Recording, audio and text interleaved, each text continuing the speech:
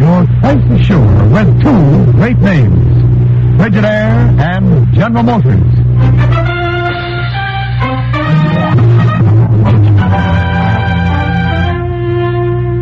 Frigidaire presents Herbert Marshall as the man called X. Wherever there is mystery, intrigue, romance, in all the strange and dangerous places of the world, there you will find the man called X.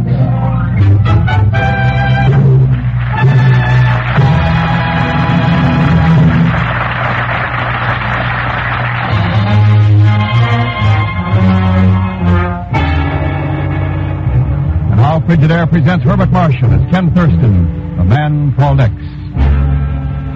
Far over the storm-blanketed Transjordan hills, somewhere between Cairo and Tehran, Ken Thurston and Peggy Zilship, in a private plane, battle a terrific storm.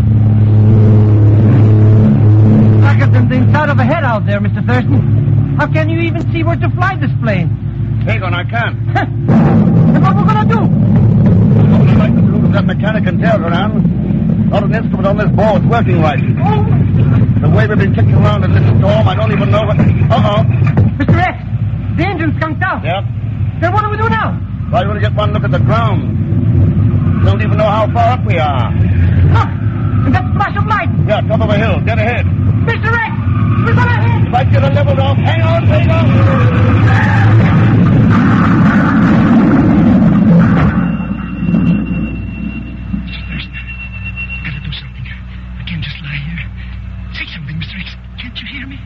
Yeah, I can hear you, Pedro. Getting very dizzy, Mr. X. I don't know, I think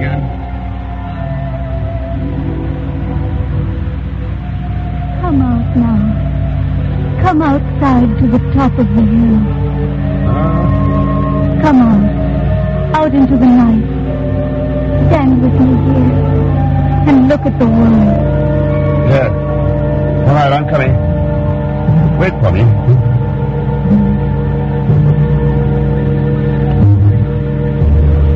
I heard you calling out here in the darkness, child. As you should say. For you whom I called. Storm and raging night. Very still. The moon and glittering stars. There can be no storm where I am. Yes, Ivana. But the friend was with me. What about him? He lies there in a great bird that fell from the sky. Even as you do. So will it be for a time. I understand. Would you try... Why are you here alone in the night? Were you waiting? Do you know what will happen? I came only to look for one last time at a foolish world before leaving it. Fool. I have decided I shall not grow up. Not grow up?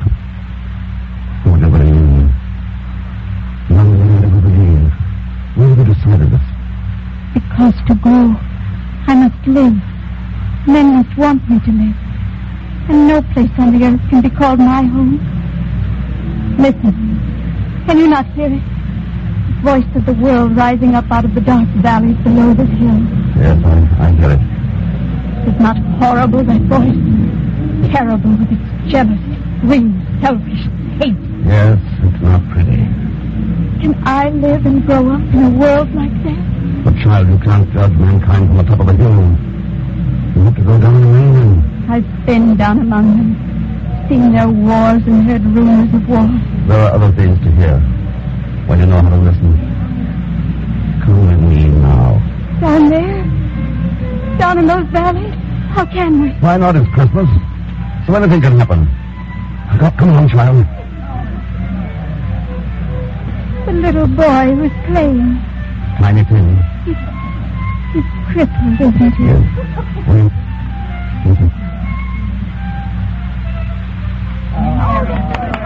I'll let you play it better every month. It's a great virtuoso you'll be, Tiny Tim. It was a marvelous song, Timmy boy. Oh, thank you, everyone. Maybe when spring comes, I shall be able to play for pennies in the street. Then I'll help you, Father. Bless you, lad. And now I think I should tune my fiddle. One string was ever so slightly flat, you know. Such a curious man. Now, he says strange things sometimes. He told me in church this morning he hoped all the people would see him and remember who made lame beggars walk and blind men see. It's a lucky family we are, Robert. There's few in this world that have as much as we. That's something of a joke, my dear. We're not now able to give you. Robert Cratchit, when I think of all the years we've had, and such wonderful children, and you always so cheerful and understanding of our needs. Oh, along with you now. What about that surprise? Heart alive, I'd almost forgotten it. Quiet, everybody. I have a surprise for you. I'll bring it right in. Now, I wonder what it could possibly be. Maybe I can guess, Father. Look, everyone. Here it is. A plum pudding blazing like the sun itself. It's saying Merry Christmas to all of us. Yes, and God bless us. God bless us, everyone. Timmy, lad, such a beautiful dish needs a real salute. Take your fiddle and play us an overture to the pudding. Hurrah! An overture to the pudding. Any reason why you couldn't find a home there, child? Oh, I could. It would be so easy if all people were like them. There are a great many like them. If you know where to look. Who are they? That was the family of a certain Bob Cratchit, the clerk in the London 12 school in Harley in the year 1840. The Christmas Carol. Those were not even real people. They came from a book. Must I live then only in books? This is here and now and things are different. Are they so very different? Aren't those the same stars glittering overhead that shone 100 years ago? Or 1,000, or 10,000? Real people sleep in the dirt and never look at the stars. Not all do. I can see one right now. On the other side of the earth. In a little flat in Queens. I can walk up a certain stairway there tonight and ring a doorbell. Ken Thurston. Hello, Marion. Ken, oh, come on in. Oh, it's good to see you. Here, let me take some of those packages. Well, thanks. I guess I was pretty well loaded down. Who is it, Mommy? Who's there? It's Mr. Thurston, Donnie. You remember Daddy's friend. Hey, sure I remember. Hello, Mr. Thurston. Hi, Donnie. Look, packages. I'll bet they're presents. Donnie, take them into the other room and put them around your tree. All right. Boy, I wonder what's inside all these little packages. He's growing so fast, Ken. And I think every day he looks more like Joe. Yes, I noticed that. I wouldn't want it any other way, Ken. That's how it should be. Well, that's the only reason for my still being alive. You're a pretty brave girl, Marion. Jerry was brave at Annville. What he did was for Donnie, too, you know. Will you give me along all that, Marion? Is there anything you need? We're getting along perfectly. Oh, I resent my job keeping me away from my son in the daytime. But we've evenings in the park on Sundays, and snow in winter, and merry-go-rounds, and ice cream sodas, and... Oh, don't worry about us, Ken. We'll be all right. Yes. If there's one thing in this shaky world I can be certain of, it's that. You'll be all right.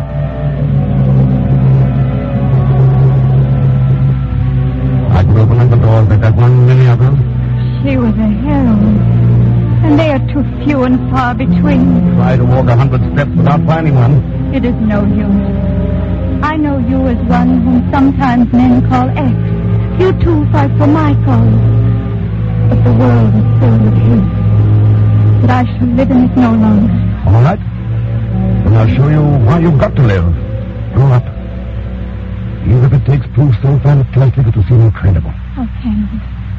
How can you know what I need when you don't even know my name? Would you like me to say it for you? Could you? You know who I am? Yes, child. I know who you are. I know who you are.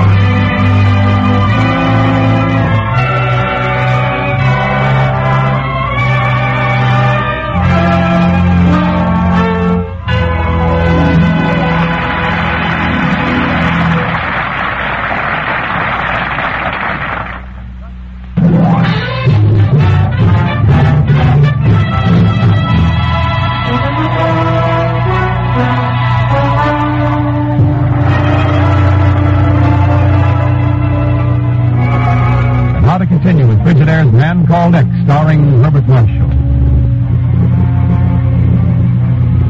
Somewhere between Cairo and Tehran, a plane carrying Ken Thurston and Pagon Zellschmidt fought its way through the raging blackness of the storm. In a blinding flash of lightning, a hilltop loomed ahead, and a second later the plane smashed into it. Then suddenly the storm was gone. A million cold, bright stars glittered overhead, and Ken stood outside on the hilltop, talking to a strange little girl who seemingly came from nowhere, everywhere.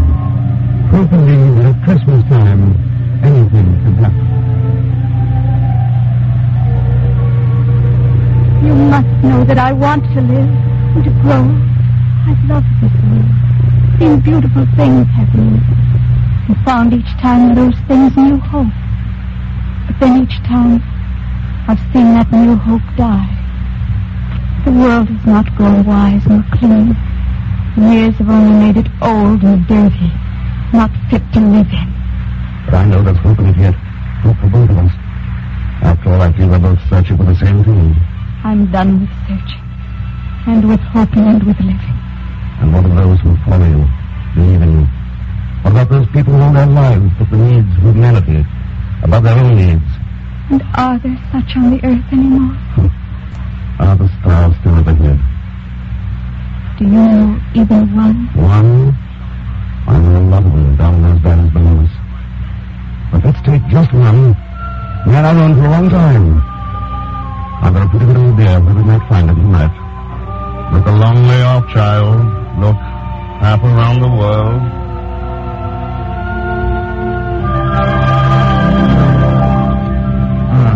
Possibly some stricture there, all right, or thrombus, maybe. How's the pulse? Still fast? 97, Doctor.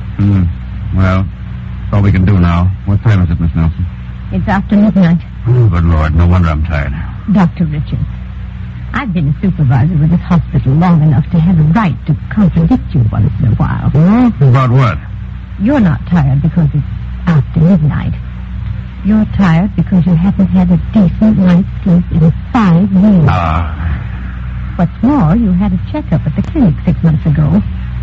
I happen to know what they told you. They didn't know what they were talking about. Bunch of crepe hangers. They told you to work only 4 hours a day. When are you going to start doing it? 4 hours a day when people are dying 24 hours a day. There are other doctors. Yeah, there are a lot of other problems for them, too. Seeing kids like this one coming here year after year. You can never do a blasted thing for them. Well, now, after 5 years, I can do something for them, and in another year, I'll have the technique perfected so every doctor can use it. If you live long enough. I'll live long enough. If I stopped now, threw away the chance to beat this thing just so I could live another 20 years, then there'd be no sense to anything in this world. You've got a life, too, Dr. Richards. Oh, poppycock. Oh, I suppose you think I'm a fool, Miss Nelson. If I told you what I think you are, you just laugh it off. But no, Dr. Richards, I don't think you're a fool.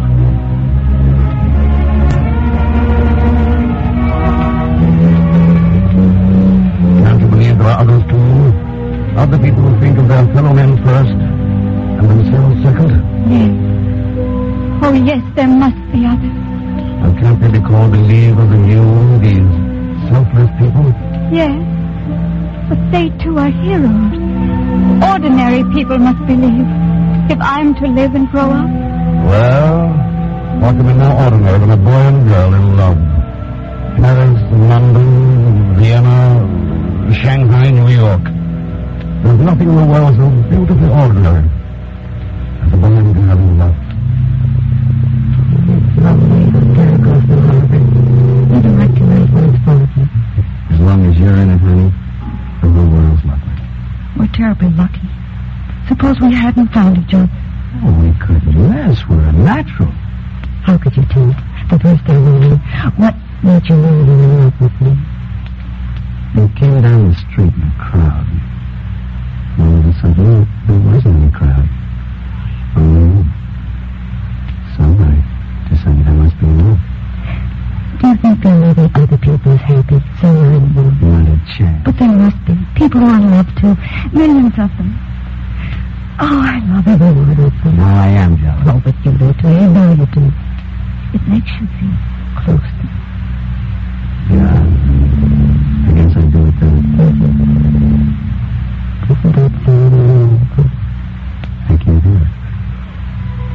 And I like it, you know. All I can hear is music.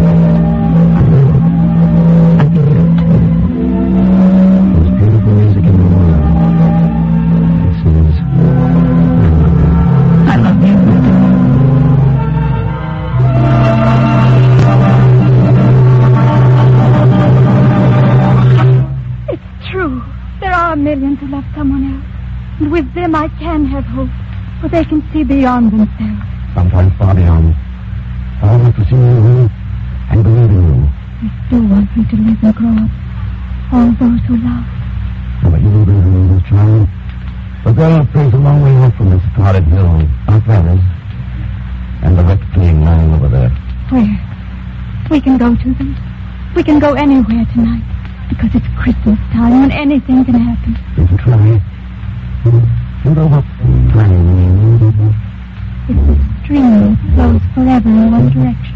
We'll have to move again, for this place lies right up the stream, toward the headwaters of time, outside the universe, a long way off. But we can try. Oh, but it's beautiful. What glorious place is this? To what wondrous spot in all eternity have we come? This is the realm of tomorrow. All of these wonderful things. I have no names for them. There are no names for them, child. They're still a part of tomorrow. This one. Oh, how beautiful. Look at it. Just look at it.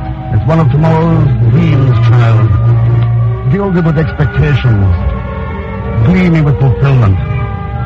And this one. Oh, how lovely. That's one of tomorrow's hopes. And here's another. So proud and so splendid. It's an ideal not yet realized. Another part of tomorrow. There are so many wondrous things.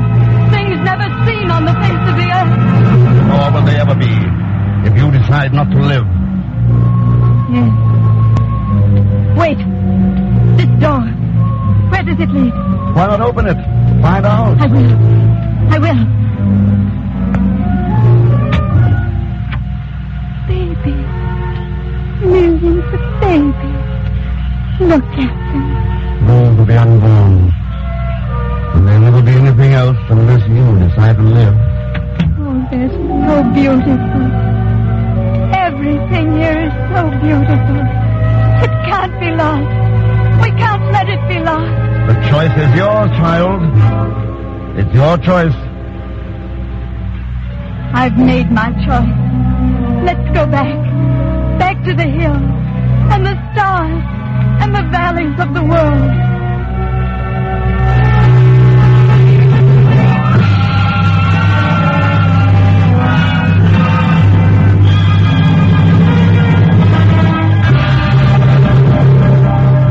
It's a beautiful world down there. Why did I ever think it was? But the voice of hate still sounds from it. Have you forgotten? No, I've not forgotten yet. But it only sounds so big because hate has the loudest voice. I can hear another sound far off in the black night. It's a voice from the hearts of heroes, a song of hope and love and understanding. You call them heroes. Why not men of goodwill? Yes, men of goodwill. I can live in a world that has such men. And you must live for such men. They are the ones who believe in you. Yes. And they must believe, as I believe in them. Know this, you who are called X. I shall live, and I shall grow, and someday I shall rule this world. Wait, don't go. I must. It's nearly dawn. You are waking up. Do you understand? You are waking up. Yes. Yes, I understand.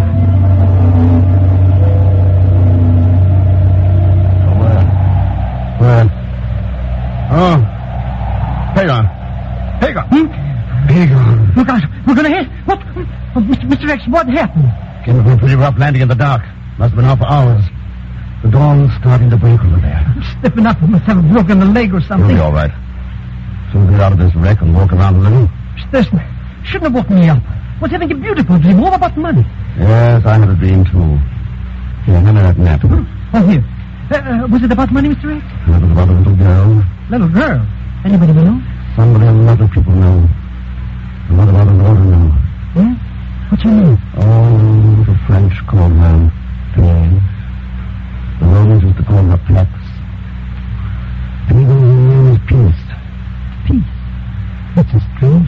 So strange, no doubt. Come on, Peter, let's get out of this wreck. Hey, look, Mr. X. Down there in the flat. It's a little town. Yeah, that's what I was checking on the map. Come on, I want to get a wire off to the chief. Which way? Down this path? No, Pagon, straight ahead.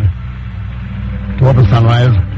Mr. Pearson, look. The sun's coming up. It's lighting up those houses, turning them purple and red and gold. All kinds of colors. What's the name of that little town? Pagon, if the map is right, if that dream is true, that little town is called Bethlehem.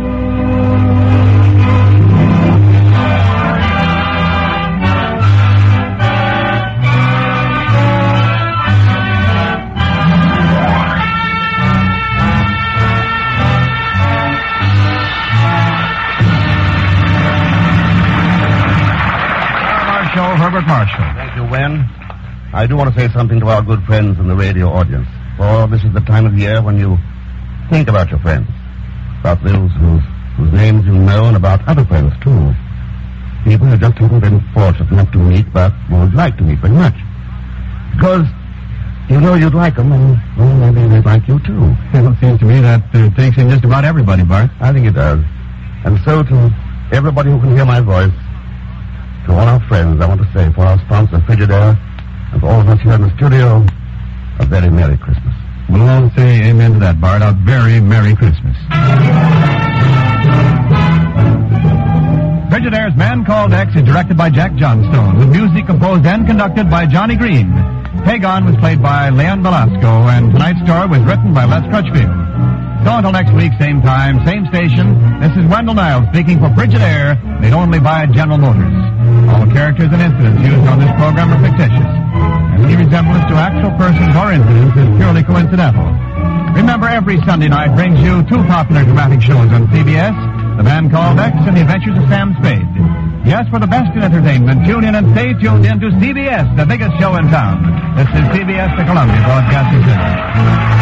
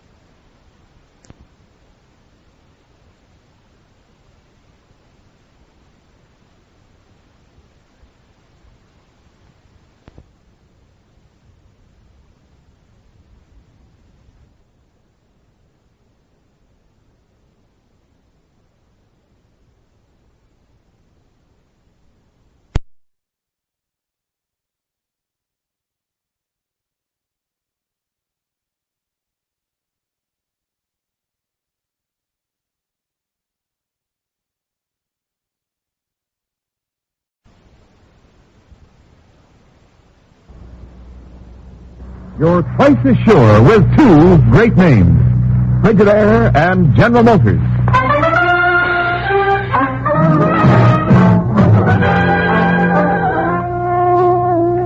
Frigidaire presents Herbert Marshall as the man called X. Wherever there is mystery, intrigue, romance, in all the strange and dangerous places of the world, there you will find the man called X.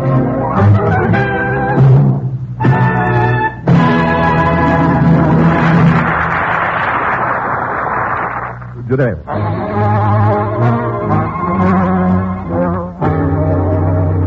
Now Frigidaire presents Herbert Marshall as Ken Thurston, the man called X. A cold breeze, heavy with the dampness of night, lays clammy hands on the Italian city of Naples. In the darkness along the deserted Via della Rosa, a man walks down toward the dock area. Then, as he nears the entrance of a rubbish-strewn alley.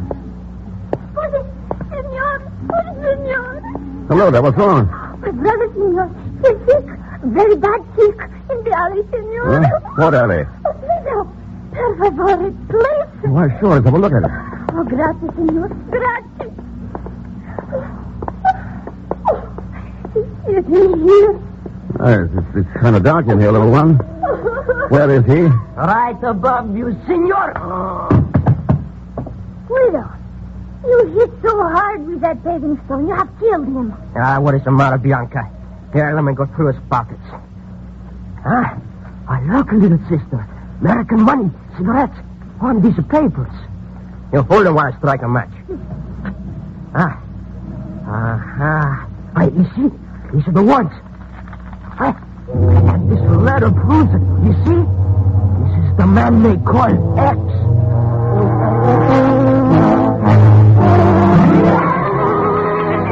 For the last time, Pagon, no. I'm not going to give you Ken Thurston's address.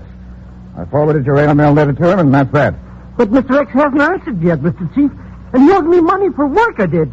I'll start to this. Oh, here. He asked me to give you this. A petty cash voucher for $20. Miss Brooks will cash it for you. $20? What a measly amount for all I did. Well, of course, if you don't want it, I'll take it.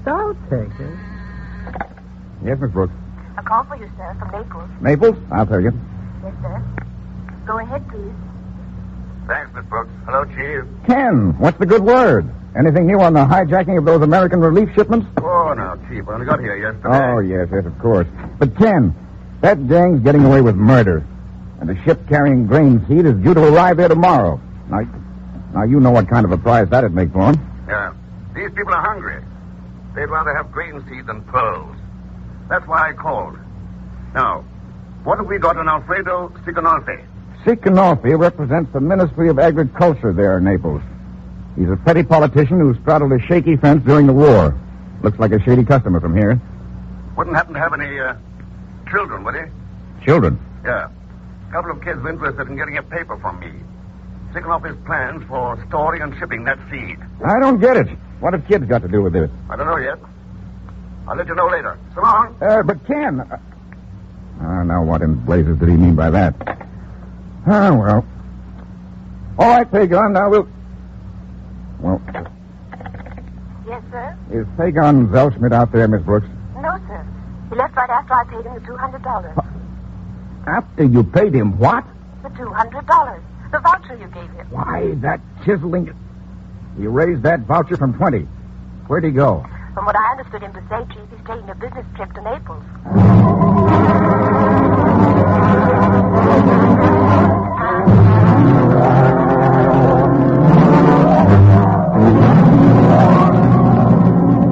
I tell you, Senor Thurston, I do not like this. That paper contained the time that the seed was to arrive. The place we intended to store it, the freight routings, everything that the gang of thieves could wish to know if they intend to steal it. Nothing will happen to it, Sicanolfi, if I can get the information I'm after. That's the connection between children in the dock area and the hijacking of relief shipments. There is nothing unusual about children in the dock area, Senor. There are many like that everywhere. Flotsam of the war. No hope for them. They would be better off dead. This is something I keep telling Francesca. Francesca? My secretary, always trying to do something for them. Idealistic little fool. But why should you concern yourself over these lost children? They will all end up on the gallows anyway. Yeah, they could end up as stormtroopers in another world war.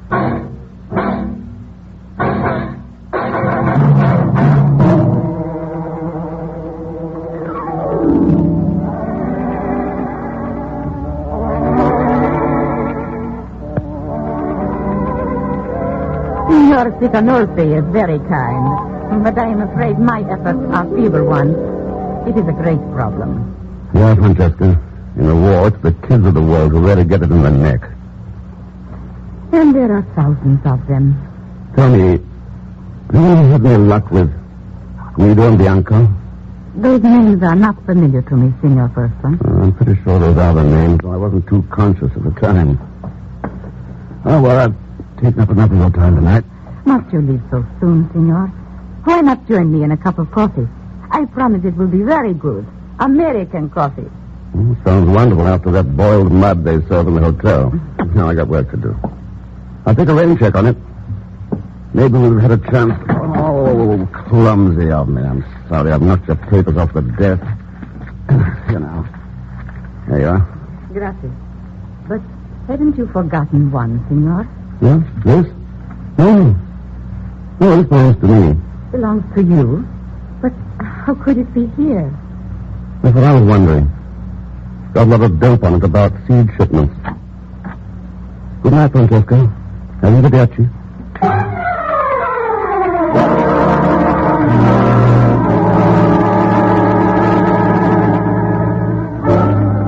Mr. Thurston? Were you here, Mr. Thurston? Wait up for me. I'm coming. Hello, Mr. Thurston. Hello, Pagan. You had any trouble finding me in the dark? The things. I got eyes like... Hey, you're not surprised to see me. Why should I be? I talked to the chief again. He used some pretty strong language about you and a petty cash voucher. But, Mr. Thurston, I can explain everything. It was all a big mistake. Your biggest mistake was finding me here down at the docks. You're going to work. Work? Oh, no. You've got $180 to earn. Or go to jail for forgery. 180? But... That leaves me between the frying pan. Yeah, doesn't it? But, Mr. Thurston, all right. I'll go to work. Okay. You're starting right now. Come on. Yes, sir. But why are we going down this dark alley? A ship carrying grain seed docked a couple of hours ago. This Managoni warehouse is where Sicanolfi planned to store the seed. Let's try this rear door. Oh, come on in. Mr. Thurston, compared to this, that alley was a sun garden. Quiet, maybe something. What's the matter with you? I stepped on something. Oh, a window dummy. A window dummy in here, you idiot. That's what worries me, because if it isn't... Hey, Mr. X, turn off that flashlight. It's not a dummy. The night watchman. That sticker in his throat. Who did it, Mr. X? And why? Pagan, I told you that Sicanolfi planned to store the seed in here, didn't I? Then what happened to it? Look at all those storage bins. Yeah, look at them. Empty.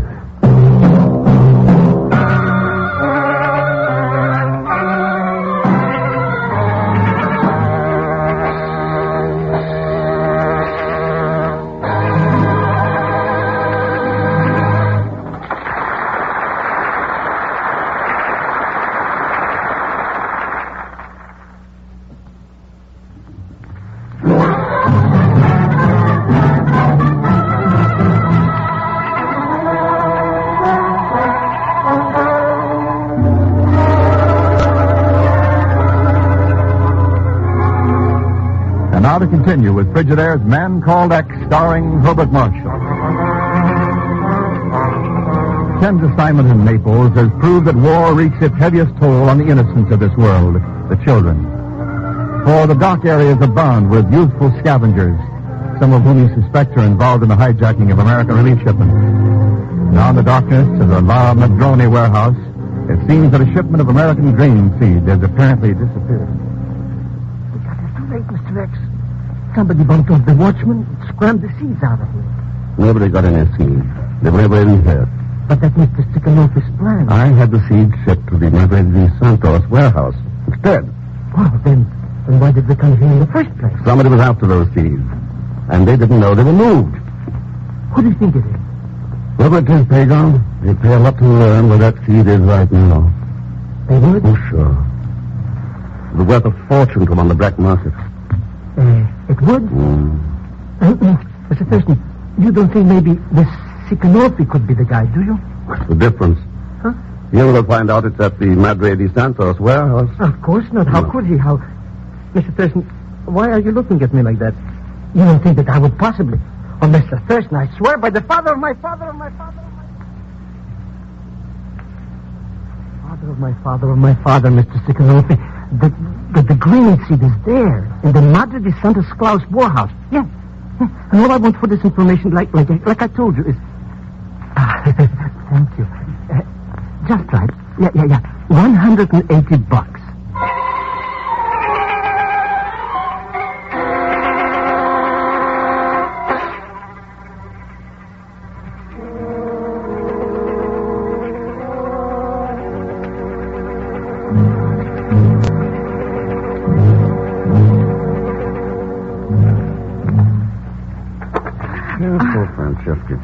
My last pair of silk stockings. Well, it is a small price to pay for a clear conscience. What made you break down and stand for me? Because I believed you were sincere. And it was foolish to deny that I knew Guido and Bianca. Especially after you found the paper in my apartment they stole from you. Yes. I had learned what they had done, Ken, and I took the paper from them. I did not tell you at first for fear you would punish them, and they have been punished enough. They and thousands like them, Francesca, living in bombed-out ruins like this one. Trying to scrape an existence from a world that kicks them around. There is still hope for them, Ken, with people like you willing to help them. There, you see them huddled around that small fire. Hello, Guido. Francesca. I've come to visit Guido. I bring a guest with me. Guido, that man, he is Tell us, Bianca. Why did you bring this man, Francesca? Kind of thought we might talk things over a bit. We have nothing to talk about. Guido, why don't you try working with the other people in this world instead of against them? There are no people in this world who care about me or Bianca. That's where you're wrong. I'd like to prove it to you. Like to give me a chance? Guido needs no help from you or anybody else. And I do not need any help either, senor. My brother Guido will take care of me. He has promised. Yeah, here, senor. That is a promise which I shall keep. Come on, Bianca. We will go. My offer's too good, Guido. Better think it over. I can give you the answer right now, senor. It is. They're dancing. It is worse than I thought, Ken. They are incorrigible. Oh, well, it's not their fault, Francesca. Or the fault of any of the other kids like them. Then who is to blame? People who use them. People who are responsible for what they do, who keep them from having homes and food and warmth and love. They're the guilty ones, Francesca. They're the guilty ones, all right.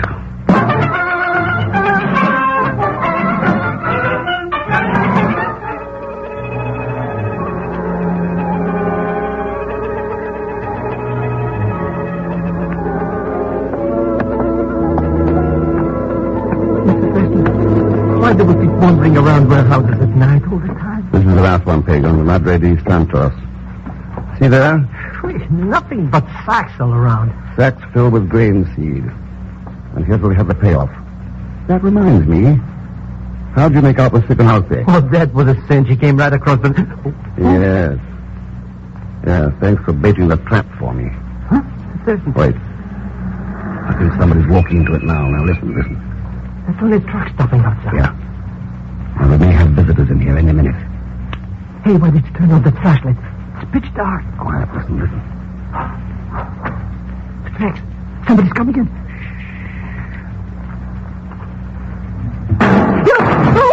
Oh, no, I'm dead. Oh, shut up. Quiet, will you?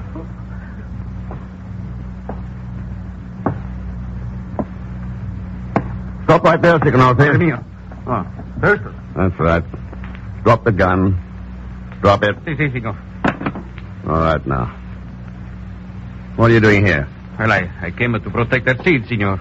Did you have to drive up in a truck to do that? I was already here when the truck came. When the banditti entered the warehouse, I opened fire at them. To protect the seed? Or to warn them that I was here? Your accusation is unjustified, senores. I think I can prove. I am certain that I shot one of them as he was running outside the door. Okay, Xenenphon, let's take a look. Mr. X, look. He did shoot somebody. Yeah, Pagan, he sure did. Oh, Pove. A 12-year-old girl named Bianca.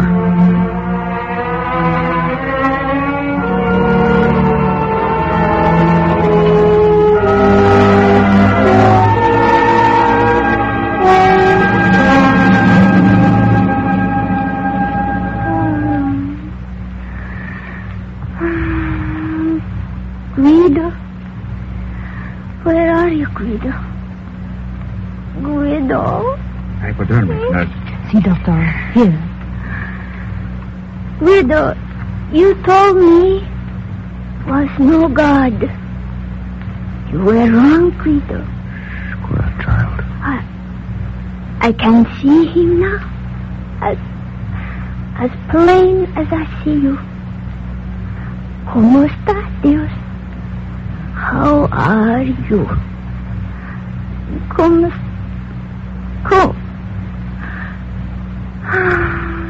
Doctor, She's in a coma, senor. what are the chances? We will not know for a little while. We can only do our best. I see. Okay. I'll check with you later.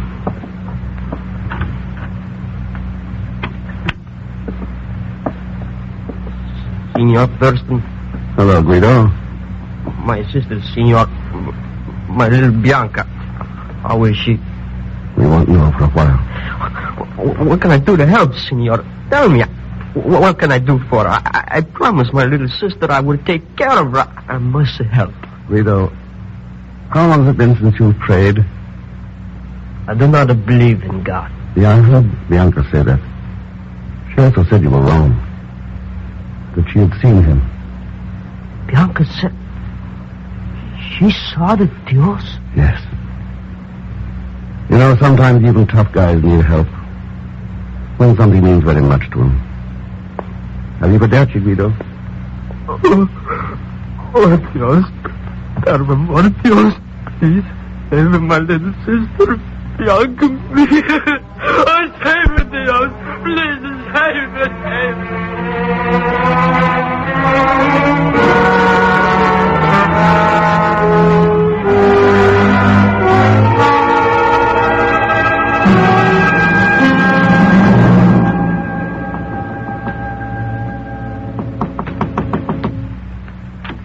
See, Oh, Ken.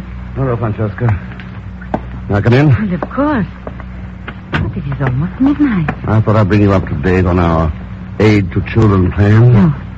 Something has happened? Yeah. Guido found out where the seed was stored. He told the person he was working for. They came to get it tonight. What happened? There was a slight hitch in their plans. One of the kids was shot. Oh, no. No. Will she live, Ken? Just before I left to come over here, the doctor said, yes. Oh, thank the good Lord for that. The Lord you don't believe in. The Lord you taught those kids not to believe in. What are you saying? You were the one using those kids. They needed help, guidance. But you taught them to steal and lie. Oh, no, Ken. Why, you're The wrong. time was yours, Francesca. They helped to steal grain and seed, yes. You were robbing them of their souls. What? Well, this is ridiculous. I explained about that Oh, paper. sure. And took it to the hiding place to make your story stick. But poor secretaries in Naples can't afford silk stockings, Francesca. Or American coffee in their homes. And you gave yourself away completely by asking if she would live. Oh. How did you know it was Bianca who was shot? Who went there? All right, Ken. So you know. What good do you think it will do you now? No, Francesca. That gun won't help you. Stikhanov is waiting outside. Stikhanov? And the police. You don't stand a chance. Well? All right, Ken. I will go, but it's cold outside. I will need a rat, and I have one in the next room. So, go ahead. If that's the way you want it.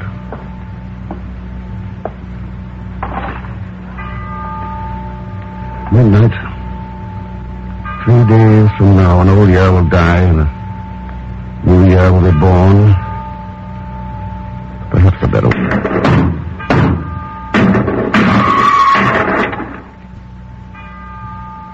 The end of one life. The beginning of better new ones for Guido and Bianca. We can't let war ruin their lives again. All the lives of millions like them. That's one resolution we better all make. And keep.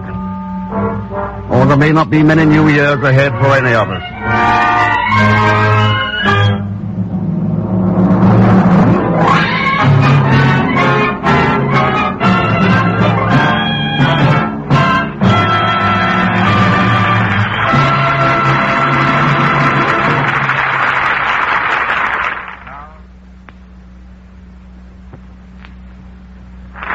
Now, here's the star of our show, Herbert Marshall. Thank you, Wendell. Next time we come back to you, next Sunday night at this same time, we'll be right at the beginning of a, we hope, bright new year. Thanks very much for being with us during 1947. One of the things we've liked best about the past year has been the knowledge that you were listening, and we trust being entertained by our show. We hope you will be with us next on every Sunday night through 1948. We sincerely hope that for you and for all your friends and loved ones, we hope that 1948 will be a very happy new year. Well, that certainly goes for all of us here in the studio, Bart, and for our good sponsor, Frigidaire. And now, just to do a little forecasting for 1948, let's tell the folks about next Sunday's show. Right. Next week, our story is called Spot the 8-Ball. And I think you'll enjoy it because it really is packed full of excitement and mystery. As usual, Leon Belasco will be along as P. Gonzalez-Schmidt. So join us, won't you, when next I return as the Man Called X. Good night. Frigidaire's Man Called X is directed by Jack Johnstone, with music composed and conducted by Johnny Green. Tonight's story was written by Sidney Marshall. So until next week, same time, same station, this is Wendell Niles speaking for Frigidaire, made only by General Motors.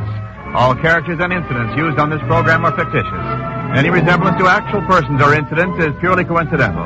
Remember, every Sunday night brings you two popular dramatic shows on CBS, The Man Called X and The Adventures of Sam Spade. Yes, for the best in entertainment, tune in and stay tuned in to CBS, the biggest show in town. This is CBS, the Columbia Broadcasting System.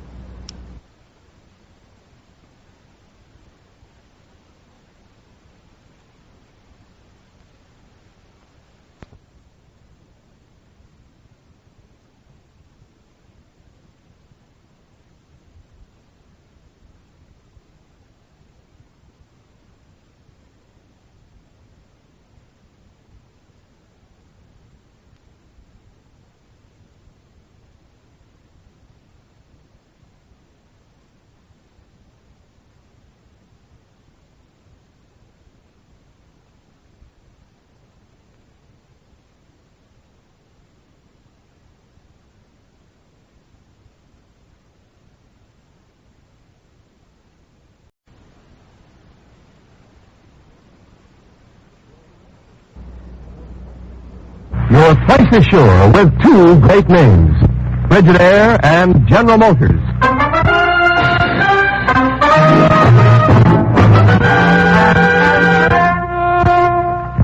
Frigidaire presents Herbert Marshall as the man called X.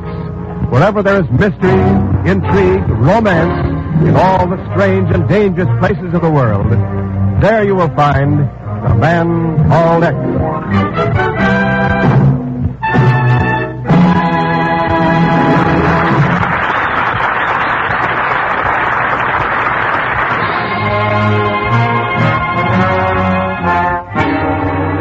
And now Frigidaire presents Herbert Marshall as Ken Thurston, the man called X.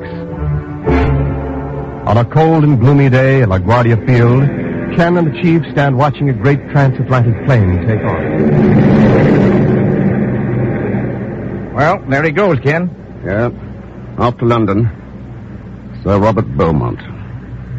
Chief, I don't know. Don't know what? Whole thing's simple enough. Oh, sure. The British Air Ministry makes arrangements ahead of time. Their representative arrives here and presents his credentials. The Army hands him blueprints of the new supersonic missile. And he catches a plane back to England. I agree with you, Chief. It is simple. Then why worry? Oh, call it a hunch. Anyhow, we can't do anything here. Come on, Chief. Let's grab a taxi. If you're looking for a taxi, if this isn't the one, then what is it? Selschmidt. Pagan, oh, no. Hello, Mr. Thurston. It's about time you noticed. What are you doing out here? I just told you, driving a taxi. Come on, get in. Won't even put the flag down. I'll bet the owner'd like to know about that. Oh, him, it belongs to Uncle Ahmed, and he's in jail for reckless driving. Come on, I got special rates for very dear friends. May as well get in, Chief. The only cab around. Very surprised at you, Mr. Thurston. Saying goodbye to such a no-good crook like that Count Heeland fellow. Heeland? Why, Pagan, that was Sir Robert Beaumont. Huh? No, when I knew him in Istanbul, he was a spy. Good Lord, Ken, it can't be. Oh, as it can, Chief. Pagan, drive to the office of the Bureau and make it fast.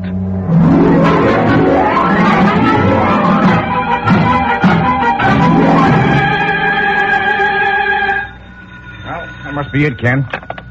Here, you take it. Thanks, Chief. Hello. It's your call to Wimbledon, England, Mr. Thurston. Good. Hello? Who is it? Sir Robert, my name's Ken Thurston. Huh? You don't know me, and I haven't got time to explain. Well, in which case, sir, I fail to understand what business Nor can I understand how you were able to pick up some blueprints here in New York, then be back in England to answer your phone 2 hours later. You're mistaken, sir. I've not been away from Wimbledon. What about the supersonic missile designs to be delivered to the British Air Ministry? I know nothing of any such designs, Mr. Thurston. Then I think I'd better call the Air Ministry. No, I strongly advise you against any such foolish proceeding as calling the Air Ministry. In regard to the matter you mentioned, I assure you that everything is quite in order. Good day, sir. Well, Ken? Pagan, you say you were a friend of that Heeland fella? Well, not exactly a friend, Mr. Thurston. He's a crook, you understand, so of course it was a very slight acquaintance. Oh, sure, yes. Well, starting right now, you're out of the taxi business. Come on. We're going to England.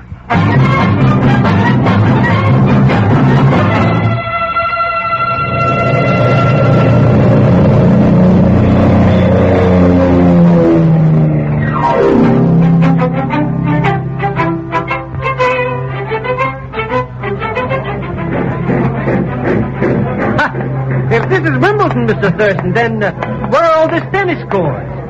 Pardon me, is this cab engaged? Why, no, sir. You're welcome to its services. Thanks.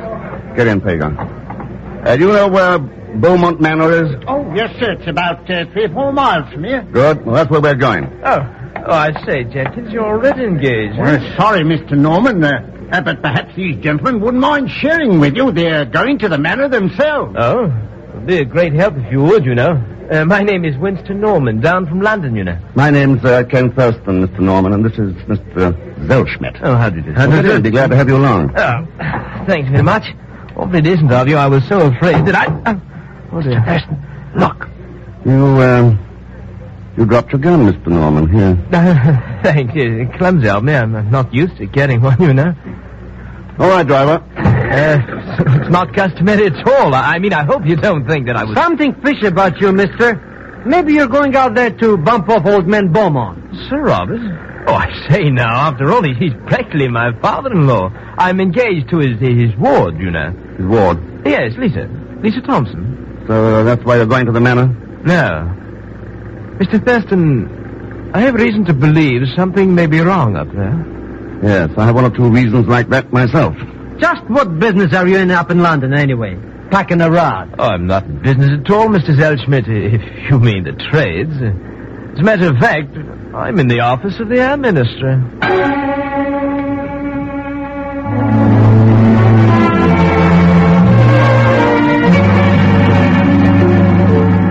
How long do we have to wait here, Mr. X? This room gives me the creeps.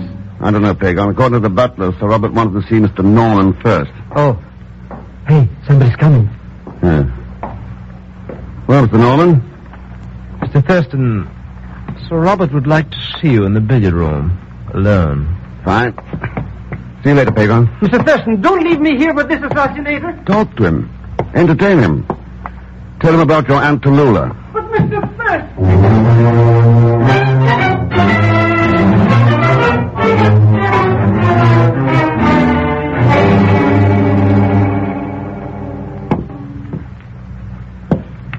An excellent shot, Mr. Thurston. You're quite a proficient billiard player, you know. Thanks.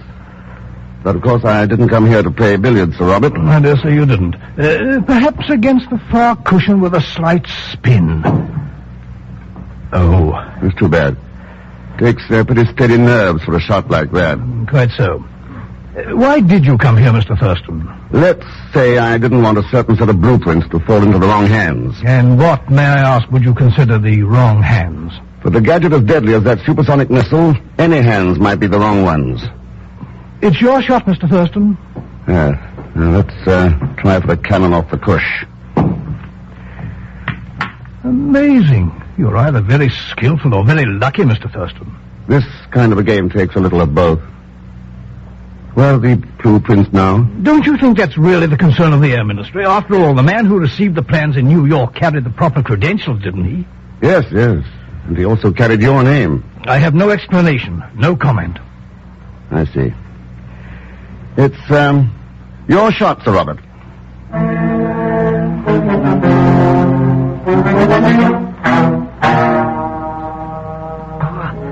What a spooky house. Probably haunted. I wish Mr. X would come back. Or even that Mr. Norman character. At least he had a gun. Such pictures they got on the walls. Dead people. Give anybody the heebie-jeebies. Huh? Somebody's there. Coming this way. Who's there? Get your hands up. But... Don't move. But... Zellschmidt. Huh? Oh, Count Heeland, my old friend. Never mind that old friend stuff. What are you doing here? Oh, I came here with Mr. Thurston. I mean, Who's Mr. Thurston? Why, he's the one... No, I can't tell you. Not for $1,000. Haven't changed, have you? Well, it just happens that I have $1,000. Here. Oh, I couldn't possibly... Ooh. Who is Thurston? No, I couldn't. Who is he? He's the man called X. So that's it. 400, 500, and 600. Oh, sure. And 700. What are you going to do now? Nothing, Pagan. Just going to get my $1,000 back. Huh? Oh, no. Wait. Oh!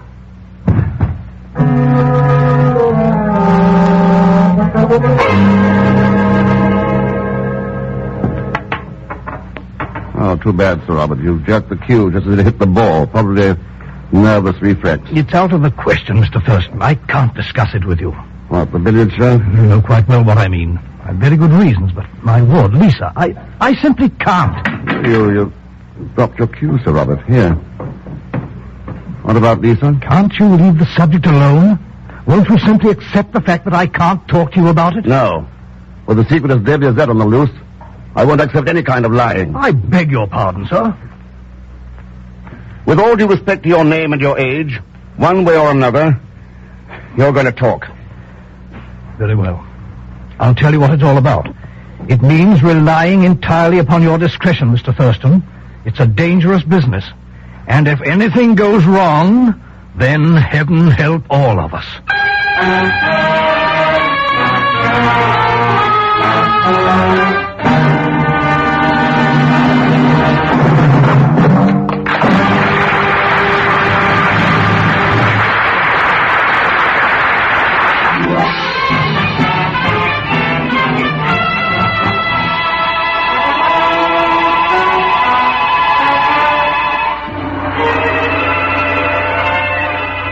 Now to continue with Frigidaire's Man Called X, starring Herbert Marshall.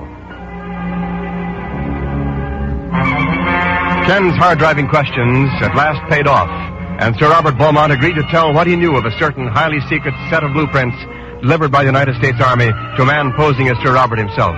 But according to Pagon, that man is really Count Helan, a dangerous international crook. Just how dangerous, Pagon discovered later, much to his own misfortune. Pagon, snap out of it. Rather nasty blow someone's given him, Mr. Thurston. Yeah. Come on, Pagon. Wake up. Mr. Thurston, I've been robbed. A whole $1,000 gone with the wind. You're delirious. Where'd you get $1,000? Why, for telling him that... Oh, Helan, huh? I didn't mean to tell him, Mr. X. He beat me. He threatened to kill me. Pipe down now. Well, Sir Robert, he's been here now, and he knows who I am. You've got to move. Move fast. One thing must be clear, Mr. Thurston. We can't let anything happen to Lisa. I'll go with you on that. Lisa?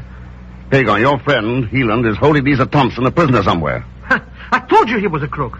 Yeah, but why? To force me to turn over my credentials from the Air Ministry and keep still while he went to New York and picked up those plans. What a lowlife, huh? And then he stole $1,000 from me. Helan used to keep a flat up in London in the neighborhood of Covent Garden, a few doors from the Tavistock Hotel. I have the address in my files. Well, we've got to start looking somewhere. All right, Sir Robert. Let's have that address.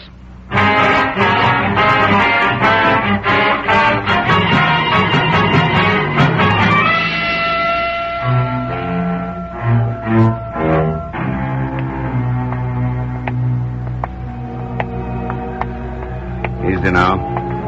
This is the house. But maybe he's in there, Mr. X. Right behind the door. But the gun... Well, I've got one, too, so we're even. Stand to one side. Good. Nobody home. Who is it? Miss Thompson, are you alone? Yes? Who are you? I'm Ken Thurston, a friend of your guardian. I've come to take you home. Oh, thank heaven. I can't let you in, you know. I haven't the key. And stand back. We'll give it a try. Come on, Pagon. Sure. I've given up all hope of ever getting out of here. It's been more than a week. Oh, well, it's over now, Miss Thompson. This the only room? No, there are 3. Just this one door. Has Helan been here today? Helan? Yeah, the man who's been holding you here. Oh, but it couldn't be. I didn't see this man's face. He disguised his voice, but it couldn't be Helan. I know him. He's Sir Robert's chauffeur. Mr. Thurston, somebody's coming. You're wrong, Mr. Zellschmidt. I'm already here. Put up your hands. When? Mr. Norman, that gun's going to get you into trouble. Are you all right, Lisa? Am I in time? When? Darling, Mr. Thurston just broke in to rescue me. Of course I'm all right. But I thought... Miss Thompson, this man with the disguised voice, could it have been Mr. Norman here? You don't understand. Wynn and I are engaged. We're going to be married. Yes. A perfectly silly idea. I guess it was of that. All right. Let's go back to Beaumont Manor.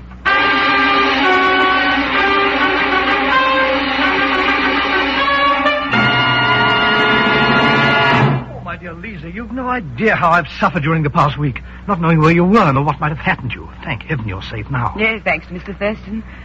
But I don't understand. He says it was Helan. Yes, Lisa, dear, I'm afraid it was. Was it for ransom or what? Lisa, darling, you don't want to hear about it tonight. You must be terribly nervous after such an ordeal, eh? I was. Now that I'm back home, you know, silly, of course, I'm just hungry. Well, we can soon take care of that. I'll have Arthur bring you something. We're very fortunate it all ended as happily as this. I think you're forgetting something, Sir Robert. As long as those plans are on the loose, the thing hasn't ended. So, I'm going to sit up and wait for Helan to appear. But I don't follow you, sir. Why do you expect Helan to come back here? Oh, might be several reasons. Revenge, maybe. Or when he finds Miss Thompson's escaped, he might try to get her back. And, of course, it could be that he finds this place attractive. I do.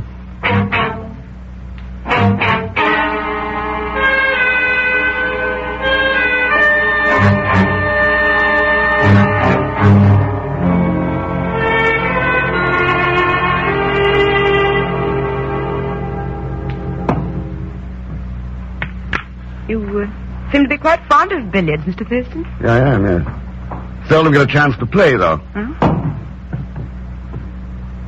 Nice shot. Don't you want the champagne, Ken? I poured it for you 10 minutes ago. Oh, yeah, I forgot all about it. Thanks. quiet here with everybody in bed. Isn't there at least a family ghost in the house? I've never heard of one. You think he'll really come here tonight? Oh, Heelan. Oh, I'm pretty sure of it. I suppose I ought to be scared. But I'm not with you here. And there's Mr. Norman, of course. He's a nice boy. Would you like some more champagne, Ken? No, thanks, Lisa. No, I feel a little, dizzy, as a matter of fact. Dizzy? Something wrong? I don't know. Oh, it's strange. I feel like... Ken! Ken, can you hear me? Ken! Good. Shh, why not?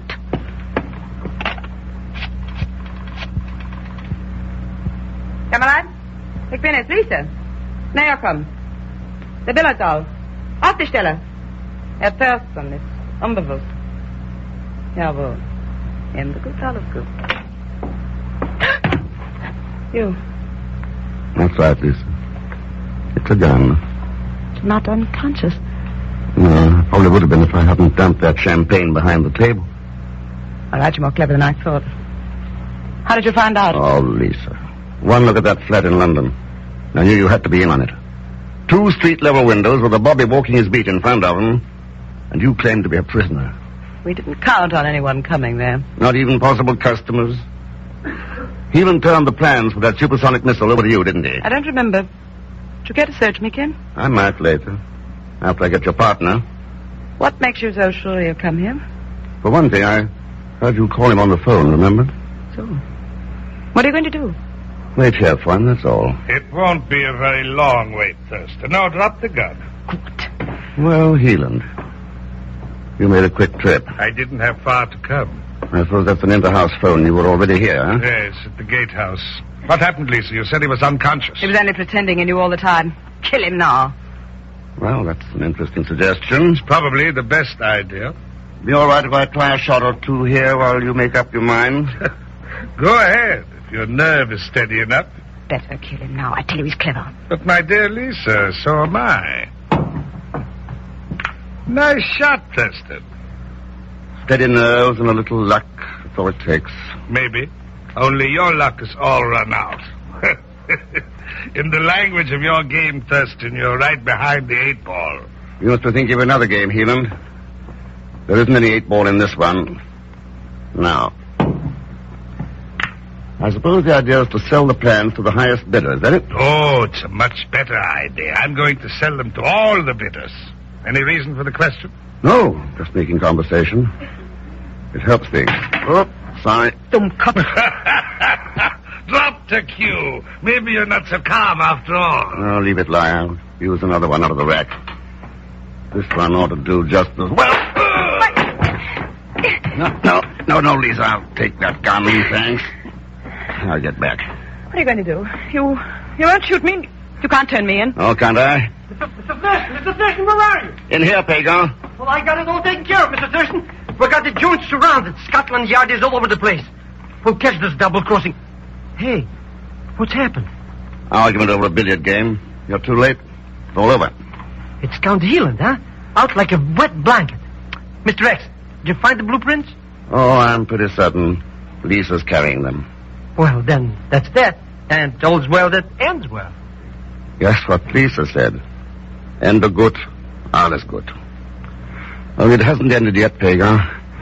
Because here and there, all over the world, there are people like these two who are always ready to sell out to the highest bidder. As long as fair-minded humans are being put behind the 8-ball, then we can't expect very many things in this old world to end well.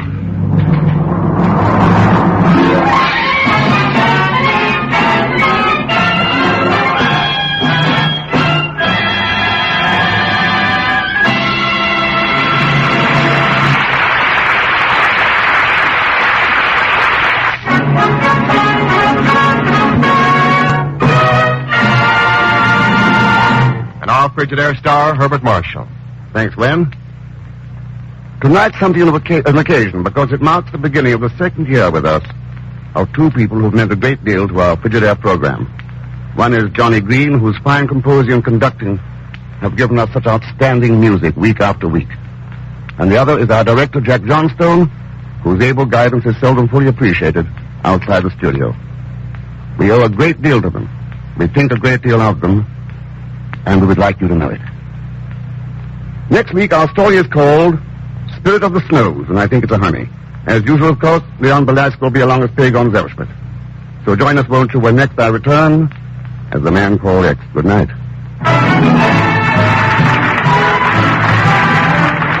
Frigidaire's Man Called X is directed by Jack Johnstone, with music composed and conducted by Johnny Green. Tonight's story was written by Les Crutchfield. And so until next week, same time, same station, this is Wendell Niles speaking for Frigidaire, made only by General Motors. All characters and incidents used on this program are fictitious. Any resemblance to actual persons or incidents is purely coincidental. Remember, every Sunday night brings you two popular dramatic shows on CBS, The Man Called X and The Adventures of Sam Spade. Yes, for the best in entertainment, tune in and stay tuned in to CBS, the biggest show in town. This is CBS, the Columbia Broadcasting Center.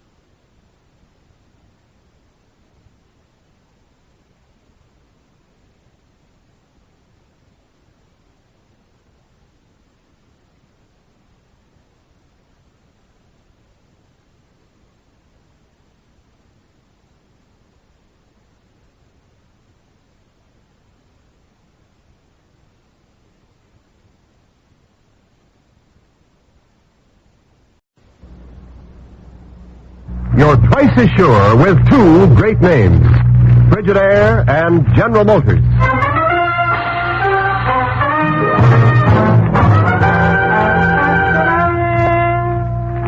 Frigidaire presents Herbert Marshall as Man Called X. Wherever there is mystery, intrigue, romance, in all the strange and dangerous places of the world, there you will find the Man Called X.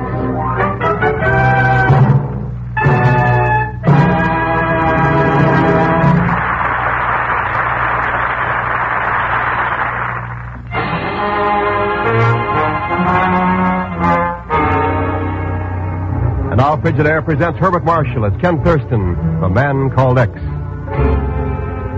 3 months ago, in a wind-battered tent clinging precariously to the snow-clad slopes of Mount Lamba Parbat in Bhutan, a letter was written. Tonight in the hotel room in Chongqing, China, a telephone rings. The connection between them? Well, listen. Hello. New York, United States is calling. Mr. Ken Thurston, please. Good, put him on. Yes, sir. Go ahead, please. Hello, Ken? Oh, hello, Chief. Ken, what's the idea of changing your plans? I thought you were coming straight home from Chongqing. I was, Chief, until you changed my mind for me. I changed your mind? Sure. By forwarding Bill Conrad's letter to me. Conrad? Oh, that doctor friend of yours who's on some mountain climbing expedition. That's right. They're tackling Mount Lamba Parbat over in Bhutan. I'm going to pay him a visit. Now, look, Ken, if you need a vacation... Ever heard of psittacosis, Chief? Psittacosis? What in blazes is that? Well, parrot fever, you know. Oh, sure. A nearly 100% fatal tropical disease. Bill writes he's come across some on Lamba Parbat. So what? What's parrot fever in the northern province of India got to do with us? Plenty, I think. Remember a few years back when we thought the enemy was experimenting in biological warfare? Oh, sure. The idea of enemy bombers plastering our cities with deadly germs had us plenty worried. Yeah. And we were looking for a certain specialist in tropical diseases. Specialist in... Professor Reeder. Right. But I thought you'd traced the professor to Karachi and aboard a private plane for Chongqing. I had. But the plane never got there. So, where's Reeder? And Bhutan happens to lie almost midway between the two cities. Mm-hmm. A missing scientist who specializes in tropical diseases. Psittacosis on Lamba Parbat. Yep. No, Ken. Sounds like pretty slim evidence for you to chase to Bhutan. Because parrot fever can be found anywhere you can find parrots. You're so right. But there's one thing I forgot to tell you. There are no parrots on Lamba Parbat.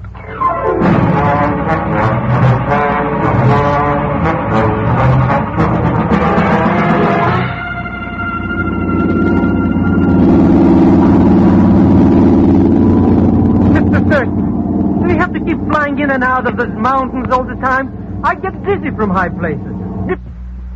Dipsomaniac, you understand?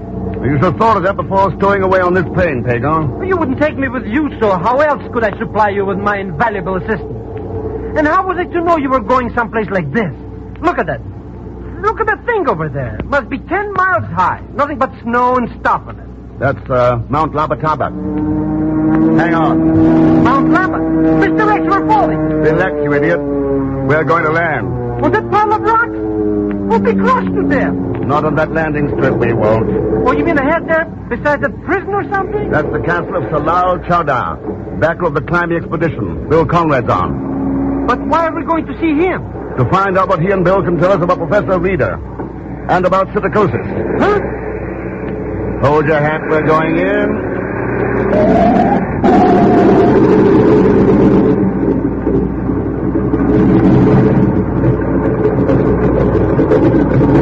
There we are.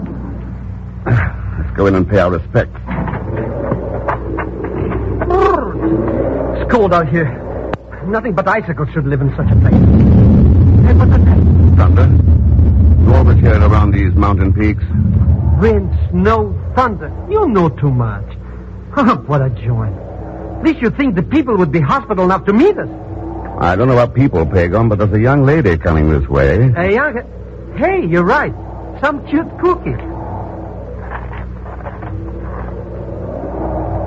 You are fools. You are blind, stupid, idiotic fools. Huh? Wow. Go back.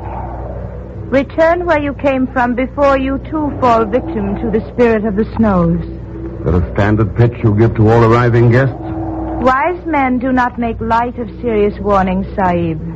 Your friend, Dr. Conrad, is proof of that. Bill, what about him? He would not listen either, Sahib. And now Dr. Conrad is dead.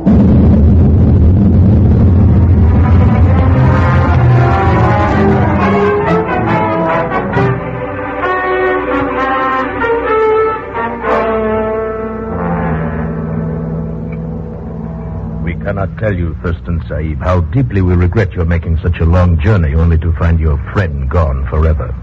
Bill Conrad will be missed by more than me, Sir Lyle. Right, Thurston. A good doctor can be missed by all humanity. I felt fortunate indeed when he volunteered for my expedition. Your expedition, Huxford? John Huxford is the real leader, Thurston Sahib. I merely supplied the financial backing. I see. You said, Bill slipped and fell in a crevasse? So it would appear. Though none of us saw it happen, we merely missed him from his tent one night. The next morning, my ward, Marlies, discovered his body. Is that not so, my dear? Yes. Yes, that is right, Salam. Just another link in the chain of ill fortune that's followed this expedition. You've been having tough luck, Huxford? Well, we've lost some valuable scientific instruments. Conrad's death was a major blow, of course, but I'm referring specifically to a strange, virulent malady that's been attacking our native bearers and helpers. Oh, what's that? It's a mysterious fever, practically always fatal. Nothing we've tried works on it. We've lost so many men, the others refuse to accompany us any longer. They claim that Lamba Parbat is being guarded from desecration by foreigners, being guarded by the spirit of the snows. Yes. However, we've convinced half a dozen or so that their superstitions are foolish. They're at the base camp now, preparing for another dive upon the summit. They will never reach it. Never. Marlies. The superstitions are not foolish. The spirit of the snows is enraged. Marlies. Ask the Lama. If you will not believe me, ask the Lama. He will tell you. Lama? Yes. Lama Sholto of the Temple of Buddha near the camp. He keeps filling the heads of my natives with this nonsense, trying to keep them away from the mountain. And now Marlies, badly upset by your friend's death, is beginning to believe it.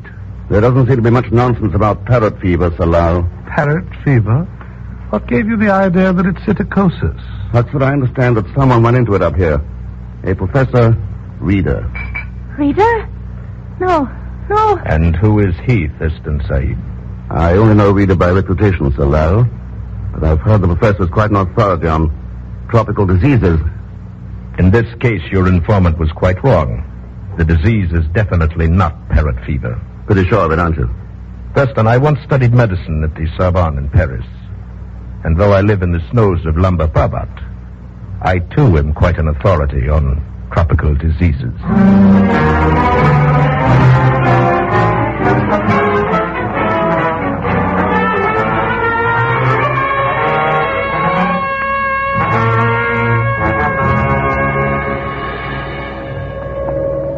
I don't get it, Mr. Thurston.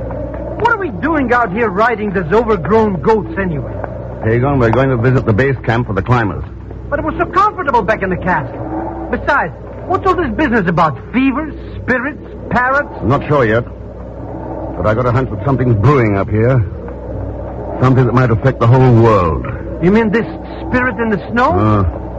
More like the spirit of war. Huh? Oh, look! 10. Yeah, it's the base camp. But, Mr. X, there's nobody there. Probably in that tent over there, getting out of the wind. Hello? Anyone around? Nobody's home. Must have gone to a movie or something. Come on, let's take a look. Hello in there. Hello. See? Just like I said, nobody home. Double feature, maybe. Let's go in the tent to make sure. You see? Only some piles of old blankets. Those blankets, they got faces. Yeah. Those are natives, Pagan. Mr. X. Look at them. Emaciated skin, all raspberry marks on their faces and hands. But what happened? What does it mean? Means that Salah was wrong. The base camp's been wiped out in sub-zero weather by a tropical disease. Psittacosis. Mr. X, that noise. Yeah, I was wrong, too. There are parrots on Lamba Parbat.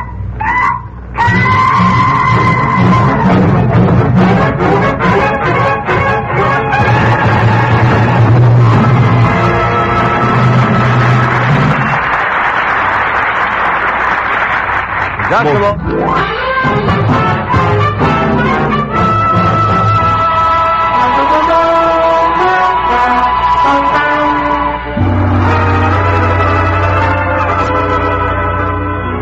now to continue with Frigidaire's Man Called X, starring Herbert Marshall. In response to a mysterious letter from his friend Dr. Bill Conrad, Ken Thurston has gone to far-off Bhutan. There he learns Conrad is dead and finds a seeming paradox in nature. For the virulent tropic disease psittacosis, parrot fever, has wiped out the camp of a mountain climbing expedition on the wintry slopes of Mount Lamba Parbat. Now Ken and Pagon stand in the desolate camp, watching a screeching parrot waddle away through the snow. Mr. Rex, you mean that parrot bird killed all those men dead? Pagan, somebody helped it spread a deadly virus among them. But who would do a thing like that? And why? Maybe a certain Professor Reeder can answer that. Huh? Reeder's here, all right. Must be. Somewhere on Lamba Parbat. Still trying to turn the world into a wholesale slaughterhouse. For the unbelievers of this world, O evil one. Mr. Rex, look. Yeah, we've got company. But he's got his gang with him. They're pointing those rifles at us. Who is he anyways? Pagan, I think you're looking at the Lama Sholto. Yes, unbeliever, I am Lama Sholto, guardian of the temple. Too bad you didn't spend your time guarding the men of this camp. Looks like they really needed The it. curse of the angry spirit struck them down, as it is going to strike you, who brought the shadow to this land. You are coming with us now, the place of sacrifice, at the temple of the spirit of the snow. Mr. Rex, what does he mean? Pagan, I think he means to take us for a ride. Oh, no.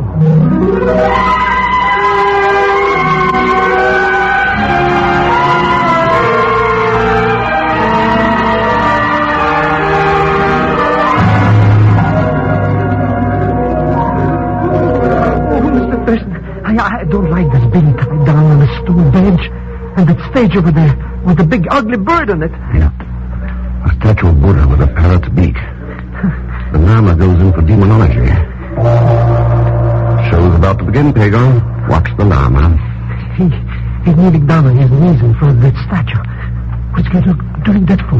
Quiet, listen. We call upon you, O Padmasambhava, in our hour of greatest need. From the seven heavens tell us, Almighty One, what we must do, that the anger in your heart may dissolve as the sun dispels the mist on Lamba Parbat. What is your desire, Mighty One? Will you speak to us? Will your voice be heard? I shall speak, Sholto. My voice shall be heard.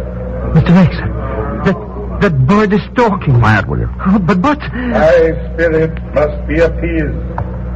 The sacrifice must be made. Deliver their souls to me. Now, just a minute, boys. Let's get one thing straight. The only spirit that needs appeasing around here is the spirit of humanity. The wholesale sacrifices you're cooking up won't save the world. They'll help to destroy it. Blasphemer! Unholy blasphemer! I call upon you, Mighty One, to let me end this desecration. Allow me to silence these miserable tongues. Speak, Mighty One. Proceed with the sacrifice. Mr. Rex, look. He's got a knife. He's going to slice us dead. Oh, do something, Mr. Rex, do something. I'm dead. Shut up. Oh, but he shot me with that knife. Hey, that Lama's guy's gone. He's come out of here. Yeah. Behind those curtains on the dais. The shot scared him off. They did? Lucky for him, my hands were tied. I'd have shown him a couple of things or two. Maybe you'll get your chance. Sounds like he might be coming back. Huh? Coming back? Oh, no. Thurston, are you in here? That's right, Huxford. Over here. That English guy. Yeah. Thurston, you're all right. Then I fired in time. How'd you get the inspiration, Huxford? I cut the ropes. I rode out to the base camp, saw those beggars snatch you. I followed here. When it looked like things were going to get rough, well, I thought I'd better try something. There you are. Thanks. That's much better. What the blazes was that voice business? Had my hair doing tricks, believe me. Are you kidding? More like a microphone and speaker behind that curtain. So that's it. And this fake spirit bloke must have been... Look out, Thurston, look out! What's the matter, Huxford? Trigger happy? Someone just poked a gun out from behind that curtain. I think I potted the blighter. Well, let's take a look. Good Lord. Yeah. He had a gun, all right. Still frozen in his hand. But, Mr. Thurston, it's that loud Chowder. You mean he was playing this spirit ghost? Why don't you try asking the parrot sitting on his shoulder? Oh, no!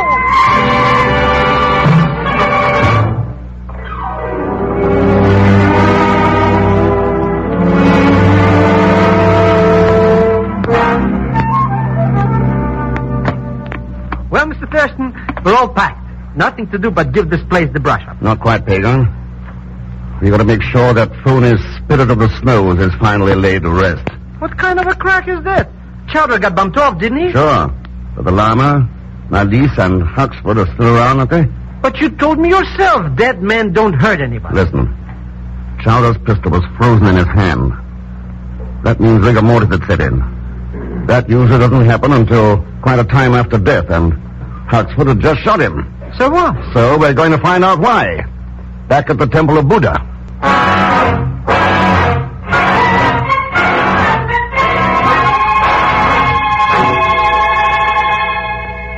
Mr. Thurston, why are we taking this dark passage anyhow? Because it started behind those curtains, Pagan. I want to find out where that llama was going. But miles under the ground, what can be down here? Look along that crosscut and see for yourself. Hey, look at that. Cages. Cages with parrots in them. What are they doing down here? There's a door in that wall, and I think we'll find the answer inside. Look at this place. A junk shop for bottles and old gas burners. Pagan, it's as modern a research laboratory as I've ever seen. What are these racks? Full of these tubes and, Don't touch them! What's the matter with them? Those tubes are full of concentrated death. Silicosis cultures. Yeah? Professor Reed was experimenting here with that stuff. That's what killed those natives. He was using human beings as guinea pigs, trying to develop a weapon for biological warfare. So you have discovered the real answer at last, Mr. X? Mr. Thurston, the girl's here again. Hello, Marlies. Decided to be in on the finish? There is little use in starting something if one does not see it end. So I followed you here. Mr. X, she's the professor. How about that, Marlies? No, Mr. Thurston, I was the one who found Dr. Conrad's letter the day after he died and sent it to you. Then I began to suspect that he'd been murdered. I grew afraid. That is why I tried to warn you away. Then that crack-potted llama must be the guy. Wrong again, Pagan. It's John Huxford. Huh? That right, Huxford? Quite right, Thurston. He's got a gun. Yes. You know, I was doing quite well with my little experiments here until you came along. Yeah, your mountain climbing provided a swell excuse for bringing in scientific equipment and supplies. I suppose Conrad tumbled, so you ought to get rid of him. Exactly. But how did you, tumble, Thurston? Why would a mountain climber in Bhutan be interested in silicosis? You were. And your melodrama in the temple backfired. You thought Salah would make a perfect alibi, but you forgot one thing. Rigor mortis. Rigor mortis? Sure. It proved that he'd been killed much earlier. A dead man can't shove guns through curtains, Huxford. And you couldn't have known he was there unless you had put him there yourself. One can't be perfect in everything, Thurston. At least those test tubes and their cultures are perfect. There are nations, you know, that will pay me millions for them. Yeah, too bad you'll never get a way to sell them. Put down that test tube, you fool. It contains enough virus to destroy a city. That's what I figured. You made one more mistake, Huxford. You forgot that glass is breakable. Oh, you've smashed it, you idiot. That virus will kill us all. Let me out of here. Not so fast, Huxford. Nice work, Mr. X. Yes, you have, Professor Rader, Mr. Thurston. But what good will it do us? You heard what he said. That virus is deadly. Yeah, but there's nothing deadly about distilled water. Distilled? That's what it says on the rack I took that tube from. Huxford was too panic-stricken to notice. Phew. They were not going to die after all. Well, but Mr. Thurston, are you sure he was that spirit in the snows? Yeah, Pagan. I'll guarantee it. I only wish it was easy to get rid of another spirit. Spirit of war. That's the deadliest of all viruses in the world today. One that could spread like a plague all over the globe. That's the disease we've got to get under control before it destroys us.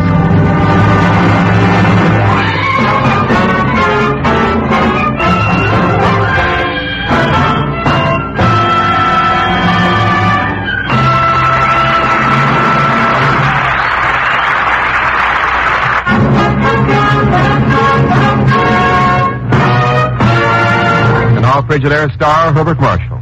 Thanks for being with us. And I'd like you to know that Marlies was played by Kathy Lewis tonight.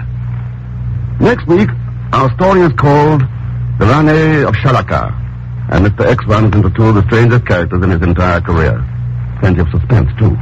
And as usual, Leon Belasco will be along as Pagon Zellschmidt.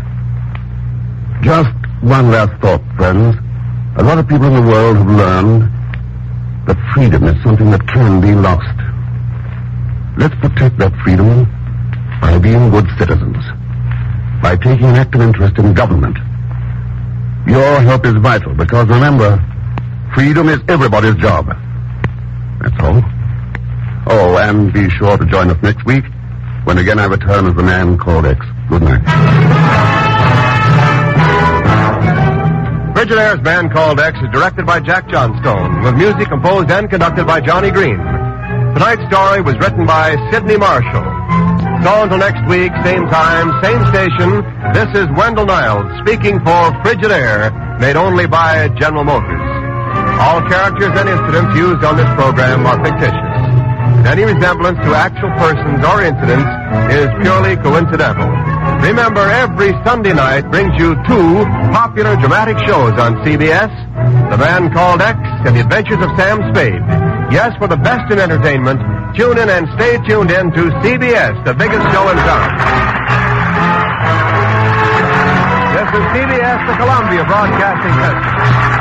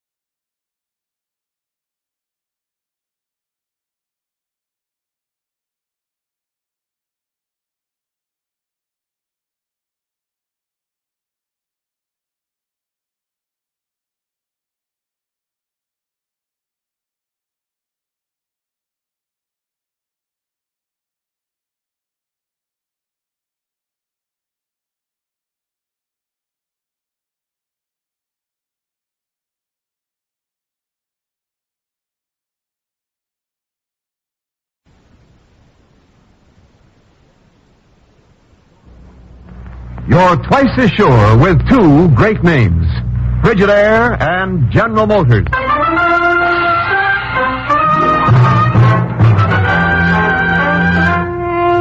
Frigidaire presents Herbert Marshall as the man called X. Wherever there is mystery, intrigue, romance, and all the strange and dangerous places of the world, there you will find the man called X.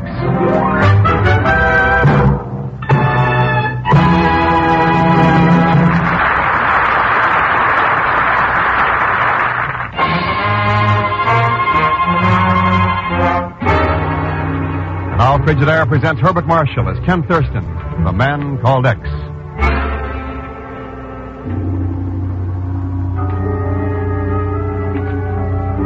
North of India, in the shadow of the great range of the Himalayas, lies the tiny forbidden land of Shalakar, its narrow streets swarming with men of 100 tongues and races.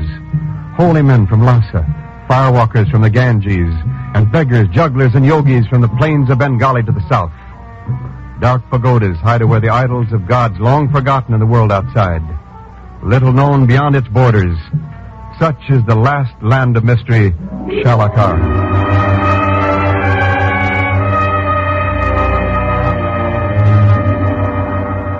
In regard to the charges of fraud and false dealing made against you, Mr. Norris, and against your American Eastern Export Company, the High Court of Shalakar finds you guilty. Now, wait a minute, Panchine. You are therefore ordered to leave Shalakar within 5 days and never to return. Look, I got permission to prospect here in Shalakar from the old Maharaja himself before he died last year. And if you think Mr. for Norris, one... the permission is hereby revoked. Okay, I'll take this whole thing to the Ranee herself. I'm so sorry, Mr. Norris. The order is signed by the Ranee. But I tell you I'm innocent. I don't even know what this is all about.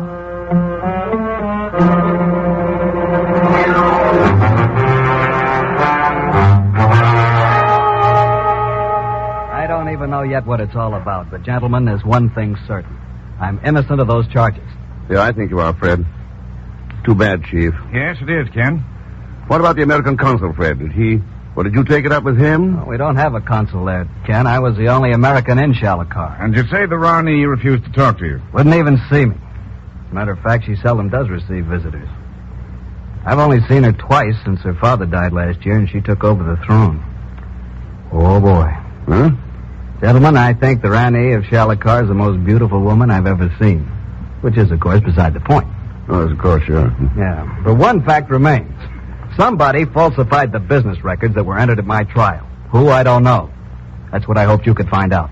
Well, I sympathize with your position, Mr. Norris, but this kind of problem isn't really the concern of the Bureau. I don't know, Chief. I think maybe it is. Fred has discovered more new oil lands in remote parts of the world than any other man alive. Oil? Well, Ken, why didn't you... As the only American in Shalakar, Fred Norris represented America to those people. As far as they're concerned, he is America. Yes, I see what you mean. But there's not a thing the Bureau can do about it, Ken. Officially. That's right, Chief. We can't touch it. Officially. No, simply out of the question. Yeah. By the way, that vacation I was going to take, I suppose I might as well start it today. Why, sure, Ken. There's nothing much doing right now. 2 weeks be enough? Oh, plenty. All right. Guess I better let Miss Brooks know about it. Yeah. Have a good time, Ken. Forget all about your official duties. Thanks, Jeeves. Oh, Miss Brooks. Oh, yes, hello, Mr. Oh, Pagon, what are you doing here? I was only waiting to see if you needed my services. I don't. I'm going on a vacation. Oh. Mr. Zellschmidt was talking about my new dress. Do you like it, Mr. Thurston? Gives it that new look. Yeah, it's quite a dress. Well, when it comes to a new fashion, I'm just like every other woman. Maybe it's silly, but I simply can't resist spending my money. Just a minute. Pagon, go on home and pack. Huh? I got a job for you. Sales representative for a New York designer. Well, that's a traveling salesman. I'll be ready in 10 minutes. Hey, by the way, what am I selling? Ladies' underwear. Huh? Mr. Thirst, no.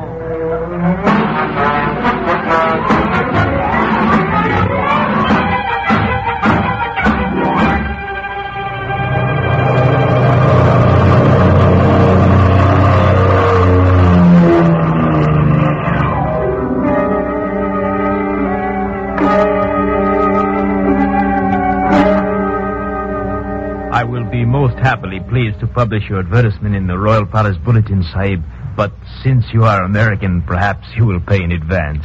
Anybody think I was a crook? Here. Thank you. Now, is this the correct wording? Monsieur Le Zellschmidt, New York designer, will stop for 3 days in Shalakar before continuing to Burma. Yeah. Exclusive models of the newest feminine fashions will be shown to a select clientele by appointment only. Call at Suite 27, House of the Golden Eye. Don't look at me like that. Wasn't my idea.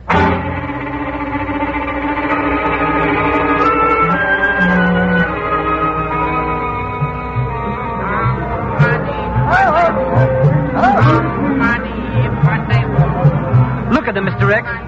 Snake charmers, acrobats, guys sitting on boards full of nails.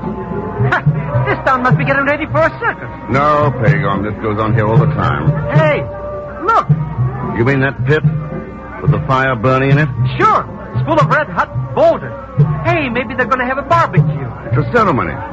Fire walking. The true believers walk through it. Huh? Oh, they get cooked like chicken. No. Some of them really do it. Oh, but how? It's that same beggar, Mr. X. The one you already gave money to twice. Yeah, so I see. Sahib, you will help a poor beggar, please. Sorry. You can't make a good thing last forever. You will give nothing to the chosen of heaven. Not this time. You hear him, my brothers? The dog has insulted me. Yeah, now, take it easy. He is American. He has come to steal from us. All right, calm down now. Mr. Thurston's got a knife. Yeah. Okay, you asked for it. Uh-oh. Now they're all mad at us. What are we going to do, Mr. Thurston? Back against the wall there. Easy, Pagon. I don't want to shoot unless I have to. They got knives, too. Oh, I should have stayed in New York. Now, you murdered idiots. Look, we got help. Sullen about it, eh? All right, then. That'll do it every time, sir. All it takes, a couple of shots over their heads. Yeah. Looks as if you're right. Thanks. My name's Ken Thurston. Colonel Blake, sir, retired 25 years with His Majesty's service in India. How are you? Mr. Thurston, that beggar you knocked down, he's gone. Yeah, you really should have done the blighter in, you know. Saved yourself a lot of trouble later. Well, it's pretty rough treatment for a beggar who only lost his temper. Beggar? I hardly think so, Mr. Thurston. That fellow was a dacoit. A dacoit? Yes, a member of the cult of professional murderers. Somebody hired him to kill you.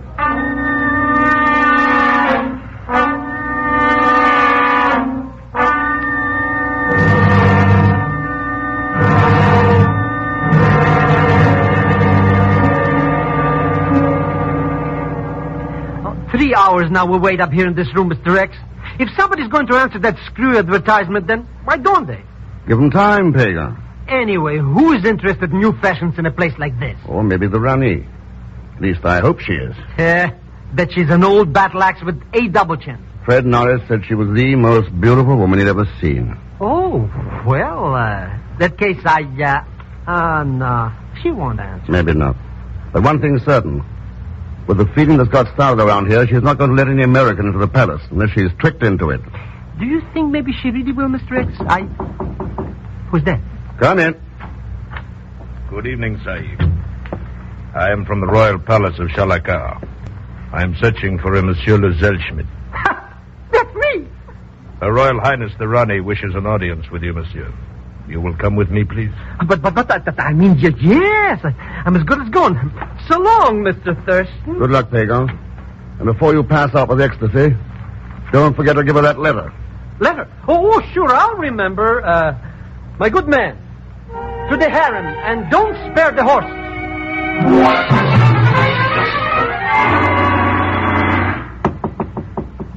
All right, come on in. Now, Pagan, I thought... Oh, Colonel Blake. Yeah. Good evening, Mr. Thurston. Sit down. Thought Pagan had forgotten something. He only left here 5 minutes ago. I know. I saw him in the street. He's, on his way to the palace of the Ranee. Mr. Thurston, I think you may be playing a much more dangerous game here than you realize. What makes you think so, Colonel? When a man spends his life in this part of the world, he learns to recognize danger. Yeah, I suppose he does. It was a mistake to hire a band of dacoits, you know. They're treacherous. What gave you the idea that I hired a dacoit? The evidence of my own eyes. When I saw Mr. Zellschmidt in the street a while ago, he was accompanied by 6 of them. What? Colonel Blake. You mean you didn't hire them? No. Somebody did. And there's only one reason for hiring dacoits. Of course you knew that, though. Didn't you, Colonel?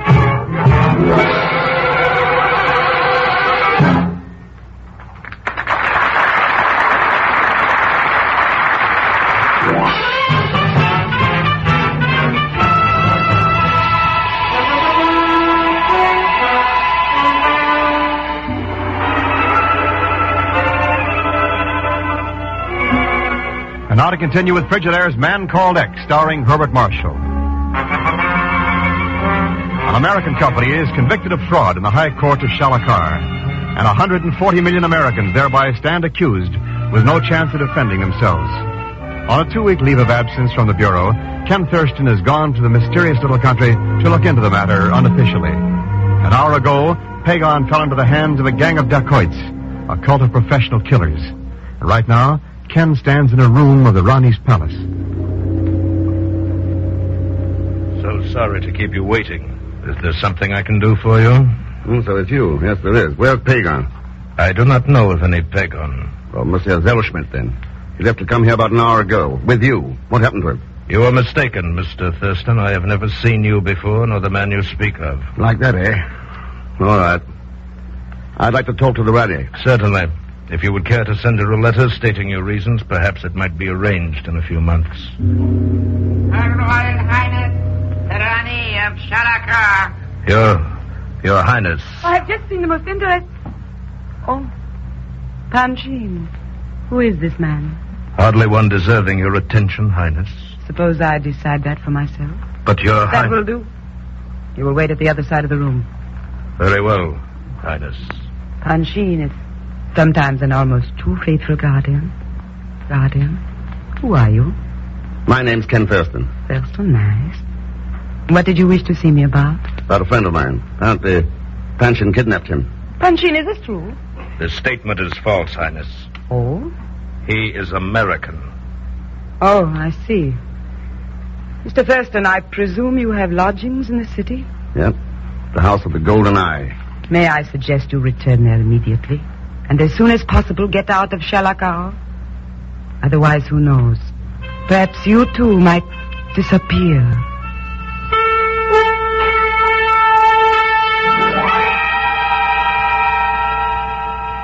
Maybe you're jumping to conclusions, Colonel Blake. I didn't say anything about going out looking for trouble. Well, after all, Mr. Thurston, when a man cleans and oils an automatic pistol, he usually has something on his mind. Yeah, I suppose he does a bit.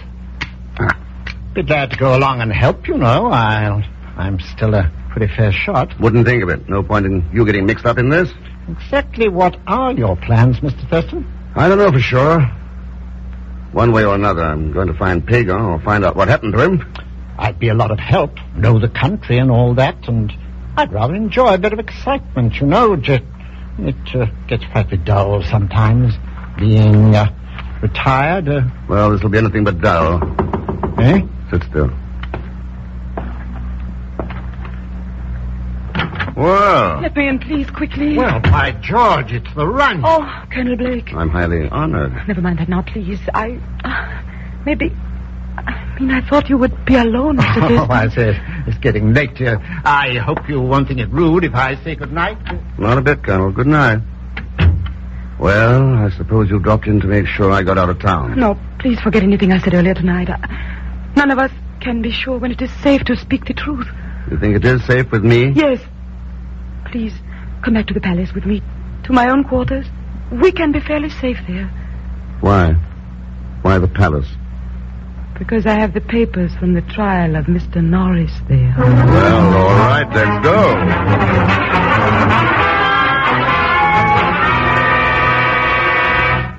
Well, that's that. If these business records were used as evidence in the Norris trial, they show one thing pretty clearly. The trial was a fake. There was pressure put on the court, Ken. I suspected As far as I'm concerned, they proved definitely who was behind it. That's all I've been waiting for. Proof. Apparently, he's stolen nearly $500,000 during the last year, then thrown the blame on the American Export Company to cover up the fraud. Yeah, but there's more than that back of it, Your Highness. We both know that. Yes. It is all a part of the plan to discredit the American company, keep out foreign ideas, hold the people in ignorance. And that doesn't fit in with your plans? Mine are the same as my father's were. He realized there were benefits in the outside world that could be given to people. He knew it would take time. And I've tried to carry that on, but he would never dare if my father was still alive. But in the Orient, Ken, a throne with a woman on it, it is fair game for any man. Well, I don't see much of any way around that. It is a fabulous land lying out there in the moonlight, Ken. A land to challenge the will of a great man. It waits to be molded into something finer. That would be the work of a lifetime. And a pretty important work, too. By the customs of my people, a man who marries the Ranee becomes the Maharaja of Shalakar. Mm-hmm. Don't you know what I'm saying? These are my private quarters of the palace, Ken. No man has ever been in this room before. Not even behind those curtains? Ken, there's a knife! Stand back, Ranee, look out. Ken, Auntie, Ken!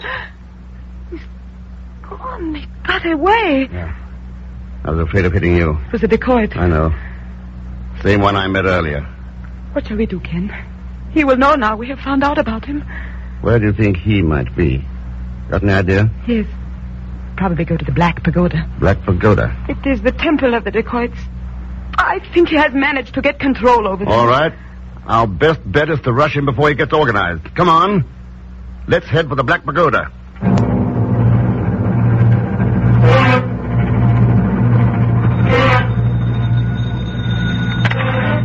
Hello? Yes? Blake speaking. Oh, I see. Mm-hmm. The Black Pagoda, eh? All right. I'll be there right away. Play him close to the table and be careful. Right. Goodbye.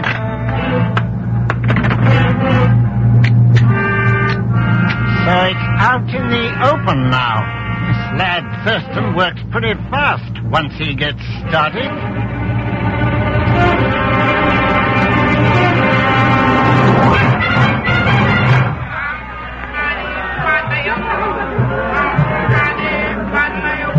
Lord, does that crowd live here in the street? Don't they ever go to bed?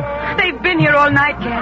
It is the Dakisha, the ceremony of walking through a pit of fire. It begins at the first sign of dawn. Well, they've got to shove through them some way to get over there to the pagoda. Go on, Your Highness. Ken, wait. There he is now. The dacoit? No, he. On his way to the pagoda. He's seen us. Yeah, take it easy. Hello, Mr. Thurston. Your Highness, looks like a bit of excitement, eh? That's right, Colonel. You got a gun? Yes. Found him out yet?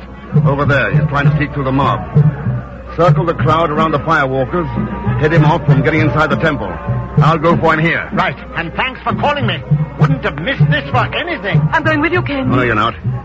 Panshin would kill you just as soon as he would me. You wait here. Be careful, Ken, please. Be careful. I'll stand aside, please. Sorry, pardon me. Panshin! Excuse me, please. Panshin, stop! You haven't got a chance. Out of my way with you. Wait, you fool! Look out! Good Lord, he slipped and fell right into the fire. Yeah, let me through. One side, please. Oh, no. Ken, is he? Yeah. Oh. In that pit of fire. He lived about 3 seconds.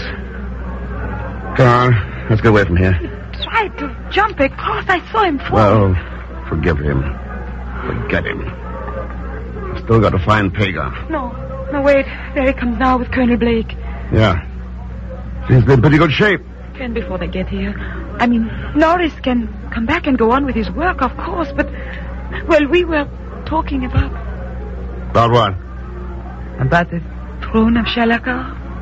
And about other things. This is a fine kind of a vacation, Mr. Thurston. I get knocked on the head, tied with ropes, and maybe even they were going to cut me in pieces. I saw from the temple steps what happened to Panshin, Mr. Thurston. Yeah, pretty rough ending, Colonel.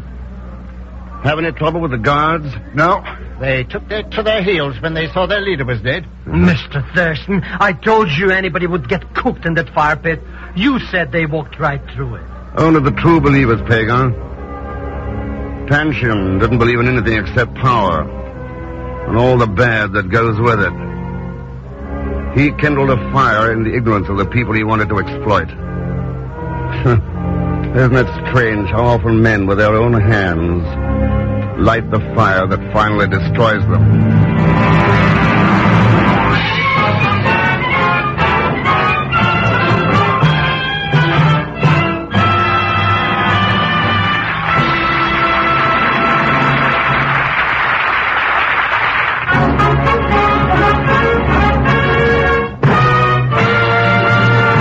Frigidaire star Herbert Marshall. Thanks for being with us. Next week, our story bears a strange title. It's called Carbon-14, which is the name of a substance known to science that may affect the destiny of the whole world. As usual, Leon Belasco will be along as Pagon Zellschmidt. So join us, won't you, when next I return as the Man Called X. Good night.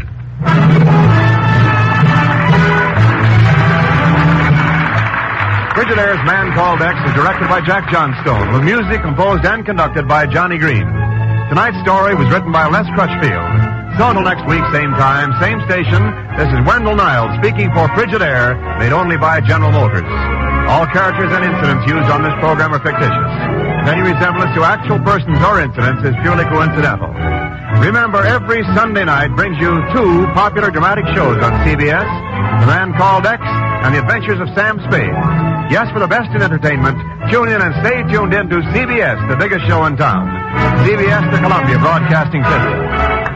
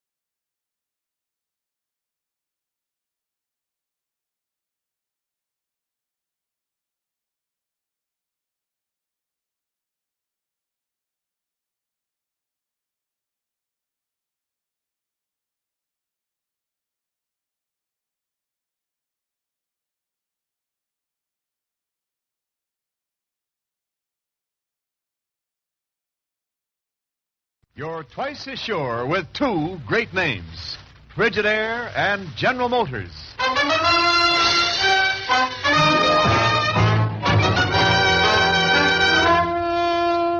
Frigidaire presents Herbert Marshall as the man called X.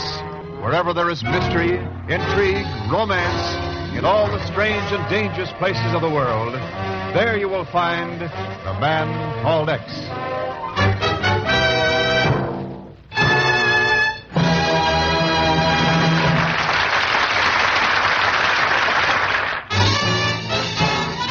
More Frigidaires serve in more American homes than any other refrigerator. And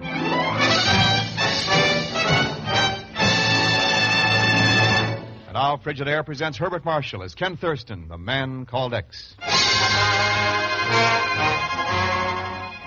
The university near Los Angeles looks peaceful and serene on its oak-studded acres. But in a small office in the physics building, a man is making a long-distance call to New York. A call that could affect the lives of millions of people. Hello? Hello, is that you, Mr. Thurston? That's right. Who's that? My name is Bill Wilson. I'm a physics instructor out here at the university. You don't know me, but things are happening out here that... Mr. Thurston, you've got to fly to Los Angeles today. Oh? Suppose you offer some inducements, Wilson, such as why? Have you ever heard of carbon-14? Carbon-14? What about it? Would it mean anything to you if I said that a lot of it has been disappearing out here? Go on, Wilson. Well, I'm afraid to talk freely over the phone, Mr. Thurston, but I can tell you this. The carbon-14... Wilson! What's happened there? Hello, Wilson. Can you hear me? Hello. Hello, Wilson. What's wrong? What's happened? Hello. What is it, Ken? Something wrong? Chief, what do you know about carbon-14? Carbon-14? Well, let's see. A radioactive isotope that... Yeah, that's right. One of the common elements they've been treating with active uranium. Sure. Been using them as tracers, haven't they, to determine the cause of certain diseases?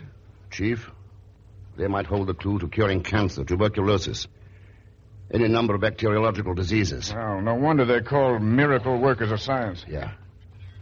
We've only been able to make them for a year or so, and so far their use has been limited to this country. Uh-huh. So even small amounts of that stuff could be worth a fortune if sold underground most anywhere in the world. Sure, but what's all this got to do with that phone call? I don't know yet. But from what that guy said before we were disconnected, maybe I better go to the West Coast and find out. Now, wait a minute. You can't go chasing cross-country on the strength of an unfinished phone call from a man you don't even know. Nothing but a wild goose chase. Chief, when you chase wild geese, the geese usually get shot, not the hunters. I'm flying out to L.A.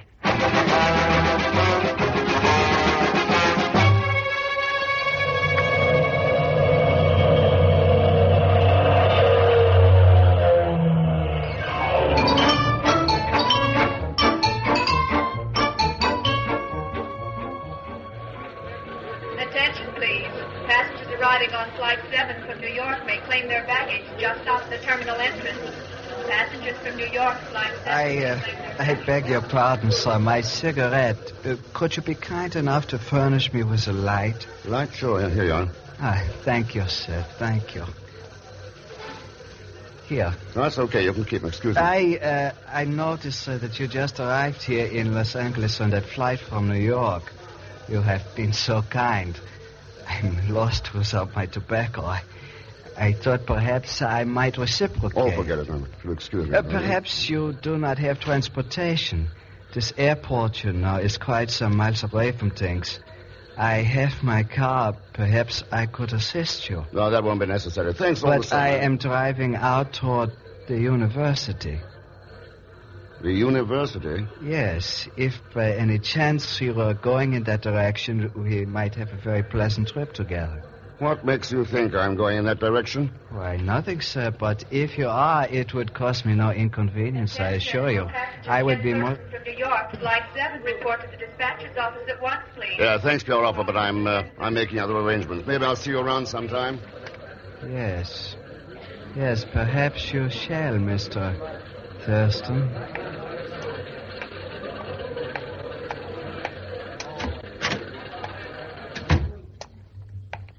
My name's Ken Thurston. I believe you were paging me? Oh, yes, sir. This Ranieri wishes to speak with you. What, young lady? How do you do, Mr. Thurston? Well, I'm Carla Rayner. I must apologize for having you paged in this fashion, but I did not wish that foreign man to see me talking with you. oh, why not, Miss Rayner? It was at Dr. Sherwood's request. Dr. Sherwood. Yes, he is head of the Nuclear Research Department at the university. I'm his assistant, and he sent me to meet you. It's mighty nice of him, but I still He don't... did not want any of the staff to know that you are arriving, Mr. Thurston. The foreign man is Professor Udow of the department. Udow, I see. My car is waiting outside, Mr. Thurston. Shall we go? No, Miss Rayner, I don't think so. Really? Is there some reason why you do not wish to go with me? A very simple reason. I didn't tell anyone, including Dr. Sherwood, that I was coming to Los Angeles. Bye, Miss Rayner.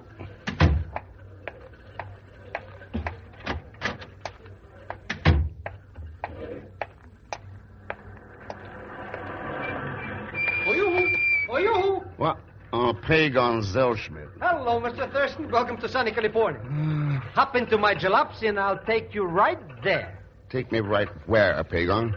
The university. Where else?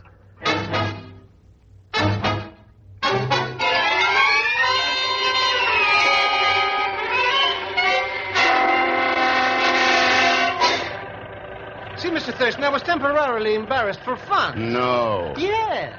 And this Bill Wilson offered me a job getting acquainted with this Professor Udow. Udow? Why was Wilson interested in him, Pagon? He didn't tell me, only that I should really case the guy. You understand? How'd you make out? I didn't even get the third base. Now, who can understand that man? Such a terrible accent he's got. So I told Mr. Wilson to call you, and all I wanted is a small commission for getting you the job. Yeah. Thanks. How come you knew when I was arriving? Oh, Dad, I was keeping with Miss Brooks over the long-distance telephone. She told me about your reservations. Accidentally, of course. Oh, sure. And you told everyone in earshot. Pagon, I order... Look, Mr. Thurston. There's the nucleus building of the university. Must be something plenty important going on there, eh? Could be important enough to cure millions of people who are dying unnecessarily. Gee, Mr. X. Hey, you better pull over and let that ambulance get past before it runs us down. Smart guy. Thinks just because he's got a tin whistle he can... Hey, look! He's going right to the nucleus building. Yeah. Someone must be hurt in there. Keep going. But I thought you said the stuff in there cured people. You can cure them, Pagon, or kill them. Step on it.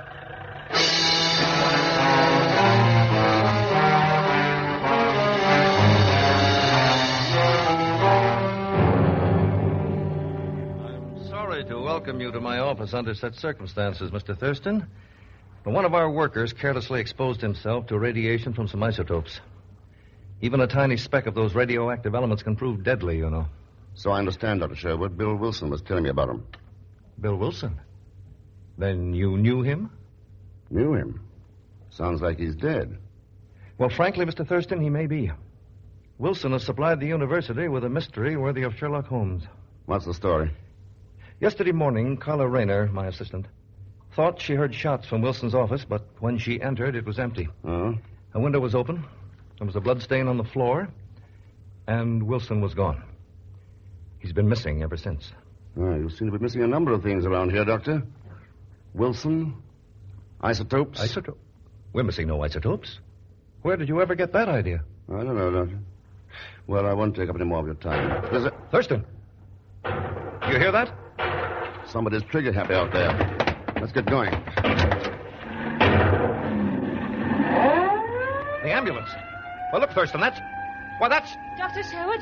Dr. Sherwood! What is it, Carla? What's happened out here? Those men in the ambulance. They were fakes. What's that? They have located the storeroom. They have taken the isotopes, hundreds of thousands of dollars worth. Good Lord. Well, looks like you'll have to change your story now, Doctor. Yes. And I'll have to change my story about Bill Wilson, too. Wilson? What do you mean? He isn't missing any longer, Thurston. He was driving that ambulance.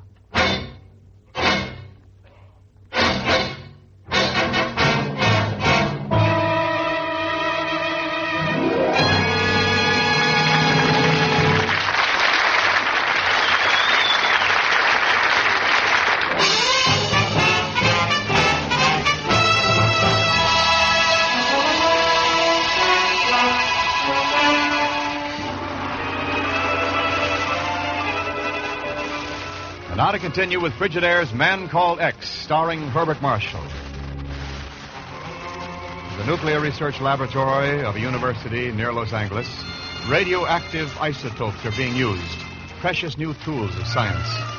But shortly after Ken's arrival, the isotope storeroom is looted by an ambulance crew, apparently led by the missing physics instructor Bill Wilson. It's now an hour later. A steady rain is falling as Ken and Pagan stand in the night darkened shadows in front of an apartment door. Nobody's home at Mr. Wilson's, see? I didn't expect anyone to be. So? You didn't? Then why did we come here in the first place? To see what a dead man who drives an ambulance can tell us about missing isotopes. Huh? Hey, the door was open. Yeah. Go in. Look at this joint, Mr. Thurston. Boy, what a mess. Scrambled up like eggs, eh? Yeah. If there was anything to find here, somebody's beaten us to it. Yeah. Relax, you idiot. It's only the telephone. But who'd be calling us here? You just silly. Hello? Bill, thank heavens I found you. I've been searching for you everywhere. Listen to me, Bill. I have that number that you asked me to check on. It is NC26X13. Have you got it? NC26X13. Yeah, I have it, Carla. Thanks. You are welcome, Mr. Thurston. Short conversation, eh, Mr. X? That was long enough, Pagan, for now. I'll continue it in person. You mean you're going to this Carla Reiner's house? Who's that? You realize, of course, it's raining very hard at that. She lives way out in Coldwater Canyon. Yeah. Sure, so you need a car to get out there, and by a strange coincidence, because we drove it up here, my car's outside, so for a slight consideration, of course, I shall be very happy. Pagan, I wouldn't think of troubling you. There's a cab stand at the corner. Good night. But Mr. Thurston! How do you like that? After all he's done for me all these years, I get the brush up, huh? All right. Well, maybe he don't appreciate me, but there's other people. Yeah, I'll show him a couple of things or two. Hello? This is Pagan. Pagan Zelschmidt. Yeah. I got news for you. Mr. Thurston's on his way to Carla Reiner's house. That's right. Huh? Oh, don't worry about that thing. I'll stick to him like a bleach. For my usual consideration, of course.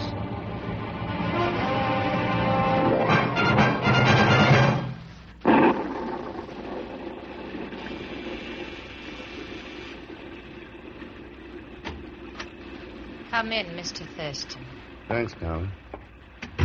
Nasty night out, isn't it? Is it? Yeah. I noticed your car's parked outside. You going somewhere? I dislike talking at cross purposes, Mr. Thurston. What is on your mind?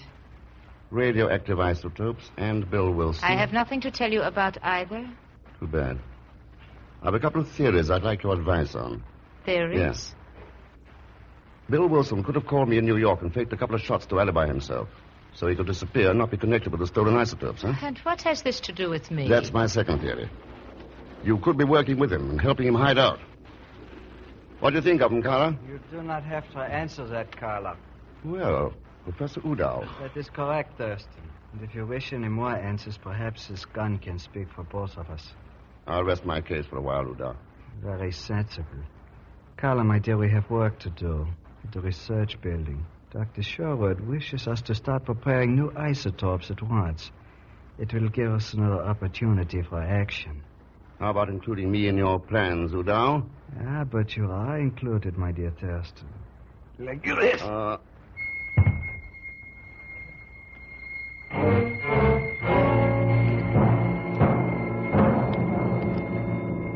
Wake up. Wake up, Mr. Thurston. Please wake up. Oh, it's all my fault. Mr. Thurston. Oh, he's dead. If I hadn't told that he was coming here. Speak to me, Mr. X. Please speak to me. Say something, anything. I ought to wring your neck. Oh, Mr. X, you're not dead after all. Not even subconscious. I heard you sneak in here after Carla left me with Udall, and I gave you a chance to hang yourself. Who was it you tipped off about me? I'd be very happy to tell you, Mr. Thurston. Only I don't know. Pagan? I swear by the father of my father, Mr. Thurston. I just called the number Mr. Wilson gave me, and somebody answers. The next morning, there's cash in my mailbox. That's all. That number you call isn't NC26X13. Now, is it? Huh? NC what? All right, skip it. Let's get out of here. Hey, you're going the wrong way, Mr. Thurston. I didn't park in the garage. Nor did Carla. That's why I want to look in there. Here, let's look inside. Plenty dark in here, Mr. Thurston. Can't see a thing. Should be a light switch. Yeah. Well, Mr. X, there's an ambulance in here. the ambulance, Pagan. Huh? You mean the one that robbed the Atom Building? Yeah, let's look inside.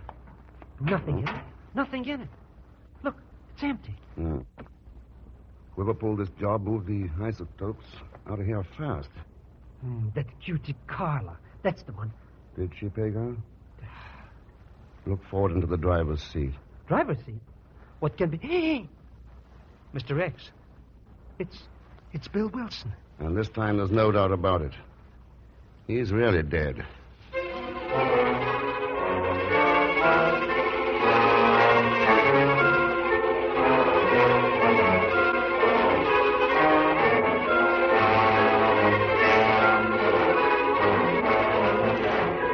Attention, please. Flight 7 for Chicago and New York, making up on ramp C. Flight 7 on ramp Mr. Thurston, please, won't you tell me, what are we doing here at this airport in the middle of the night? Looking for a DC-3, Pagan. Huh? A twin-engine transport job. Huh? This one. What's the difference between that one and the other airplane? The number on the wing. The number on the... Hey, it's NC26613. That's the number that cutie Carla gave you over the phone. Yes. Those license letters, NC, with the tip-off. They told me what the number meant. So that's why you were calling all these airplane fields from the hotel, huh? Right. And now we've found it, let's get aboard. Hey, what if somebody sees us? Never mind that, come on. Now let's go back and look at the cargo compartment. Yipes, it's as dark in here like my Uncle Ahmed's soul. Oh, that flashlight helps. Yeah. There's the reason we came aboard. You mean all those little boxes? Little boxes. Those things are full of radioactive isotopes. Oh. But why isn't somebody here to guard them? That would attract too much attention. Oh, sure. Sure. But what are they doing here? Waiting for somebody to fly them out of the country. They are? But why should anyone want to do that? Because somebody wants a few $1 million. He doesn't care how many lives it might cost. A few million? Oh, Mr. Thurston, not that I want to sound monetary, you understand, but why don't we latch on this radium things and scram to Mexico ourselves? Quiet. Somebody's coming aboard. So what? We could split with them. Maybe I'll make a deal with them. And get paid off like Bill Wilson. Bill Wilson? Oh, no. Mr. Thurston, you turned off the flash. It's coming this way. Oh, it's coming in this hold. Hello, Carla. Oh! What are you doing here? Checking up on some missing isotopes. And a theory. I see. And now you think you have proved it. I proved still another one, Carla. Wilson got scared when somebody fired at him in his office, and he hid out. You were trying to help Wilson get to the bottom of this mess, huh? Oh, yes, that's right, Ken. Only he didn't tell me any... But the person you suspected found Wilson's hideout before you did. The results in your garage. Yes, Ken, yes, that is the real answer. They had given me a lead on a license number of a plane, this one. That's why I came out here tonight to see if we... Mr. Rex, somebody's at the wheel. We're going to take off. I thought it was about time. Let's go up forward. Sorry, Doctor, there'll be no takeoff tonight. Why, Thurston. Here, let's cut these switches. You're not going anywhere. Well, I hope you have an explanation for this, Thurston. Sherwood, you're the one who's going to need explanations about the isotopes aboard this plane. Are you crazy? Wilson's the one you're looking for. Or Professor Udow. It won't wash, Sherwood. Wilson's dead. Well, your men parked him to cover up for you. And Udow was helping Carla. But he knocked you out, Mr. Rex. Ah, but only because he wasn't sure to be. He wanted to play it safe. Look out, Ken. He's got a gun. Let's have it, Sherwood. No, you're not taking me. I'll kill you first. Those isotopes are mine, I tell you. They belong to me. They belong to me. Drop the gun. Drop it. No, That's better. I said it was all over, Sherwood. Well... Mr. X, listen. Another ambulance. Not this time, Pagan. It's the police. Sherwood, you made a bum choice when you decided to use nuclear science for your own profit. Because there can't be a choice these days. Just like those isotopes, it's kill or cure. And believe me, there's something we'd all better remember. All of us.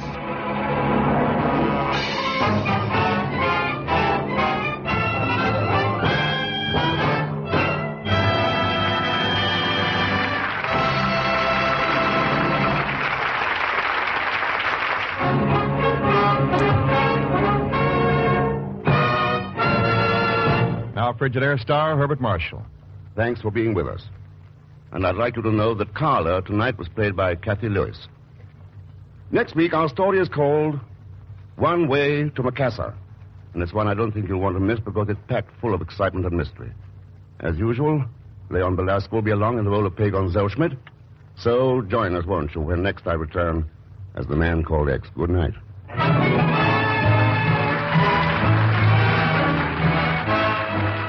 Frigidaire's Man Called X is directed by Jack Johnstone, with music composed and conducted by Johnny Green. Tonight's story was written by Sidney Marshall. So until next week, same time, same station, this is Wendell Niles speaking for Frigidaire, made only by General Motors. All characters and incidents used on this program are fictitious, and any resemblance to actual persons or incidents is purely coincidental. Remember, every Sunday night brings you two popular dramatic shows on CBS, The Man Called X and The Adventures of Sam Spade. Yes, for the best in entertainment, tune in and stay tuned in to CBS, the biggest show in town.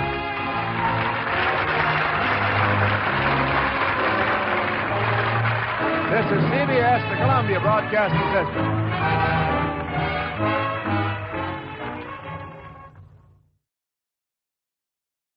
You're twice as sure with two great names, Frigidaire and General Motors.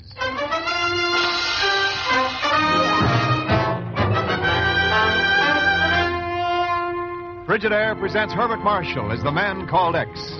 Wherever there is mystery, intrigue, romance, in all the strange and dangerous places of the world, there you will find the Man Called X.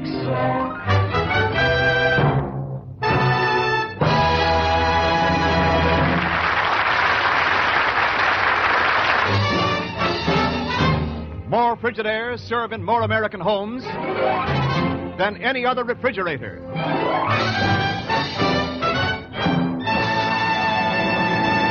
And now Frigidaire presents Herbert Marshall as Ken Thurston, the Man Called X.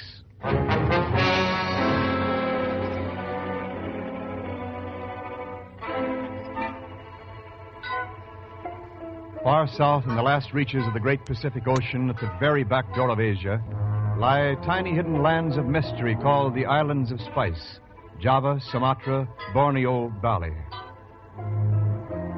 Nearby, across the treacherous swirl of the Java Sea, moves a vessel whose cargo is death. Of course, Pagon Zellschmidt knows nothing of these things when he answers the phone in his room in New York. Mr. Pagon Zellschmidt speaking. Listen carefully, Zellschmidt, to what I'm going to tell you. Huh? Who are you? Listen.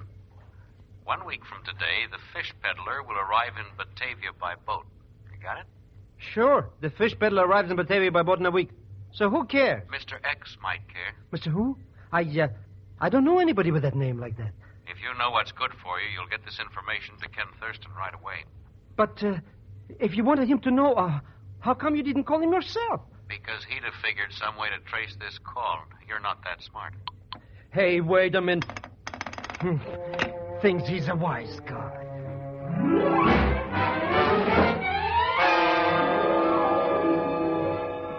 Well, it was very nice of you to give me $100, Mr. Thurston. But, of course, I didn't really expect anything, you understand, just for delivering the message. Oh, sure, Pagon. No, we forced it on you. Well, that is... Ken, this could be the break we've needed for 2.5 years. Chief, it seems almost too good to be true. If it is true. It's the absolute truth. Now, how could I make it up? I don't even know who is this fish peddler. Oh, neither do we. That's the trouble. Huh? Pagon, we know what he is, all right. Or what she is, maybe. Yeah, the worst international crook in the whole dirty racket.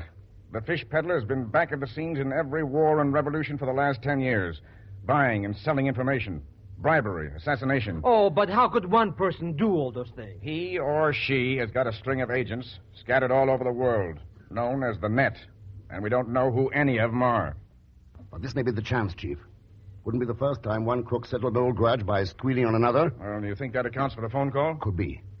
Anyhow, Pagon and I are going to the East Indies and find out. Huh?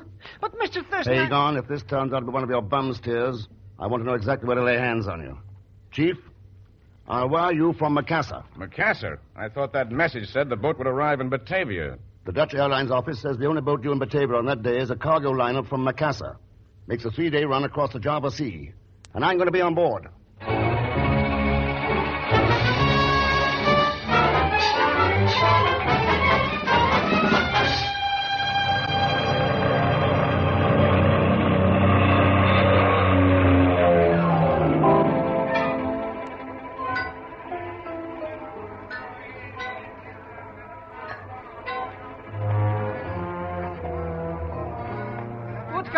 sweet is this, Mr. Thurston?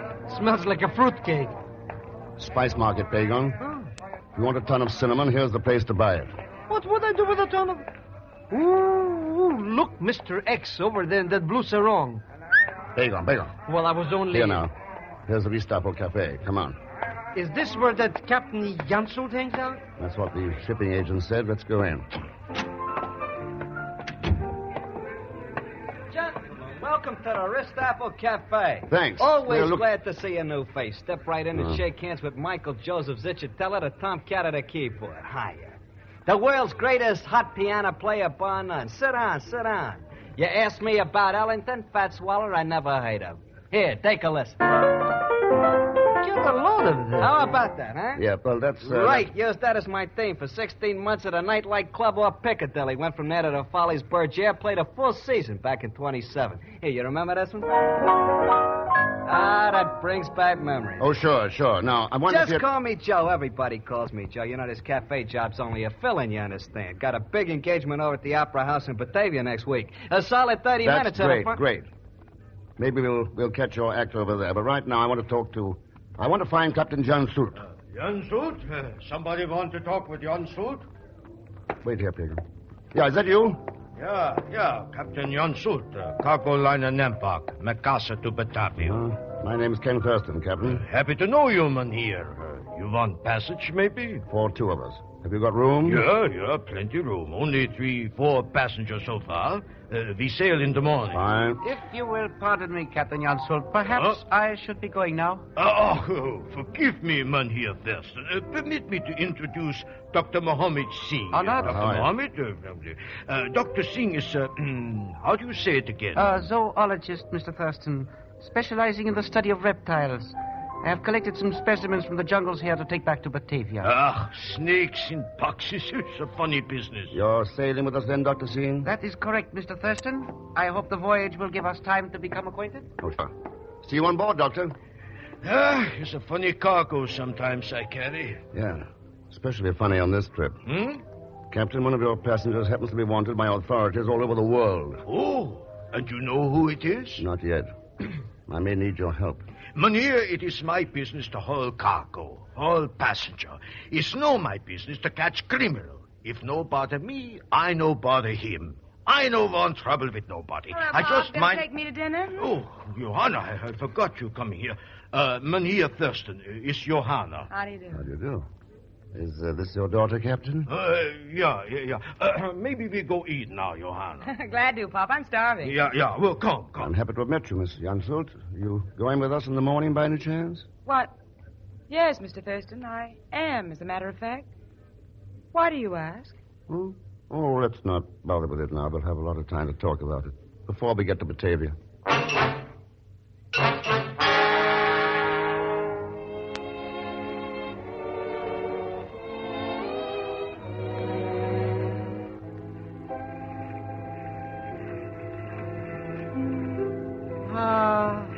I should have had that little cookie in the blue sarong on this trip, Mr. X. I never saw such moonlight before. Yeah, it's like daylight. You can almost see the Java coast over there. You do what I told you to? Oh, sure. Joe just plays that piano and talks about Broadway back in 1926.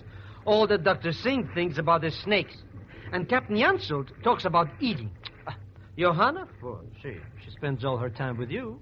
Yeah, she's very interesting. Mr. X, these people don't know from nothing. I don't think this fish peddler crook is even on board. Anyhow, I'm practically broke. Yeah, the only chance you'd have of making any money is a way that's out of the question. Huh? You mean there is a way? Well, the fish peddler will probably pay plenty to find out who I am. You mean, no. Like you said, Mr. X, it's out of the question. Oh, I wouldn't tell a soul. Oh, I know that. Of course you wouldn't.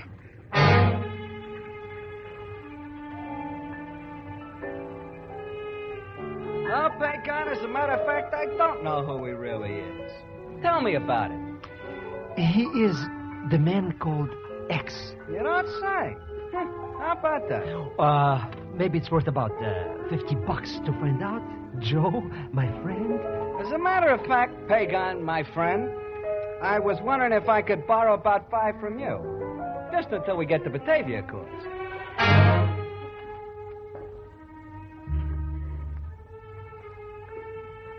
course, I wouldn't tell this to another soul, Dr. C. But Mr. Thurston is really called Mr. X. So, I find this most interesting. Most interesting. So maybe it's worth about $100, huh? Mr. Zerschmidt, to a poor scientist, such an amount seems staggering. Oh, my good friend, please take my advice and never become a zoologist. Financially, it is most unprofitable. You...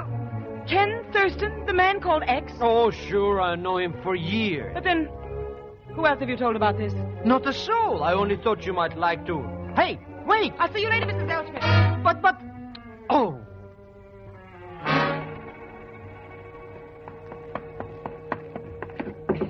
Ken! Ken! Ken, are you in here? Is that you, Ken? Who are you? Who are you? Wait! No, don't!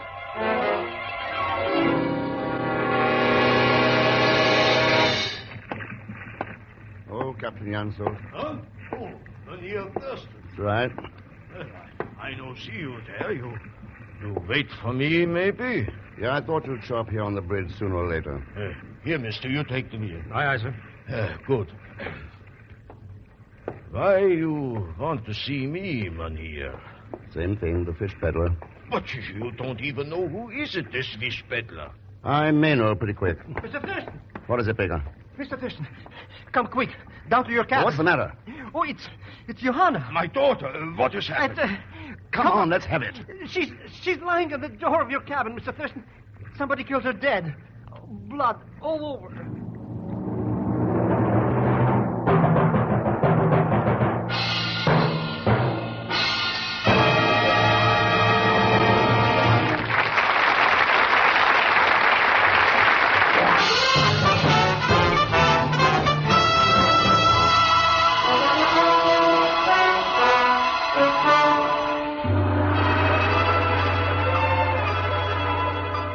And now to continue with Frigidaire's Man Called X, starring Herbert Marshall. Following up a tip concerning the whereabouts of a mysterious international crook called the Fish Peddler, Ken has taken passage on a Java sea cargo liner bound for Batavia. To draw the criminal into the open, he allowed his true identity to become known to the handful of passengers. A short time later, the captain's lovely daughter, Johanna, was found lying on the deck at the door of Ken's cabin. Now, Ken and Captain Jan Soult have carried the girl into the ship's wardroom. Oh, I tell you Hand me that roll of gauze, Baker. Here you are, Mr. Thurston. Thanks heaven she knows dead. Mynheer Zellschmidt, you come to preach and say my daughter is dead. And, I think I die too, right there. Well, she looks kind of dead. You need some more bandage. What is that? Hey, maybe it's a torpedo or pirates or a mine or... Captain, I think it's somebody called the Fish Peddler. The fish bed. Now the engine stopped. Oh, Himmel, what has happened on my ship? Precisely what I came to ask you, Captain Jansel. Dr. C. Doctor! Oh, the young lady has been injured? She'll be all right. Oh, good. Good, then with your permission, I shall remove myself to the lounge. Right here. Pagan, why don't you go with him? Well, Well, sure. Come on, Dr. C. Well, that's that. Now, we'd better get up to the bridge. Mynheer Thurston, if I know who is it done this, with these two hands I break the bones in the... What was it? That was a shot. Out on deck. Oh. How about it, Captain? Can I count on your help? I do anything what you say. Good. Get on that radio in the next room and contact Batavia. Yeah. See if the Dutch authorities there can send out a seaplane with a doctor and a police inspector. No! What's the matter? The radio. All smashed to pieces. And look. Yeah. That lock has been forced open. What was in it? The ship's guns. 3 pistols, 1 rifle. All gone. Then we'd better get to the bridge, Captain. Come on.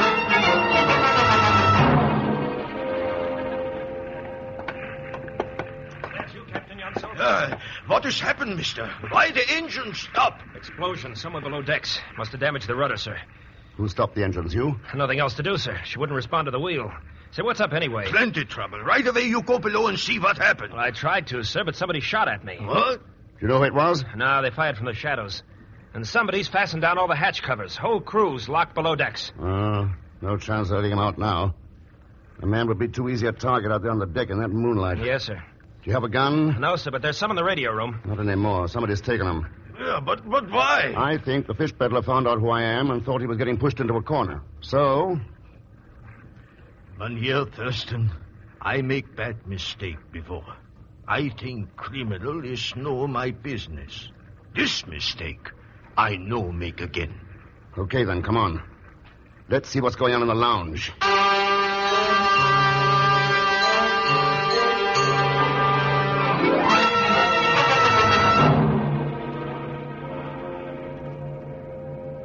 Hello, Mr. Thurston. Everything's under control.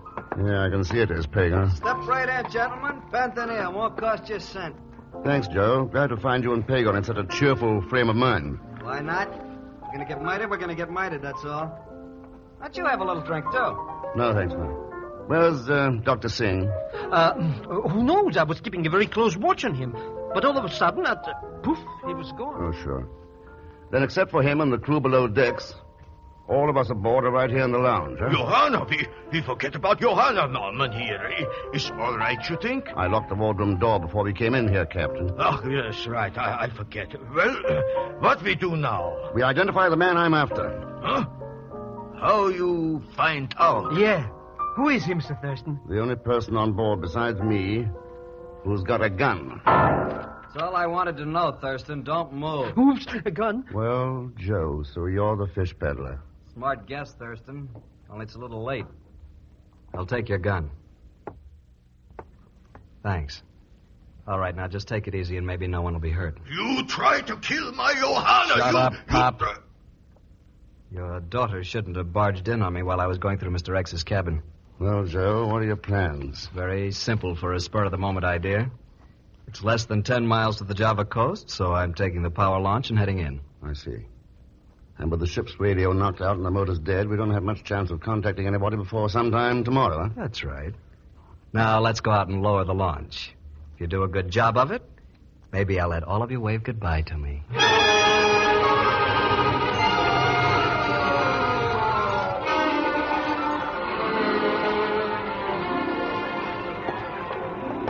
Cheer up, my friends. In 5 minutes, I'll be gone and off your hands. Now, here. Gentlemen, what is happening? Dr. Singh. Been looking for you, Doctor. Come on. Fall in with the rest of them. Mr. Thurston, why does this man have a gun? Tell you about it later, Doctor. Right now, we've got to help friend Joe get this launch into the water. All right, Captain Jansel, push out that stern davit. To help murderers escape is bad business. Okay, we haven't got much choice. All right, let her down. Glad you're so good-natured about this, Thurston. I was afraid I might have a little trouble with you. What's the use? You're the one who's got the gun. Well, there she is, ready to go. Good. My deepest thanks to all of you. Now move back down the deck. I don't want to get slugged with a wrench when I drop down into this launch. That's it. Keep moving. Farther yet. He will get away. Is nothing can be done. Don't be too sure about that. What the... Mr. X, and this coil of rope. Guns. Pick them when you shut up. Oh, I should have... Oh, you found him, huh? Hit the desk fast. Give me that gun. He dropped down behind that hatch combing. Yeah, he's undercover. He can't move away from it. But these guns... I found the way he'd hidden them. Before we came in the lounge. I was waiting till he went over the side. All right, Joe. The game's over. Come on out. Thurston, I think we can make a deal. Not a chance. Not even for the names and addresses of the net, the rest of my organization? Huh? I've got a list of all 26 of my agents here in a notebook. Well? I can toss it to you or I can throw it overboard. It's up to you. What do you want for it? Your word that I can leave in the launch without being shot at. It's a deal, Joe. Let's have the book. I thought so. Here. Maybe we'll run into each other again sometime. So long, chums. What Mynheer Thurston? I'd always trade one crook for 26, Captain. Besides, we'll have him back again by the end of the week. There's no place for him to hide in Java. I no promise him nothing. Quick, give me the gun. No use, Captain. He's out of range. But don't worry. Oh, well. If you will pardon me, Mr. Thurston, I might suggest the probability he will never reach the coast of Java. What do you mean, Dr. C? I overheard what was happening in the lounge, so before you came out, I took the liberty of emptying one of my specimen boxes into the bottom of the launch. Those snakes? Yes, quite deadly. They were rather sluggish, but perhaps by now The heat of the launch motor has made them very lively. And he won't even know about them until one of them hits him. Well. Serves him right, Mr. Thurston. He'd just as soon kill anybody as look at them. Yeah, you may be right at that, Pagan. Anyway, there's nothing we can do about it now. Here in the East Indies, there's an old proverb. Something about the conscience of an evil man is sharper than the fangs of a venomous serpent. Maybe Joe could tell us if that's true or not. Right about now.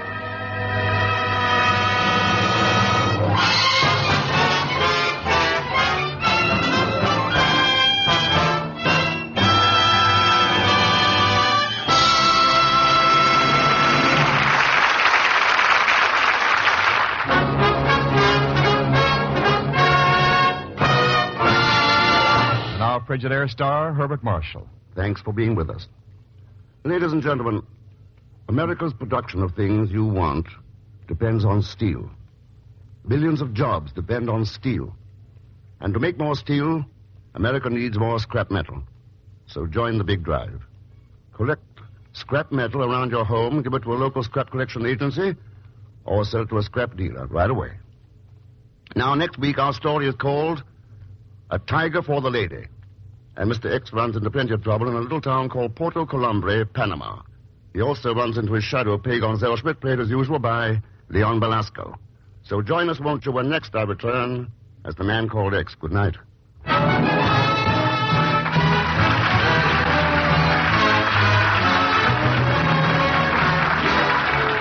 Frigidaire's Man Called X is directed by Jack Johnstone, with music composed and conducted by Johnny Green.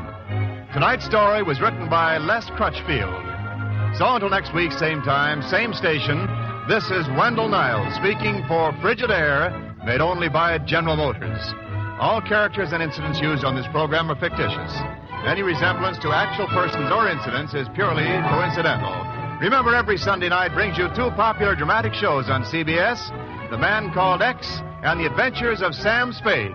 Yes, for the best in entertainment, tune in and stay tuned in to CBS, the biggest show in town. This is CBS, the Columbia Broadcasting System.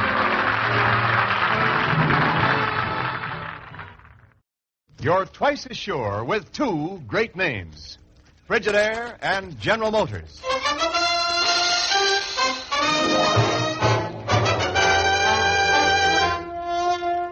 Frigidaire presents Herbert Marshall as the Man Called X.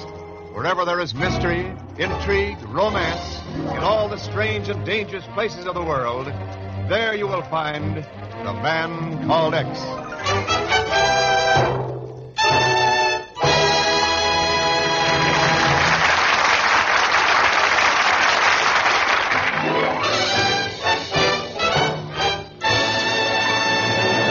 Now Frigidaire presents Herbert Marshall as Ken Thurston, the Man Called X.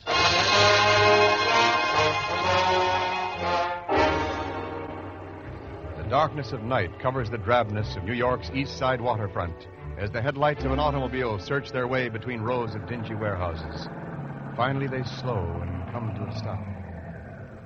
177, 179. According to Pagon's letters, Chief, this should be the warehouse. Oh, Pagon's letter. Ken, just because that crook writes to you from somewhere in Panama... Porto Colombre. Well, wherever it is, I don't see why we had to come down here. Chief, nobody I know can blunder into trouble the way Pagon can.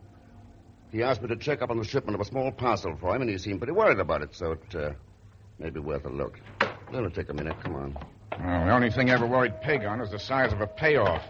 And what's he doing in Porto Colombre? That's what I'm going to find out. Let's see now. Well, there's somebody, Ken, working on that packing crate. Hi there. You in charge here? Hey, can't you hear me? I asked if you were in... Look out, Chief. Well. Ken, what in blazes was the idea of that? You've got me, Chief. Let's look at that crate he was working on. See the address stenciled on it? Yes. Senor Pagon Zellschmidt, Porto Colombre, Panama. Care of the Dalla Costa Import Company. And it's marked farm machinery. Yeah. That's no farm machinery. That's TNT demolition charges. And there are 2 more crates just like this one. Holy smoke. Now, what does Pagon want with that stuff? Ken. Chief, United States troops have been withdrawn from Panama. We're giving up the air bases we need for defense of the canal. And Porto Colombo is only 20 miles from the Casal zone. 20 miles from... Yeah. Yes. Chief, I think I'd better go farming in Panama.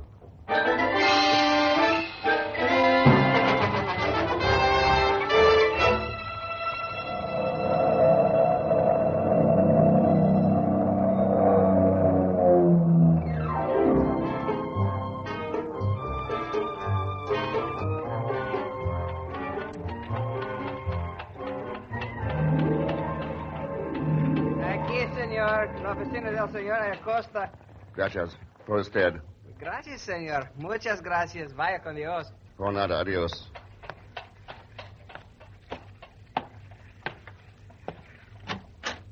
Buenos días, señor. Well. Oh, you are Americano, señor. Yeah, that's right, Miss Dalla Costa. Oh, no, señor. I am Maria Shalaya. Senor Dalla Costa is a good friend, so I sometimes help him with his office work. I am really a professional, you see, a dancer. I see, yeah. My name's Ken Thurston, senorita. The way you say that, senor, should I know the name? Maybe. I'm expecting a shipment of farm machinery from the United States. Farm machinery? I do not recall. Maybe you have it invoiced in the name of my my partner, Senor Zellschmidt. No, senor. We're not handling any such shipment. Oh, sure you are. Probably just slipped your mind. If you'll check your records. No, but I'm positive, you see, we do not have any business with the United States. Huh? I'd swear that invoice on your desk has a New York address on it. Suppose we look at it. Do not bother, senor. Huh? Oh. Interesting little gadget you have there, Maria. 32 caliber, isn't it? See. At this short range, quite deadly. Baltasare! Si, senorita. Was there something you wished? Baltasare, this gentleman is most curious about farm machinery from New York. Perhaps you had better show him his curiosity is unwarranted. Si, senorita. I would be happy to. Like this. Huh.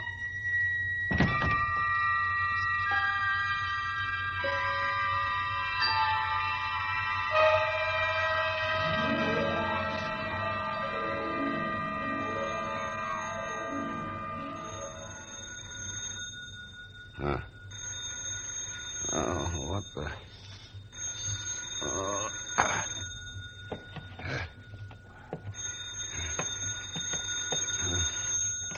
Yeah, hello. Hello?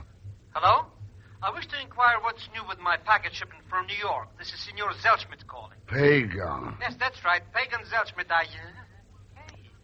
Is that you, Mr. Thurston? That's right, Pagan. Well, imagine that. I called the Dalla Costa Company in Porto Colombo and get you in New York. Must be crossed wires, huh? Listen, you idiot. You got the Dalla Costa Company and you got me. And you've got a lot of explaining to do. I have? Yeah. About those packages you're expecting. Oh, those. Well, I'm pretty busy right now. I have financial type executive, you understand. Maybe we could arrange an appointment, say, next week sometimes. Pagan. Okay. It'll cost me money, but what's that? I'll meet you at El Diablo. El Diablo? Yeah, does it have a dancer by the name of... Oh, sure. It's a nightclub-type cafe on the waterfront. I'll be there in half an hour. And you'd better be there, too. A most regrettable appointment, Senor Thurston. Most regrettable. Hello. Where'd you come from? I have been here for quite a while, Senor. Ever since Senorita Chalai and Baldassare left. I am Capitan Fosco of the police, at your service. Yeah. What was that crack about a regrettable appointment, Fosco? El Diablo can be a dangerous place for strangers, particularly for a man called Thurston. Huh? How come you know my name? While you were unconscious, I took the precaution to check your identification. And I reached the conclusion that we might possibly be here on the same mission. That'd be cozy. What's your mission, Fosco? Seeking El Tigre. Oh, the tiger. Who's that? The leader of a large organization of bandidos, senor. They operate in this territory. Very vicious, very dangerous. Too bad.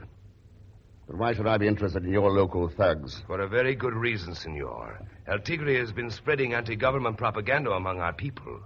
A familiar pattern, is it not, senor? So that's it.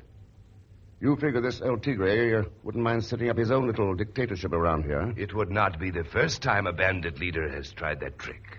And the United States does have a slight interest in certain properties some 20 miles from here.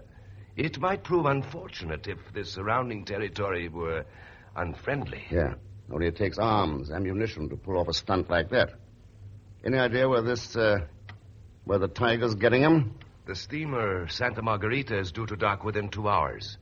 I have reason to believe that she carries farm machinery, tractors, from the United States. Does that mean anything to you, senor? Suppose I give you my answer at the docks when the Santa Margarita comes in. Excellent, senor. But what will you be doing meanwhile? Keeping a regrettable appointment, Fosco, at Cafe El Diablo.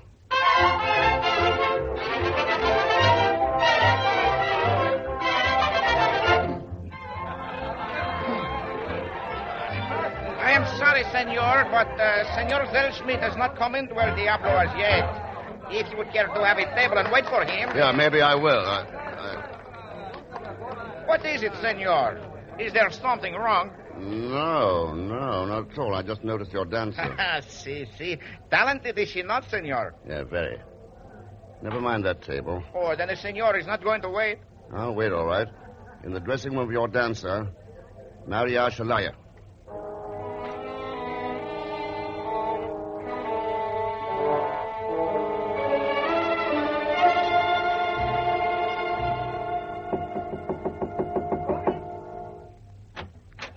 Hello, Maria. So this is where you work when you're not helping Dalla Costa? Now that you have found me here, Senor Thurston, what do you wish? I just wanted to congratulate you on your act. Gracias. I do not dance too badly, I think. Maybe that wasn't yet he was talking about, baby. Wow. Didn't know you had company, Maria. Sure she has, Thurston. Me and this. Eduardo, not the gun. You promised me. It's no go, baby. You don't get anywhere just trying to scare the man called X. Yeah. You found that out a couple of years ago, didn't you, Lewis? There was a bum rap you hung on me in New York, Thurston. Oh, sure. You were only running a draft evasion racket, counterfeiting war-saving bonds, just kid stuff. How'd you break out and get down here, Lewis? I can wait. It's not at Lewis anymore. It's Dalla Costa. The big import man. You wouldn't have another alias, too, would you? Like what, for instance? Like El Tigre. El Tigre? Shouldn't have said that, Thurston. That was a mistake. Looks like I'll have to break my promise to Maria about the gun after all.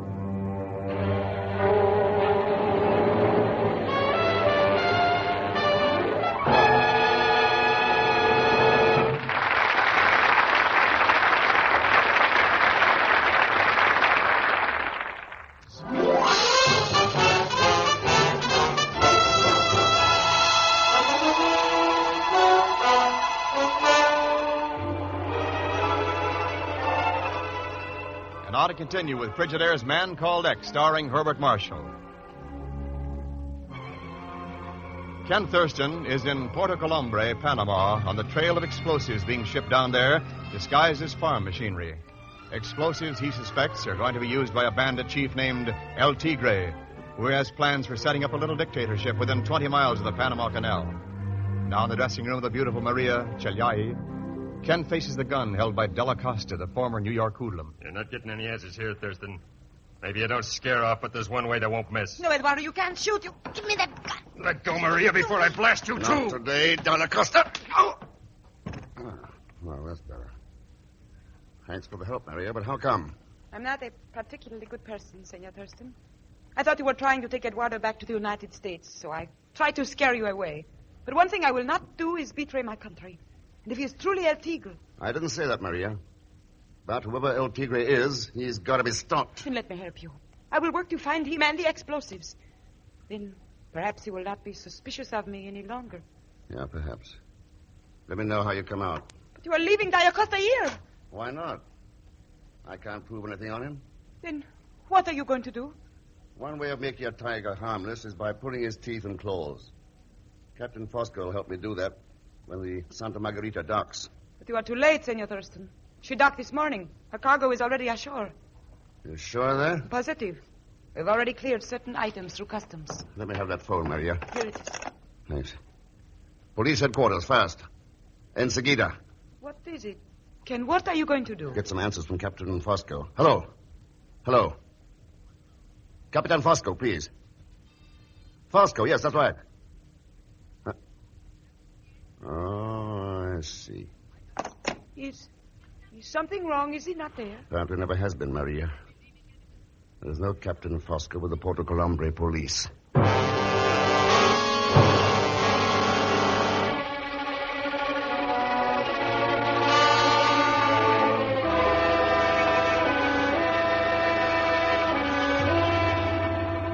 Well, I tell you, senor, no one by that name has been in the customs office today. Of course, yes, I am certain. He what? He's coming in the door now? One moment, please. Pardon me, would you be Senor Thurston? That's right. Why? Oh, there's a phone call for you here, sir. Huh? If you would care to take it. Sure. Thanks. Hello. Hello, Mr. Thurston. You know what? I can't meet you at El Diablo. I was detained by important business, you understand? Those packages that arrived on the Santa Margarita? Yes, no. I'll contact you later. Goodbye, Mr. Thurston. Pago! Was Senor Zelsmith in here earlier? Si, senor. Paying duty on some imports. You checked them, of course. Check them, senor? Farm machinery from the United States? With a duty paid? Uh-huh. You wouldn't happen to know what he did with the stuff? But I do, senor. It was transferred to a fishing boat that was sailing for Dos Flores. Dos Flores? Si, a small island off the coast. There is nothing on it but jungle and the ruins of an old Spanish mission. Sounds like an ideal place to start a farm. You are right. What was Senor Zellschmidt want with the farm machinery there? That's a very good question.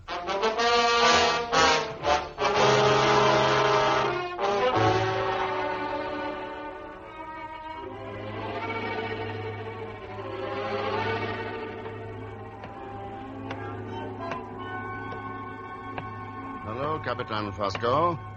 My dear amigo, Senor Thurston. I did not expect you at the dock so soon. I am surprised. Yeah, so was I.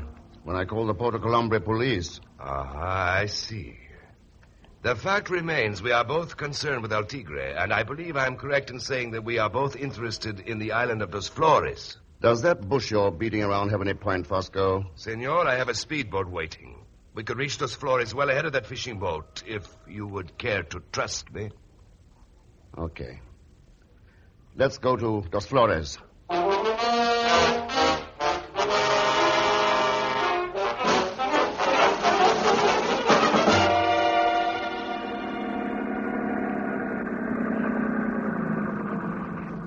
This has been a pleasant journey, has it not, Senor Thurston? Not even the sight of another boat to spoil our enjoyment of the serene and peaceful sea. I'm more interested in what lies up ahead, Fosco, on Dos Flores. Then we shall land, Senor, and find out.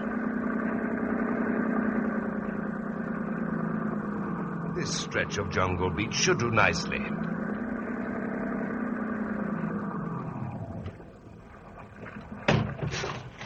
So, now we will go up to the old mission. Hold it, Fosco. Senor, someone is approaching. Our landing has been detected. You have a gun. Yeah, watch it. Hello, Mr. Thurston. Welcome to Dos Flores. Pagon Zellschmidt. Mr. Thurston, when in Panama, why not do as Romans do? Why don't you call me by my right name? I can think of a lot of good ones right now. What's the one you have in mind? What a question. El Tigre, of course. What else?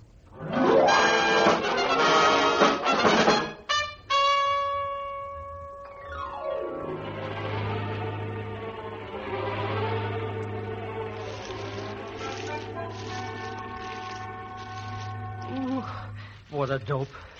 How could I ever have been such an idiot? It wasn't too tough for you, Pagan. Thank you, Mr. Thurston. But when they promised me such big money to come here and work for them, how could I resist? And all I did was order those packages for them. All you did was let them use you as a front to get arms and explosives brought in here. So El Tigre could try to set up his own pretty little dictatorship next to the Panama Canal. How does it happen you called yourself El Tigre, Senor Zellschmidt? This Baldassare told me to when he flew over here.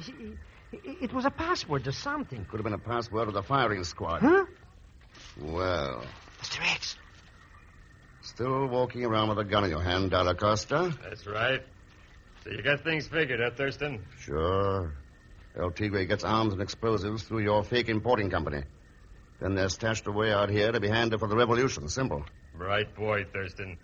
You got things figured out pretty good. Well, you're not getting away with it. Sure. Be a brave hero. Walk right into my gun, Thurston. Okay. You're close enough now. He's going to shoot. Oh, Mr. Thurston is dead. He's shot dead. I can't look. Oh, shut up, you idiot. Huh? Hey, it's the Della Costa that's got it. Ken, are you all right? Yeah, Maria, nice shooting. I told you I would work with you, Ken. I follow you in my own boat. Thank the Dios I got here in time. Senorita Chulai, what a debt we owe you. You have rid us of El Tigre. Thank you, senor. But you must be Captain Fosco, eh? Ken, have you learned? Yeah. He's an agent for Panamanian intelligence, Maria. Si, senorita. Well, shall we return to the speedboat? I have a radio aboard. I shall tell headquarters to send planes to round up El Tigre's men, and that El Tigre is dead. Correction, Fosco. Tell them we're bringing El Tigre in with us. Huh? But this Della Costa is dead. Maria isn't dead. What is this? A bad joke? You said you followed us out here in your boat, Maria. But the sea was empty to the horizon when Fosco and I came out here. Of course, senor. She must have been on the island all the time. This is ridiculous. Can I save your life and you accuse me of this? You weren't trying to save my life. You were trying to save your own. What? You knew the game was up, so you tried to throw the blame on Della Costa. Make us think he was El Tigre instead of another stooge. Let's have that gun, Maria. For this, I will... Drop it. Drop it. That's better. You can relax now. I've killed you before. So, Senor X, the tiger's claws are really drawn now. It is over. The most dangerous beast in the jungle is tamed. Yes. You know, there's a more dangerous animal than the tiger loose these days, Fosco. The human animal. Men and women infected with that old lust for power. And they're the most dangerous animals of all, because they feed on their own kind. That's the breed we've got to destroy. All of them.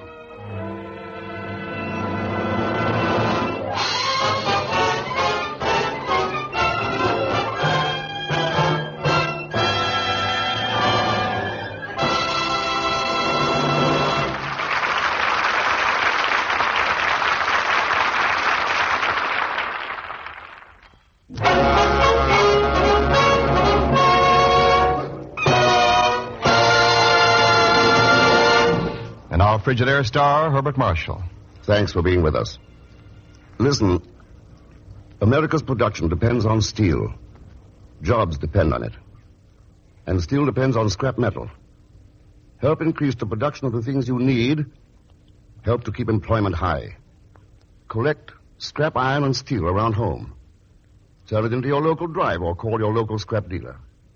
Right away. Next week we have a story I really think you'll like. Its title is Guns on the Niger, and that gives only an inkling of what it's about. As usual, Leon Belasco will be along as P. Gonzalschmidt, so join us, won't you, when next I return as the man called X. Good night.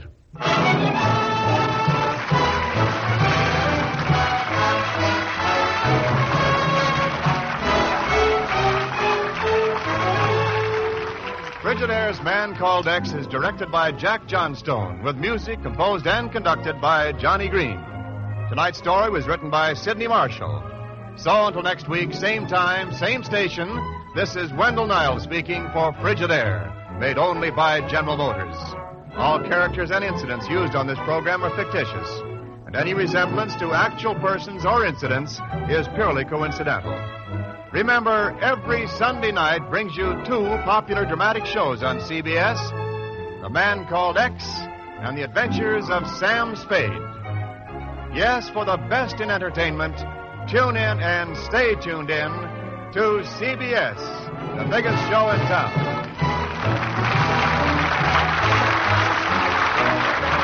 This is CBS, the Columbia Broadcasting System.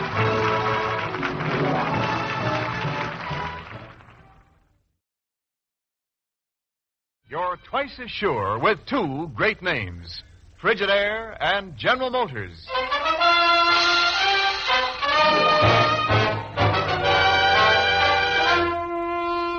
Frigidaire presents Herbert Marshall as the Man Called X. Wherever there is mystery, intrigue, romance, in all the strange and dangerous places of the world, there you will find the Man Called X.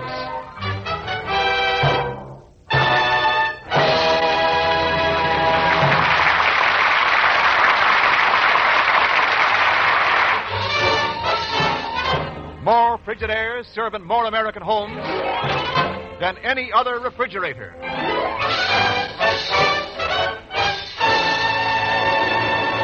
And now Frigidaire presents Herbert Marshall as Ken Thurston, the man called X.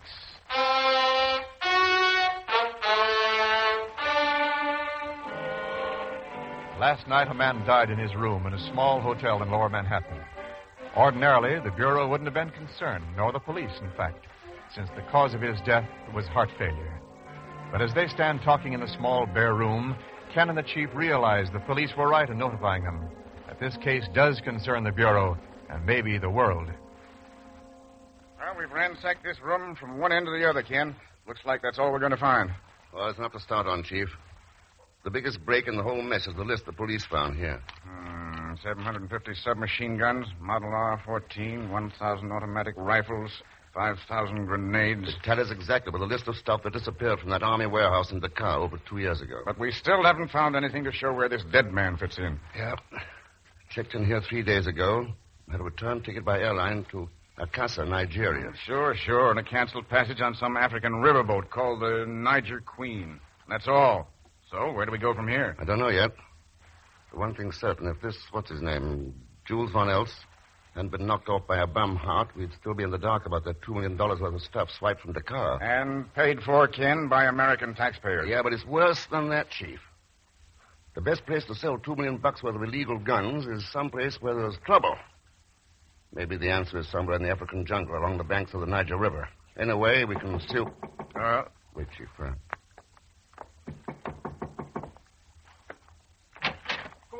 Come on in, Pagan.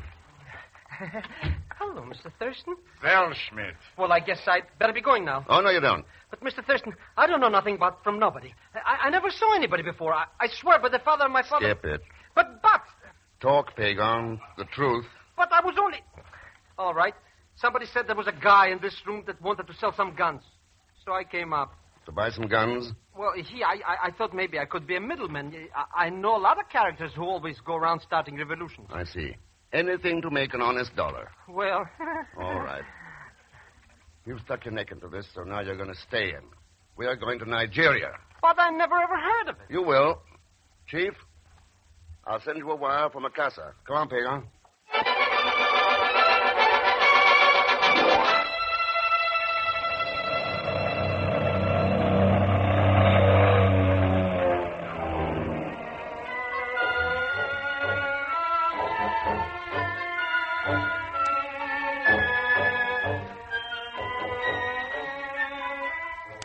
I don't get it, Mr. X. Department stores, streetcars, telephones, and even this hotel. It's got ice water.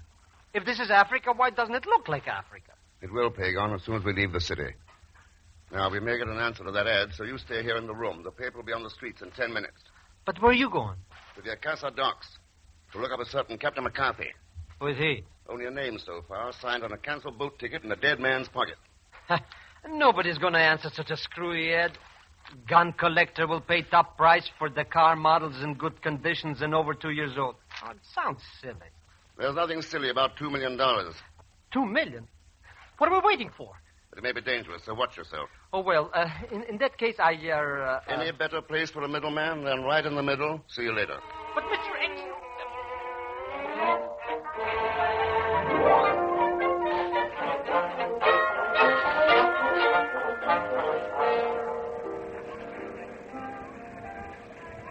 Yep, that's right, Mr. Thurston. I'm Captain McCarthy. Captain Mac, everybody on this river has called me for the last 20 years.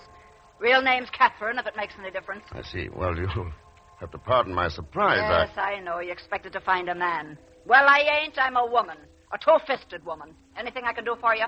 Yeah, you might tell me what you know about Jules Von Elst. Von Elst? What do you want to know about him? You bought him downriver a few days ago, didn't you? Sure, he bought a ticket. The Niger Queen will haul anybody as long as they buy a ticket. Where'd he get on? Bantu Landing. That's the end of my run, about 150 miles upstream. Anything there? Sure. A jungle settlement, native king, and the Lecna plantation. Which one of those was Jules Von Elst tied up with? Mr. Thurston, in 20 years on this river, I've learned one thing. To keep my trap shut. That's why I'm still alive, while a lot of people that used to be around here ain't.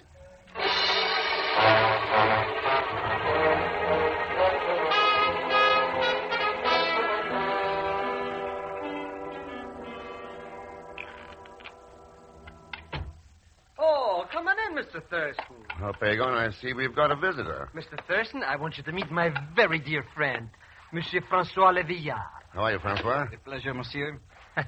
We only got acquainted accidentally, you understand. Francois was really hunting for some other room.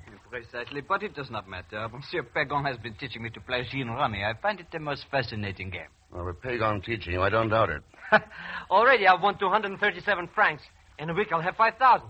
Hey, I wonder how much is that in real money? You won't have a chance to find out. We're catching a boat upriver in the morning to Bantu Landing. Oh. Bantu Landing? That's right. But no white man ever goes to Bantu.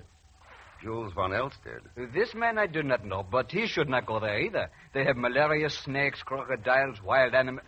Ah, maybe that is it. You are going to hunt. Yeah, I'm definitely going to hunt. In which case, you shall need a guide, a man who knows the Bantu country like the inside of his own hat. A man such as the one you see before you now. Monsieur? Oh, no, I couldn't ask you to risk all those dangers you mentioned. Well, in return for my services and for exposing myself to the danger, I shall expect some slight remuneration, of course. There you go. Here's a man after your own heart. Oh, I think maybe I shouldn't get acquainted with people so easy. Come on, Francois, shuffle the cards. Hey, who's that? A good way to find out is open the door. Well. How do you do? You are the Mr. Thurston who placed the ad in the paper? You have some guns for sale? Hardly. I'm a reporter on the paper, Annette Collins. Miss Collins. I wonder if I might have an interview, Mr. Thurston. Sure. What would you like to know? Well, for one thing, how long you plan to stay here in Macassar? I'm leaving in the morning. Too bad. Where are you going? Up the river to Bantu. Bantu? I suppose you're going on the Niger Queen. Matter of fact, yes. It so happens I'm taking that trip myself, just for the ride. Quite a coincidence, isn't it, Mr. Thurston? Yeah. Yes, and I think this may turn out to be a pretty interesting trip. Any way you look at it.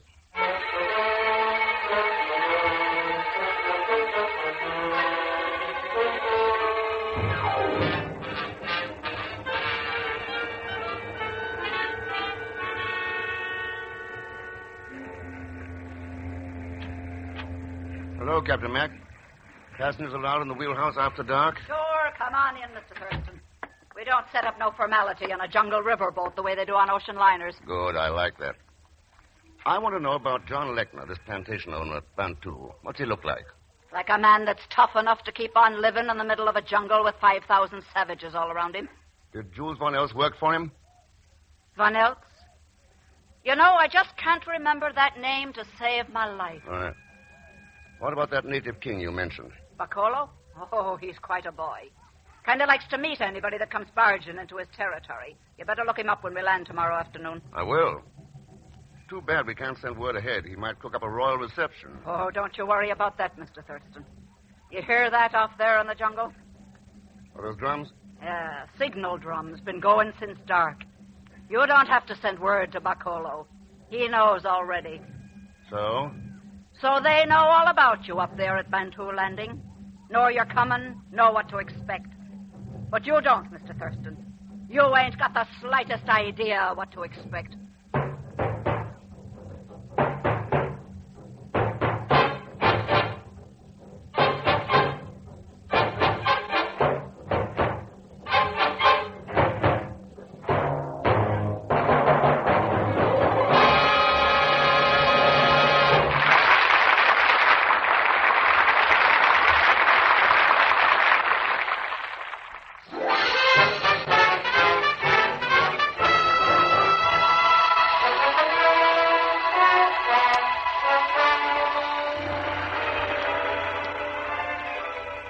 Now to continue with Frigidaire's Man Called X, starring Herbert Marshall.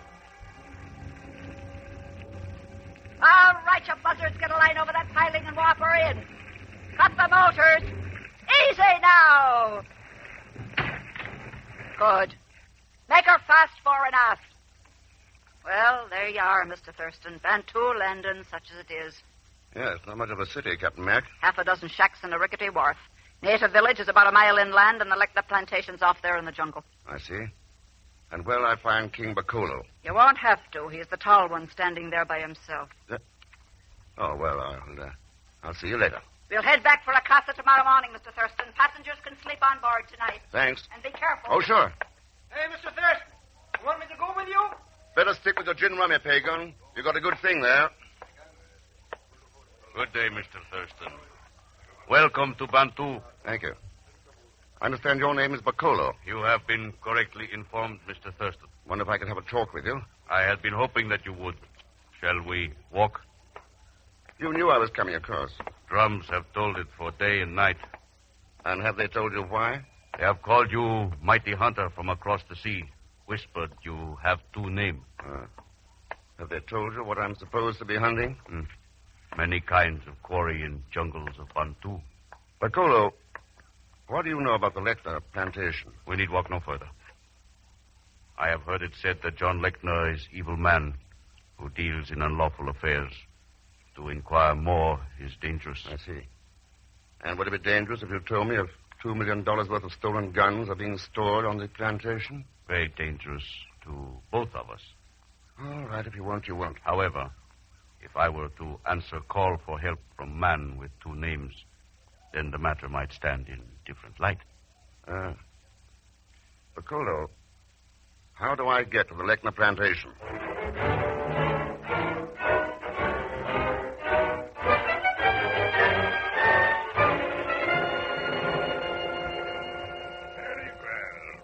So the crops are in excellent shape, Mr. Thurston. The jungle here is remarkably untouched, and the weather has been dry.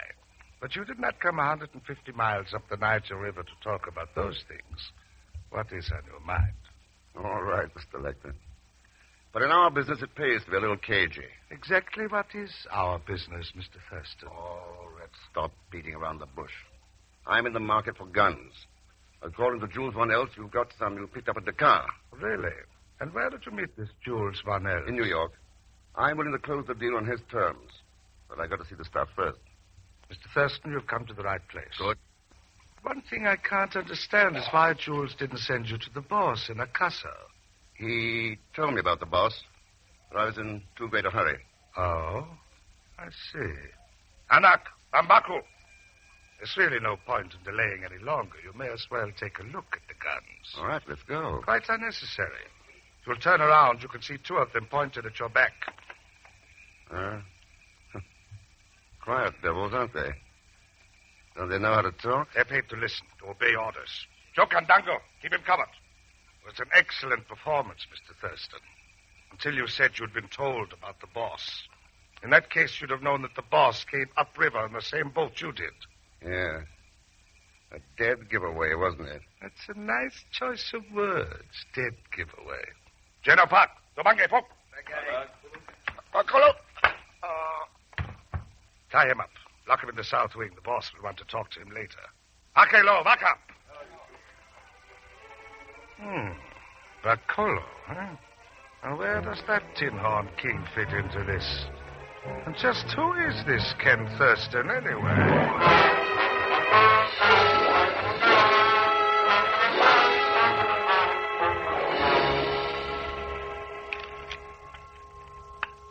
You wish to cut the cars, Pegon? Francois, my friend, excuse me. I trust you explicitly. Deal him out. You are most generous, comrade. When is your friend Mr. Thurston coming back? Who knows? When he gets mixed up on some business, he even forgets to eat. Precisely what business is he in, Pegon? Why, he's the... Oh, no, Francois, you heard me tell that reporter, Miss Collins, already. It's very secret. Oh, sure, very secret. Maybe you and he are professional card sharpers, huh?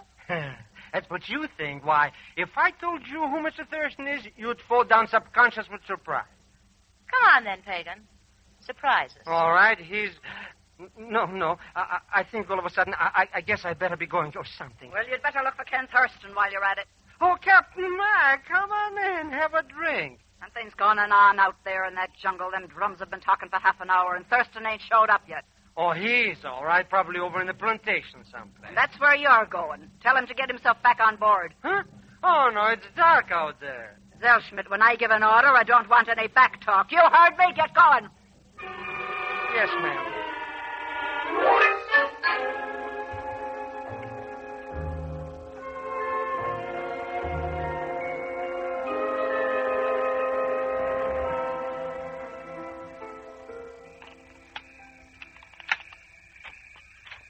there? It is I, Bacolo. Bacolo. Good. Did he cut these ropes? One moment. There.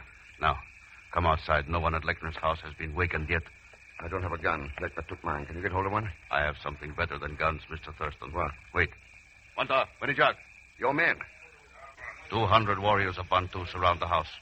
We have but to drop flaming arrow on the straw roof to force Lechner out. Good. And it's about time for a showdown. Where you may lead, we follow. Okay. Lechner. John Lechner. Lechner, the place is surrounded. You and your men come out with your hands up. All right, have at it. Bantu, stand back of the tree, Mr. Thurston. We'll shoot flaming arrow. All right.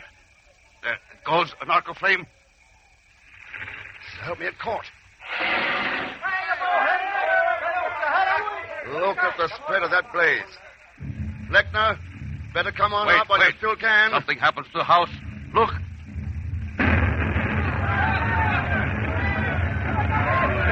What happened, Mr. Thurston? Whole place blew up. What was it? The end of John Lechner, Bacolo. There were 5,000 grenades in there with those guns.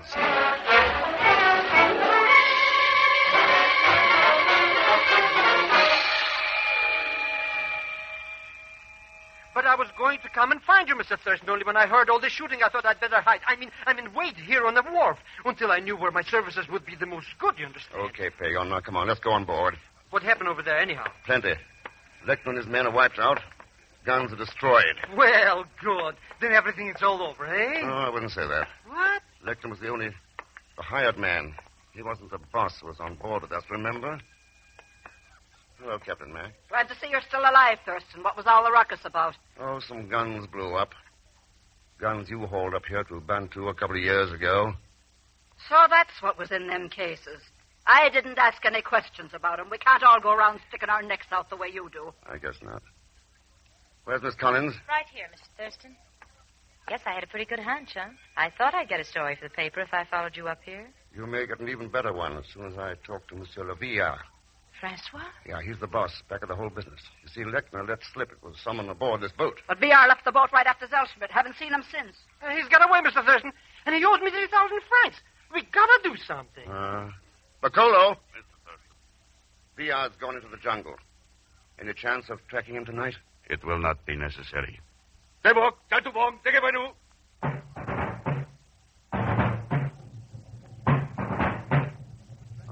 the drums. The jungle telephone. The word will be ahead of him before he's gone 5 miles. Mr. Thurston, do you think he can hear those drums out there in the jungle? He can hear them all right, Pagon. He'd hear them even if they weren't behind him. When a man sets out to profit on the weakness and the hate and prejudice of other men, he moves into a dark jungle. And as long as he lives, he'll hear the drums close behind him, like heartbeats of humanity, justice, truth, and tolerance. And what man can escape his own humanity?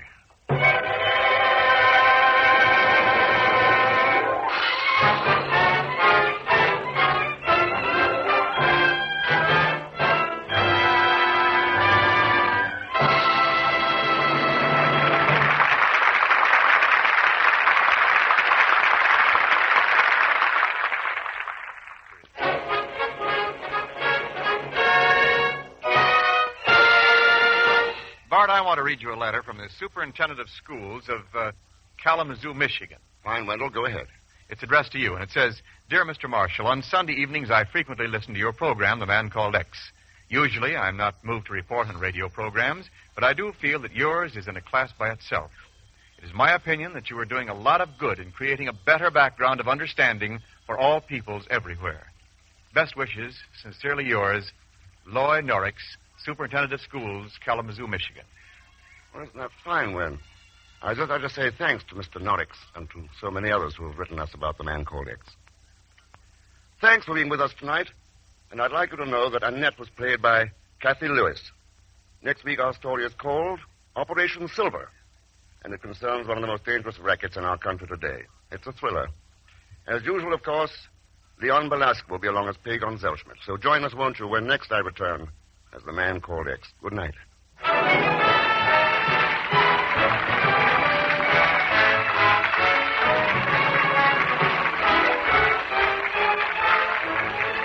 Frigidaire's Man Called X is directed by Jack Johnstone, with music composed and conducted by Johnny Green.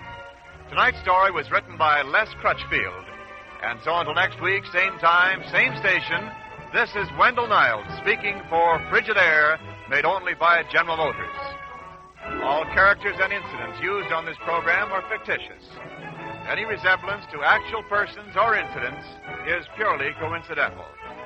Remember, every Sunday night brings you two popular dramatic shows on CBS, The Man Called X and The Adventures of Sam Spade. Yes, for the best in entertainment, tune in and stay tuned in to CBS, the biggest show in town. This is CBS, the Columbia Broadcasting System. You're twice as sure with two great names, Frigidaire and General Motors.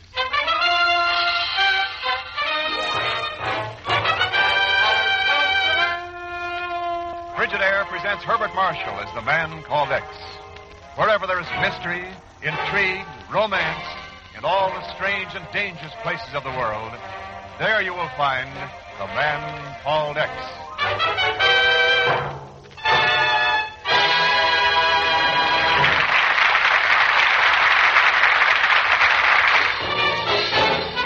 More Frigidaires serve in more American homes than any other refrigerator.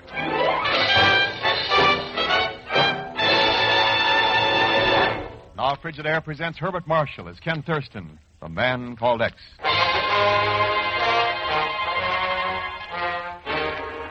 In the sleepy little village of Valley Forge, Pennsylvania, the huge bulk of a fat man looms outside the door of Jonathan Small's antique shop.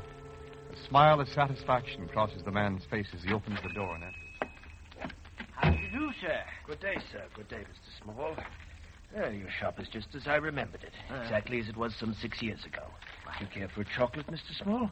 A chocolate? Why, no, thank you, sir. Very well, as you wish. I've returned here, Mr. Small, to claim some property of mine. Property of yours? Exactly. You were paid well to keep it for me. A pair of silver candlesticks. Silver candlesticks? But the only... Schneider. Yes, my dear sir, Schneider. Now known as William Grant. But it's not possible. You can't be. Yes, time and science have altered my appearance considerably, yes. Well, the candlesticks, please. But it's been 6 years. I never dreamed after all that time. I've just sold them. Sold them? Just this morning for $500. $500? Oh, you stupid idiot. They're worth millions. To whom did you sell them? Quickly, man, to whom did you sell them? I have the sales slip right here on my desk. I'll give you the information. Now, Mr. Schneider or Grant, just stand where you are. Why are you pointing that gun at me, you fool? I didn't know who you were 6 years ago, but I do now. And I know who to call about you, too. I have his number right here in my address book. Yes, here. I'll call him. Have that gun. No, I won't. You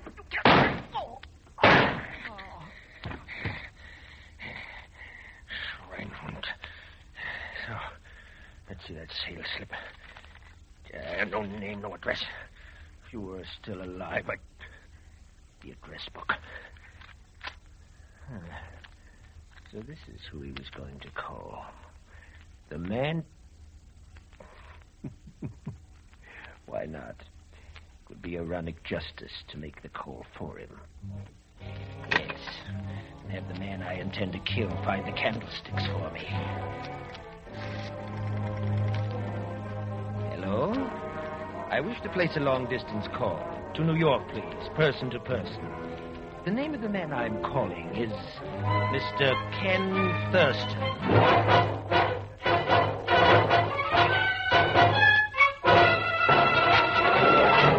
You see, Mr. Thurston, I am a collector of early American silver. Oh? Yes. And when I learned that Jonathan Small had a pair of silver candlesticks made by Paul Revere for George Washington, I went to Valley Forge to buy them. You call me from Small's antique shop, Mr. Grant? Exactly, sir. Mm-hmm. As I told you, I found him dying from a bullet wound. However, he managed to tell me two things. One, that a man named Schneider has returned and is after the candlesticks. Schneider, or Ken? Yeah, Chief, yeah. Go on, Grant. Yes. Well, secondly, that I should call you. And then he died. And there you have my story, sir. You could have told me that over the phone, Grant. Why come all the way to New York? Because I wish to help you find the Schneider, Mr. Thurston. I don't know who he is. I'm not interested. But I must have those candlesticks for my collection. It's an obsession with me, sir. I shall not rest until I have them. I see. Well, I'm not sure this is any concern of the bureaus, Mr. Grant, but if we learn anything, we'll let you know. Thank you, sir. Would either of you care for a chocolate? No. No. Very well, gentlemen. I shall bid you good day. What do you think, Chief? Oh, nothing but a crackpot. Wealthy collector. Oh, I'm not talking about him. I'm talking about Schneider. Well, you think it's the same Schneider we were after?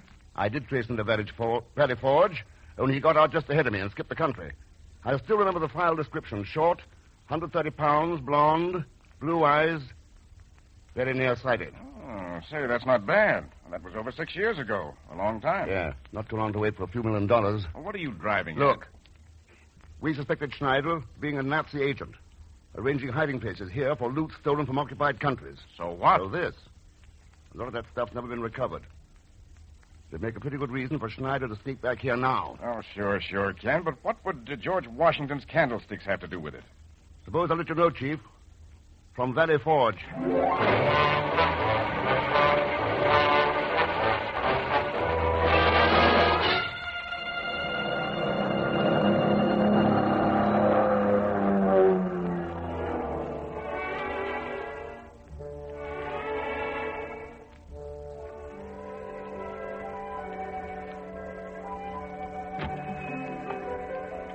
How do you do, sir? Well, I am sorry, but we have nothing for sale at the moment. The owner of the shop has just died. yes, I have heard. You a member of the family? No, I'm Eva Masters, Mr. Small's assistant. Mm-hmm. I'm preparing to close up the place now, so if you pardon me, Mr. My name's Ken Thurston. Just one question, Miss Mastos. I'm interested in silver candlesticks. I understood Mr. Small had a pair that were made by Paul Revere. They were sold yesterday. I'm so sorry. Oh, too bad. Do you have any idea who bought them? No, Mr. Small made the sale himself. However, perhaps there's a record in the office. If you care to wait, I'll check and see. Sure, Miss Mastos. I'll wait. Oh, what's that? Well, Pagon Zellschmidt. Get out from under that counter. What the blazes... Here. Let me take that thing out of your mouth. Police, fire, help, the girl. What happened, Pagon? The girl, she did it. Me subconscious. Eva Mastos, wait a minute. Oh, she must have skipped out the back door. Let's have the story while I cut these ropes. Story. She came in here asking for candlesticks. Was it my fault we didn't have any? But she conked me and ties me up here behind the counter. There you are. So Eva Mastos wasn't Mr. Small's assistant. Mr. Thurston, the late demented Mr. Small had only one assistant. Me. You? Sure. I was here in the Valley Forge trying to get in on a sucker. I mean, on a tourist trade. You understand? What kind of gold bricks were you setting this time? Mr. Thurston, they were hatchets. The original hatchets G. Washington used to cut down the cherry tree. Yeah. I had 2 dozen on consignment from a hardware store in Philly. Only they didn't sell so good, so I took this job with Mr. Small. So that's how you got my name and phone number. Pagon, were you here when he sold those silver candlesticks yesterday? Oh, sure. A Dr. Eckhart bought them. Eckhart? Yeah. He's a little skinny guy with glasses and an accent. What a sucker. 500 Mizumas for things to hold candles when you can buy electric bulbs for practically nothing. You happen to know this Eckhart's address? Why, it's, hey, why are you so interested in this silver gimmick? Huh? Must be pretty valuable stuff, eh, Mr. Thurston? They're worth a lot more than $500 to a customer I know. They are? A lot more? That's right. Imagine that. Well, so long, Mr. Thurston. Drop around again sometimes when you're in the market for a hat. Wait a minute, Pagon. Won't do you any good to buy those candlesticks back. You don't know the name of my customer. Why shouldn't we be stuffy about this, Mr. Thurston? Let's make a deal. Okay. What's Eckhart's address?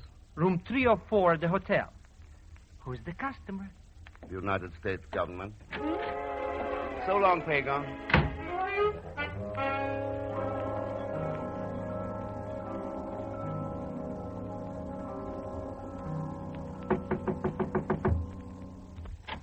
Yeah? Hello, Dr. Eckhart. Mind if I come in?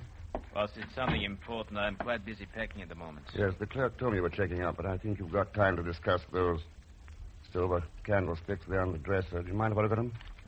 As you wish. That is far enough, Mr. Thurston. Well, little Eva. You had better luck looking for candlesticks here than you had in the antique shop? Much better. And as you notice, I have found a gun also. But you have found nothing but trouble. Is it not so, Doctor? Ja, Eva, meine Schöne. You are quite right. Eva, who is this man? A very dangerous one. It's a man called X. A man called... Yeah, Doctor. And I am one who believes in removing all danger.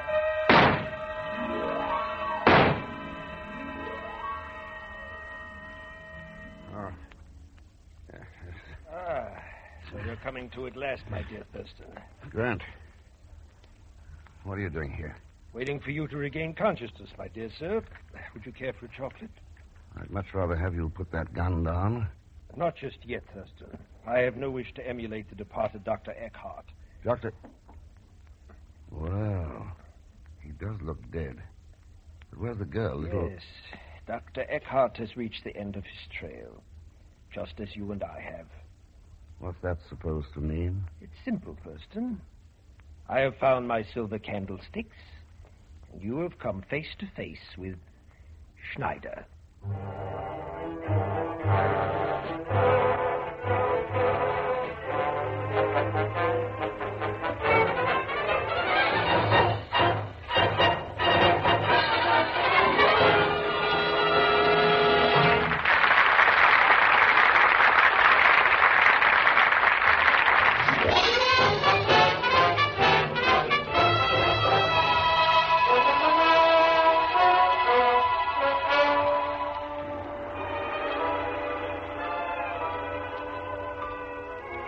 And now to continue with Frigidaire's Man Called X, starring Herbert Marshall. Ken Thurston is in Valley Forge, searching for an ex-Nazi agent named Schneider and some millions of dollars of loot stolen from occupied countries and hidden here in the United States. Now in the hotel room, Ken faces a gun held by the fat man Grant, who claims to be a wealthy collector of early American silver. Yes, Thurston. I have found my candlesticks, and you have come face to face with Schneider. You're wrong on at least one of those counts, Grant. Take a closer look at those things on the dresser. Closer look? Very well, sir. I shall. Well? Pewter. These candlesticks are pewter, shabby imitations, not the ones I was after at all. Yeah, a little local color, courtesy of the hotel. When I first came in, I was fooled by them, too. So, what about that Schneider crack and the gun? My apologies, Thurston. I came in after hearing the shots and took it for granted that the dead man, who called himself Eckhart, was Schneider. Go on. The gun was to defend myself, of course. Oh, of course. By the way, does this pocket hypodermic set belong to you? I found it beside Eckhart's body. Why, yes, it's mine. Must have dropped out of my pocket while I was examining him. My thanks for returning it. It contains insulin ampules, Grant. You a diabetic? Unfortunately, I am, sir. I carry the insulin with me at all times. Well, Mr. Thurston, I'll leave you now. I came down here thinking I could help, but I can see I'm well over my depth. I'll stick to my collecting from now on. That's a good idea, Grant, and don't worry. When I get the candlesticks, you'll hear from me. Thank you, sir. And again, my apologies for trying to play detective. Good day, sir. I beg your pardon, Mr. Zellschmidt. Huh? You know me? All Valley Forge knows you, sir. Your ability at judging antiques is famous. It is? Sure, yeah. And speaking of antiques, would you possibly be interested in a hatchet? Good for chopping down cherry trees. Well, as a matter of fact, I'm more interested in candlesticks. Those things again. Say, what's on this candlesticks anyhow? That everybody... Zellschmidt, I am willing to pay a substantial commission to the man who informs me the moment Thurston gets a lead on them. You are? Well, I don't sell myself for peanuts, you understand? Here's my card, sir. And here, a small retainer. Oh, no, sir. You'll have to make it at least $10. Hey, a C note. $100. Precisely. May I depend on your, cooperation, Zellschmidt? believe me, Mr. Grant, my dearest friend, not only will I cooperate, I'll even help you find them.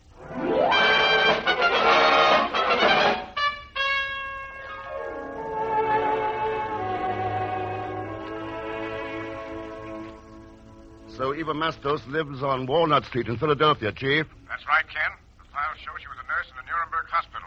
She got here by marrying a GI. And what about Eckhart? Your call didn't give me much time, Ken. There's one Eckhart with the same initials and description in Austria. Famous plastic surgeon. That's all I have. That could be plenty. I still don't see what all this has to do with Schneider and those candlesticks. Chief, I'm still positive they're the key to the hidden Nazi loot. You just do what I said, and we'll wind this thing up tonight.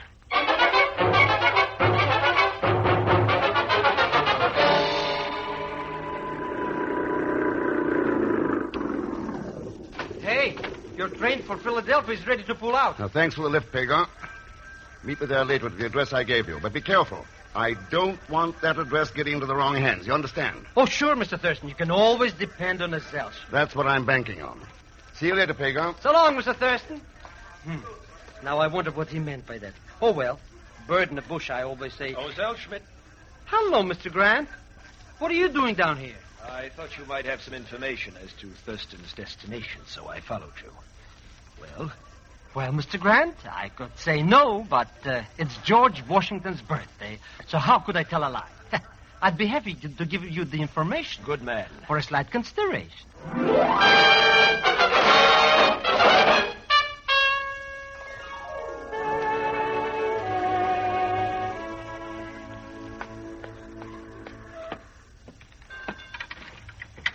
Just a minute, Eva. May I ask why you have followed me to my apartment, Mr. Thurston? Sure, I'd like to talk over a little theory with you. So? Yeah, it's about a man named Schneider who had a scheme to come back to this country to cash in on a few $1 million worth of loot he had stashed away here. It involved plastic surgery and fake papers. But it was worth the gamble. Go on, Mr. Thurston. He went to a Dr. Eckhart for the plastic job. Eckhart had a nurse assisting him by the name of Eva Mastos. Very interesting.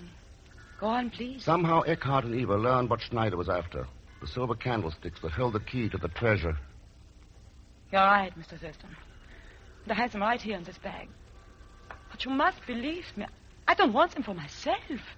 It is for the people of my country for food and clothing and medicine. I must keep them. That's up to the courts to decide. You made a bad mistake when you tried to take things into your own hands, Eva. But what else could I? Oh, I don't know. I'm so mixed up. It all looked so simple at first, but now. Yeah. Well? All right. Ken, all right. Let us go inside and examine them. Perhaps we will be able to find what is in them or on them that they... Yeah, I know what you mean.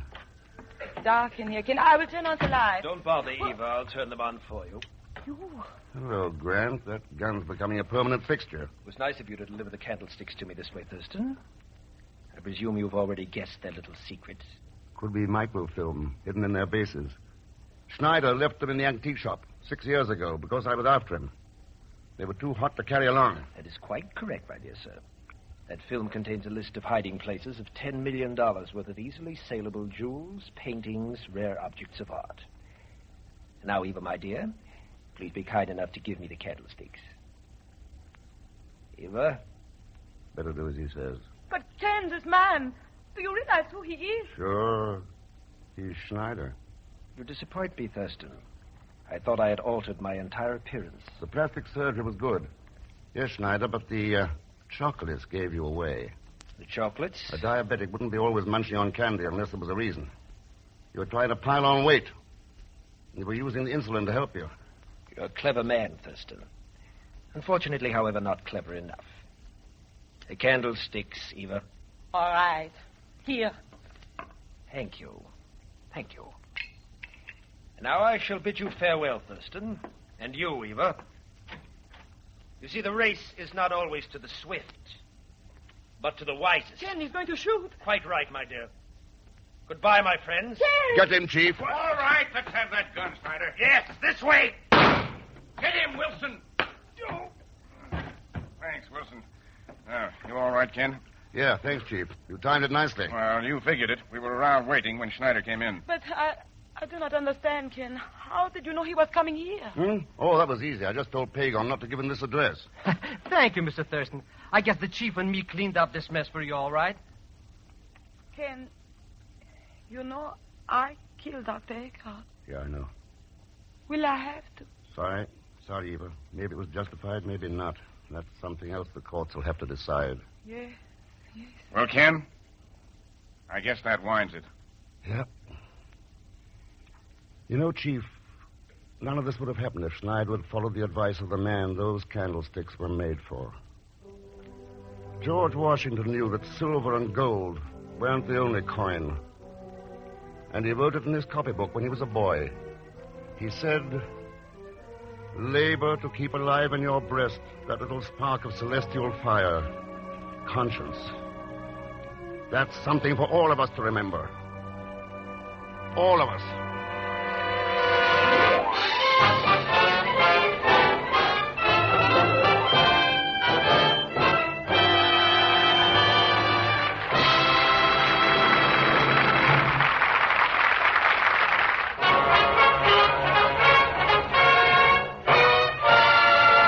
Now, Frigidaire star Herbert Marshall. Thanks for being with us. May I remind you again that America needs scrap metal in order to produce steel. Steel to make things you want and have been waiting for. Steel to keep prosperity and employment at a high level. So this week, collect scrap metal around your home and turn it into your community scrap drive or to your local scrap dealer. Next week, with the dubious help of Pagon Zellschmidt, Mr. X tackles an international counterfeiter to whom murder is only a sideline. Pagon, of course, will be played as usual by Leon Belasco. So join us, won't you, when next I return as the man called X. Good night.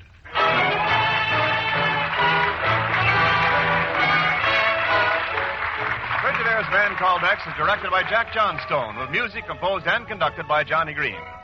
Tonight's story was written by Sidney Marshall. So, till next week, same time, same station, this is Wendell Niles speaking for Frigidaire, made only by General Motors. All characters and incidents used on this program are fictitious. Any resemblance to actual persons or incidents is purely coincidental. Remember, every Sunday night brings you two popular dramatic shows on CBS, The Man Called X and The Adventures of Sam Spade. Yes, for the best in entertainment, tune in and stay tuned in to CBS, the biggest show in town. This is CBS, the Columbia Broadcasting System.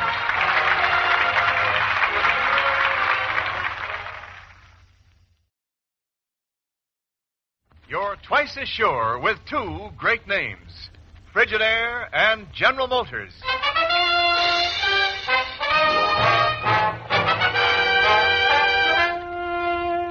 Frigidaire presents Herbert Marshall as the Man Called X. Wherever there is mystery, intrigue, romance, in all the strange and dangerous places of the world, there you will find the Man Called X.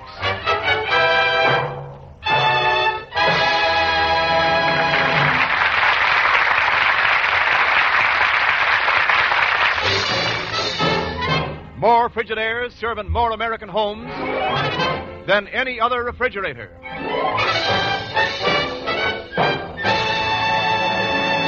And now Frigidaire presents Herbert Marshall as Ken Thurston, the Man Called X.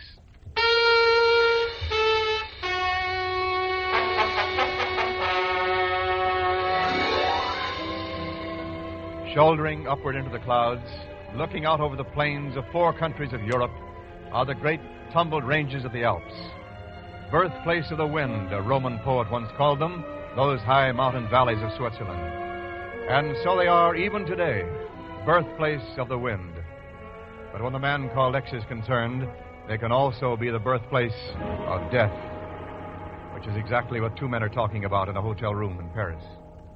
No, sir, Ken, the whole thing's a frame-up, and it's too dangerous. You ought to know that. Maybe so, Chief. What else have we got to work on? Yeah, millions of dollars in counterfeit United States bills pouring into France and Italy, and after 10 days over here, we haven't been able to turn up a lead. This may be the lead. Chief, I know von Ormstein. I know his work. He made the plates these bills are being printed from. There's no question about it. Well, that still doesn't mean you've got to accept his invitation to Switzerland and get yourself killed. No, Just that I think he's conceited enough to believe he can get me up there and convince me he's really going straight. Well, you know he might be at that. The Swiss authorities didn't find a thing when they raided him. He never has any visitors and never goes anywhere himself. Ken? Maybe he has retired. You want to bet? Well, he seems to be a pillar of the community up there. Even a check on his outgoing mail hasn't turned up anything. Outgoing, eh? If he is the brain behind this counterfeiting, then how's he doing it? That's exactly what I'm going to Borlak in Switzerland to find out. I don't know. If there were any other way, Say, I can't figure what the Sam Hill happened to Zellschmidt. Oh, he may turn up yet. Yeah, but you sent him over here 2 weeks ago to contact some of his crooked pals. He's apparently dropped out of sight. Yeah. Well, I've got to get on out to the airport. Then you're still going to see von Ormstein. It's our best bet. Well, it's our only bet. Chief, I'll call you from Switzerland.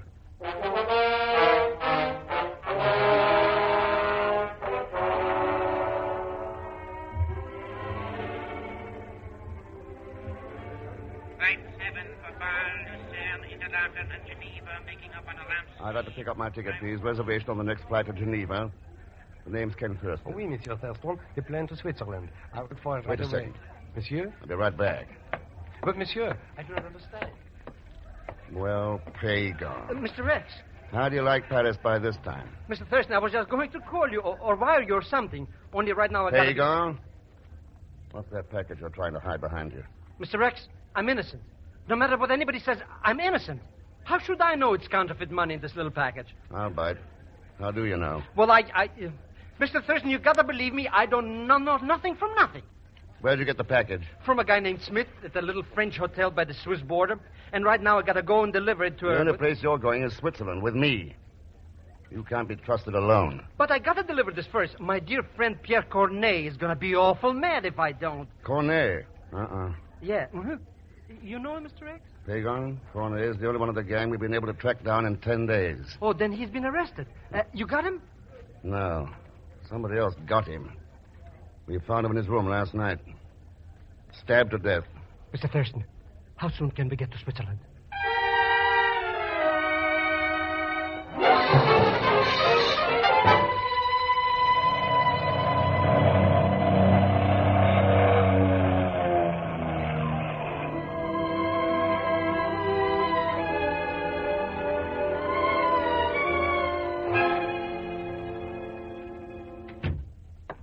Again, gentlemen, is my study, which, of course, you've already seen. Yeah. Nice little place you've got here, Mr. von Ormstein. My thanks, Mr. Zellschmidt. This completes the tour, then, is that it? In a manner of speaking, yes, Mr. Thurston. Now, please consider yourself at liberty, however, to look through any part of the grounds or through the chalet itself at any time you wish. Thank you, Mr. von Ormstein. I only wish to convince you that I am no more than I seem, a man who has now retired from what may have been at times a somewhat evil life. I see. By the way, I've been noticing your radio over there. Quite a powerful transmitter, isn't it? Oh, fairly so. As you know, I've always been interested in amateur radio, though I seldom find time to use it anymore. I'm glad to hear that. A man could open it up once in a while and send a quick message in code without much chance being found out, Yes, I suppose one could. Just look at that view, Mr. Thurston. Mountains all over the place. Waterfalls. Boy, what a spot for a vacation. How did you happen to pick Switzerland, Mr. von Ormstein, when you decided to retire? Well, it's a beautiful place and out of the way.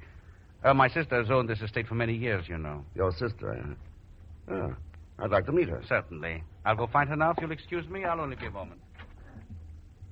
Pagan, get over there by the door. Listen for anybody coming. Okay, Mr. X. What are you going to do? Take a look at this telephone. Von Ormstein was listening on it first time he came in here. When he saw me, he hung up without saying a word. Something screwy about that. Mm-hmm. Line goes under the edge of the desk here. You found something, maybe? Yeah. Two-way switch. Let's see what it does. And probable light snowfall to be expected in the Jungfrau sector after 9 p.m. tonight. Mm-hmm. Present wind velocities over this station are as follows. At 1,500 meters, none. At 2,000 meters, 8 to 12 kilometers per hour. Direction variable to all points. Predict falling velocities of wind at... You're Miss von Ormstein, aren't you? Yes, I am Nashka. Mr. von Ormstein is my brother. What are you doing here? We're visiting your brother. Oh, you shouldn't. You should go away now. That would be the best thing. Yes, really it would. What? Come now, Miss Nashka. Go away and miss all the lovely things to see around here. Oh, yes. Yes, they are lovely, aren't they? Have you seen them all? The covered bridge and the rock garden and the weather station? The weather station, where's that? Up there on top of the ridge, Mr. Thurston. Mr. Van Ormstein. Any reason why you should be particularly interested in it? Oh, I'm interested in meteorology, that's all. Any reason why I shouldn't be? No, of course not. Nashka, I've been looking for you. Mr. Thurston's a kind of a policeman, you know. You mustn't tell him any of our guilty secrets. Oh, I've only been talking about the beautiful scenery here. Yes. And our waterfall, Mr. Thurston. I call it the Rhine Maiden. You must forgive her imagination, Mr. Thurston. Its real name is the Zorkjalen. But I like Rhine Maiden so much better. It's easier to pronounce, too. Mr. von Ormstein, how does one go about getting up to the weather station? Well, there's a trail leading out of the valley here, though I hardly think you would find it interesting. Oh, I don't know. I can't think of any better place to find out which way the wind's blowing.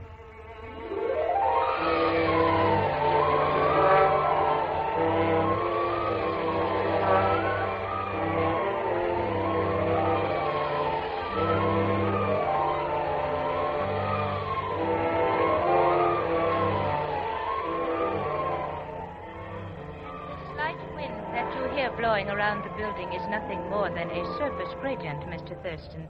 300 meters over our heads, the air is standing in a very dead calm. I happen to be the... What is the matter? One other thing, I'm listening. Only I'm still surprised at finding a girl up here, Miss Rayner, running this station all alone. Oh, yes, but I love it. It is the most beautiful view in the world out across those peaks. I can see half of Switzerland from here. Ha! Makes me dizzy just to look down. Would you like to see some of the wind maps? Yeah, very much. Here we are. This happens to be one of the very few spots in the world where wind velocity and direction is entirely predictable. Mm-hmm. Oh, yes, and quite dependable, too. You see this one here. It is a wind that blew steadily for 3 days earlier in the week, straight into eastern France. I see. Miss Rayner, what about reports? You phone them in somewhere? Oh, yes, to Geneva 4 times a day. Uh-huh. Any chance the phone line could be tapped? But I do not understand, Mr. Thurston.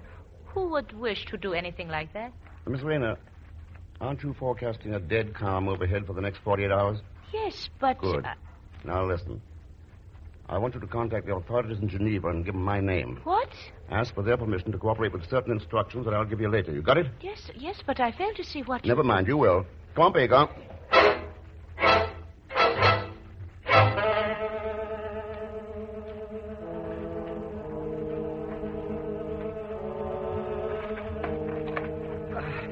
Running up mountains, running down mountains. Wish I knew what was going on around here, Mr. Thurston. Getting an appetite for dinner, Peg, huh? Yeah. Should be ready pretty soon. I'm afraid dinner will be delayed, gentlemen. Mr. Look, he's got a gun. Yes, I've been waiting for you. Step inside. Well, Mr. von Ormstein, things seem to be moving out into the open. I'll take your gun, Mr. Thurston. Thank you. Very clever of you to find my little arrangement with the telephone, but you should have remembered I might be using it when you had Miss Rayner call Geneva. Yeah, maybe I should. Well, the next move seems to be up to you. I've made it already. We are waiting now for the arrival of the police. The police? Where do they fit in? As a respected member of the community, I felt it my duty to call them. You see, Mr. Thurston, I happened to look into my sister Nashka's room. Found it ransacked.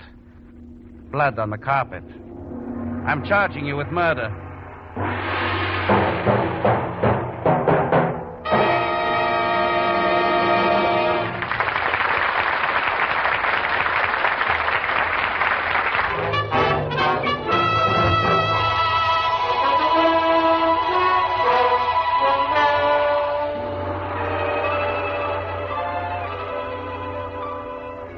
And now we continue with Frigidaire's Man Called X, starring Herbert Marshall. When Ken accepted von Ornstein's invitation to Switzerland, he was reasonably certain of the man's guilt in flooding France and Italy with counterfeit U.S. bills. The only question being how the scheme was worked. He was certain, too, that von Ornstein was dangerous. And now the duel has come out into the open, and a criminal charge has been filed against Ken, the charge of murder.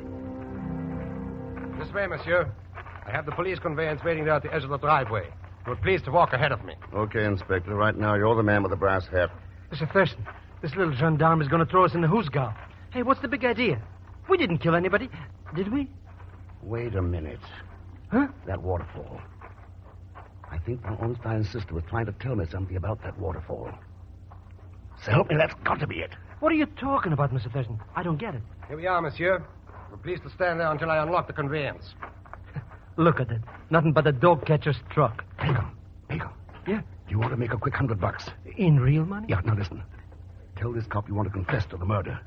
I'll straighten it out later. Well, I don't know if I... Pagon, I've got to get up to that weather station and then to the waterfall. Now, go ahead. Well, it's only for the money, you understand. You're pleased to enter, monsieur. Mr. Inspector, sir, I want to confess. Huh? I done it, all by myself. Monsieur, you are the murderer? Sure, tell you all about it down at the headquarters. Now, Mr. Thurston didn't have nothing to do with it. See, I'm climbing in with my own free will. Lock the door and take me. Well, congratulations, Inspector. A confessed murderer. This'll mean promotion for you. Does monsieur really think so? Oh, sure. Aha! Stand back. I must take this killer to justice immediately. Hey, don't forget to fix it up, Mr. Thurston. Hey, what did they do to murder in this country, anyhow? I'm not sure, Pagon, but I think it involves a firing squad. What? Oh, no! Let me out of here! Mr. Snake!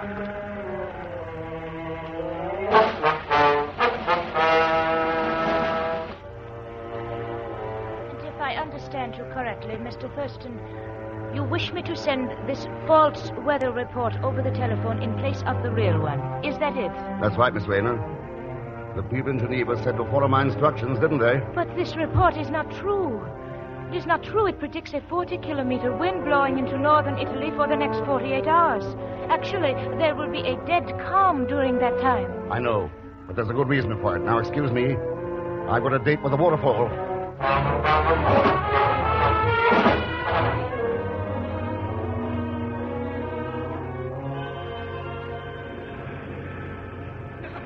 Mr. Thurston! Pagon, I thought you were in jail. I only agreed to confess I wasn't going to get myself shot. Well, how'd you get away?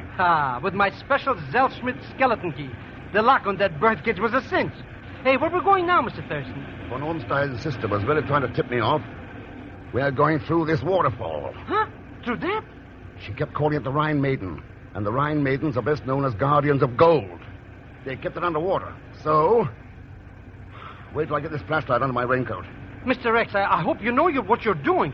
Walking through a waterfall. Well, we'll soon find out. Take a deep breath now. All right. Yeah. Let's go.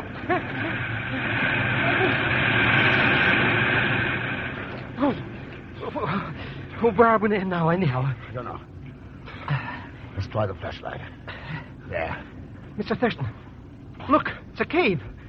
A cave in the back of the falls. Yeah. Yes. Complete with the turbine generator operated by the water Pagon. Yeah. The printing press. And there's where he's been making that no-good money. Yeah. I don't see any, though. No. Looks like the floor's been dug up here. Hey, what are all these gadgets piled up over here? Weather balloons. Balloons? Yeah. Special kind with an automatic timer. Controls the height and the time in the air. And look here. A small built-in radio transmitter to send out a continuous signal. Quite a scheme. Hey, how about letting me in on the lowdown, Mr. X? How does he do it? It's not too hard to figure out now. By tapping the phone line from the weather station, von Ornstein gets a continuous report of air movements across the ridge here. No kidding. Whenever a favorable wind was forecast, he'd hook some counterfeit money onto a balloon, set the control for the right time and altitude, and then release it. Probably after dark. Oh, but how could an agent over in France or in Italy even find the balloon when it did come down? That's where the automatic radio on it came in. The agent could use the portable receiver and find the balloon without much trouble. I doubt if he lost many shipments. Not any, as a matter of fact, Mr. Thurston. Van Ornstein? Oh, me. Get your hands up, gentlemen. Very clever, Mr. Thurston, though you really should have looked around the cave before you became careless. One thing bothers me, von Ornstein. What happened to the plates you've been printing from? I sent them out by balloon an hour ago, right after I heard Miss Rayner's last weather report. You see, they might have provided, shall we say, evidence. I see. Well, where do we go from here? You and your friend aren't going anywhere. This cave is the end of the road. What's the plan? I'm going outside, Thurston, and drop the gates of the little dam you may have noticed out there. Fine, go on. It diverts a part of the water to flood this cave and seal off the entrance. Mr. Thurston, he's going to drown us like rats. Yes. Gentlemen, I bid you adieu. Oh, me. Come on, Mr. X. We gotta get out of here. Pagan, he'd shoot you before you got clear of the waterfall. So we better... Listen. Move back. Here it comes. But we gotta do something. All we can do is run or be drowned. So come on, let's run.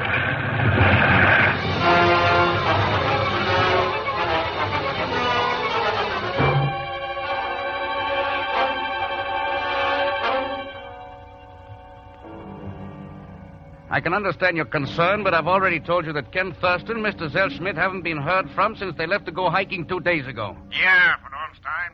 Now, suppose you listen to me. I warned Ken about that invitation of yours before he left here.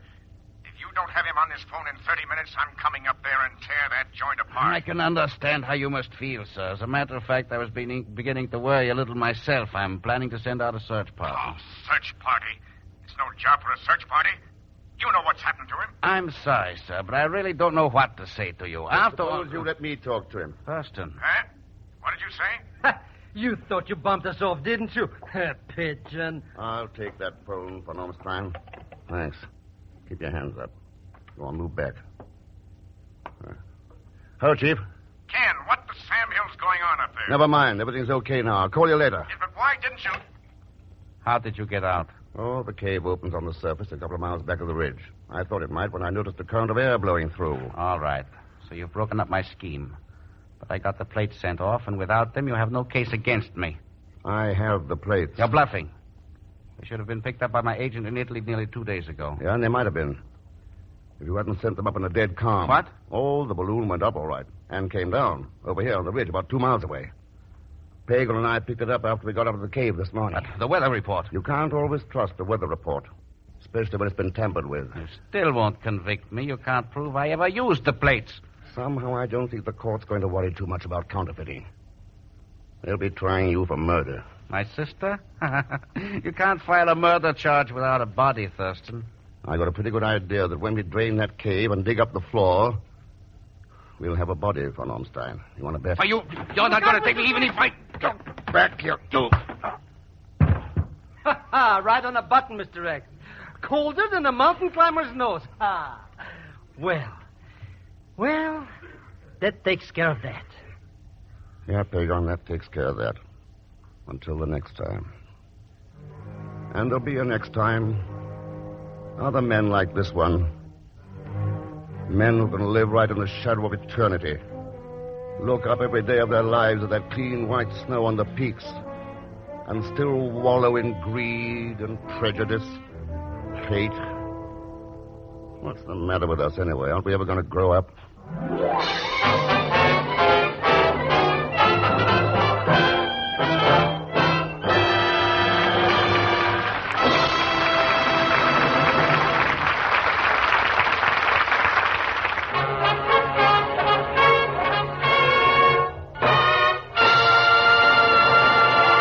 Frigidaire star, Herbert Marshall.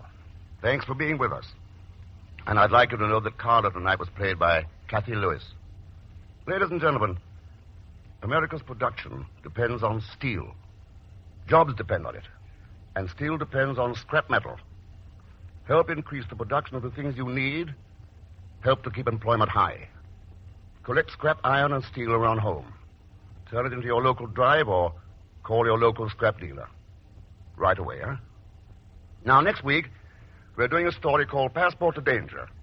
I think it'll really keep you on the edge of your seats. As usual, Leon Belasque will be along as Pagan Zellschmidt. So join us, won't you, when next I return as the Man Called X. Good night.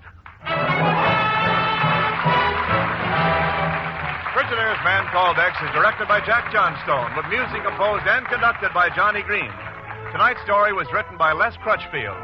So until next week, same time, same station, this is Wendell Niles speaking for Frigidaire, made only by General Motors. All characters and incidents used on this program are fictitious, and any resemblance to actual persons or incidents is purely coincidental. Remember, every Sunday night brings you two popular dramatic shows on CBS, The Man Called X and The Adventures of Sam Spade. Yes, for the best in entertainment, tune in and stay tuned in to CBS, the biggest show in town. This is CBS, the Columbia Broadcasting System.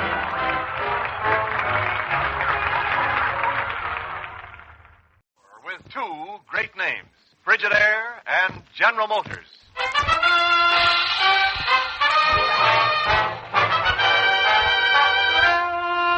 Frigidaire presents Herbert Marshall as the man called X. Wherever there is mystery, intrigue, romance, in all the strange and dangerous places of the world, there you will find the man called X.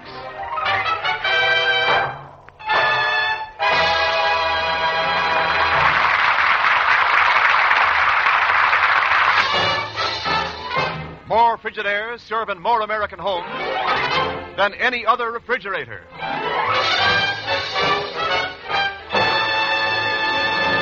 And now Frigidaire presents Herbert Marshall as Ken Thurston, the man called X. There was no warning, no presentiment of impending danger. The counterfeiting case was closed, and Ken was packing in his hotel room in Bern, Switzerland, when the telephone started to ring. Hello. Hello, Ken? That's right. Who's there? Ken, this is Paul de Jarry. Paul! Must be 3 years since I've seen you. But I thought you were living in Luxembourg. I was, Ken, but I ran into Pegon Zellschmidt the other day, and he told me where you were. So I've come to Switzerland to talk with you. Pegon? In Luxembourg? What the... Oh, well, skip it. What's up, Paul? Ken, do the names Overbeck, Kopik, Nashtol mean anything to you? Are you kidding? They're some of the worst war criminals, international crooks still at large. What about them? Suppose I tell you that all of them in war will soon be in the United States, free to come and go as they please. You sure about this, Paul? Positive, mon ami. You must act within 24 hours or you will never be able to stop them. Where are you now? At a small cafe called Le Coq d'Or. I called as soon Then as... stay there. I'll be with you in 24 minutes.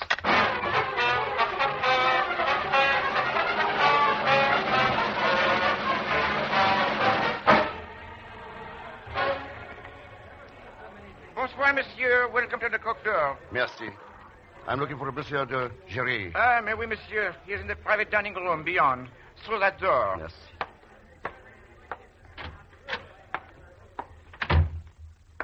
Well, I hope I can take that as a compliment, Mr. Thurston. yes, you certainly can, Miss... Sally Dennis. I'm a friend of Paul de Jarry's, too. He'll be here later, but he asked me to talk over this business with you meanwhile. I'd rather not hear. Oh? Why not? I'm allergic to dead bodies. What? Or do you think that foot sticking out of those draperies looks alive? What? Oh. Yeah.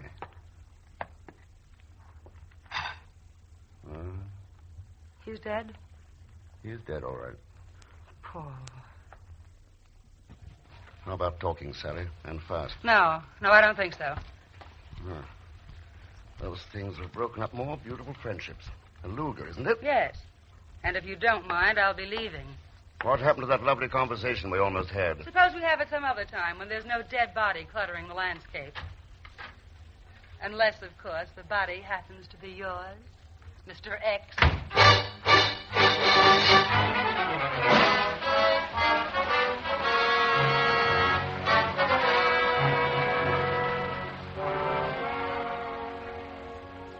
I see. And what did you do after she left, Ken? Nothing much, Chief. Checked the body, got the police, and put in this call here in New York. What do you think of it? Well, it just doesn't make sense. Doesn't it? Chief, if there's one spot in this shaky world that looks mighty good to people right now, all kinds of people, it's the United States. Oh, yes, of course, Ken. We all know the reasons for that. Freedom to come and go as they please, plenty of food, money. Right. And if there's anybody we don't want in the United States, it's troublemakers like Overbeck, Copygan Company. That's why I'm going to Luxembourg. Luxembourg? Paul worked in the government printing office there, where the passport and identification papers are made. And when I searched the body, I found all of Paul's papers. So what? So this. The dead man in the cafe was not Paul de Jarry.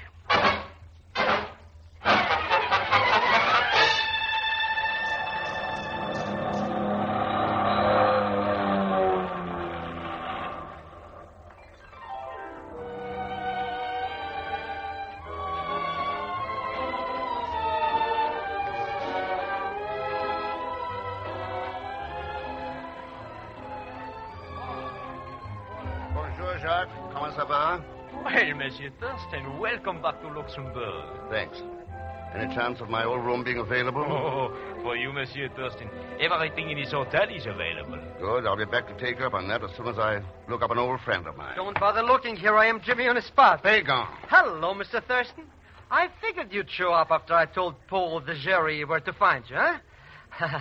And now that you have arrived... What's your racket this time? You're now looking at Luxembourg representative of International and Worldwide Travelers Helper and Ticket Selling Agency. In other words... Travel Bureau. Exactly. Mr. Thurston, do you feel run down, depressed, and unhappy? Are you overworked and tired? Don't answer. What you need is a vacation. And we have some very special tourist deals, all expenses paid. How many tickets do you want? Pagan, if you can arrange my transportation from Luxembourg into the United States without passport or identification, I'll buy every ticket you got. See you around. Oh, sure, Mr. Thurston. I'll go to work on it right on... Without passports? But... That's all right, Zellschmidt. It can be done. Oh, that's different, Who are you? Sally Dennis. I was in that phone booth. I overheard your conversation. I'm interested in that trip, too. You are? Listen, when either you or Mr. Thurston finds out how to make it, I want you to let me know. If you get what I mean. Could that be money you're holding? Just a little advance on those tickets to the United States. You see, I think that if the three of us took that trip together, it might be very cozy. Don't you?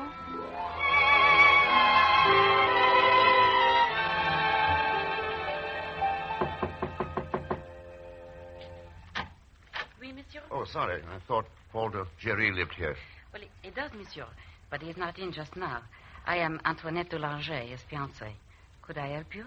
I think you can, mademoiselle. My name's Ken Thurston. Monsieur Thurston. Oh, come in, please. Please come in. Thanks. So you are Ken Thurston. My darling Paul has spoken of you many times. I had hoped someday to meet you, but not at such a time as this. What's the trouble? Something has happened to Paul. I know it. You know it, too. That is why you are here today. Is that not so? That's about it, Antoinette. What do you know about it? Very little, monsieur. Only that he has been missing for 3 days. There's been no word from him? Nothing, monsieur. And for some time I have suspected he was involved in something dangerous. I feel it somehow concerns his work at the government printing offices. Yeah. Did he ever talk about a man named Overbeck, or Nastol, or Koppig? The names are not familiar ones to me, monsieur. I don't even... Wait. It seems to me that Paul said something about... Yes, I am certain. Something might happen in the government offices this night, tonight. Let me check on that. No, but, monsieur, that is impossible. The guards, the watchmen, you could not get in. Unless... What, Antoinette? Monsieur, the third window in the alleyway behind the building has a broken lock. The night watchman passes there at exactly 7:13 and does not return for 8 minutes. How do you know about all this? It was while working in these offices that I met Paul. He used to get into the building that way while he was investigating this affair. All right, Antoinette. I'll let you know how I come out. Maybe I'll have good news for you. I do not expect it, monsieur, but I shall hope.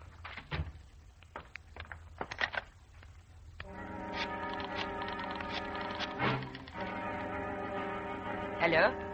This is Antoinette. Listen carefully. Ken Thurston will be at the third window in the alleyway behind the printing building at 7:13 tonight. That is correct, oui. And I am certain you know exactly what to do, Herr Overbeck.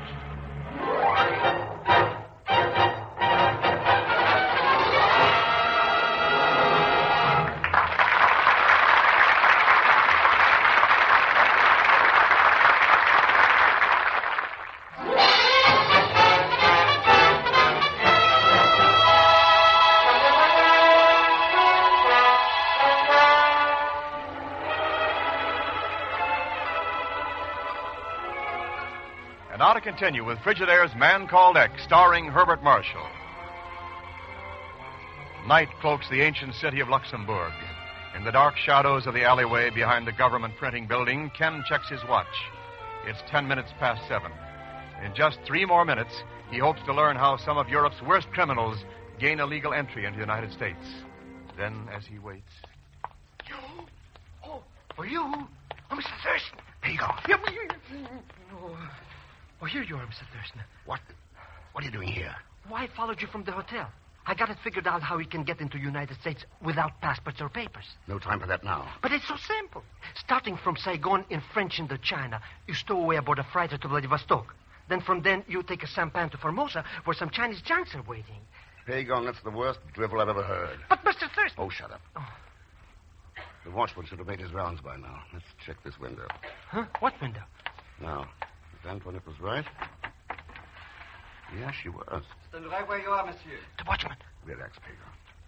It's all right, Paul. It's Ken Thurston. Ken Thurston? Ken, mon ami, how happy I am to see you. Paul, what are you doing here? The same thing as you are, mon ami. I came here to investigate... Look out! That car! Get down, both of you. Get down!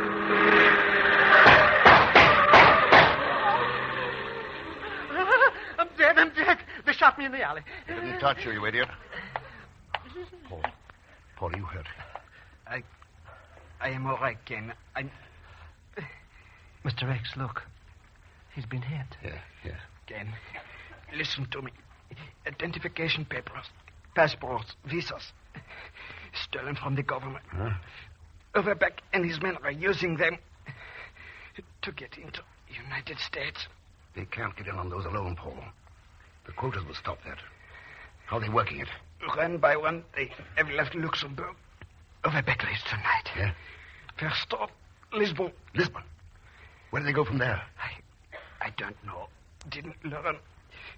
Wanted to tell you in Switzerland. Uh-huh. But Overbeck's man found me. Cafe. I killed him. So that's who it was. Then you put your papers on him to make Overbeck think you were dead. Then I was afraid to stay.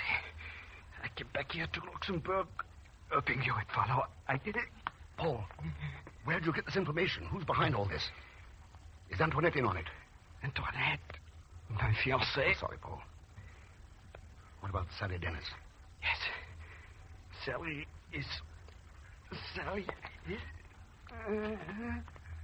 Mr. X.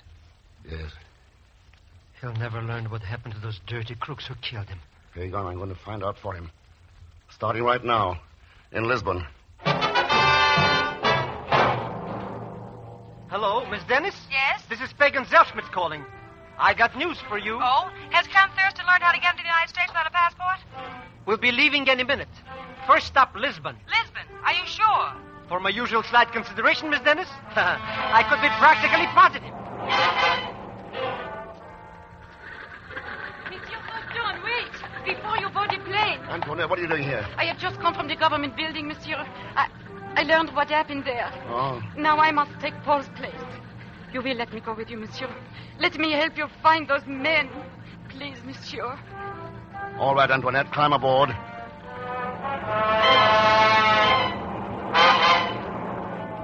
Here is the official report, Senor Thurston. Yes, Inspector.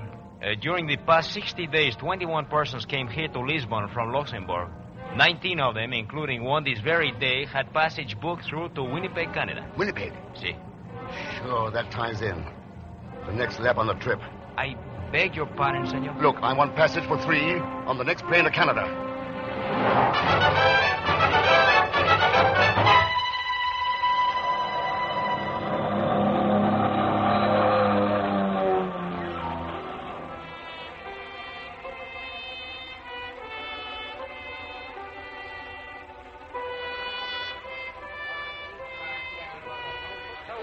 Ken, things have moved so fast. We've come so far, and you have still told me nothing. Why have we come to this hotel in Winnipeg? It's as good as any, Antoinette. We might as well be comfortable before we close in on them. But close in on whom, Ken? Where and how? Suppose you go to your room and rest for a while. I'll give you all the answers later. Oh, but Ken, very well. I know I can trust you, as Paul did. And I am tired. I will see you later, Ken. Maybe she trusts you, but I don't. Luxembourg to Lisbon to Winnipeg, and not one ticket did you buy from me. You still haven't shown me how to get into the United States without papers, Pagon. But I'll give you one more chance. If Antoinette leaves the hotel, I want you to follow her. Mm-hmm. Let me know where she goes. Okay. Where'll I find you? I'll be up in my room talking to the chief long distance, or I'll be giving the 3rd degree to a beautiful young lady over a quiet drink. What beautiful young lady? The one just checking in at the desk. Sally Dennis.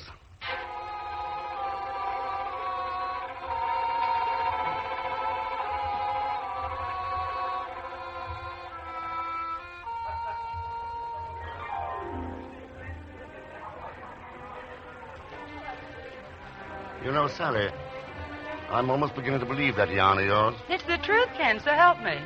Sally Dennis, syndicate columnist. And not too bad a one, if I say so myself. Yeah. How'd you latch onto this particular yarn? I recognized Overbeck in Luxembourg, and I smelled a hot story. So I tagged after him for a while.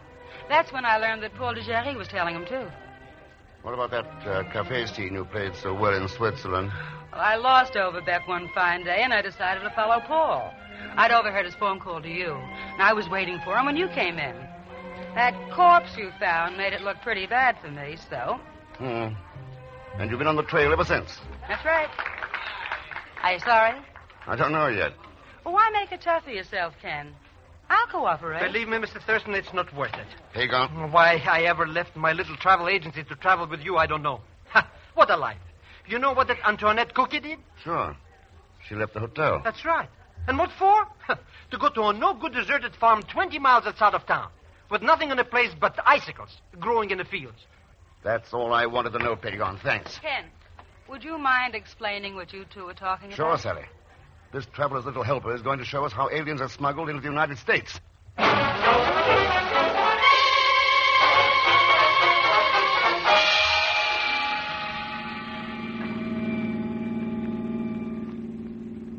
Hey, there's the farm now, Mr. Thurston. Yeah, I see it. I thought you said those fields were empty. That air transport sitting out there looks pretty substantial to me. Think it was hanging in the barn, Ken? Must have been. Hey, look. Look, Mr. Rex. It's taken off. Yes. With Overbeck and 18 of his pals aboard. There she goes, Mr. Rex. Right over our heads. So that's how it's done. They get into Canada on the fake papers, and that plane drops them off in the States. That's right, Sally. They're off in the last lap. Well, let's see what Antoinette can tell us. Hey, look. Here she comes now from the barn. Oh, Ken, we were too late. They have gotten away. I saw that. I tried to stop them. Believe me, I tried, but it was no use. Now they are gone, flying into the United States. And Paul has died for nothing. You can drop the act, Antoinette. What are you saying? You stole the passports and identification papers while you were working for the government in Luxembourg. Oh. The tip-off came when that car ambushed me in the alley. You were the only one who knew I was going there. Ken, you can't believe that. Why, you even brought me here from Luxembourg yourself. Sure. It was the easiest way of keeping an eye on you till I could tie all this together. Oh, you're wrong, Ken. Paul would tell you that if he were still alive. Paul would Now tell listen, you... Antoinette. You've used him to cover you for the last time. When he died, he was lying to defend you, the only person in the world he'd lie for. And he died because you couldn't see past those dollar signs in front of your eyes. How much did you make out of murder? Well, the plane is gone. You have no proof, so I do not mind telling you. $10,000 apiece. Not bad for a job well done. Well done. Look up there in the sky, Antoinette. Those are Canadian Border Patrol planes. 20 more around, too. And twice as many on the American side of the border. Patrol planes? What are they doing here? Hey, that phone call you made to the chief, That's right, Pagon. That transport doesn't dare put down anywhere. Oh. And when Overbeck and the others start figuring how you double-crossed them, Antoinette, well, we'll have all the proof we need. Well, you will never live to see it. Let's have that gun. No, I will kill you first. I will. May as well relax, Antoinette. Well, that's that. Yes. It is all over, isn't it, Ken? Yes. And you've got your story, Sally. But you know, it's not people trying to sneak across international borders and make the biggest story today. It's the people like Antoinette and Overbeck who don't know any borders, who don't care how many lines they cross or how many lives it costs, so long as it brings profit to them. When we get rid of them, we'll be a lot nearer to peace in this world.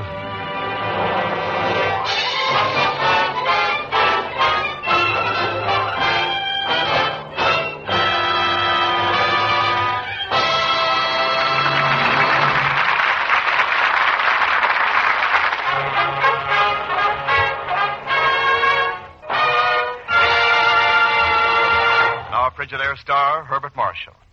Thanks for being with us. May I remind you again that America needs scrap metal in order to produce steel. Steel to make things you want and have been waiting for. To keep prosperity and employment at a high level. So this week, collect scrap metal around your home and turn it into your community scrap drive or to your local scrap dealer.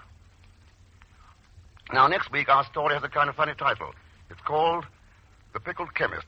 But it's about a man who's not only deadly serious, but very deadly. As usual, Leon Belasque will be along as Pagon Zellschmidt, so join us, won't you, when next I return as the man called X. Good night.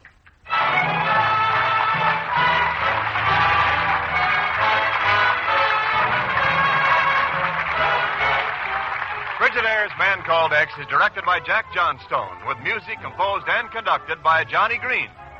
Tonight's story was written by Sidney Marshall. So until next week, same time, same station, this is Wendell Niles speaking for Frigidaire, made only by General Motors. All characters and incidents used on this program are fictitious. Any resemblance to actual persons or incidents is purely coincidental. Remember, every Sunday night brings you two popular dramatic shows on CBS, The Man Called X and The Adventures of Sam Spade. Yes, for the best in entertainment, tune in and stay tuned in to CBS, the biggest show in town. This is CBS, the Columbia Broadcasting System.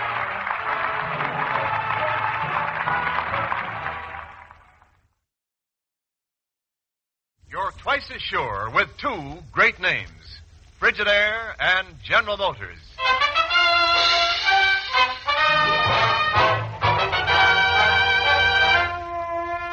Frigidaire presents Herbert Marshall as the Man Called X. Wherever there is mystery, intrigue, romance, and all the strange and dangerous places of the world, there you will find the Man Called X.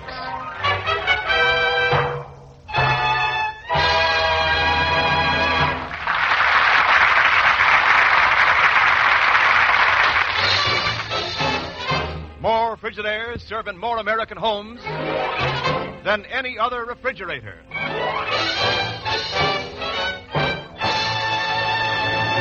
And now Frigidaire presents Herbert Marshall as Ken Thurston, the Man Called X.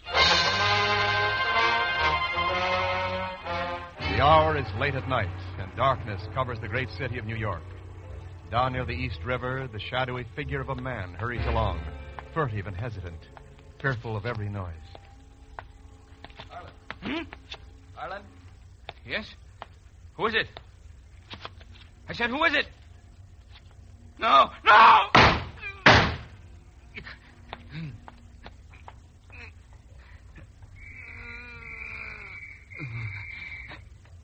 Came from down here somewhere.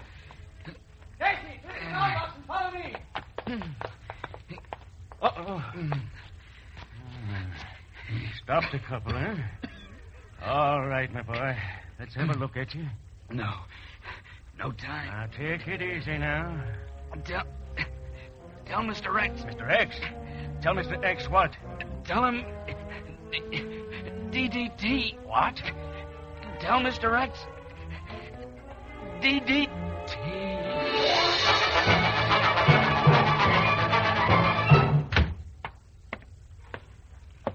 I've been doing some fast checking, Chief. Here's the story up to now. All right, Ken, let's have it. The name of the man who was shot was Jim Harlan. He only arrived in New York 2 days ago from Venezuela. I just talked long distance to the authorities in Caracas. Good. Find out anything about that screwy message about DDT? Yeah. Looks like it ties in all right. It seems a while back, Venezuela decided to get rid of malaria, spraying all the swampland with DDT from low-flying planes. Oh, yeah. Eliminate malaria by getting rid of the mosquitoes. That's right. They raised over $1 million from public donations. Gave the job to a contracting firm down there named Harlan and Mendez. The same Harlan was killed here last night. Well, I still don't see the angle, Ken. Well, the angle's there, Chief. And it's a rough one. How's that?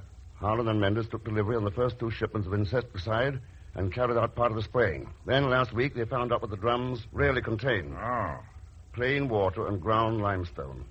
Not worth a darn. Who supplied the stuff? The firm here in New York, the Chemisecto Company. Oh, I see what you mean by a rough angle. Public donations down there and an out-and-out swindle by a firm up here. Yeah. A lot of people gave money they couldn't even afford. Trying to free their kids from a disease that half the parents have had all their lives. They've got a better break coming than the one that's been handed to them, Chief. I think I better look into it. I'll buy that, Ken. You know anything about this Chemi Secto Company? Only the address. I'm heading over there now. Where are they located? In a pretty interesting place, Chief. About 2 blocks from the spot where Jim Holland was killed.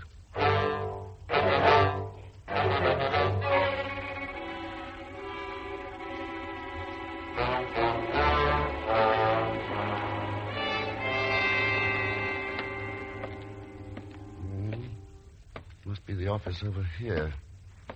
Well, so the door's unlocked. Come in. Oh, no. Please wipe your feet on. Mr. Thurston. Egon, I should have known. If there's anything crooked going on in New York, you'd be in on it. What are you doing here? Oh, I just sit here and make like the boss if anybody comes in. It's a cinch. I see. And who is the boss? Just my very dear personal friend, Louis the chemist. Louis the chemist? Where have I heard that name? Oh, it was probably the time he was tried for hijack. There was some phony drug label. Well, he finds things to do. Yeah, apparently, yeah. Where can I find him? Who knows? He came around a couple of times with some guys in a truck and hauled off some barrels of BBT. I haven't seen him for 2 days. What do you want from him, Mr. X, huh? Oh, I thought I had to ask him about a murder. Mr. Thurston, I don't know nothing from nothing about this Chemisector company. I don't even have the faintest... Who's that? Well, it's your office. Come in. I'm Marguerite, Senor Schmidt. You said you would be alone. Well, Margarita phoned me this morning about the job, Mr. Thurston. Secretary, you understand? Yeah, I understand you. You think you'd especially like working for this particular firm, Margarita? I believe I shall return later, Senor Schmidt. When you are quite alone, as you told me you would be. Shall we stay in an hour? But Mr. Thurston's practically gone. Hasta la vista, senor. But... Now, maybe she won't even come back. She will, Pagon. You could see the hook right through the bait. Huh? I got to find this Louis the chemist. Where's the best place to look? Well, he lives over at the Acme Hotel for Gents. Huh? And he eats all the time at the Joe Deluxe Chop Emporium. So who knows? Acme Hotel for Gents. Oh, well, may as well start there as anywhere.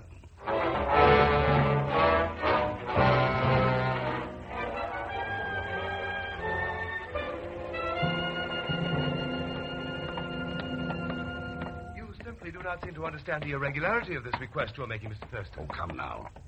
If he hasn't been around the hotel since yesterday morning, he can't object too much to our having a look at his room. Yet it just isn't done. Louis has lived with us for a long time, and he's proved himself a real gent. I see. This is his room here. I hope you'll remember I'm doing this against my better judgment. Yeah, I'll remember it, sure. And now suppose you run along. And leave you here in Louis' room alone? That's the general idea. Here, I'll keep the key and give it to you when I come downstairs. Well, I'm certainly going to report this to somebody. Now, you do that. Well, silk shirts. Louis seems to be doing all right. Bath there, and this must be a closet. You will put up your hands, senor. Okay, Louis. You're holding a pretty good reason there. 45, isn't it? I am not Louis, senor. I came here to look for him. Move back, please. Wait a second. You're not Mendez by any chance? That is correct. Carlos Mendez. So you're Jim Holland's partner? Not only partner, senor. He was my friend. When I find this man who calls himself Louis the chemist... Then we're both looking for the same man. I do not understand. Let's just say I'm connected with the police, Senor Mendez. Did you come up here from Venezuela with Holland? That is correct. We come to investigate this company that steal our money. We register at separate hotels and try to discover what is happening. This morning I read in the papers Jim has been killed. I know who to look for, so I waited here. Well, we haven't had much luck at the Acme Hotel for Gents. Suppose we try Joe's Chop House.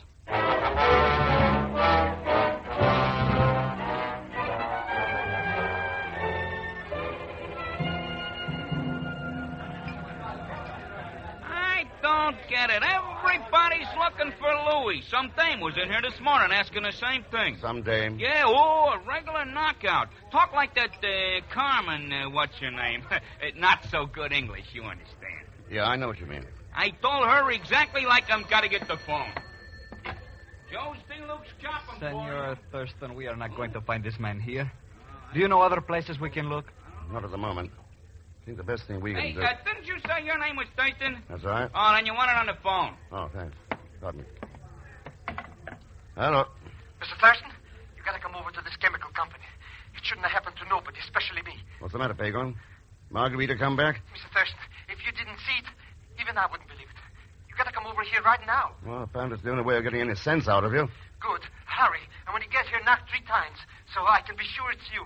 Then I can move the safe away from the door.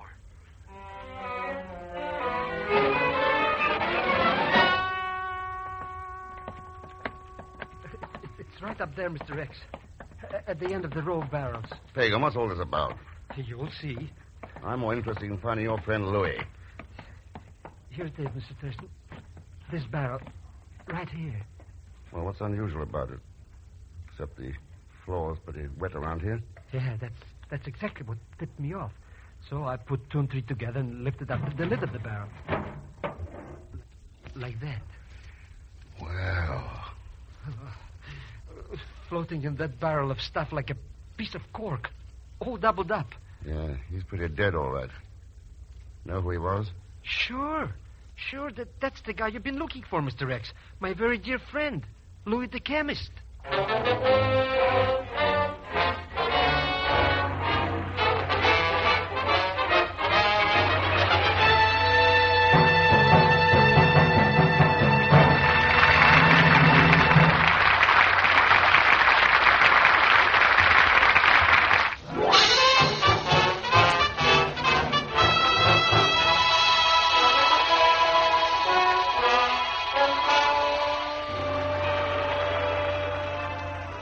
Now to continue with Frigidaire's Man Called X, starring Herbert Marshall. Jim Harlan, a Venezuelan contractor, was killed last night in New York. And Ken turned up a promising lead, pointing to one Louis the chemist. But now Pagan has found Louis's body floating in a barrel of liquid in the Chemist Secto Company's storage. Easy now, Pagan. Let's get him out on the floor. Careful. Why, Mr. Thurston, he'd always give anybody the shirt off your back. Yeah. Oh, it just couldn't happen to a nicer guy. Oh, sure. A hijacker who's been crooked all his life. Well, he had to eat. Hey, look, Mr. X. Somebody plugged him in the stomach. Yeah, 2 shots. Same way Harlan was killed. Well, looks as if we start all over again. Shot dead and met like a barrel of BBC. Oh, Mr. Thurston, why do things like this happen to me? What have I done? Why should I... Oh, skip it, Pagan. What's really bothering you is that now you're out of a job. Well... Yeah, I know. Yes, a man has to eat. Well, I guess I better see Mendes and tell him he can stop looking for Louis the chemist. Who's Mendes? Jim Harlan's partner. I left him over at Joe's chop house. That reminds me, I haven't had any lunch. I guess I'd better go, too. You're going to stay right here till Margarita comes back. With Louis dead, she's the only angle we've got. Mr. Thurston, that sweet, luscious little damsel is nothing but an innocent bystander. Could be, but why did she phone here for a job when the firm isn't even listed in the phone book? Well, I don't know, but I still think she'll have a very logical explanation. Well, you'll stick around here and find out what it is. I'm going to pick up the chief and take a look at Jim Harlan's hotel room. Wait a minute.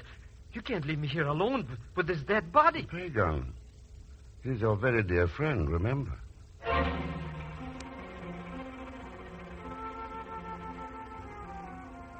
Oh, I should sit here and starve to death just because Mr. Thurston tells me to. What am I? A man of a mouse? Funny noises all over the joint and a corpse out there in the storeroom. A dead corpse. Ooh. Everybody with bullet holes in their stomachs. Maybe I shouldn't have took this job. Maybe I should have stayed home. Maybe I... Man? Well, Senor Zelsmith, so this time you are alone. Oh, Margarita. I thought maybe... Never mind. Come in. What did you think, Senor Zelsmith? Oh, it makes no difference. Just call me Peg. Here, sit down. You're hired. But you don't know anything about my qualifications. Pagan. Qualifications?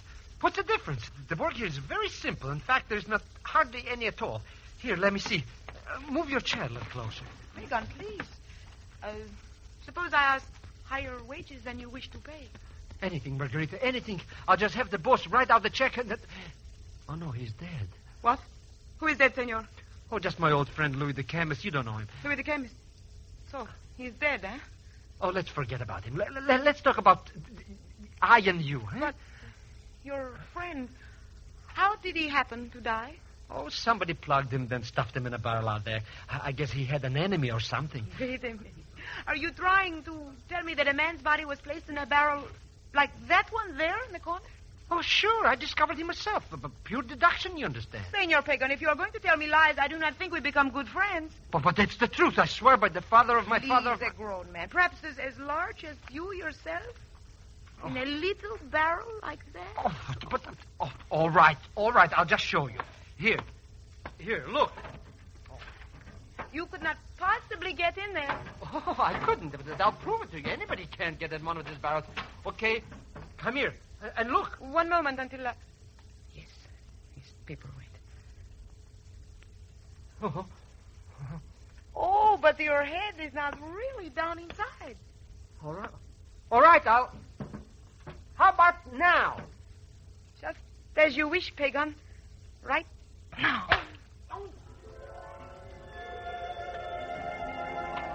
Pleasant dreams, my little comic Casanova. Now, we lazily cover on the barrel. Oh. And then search this charming little office.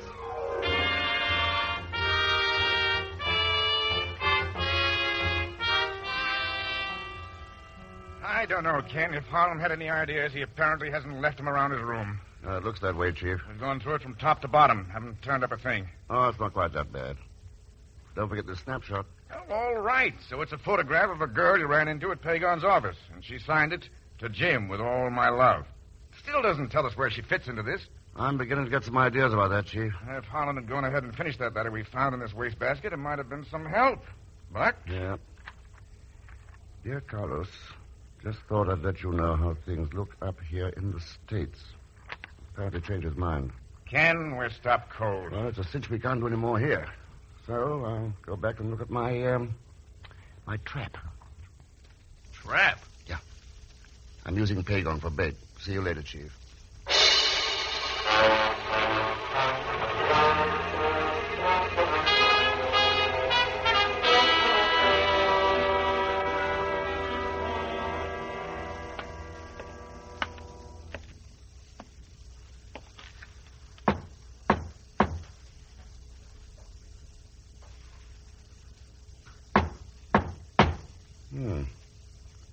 Wonder what happened to Pagon. Put up your hands, senor. Well, Margarita. Good-sized gun for such a little girl. You come close to me, I will kill you. I won't even think of it. Where's Pagon? I do not know. I have seen no one here. You're acting pretty foolish, Margarita. I do not ask you to tell me how to act, senor. Well, somebody ought to. You're not going to bring Jim Holland back this way. What are you saying? Wait a minute.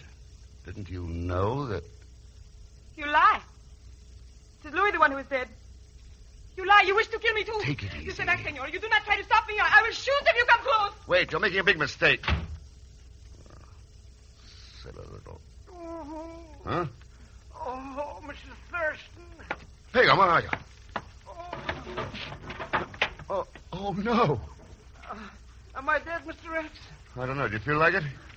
Oh, what a double-timing snake that little cookie turned out to be. Pagon, she was only a sweet, innocent bystander, remember?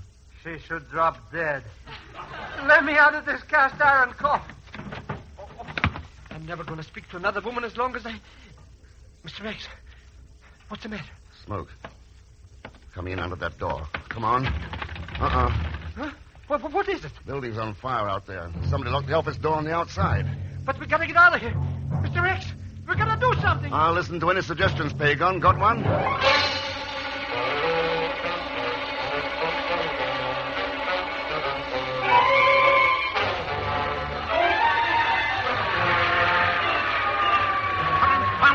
Ken's inside there somewhere. He said he was coming over here. I was still trying to get inside, sir. Swing out of the hose over to the front door. Maybe too late already. Senor Mendez, are you sure you didn't see him come out? I had only started to enter the building, senor. I saw the smoke. Then you arrived. Well, one way or another, we've got to get... Ken. Hello, Chief. Senor Mendez. Ken, I thought you were inside there. Mr. Thurston broke a window. We got out through the alley. Oh, good. Boys, you can lay off trying to get inside. Thurston's over here. Okay, Chief. Chief, where's Margarita? Did she come out of there? No, I didn't see her, Ken. Margarita. Senor Thurston. Gone to the burned to death. I'm going in. Wait, Ken. Huh? The boys found this girl inside the door, sir. Seems to hit her head on something, but I think she'll be all right. Oh, good. Put her down here on this blanket. Yeah. Well? Senor Mendez, are you going somewhere? It seems to be getting a bit hot here. Yeah, I imagine it would be. For a man with 2 murder reps hanging over him. What's that, Ken? It was Mendez who made the crooked deal with Louis the chemist. He was double-crossing his partner, Jim Harlan, and killed him when Jim found it out. You are mad, senor.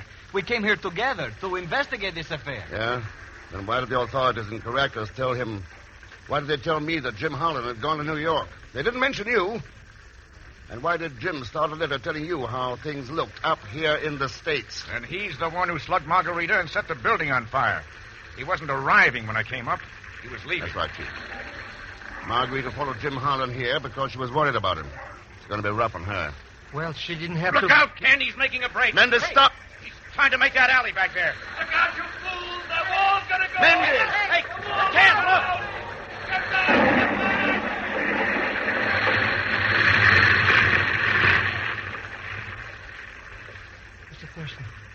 Mr. Thurston, he got caught underneath all of that. Yeah. Well, no trial now, Ken. I don't know, Chief. Maybe he'd already had a trial. If he'd been 5 seconds quicker or 5 seconds slower, he wouldn't be lying there now underneath that pile of brick. Maybe he'd already had his trial. Somehow, somewhere.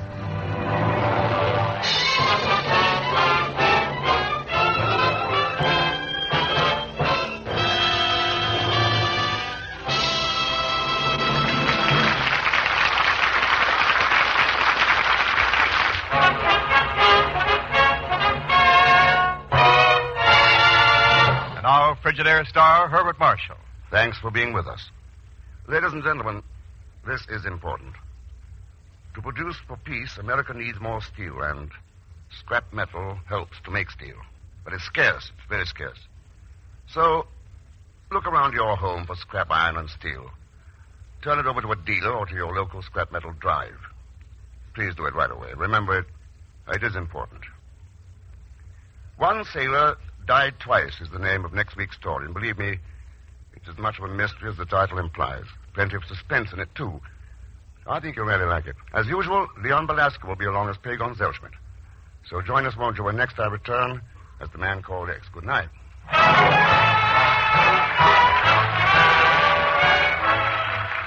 Frigidaire's Man Called X is directed by Jack Johnstone, with music composed and conducted by Johnny Green. Tonight's story was written by Les Crutchfield. So until next week, same time, same station, this is Wendell Niles speaking for Frigidaire, made only by General Motors. All characters and incidents used on this program are fictitious. Any resemblance to actual persons or incidents is purely coincidental. This is CBS, the Columbia Broadcasting System.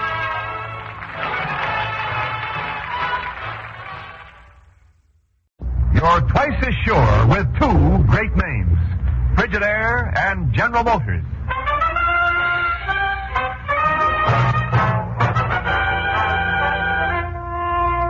Frigidaire presents Herbert Marshall as the Man Called X. Wherever there is mystery, intrigue, romance, in all the strange and dangerous places of the world, there you will find the Man Called X.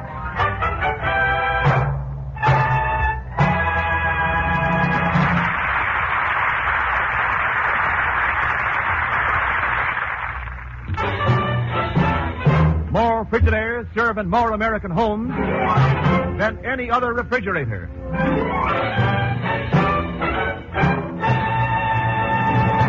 And now Frigidaire presents Herbert Marshall as Ken Thurston, the Man Called X.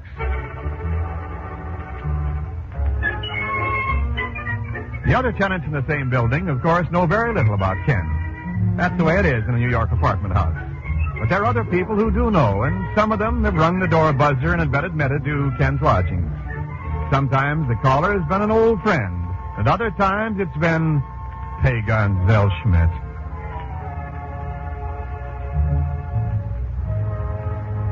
But you don't understand, Mr. Thurston. Why should I come here at 1 o'clock in the morning if I didn't have a good reason? I don't know, Peg. On the last time you wanted to borrow $10. But this is serious. By morning, I may be a dead man. Maybe sooner, Bill. Get out of here. Let me get back to bed. Yeah? I bet you wouldn't talk like this if you had seen the ghost of your old dear friend, Jose Martinez. I haven't got any old dear friend, Jose Martinez. Neither have I anymore. He got drowned at the ship, the Papago. The one that hit a mine and blowed up. Papago? About 6 months ago. Yeah. I want him not to go around making like a sailor. Wait. You saw this man tonight alive? Well, not alive exactly. He's a ghost. And when I came to, somebody was throwing cold water over me. Just take a look at the shirt.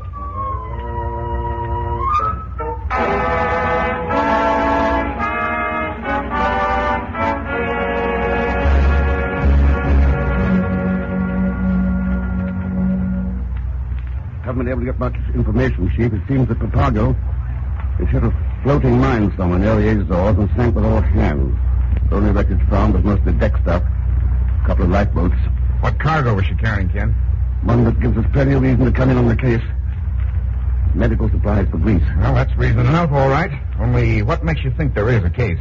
Chief, the fact that Pagon saw a crew member of that freighter here in New York last night when everybody on board supposedly drowned. Looks a little screwy, doesn't it? Well, if Pagon really did see the man. Who owned that ship, Ken? Some little layout called the Jordan Transportation Company. Offices at Los Angeles Harbor and San Pedro. They own a sister ship, the Pima. Both been loading out there now for a run to the South China coast. But suppose the Papago did strike a drifting mine. Several boats have done the same thing since the war. Where's any case in that? Medical supplies are pretty good items on the European black market. But how can you sell anything on the black market when it's already sunk in the ocean? I don't know. Maybe the same way a dead man can walk down the street 6 months later. Chief, I'm going to San Pedro.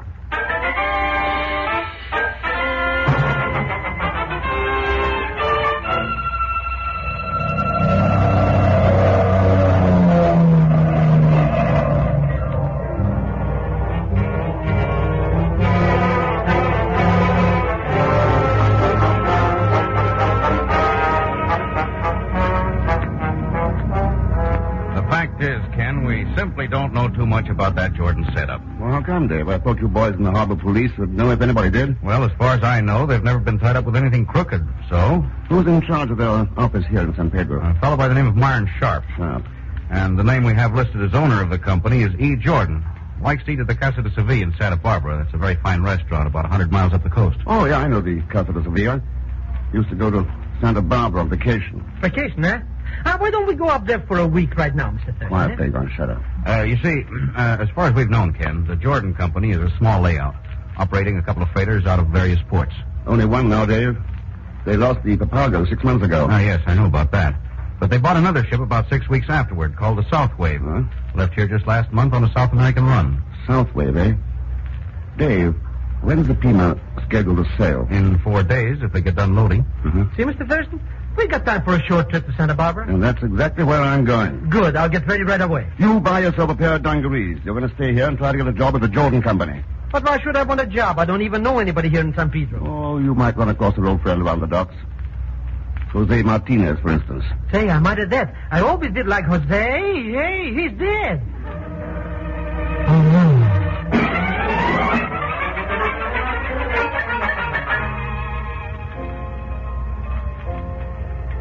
It's good to have you with us again.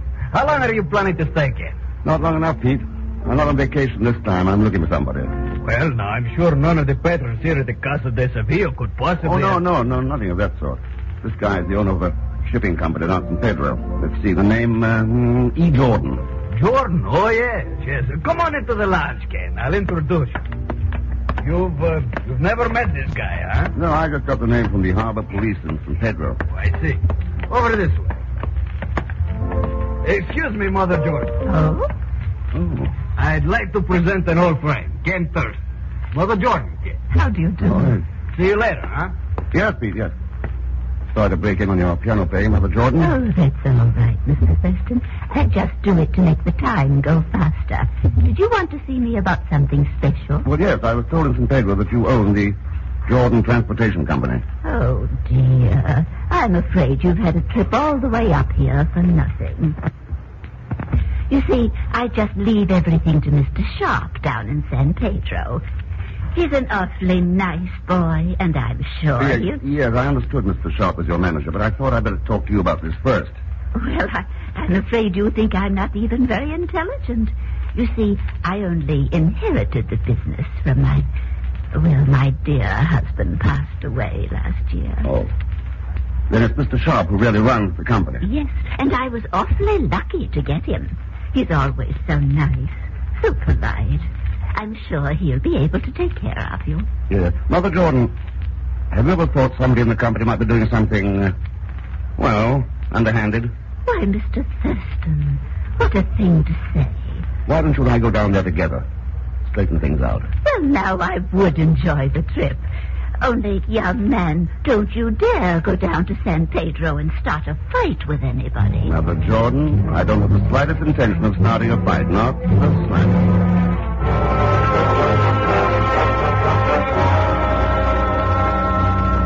As far as I can see, Mr. Thurston, the whole idea is ridiculous. We lost the Papago through an accident, but that's no indication that people will run into any danger on this China trip. I don't know, Mr. Sharp. They've reported drifting mines north of the Philippines. Been drifting mines all over the world since the war, Mr. Thurston. Several ships have been sunk by them. That's right, Captain Blake. But I doubt if any of the crewmen who drowned on the others ever turned up alive later. I've shown you the crew log of the Papago, Mr. Thurston. There were no Jose Martinez on board. You could have signed on with another name. Oh, it didn't make any sense. Gentlemen, please. At least Mr. Thurston is being nice and polite about it. Sorry, Mother Jordan. Yeah, well, I guess I'll go on board. About my bedtime. When's the Pima scheduled to sail? Friday, if everything works. No. It'll be before midnight Thursday or else on Saturday. Oh? I start no voyage on Friday. Superstitious, Captain Blake? I'll see you in the morning, Myron. Night, everybody. Good night. Glad to have met you. Thank you. He's an awfully nice man. So strong and everything. He been with the company a long time? This is his first trip. He was in the China coast trade. I see. If you'll excuse me, I think I'll just go on up to my room. You see, Mr. Thurston, my dear husband built a little apartment up over the office here, and I have some knitting I must work on. Good night, all. Good night, Mr. Jordan. You find quite a trusting employer, don't you, Mr. Sharp? And just what do you mean by that? Nothing, maybe it's true, isn't it, though? Anyway, wait. Mr. Sharp! Mr. Sharp, Mr. Thurston. What's wrong, Pagon? What's wrong? If you only knew what I just saw out there on the deck of that ship. Oh, I know, all right. Jose Martinez, or his ghost.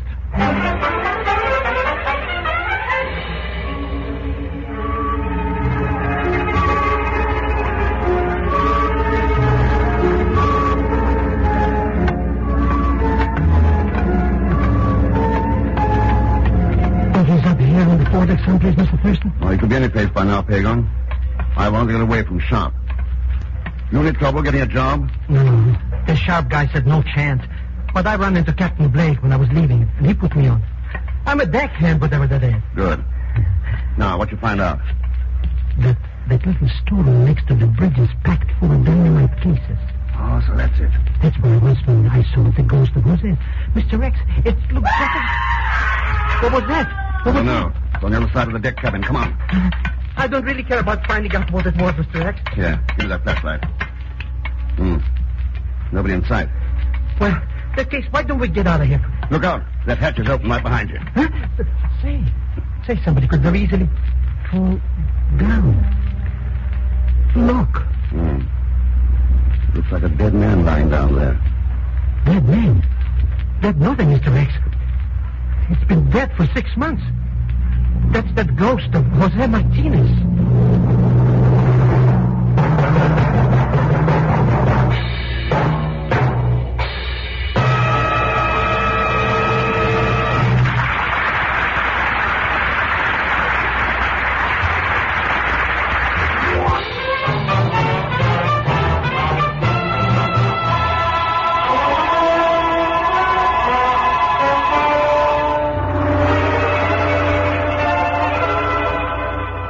To continue with Frigidaire's Man Called X, starring Herbert Marshall.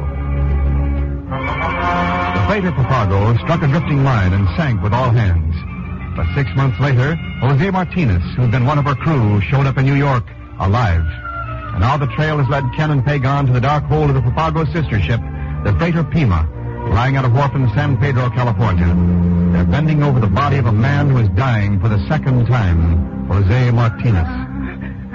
Easy, Pagon. Lift his head up. He's in bad shape. Blake. Capitan Blake. Look, Mr. Thurston. He's stopped in the back. Yeah. Jose, what about Blake? Blake.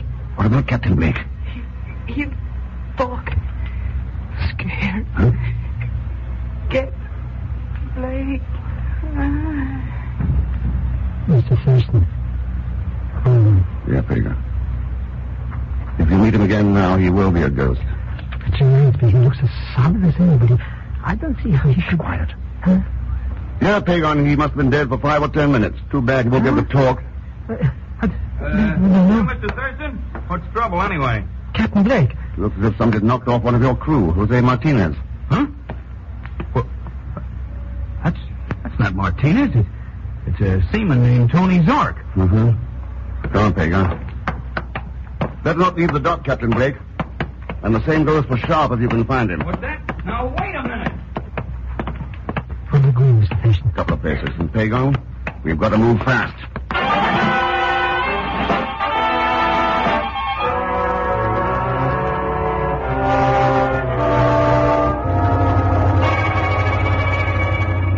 Sure, Ken. The South Wave lay over there at the Jordan Wharf for 10 days or so. I saw her quite a number of times. Good. What does she look like, Dave? I mean, in a general way, the overall outline. Oh, I don't know. About the same size and shape as the Pima. She had a cleaner deck line, though. No after cabin, no superstructure above the bridge level. In other words, if you took those items off the Pima, she'd look pretty much like the South Wave. What? Sure, but I don't... Wait a minute. The Papago was a sister ship of the Pima. Right, Dave. And the Jordan Company supposedly bought the South Wave 6 weeks after the Papago supposedly sank. Yeah, but how could they change it over that way at sea? Well, you can do a pretty fast, clean job of cutting steel with dynamite if you know how. Where do they claim they bought the South Wave? Well, let me see. According to our registry, from the Cochin Saigon line of Shanghai. Logs and papers all in order. A company on the China coast, eh? Dave, I think I'd better make a phone call.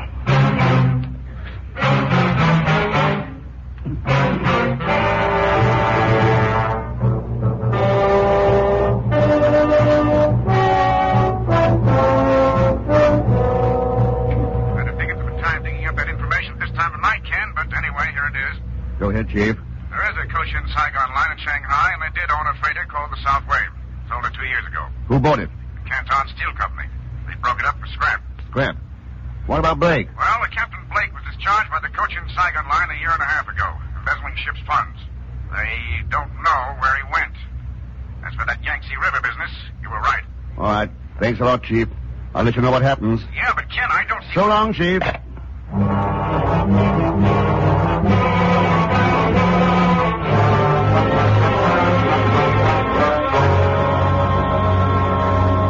In other words, you're telling me you didn't know that Tony Zork's real name was Jose Martinez. Is that it, Captain Blake?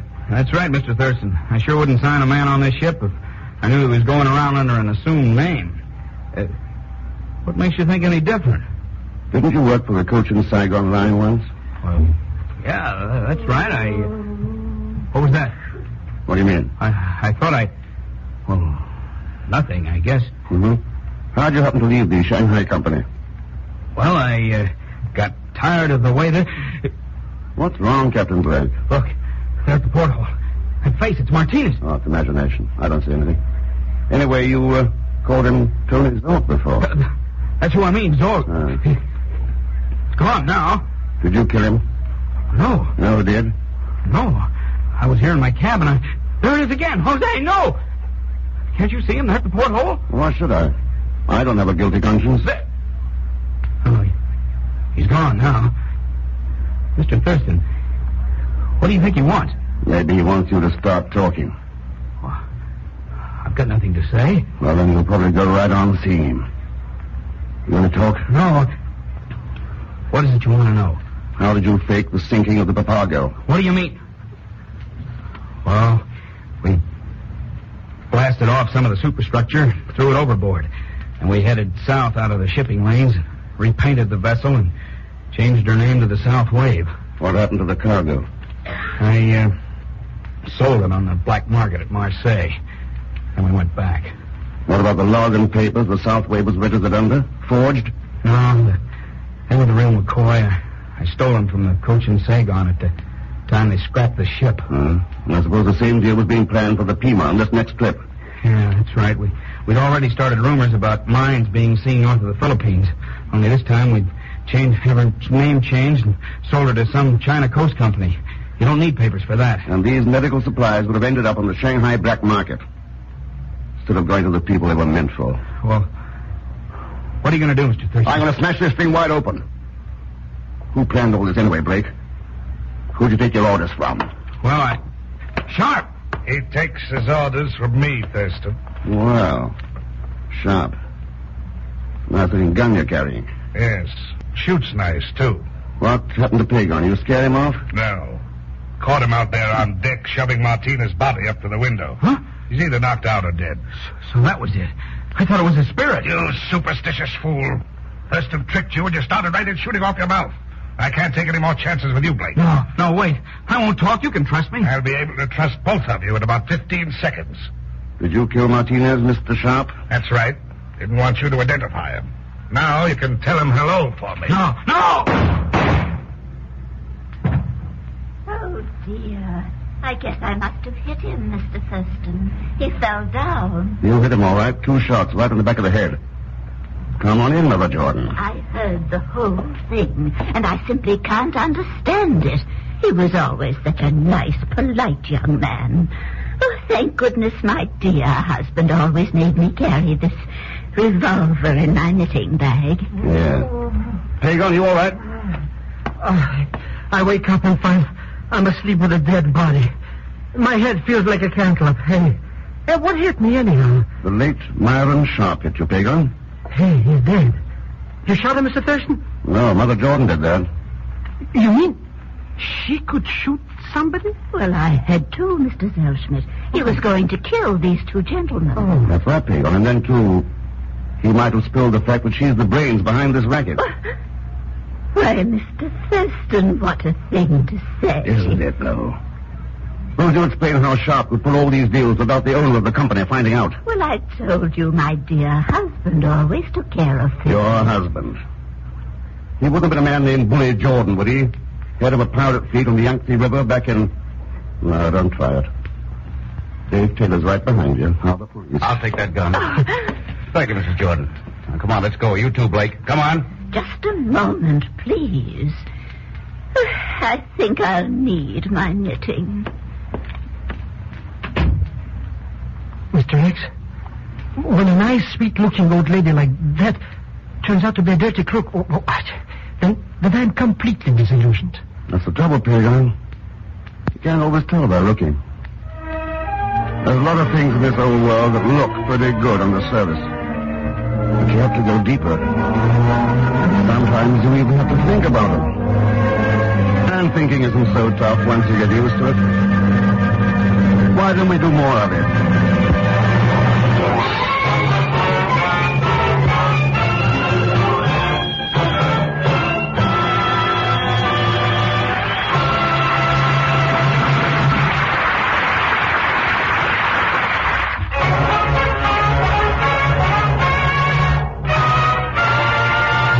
Frigidaire star Herbert Marshall. Ladies and gentlemen, America's production depends on steel, and steel depends on scrap metal. So please help increase the production of the things you need, and help to keep employment high by collecting steel and scrap iron around your own home. Turn it into your local drive or call your local scrap dealer right away. Now, next week, our story is called A Ruby for Pearl, and it has to do with one of the smartest international rackets you ever heard of. As usual, Leon Belasco will be along as Pagon Zellschmidt. So join us, won't you, when next I return as the man called X. Good night.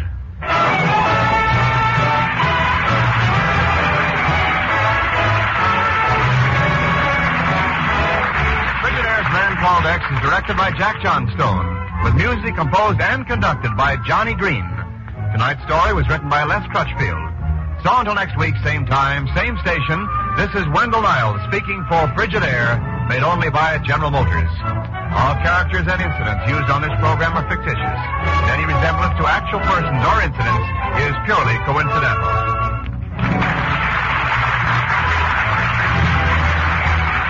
This is CBS, the Columbia Broadcasting System.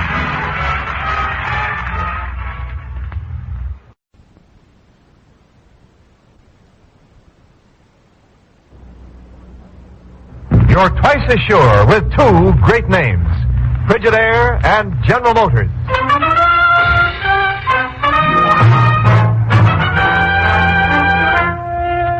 Frigidaire presents Herbert Marshall as the man called X. Wherever there is mystery, intrigue, romance, in all the strange and dangerous places of the world, there you will find the man called X.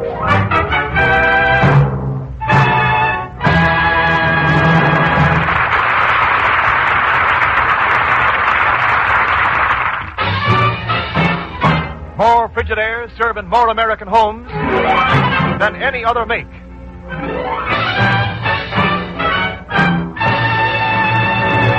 And now Frigidaire presents Herbert Marshall as Ken Thurston, the man called X.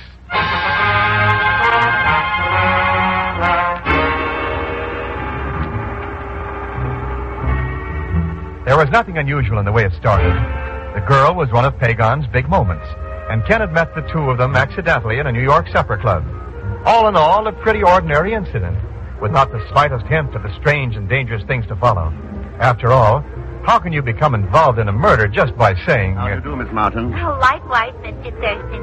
Only why don't you just call me Pearl? Everybody does. Don't they, Pagon? That's right, Mr. Thurston. Of course, it's all right with me, you understand. Why, Pagon, you told me just the other Pardon day me, you Miss wanted... Martin. Been admiring that pin you're wearing. It's very unusual. Ain't it so? All them different colored jewels in it. I just gave her that this evening, Mr. Thurston. 200 simoleons. Nothing but best for Pearl. Oh, Pagon. $200, eh? Miss Martins, I'll give you 250 right now. Do you want to sell it? Mr. Thurston. Gee whiz.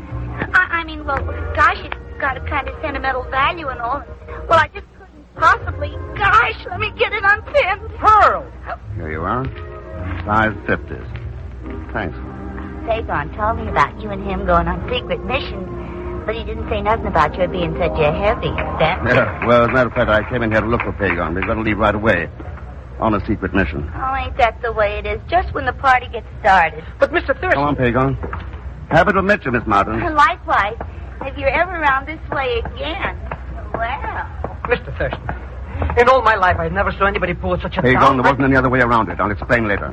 But I was trying to tell you. I was just kidding, Harry. I only paid $10 for that pin. I can get you 100 like that. You better buy them, Pagon. You'll never get a real ruby any cheaper. A ruby? Well, offhand, I'd say it's worth about $100,000. But then you bought. Then I gave. And then you...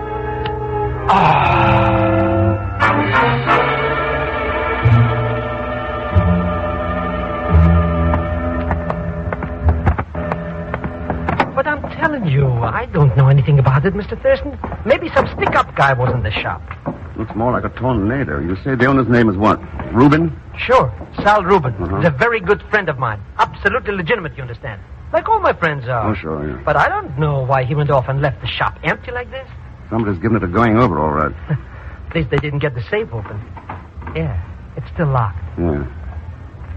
I'd like to get a look inside of it, too. Well, I might just possibly be able to. All right, go to it.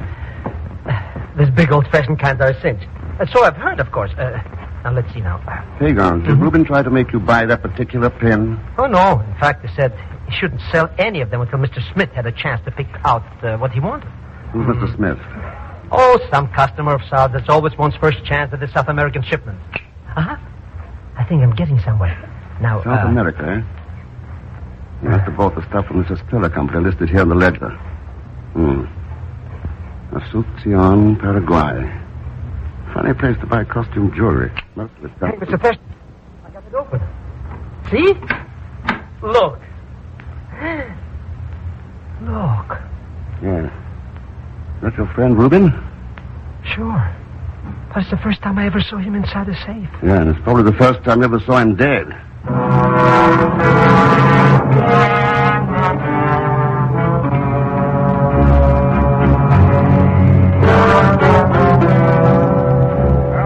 Question about it, Ken. Dr. Soderlin says the ruby is pretty well known to gem experts. It's part of the Herncastle collection. Herncastle. Isn't that the Nazi who died in South America a few years ago? Yeah, a couple of months after he was convicted of espionage. They confiscated all his property, including the $3 million collection of jewels. Wait a minute, Chief. That was... Sure. It was in Paraguay. That's right, Ken. Asuncion. And according to the wire I got just now from the Paraguayan authorities, the entire collection is still in their treasury vaults. There's at least one ruby that isn't. They had the stuff appraised, and it's held now as a part of the backing for their monetary system. $3 million. They might play the dickens with their economy if anything happened to it. Yes. I think their annual budget's only around $8 or $9 million. Chief, I think I know where to pick up the trail. Hang on. What was that? I guess I must have dozed off a little. Well, doze back in again. We're heading for Paraguay.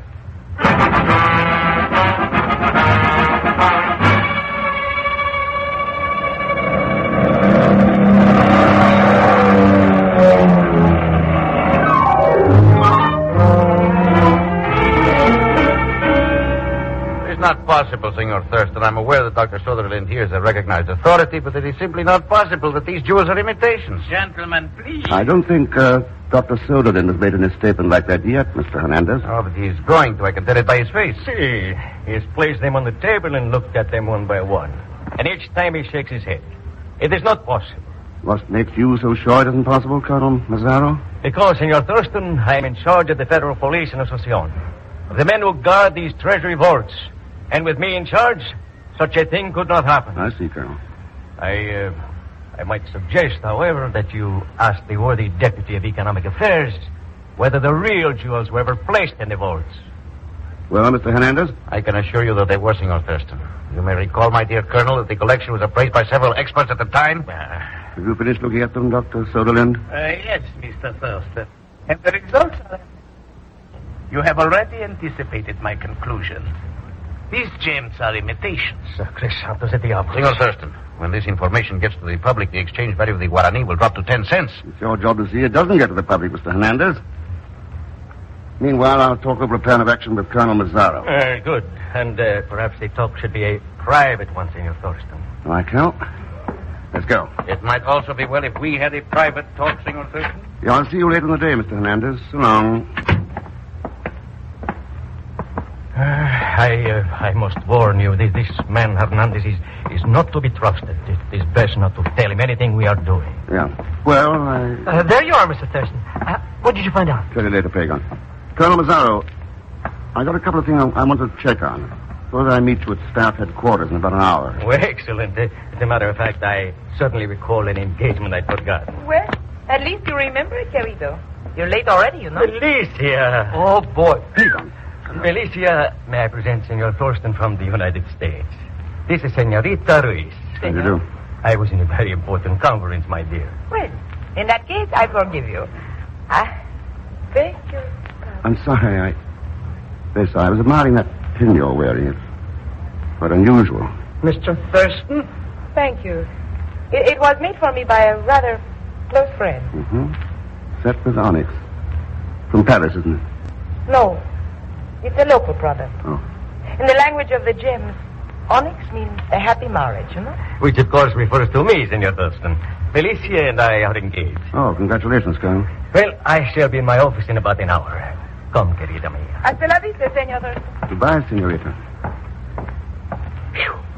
I thought you were going to give her $250 for it. What for? It was a phony. Come on, Pagon, let's go.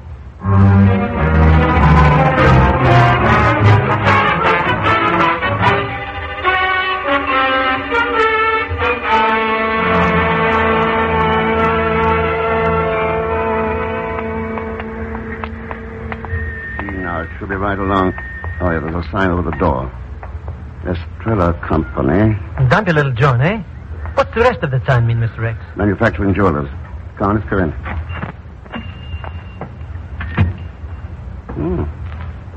Doesn't seem to be anybody here. Good.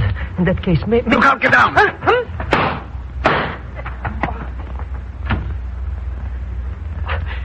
If I get out of that, If I get out of this alive, I swear by the father of my father. You're all right. You're all right.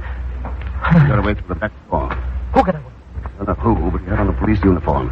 What was he trying to do anyhow? He was crouched down there in front of the safe, trying to open it. Oh, no. Not another safe. I guess I better go and get some lunch. Hey, gone? Yeah, but maybe inside. I mean, after all, who knows? Could be. Nobody in the shop. Come on, Jimmy Valentine, get to work.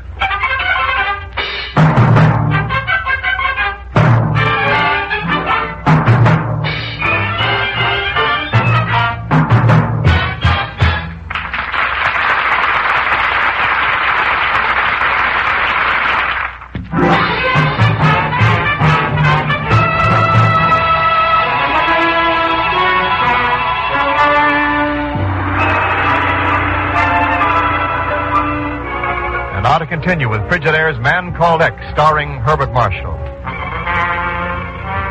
When a $100,000 ruby turned up in a worthless piece of costume jewelry, and the body of one Sal Rubin was found stuffed in his own safe, Ken Thurston decided the best place to pick up a lead would be down in Paraguay. Strangely enough, the trail down there has led to another safe. The combination of this one is giving Pagan some trouble. What's wrong, Pagan? We've been storing around there 20 minutes.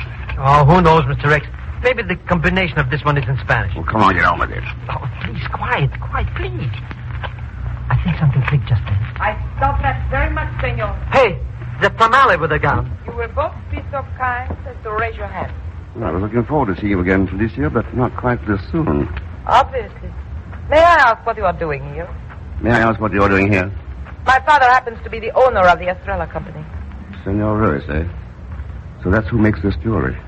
Where is he now? What have you done to him? The only person here when we came in took a couple of shots at us and left. He was wearing a police uniform. Police? That is ridiculous. Is it? That gun makes me nervous, Mr. Thurston. Why don't you take it away from her? Any suggestions as to how? I do not wish to listen to this talk. You will tell me at once what has happened to my father, or I will shoot you both. Both? Now, wait a minute. Maybe we can make a deal. Senorita's not going to shoot anybody. Drop the gun, Felicia. Animal. Thanks, Mr. Hernandez. Come in. Everybody's got a gun. Since you lead the treasury, Senor Thurston, I have concentrated and put two and two together. There is only one man in Asuncion who makes jewelry, Senor Ruiz, the father of Felicia. I have come to talk with him. So have I. Only seems to have stepped out. My father is guilty of nothing. Very well tell me what this is all about. Manuel, is that Colonel Mazzaro, your fiancé? I will tell you nothing. I demand you find my father at once. Senorita, that's exactly what we were trying to do. All right, Pagan. Back to work in the safe. Well, the truth is, Mr. Thurston, I don't know just how to say this, but, well, you see, it's like... If it will help any to find him, the combination is left 21, to right 236, left 81. What were you going to say, Pagan? Shh, quiet, please. You see, I'm concentrating. Left 21, right 36, left 81. Mr. Thurston, I did it. Open it up, then. Oh, no, not me. You remember the last time? All right, then I'll... It's empty. Well, you can't find a body every time. Well, that's that. Perhaps somebody warned him, Senor Thurston. Could be. Senorita, with the color your eyes are right now, you're wearing the wrong kind of jewelry. Senor, I do not... Yeah. Instead of onyx, it should be sapphires. Sapphires? Yes. They are very difficult to find. One would not know where to look. No, I suppose not. By the way, seen this before? A hotel key? No, senor, I have never seen it before now. Mr. Thurston, why don't we scrum out of this joint and find something to eat? Yes. Mr. Hernandez, why did you stick that gun in your pocket and we'll all four talk this thing over at the nearest cafe? Whatever you think best, Senor Thurston. There, but I really think we should do something. I was waiting for you to do that. Felicia! There she goes, Mr. Thurston. She escaped from us. Yeah. I kind of thought she would. What? But now she will rejoin her father. I doubt she'll get far. Asuncion's not a very big city. Shouldn't be too hard to block off the exits. Well, I shall notify the police immediately. Good idea. But maybe you'd better get some of your own men out, too. Don't forget who's in charge of the police. Oh, Colonel Macassar. Mm-hmm. I will give the orders at once, and I shall watch the airport myself. Good, and you may as well limit the search to Felicia. Never mind Senor Ruiz. But why not, Senor? Because he's lying dead over there behind that workbench in the corner.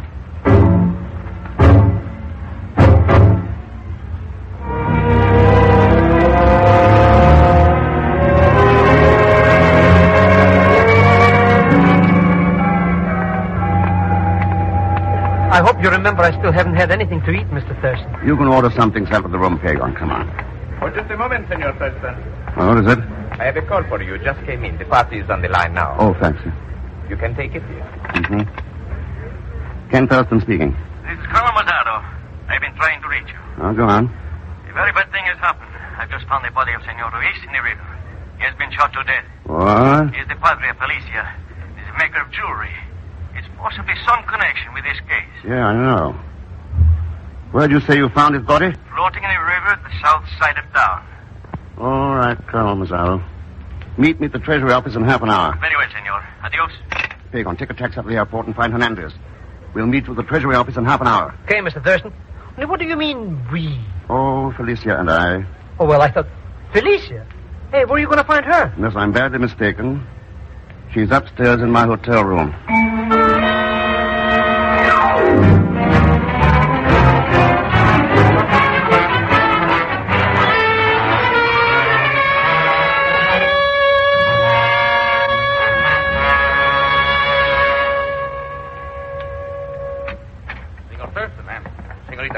Hernandez, I hope we haven't kept you gentlemen waiting. You captured her. Felicia, what is it?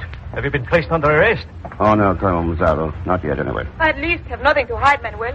I am not afraid. All right. We're all here together, so let's take a quick look at the thing. In the first place, somebody here stole the Hermit Castle collection of gems and substituted imitations in the Treasury vault. I hope you're not implying... Then they worked out this scheme with Royce to get the real stones out of the country into the United States.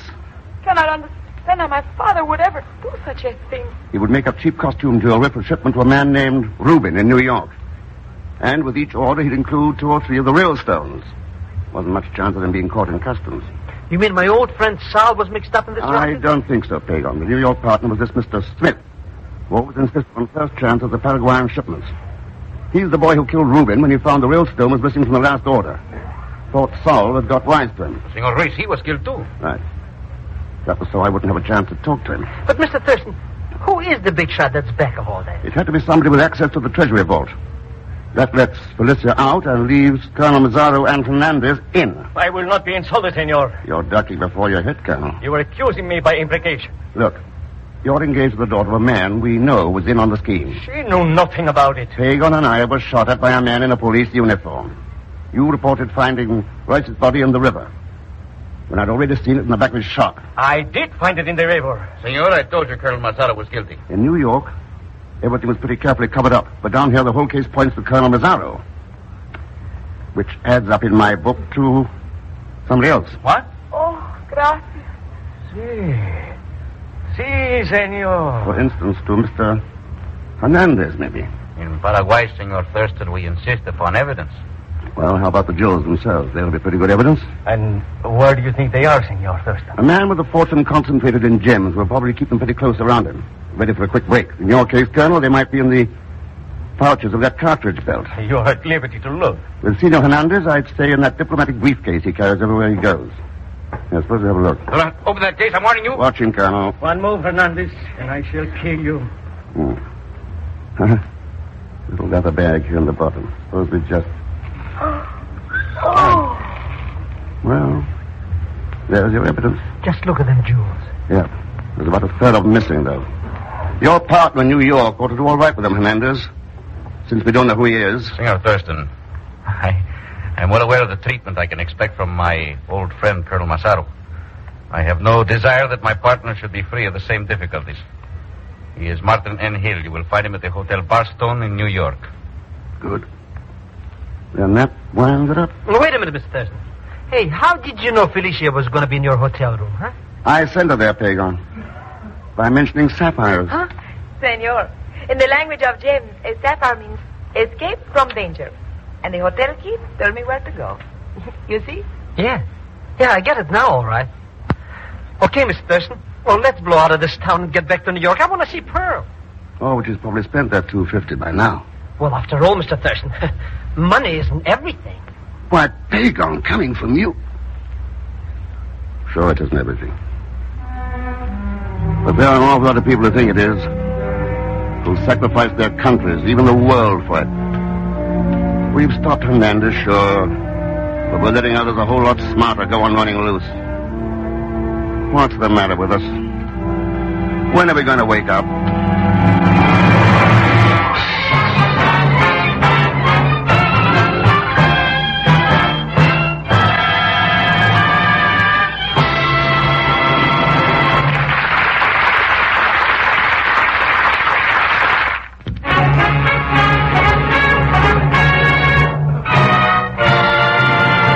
Frigidaire star, Herbert Marshall. Ladies and gentlemen, America needs more steel. Scrap metal helps make steel, but it is very scarce. So look around your home, won't you, for scrap iron and steel. Turn it into your local scrap dealer or to your local scrap metal drive.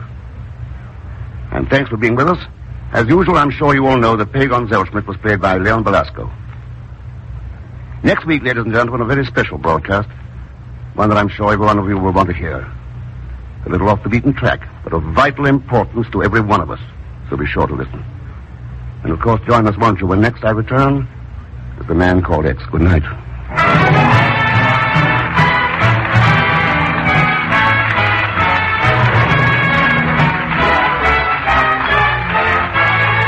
Frigidaire's Man Called X is directed by Jack Johnstone, with music composed and conducted by Johnny Green. Tonight's story was written by Les Crutchfield. So until next week, same time, same station, this is Wendell Niles speaking for Frigidaire, made only by General Motors. All characters and incidents used on this program are fictitious. And any resemblance to actual persons or incidents is purely coincidental. This is CBS, the Columbia Broadcasting System.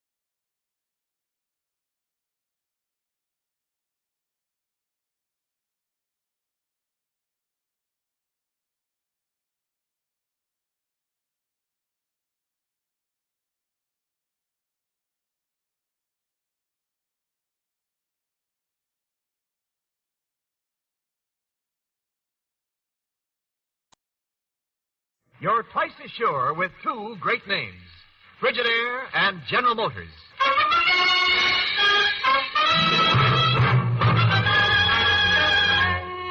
Frigidaire presents Herbert Marshall as the man called X. Wherever there is mystery, intrigue, romance, and all the strange and dangerous places of the world, there you will find the man called X.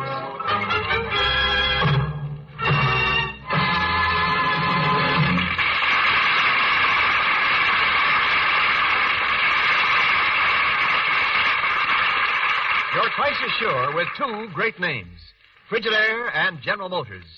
For Frigidaire refrigerators are made only by Frigidaire, a division of General Motors.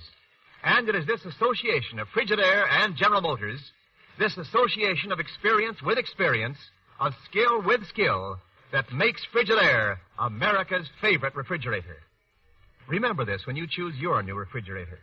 Remember that millions of Frigidaires in millions of American homes have established Frigidaire's reputation for complete dependability, for lasting satisfaction. Yes, you're twice as sure with two great names, Frigidaire and General Motors. For Frigidaire refrigerators are made only by Frigidaire, a division of General Motors. More Frigidaire refrigerators serving more American homes than any other make.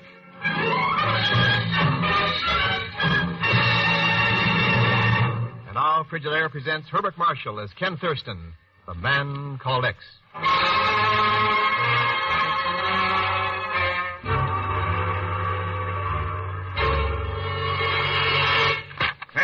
There's the report from Cochin, China, Ken, on the latest accident at the Mekong River Dam. Another dynamite explosion, Chief? Right. Destroyed the new anchor block. What does John Dreyer have to say? He's pretty sick about it. The French government requests his services from the Bureau of Reclamation because of his terrific reputation as a hydroelectric engineer. Now Dreyer can't get to first base building that dam across the Mekong River because of accidents. Chief, I better shove off for Cochin, China. Well, there are American business interests in mineral deposits there, and hydroelectric power could make it a pretty productive area. More than that, Chief. With that dam built, a couple 100,000 Annamite villagers won't be flooded out of their homes every year. They get a taste of decent living conditions for a change, of civilization. You're right, Ken. Let's see. The nearest town is Banam Bang. I'll have Miss Brooks get your passage and, Yes, Miss Brooks. A cablegram for Mr. Thurston, sir, from Banam Bang. Banam Bang? Yes, sir. Read it out to me, will you, please? Yes, sir. Have rooms ready for you at King Louis Hotel, Banam Bang. I'm making all arrangements for transportation to Mekong Dam. Best regards to the Chief and Miss Brooks. It's signed, Pagon Zellschmidt.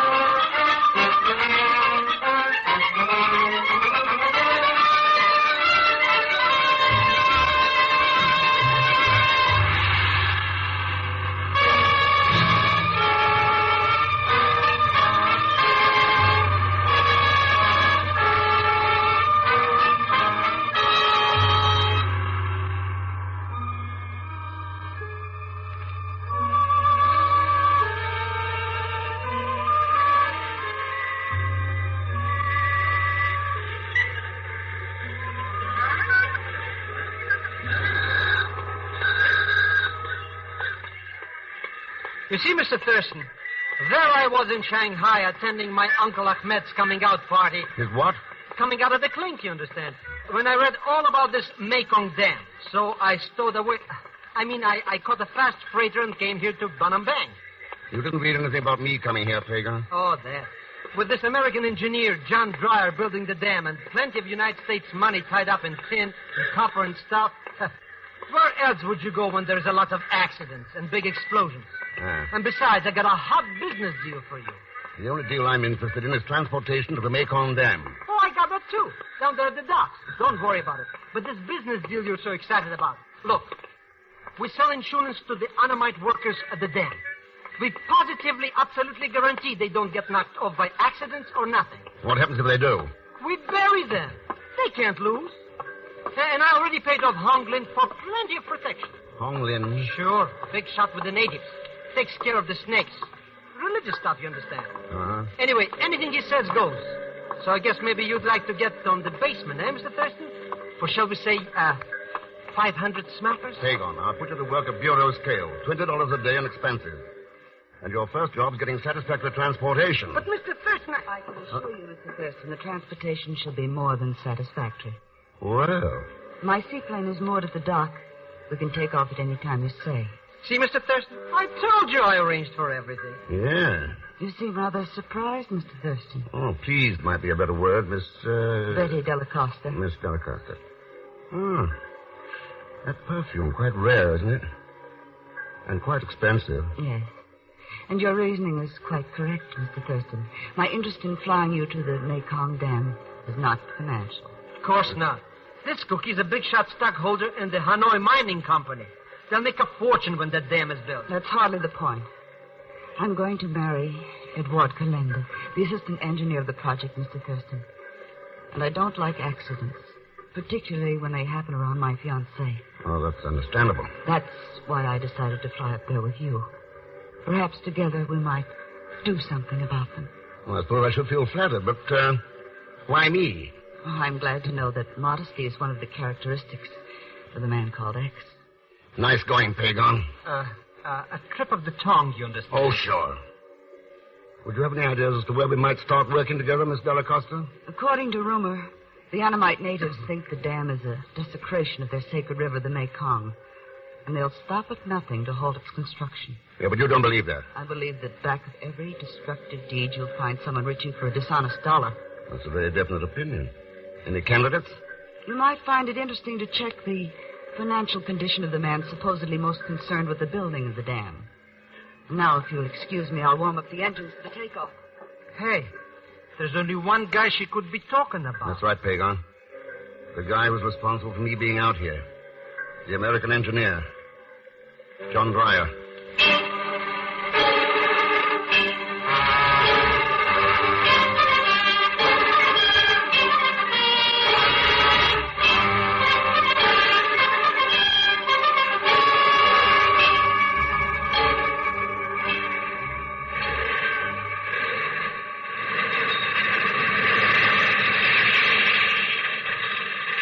Probably find Mr. Dreyer in the construction office over there, Mr. Thurston.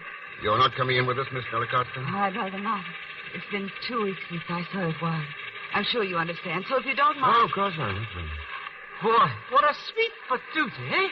And did you see how she goes for me? Oh, sure, Pagon. That's why she made a beeline for Edward Calenda the minute he landed. Oh, probably just going to break the bad news to him. Somebody's making with the guns, Mr. Rex. Yeah, in the construction office. Come on. One of my shoelaces is untied. I'll be right with you. Later, Mr. Thurston. Come on. Okay, let's have that gun. That's better. Now, I suppose we all relax and talk things over. Who are you, mister? My name's Ken Thurston. You Dreyer? That's right. And my name, sir, is Charlie Dong Ray. What went on here, Dreyer? This two-faced crook was trying to get me to buy second-grade building material for the dam. Wanted me to take a split of the graft.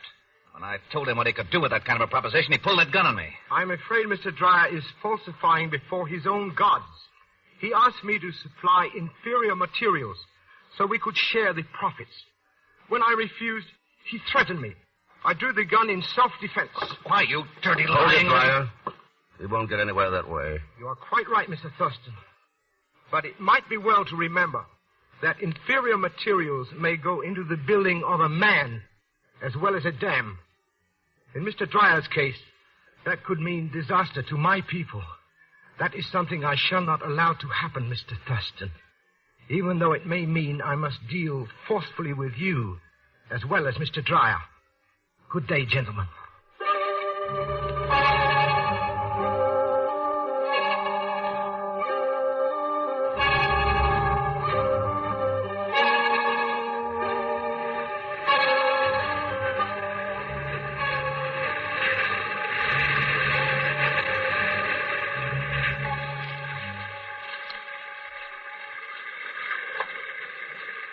There she is, Thurston, the Mekong River, the baby we're going to tie down, if we have no more accidents.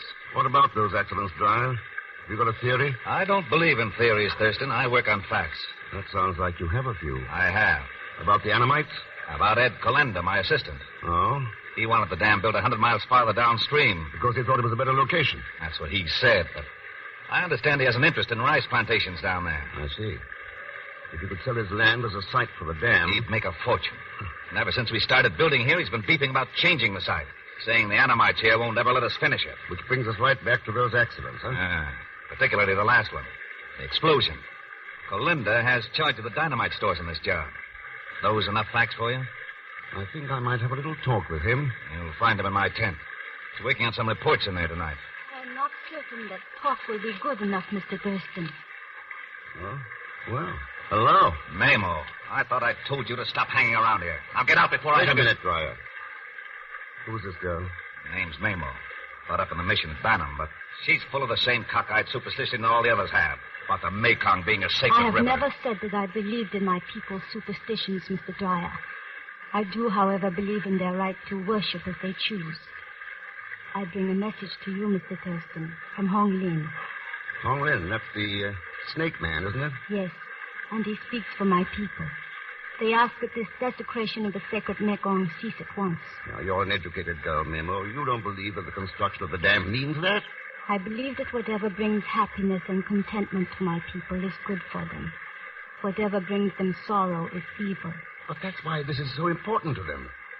It'll bring electric power for their farms, lights for their homes, modern civilization. You've got to make them understand that. I am afraid those things are not enough, Mr. Thurston. Not enough? What more do you want? My people's happiness, Mr. Dryer. What good is your modern civilization if it teaches them greed and destruction? Why give them electric lights to see by when all they will see is deceit and treachery? And you believe the dam is bringing all that to them, Memo? You're a wise man, Mr. Thurston. I think you may learn the truth of what I say from Edouard Colinda. Colinda?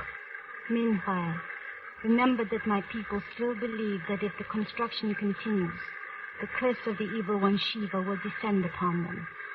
They will do everything possible to prevent that. Good night. What do you make of that, Dryer? Those threats aren't going to stop me from building that dam. Maybe not. But we ought to take the young lady's advice. Now, look here, Thurston. If you think I'm going to quit... I think we'd better have that talk with Colinda.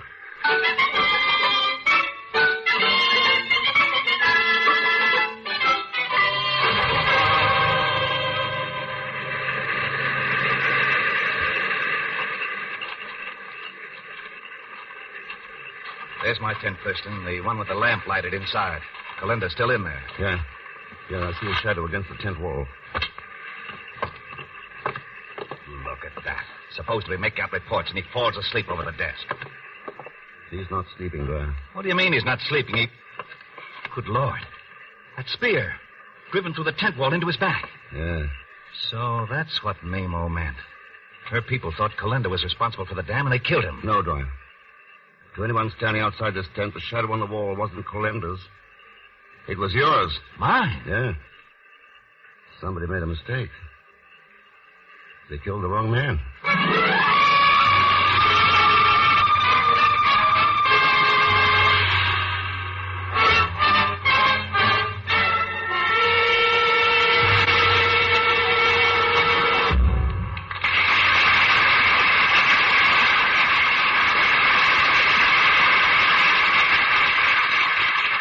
Just a moment, we'll continue with Frigidaire's Man Called X, created by J. Richard Kennedy. This is Wendell Niles speaking. Think how you have to crowd things into the refrigerator you're using now, and then think of this. New Frigidaire refrigerators give you up to 50% more food storage space in the same kitchen space. Yes, Frigidaire's completely new design gives you a refrigerator that's far bigger on the inside. So no matter what the size of your kitchen or how large your family, now you can have that extra refrigerator room you need. You get a refrigerator that matches your needs exactly, too, because Frigidaire offers you a wide variety of types and sizes, all with extra room for storing foods, all powered by the famous Meter Miser, simplest cold-making mechanism ever built. In addition, deluxe-type Frigidaire refrigerators, for example, give you such important features as a big, full-width super freezer chest for frozen foods, a handy sliding basket drawer for eggs and small packages, special cooling system for keeping all foods at their best, and many others. Remember all the advantages that Frigidaire puts into the refrigerators it makes for you. And always remember, too, ask to see the name Frigidaire when you ask to see a new refrigerator.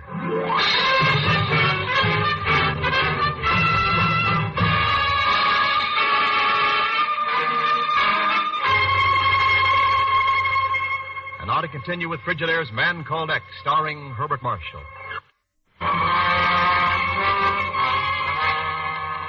The giant dam being built across the Mekong River in Cochin, China, will bring the blessings of power and light of modern civilization to the long-suffering and backward Annamite peoples. But the Annamites have been told that the dam is a desecration of their sacred river. Edward Calenda, assistant engineer, lies dead with a native spear buried in his back. Now it's the following morning in the construction office. Ken faces John Dreyer, the engineer in charge, and Betty Della Costa, the dead man's fiancée.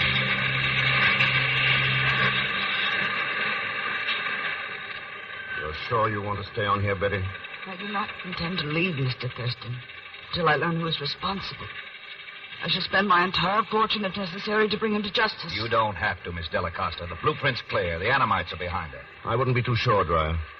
What effect is this going to have on the construction work? It'll make it plenty tough for me, if that's what you mean, but we can still go ahead. Matter of fact, we're going to pour the concrete for the new anchor block tonight. Good. Meanwhile, I'll pay a little visit to Hong Lin. Hong Lin, the snake man? That's right. How do you figure he fits into this picture? I'm going to learn if he's being paid off to stir up this trouble. If there's any Western gold mixed up with the curse of Shiva.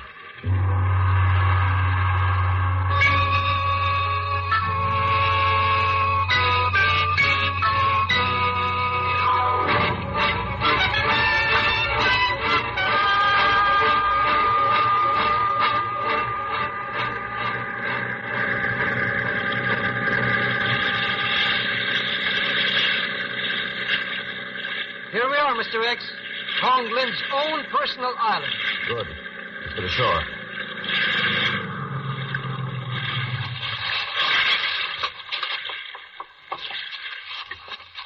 There's his hut, right up ahead there on the path.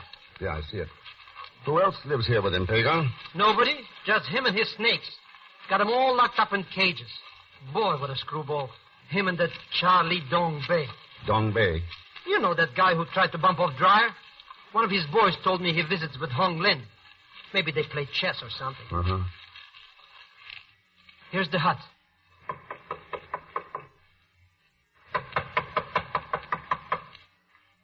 Nobody home, huh? Let's go in and make sure.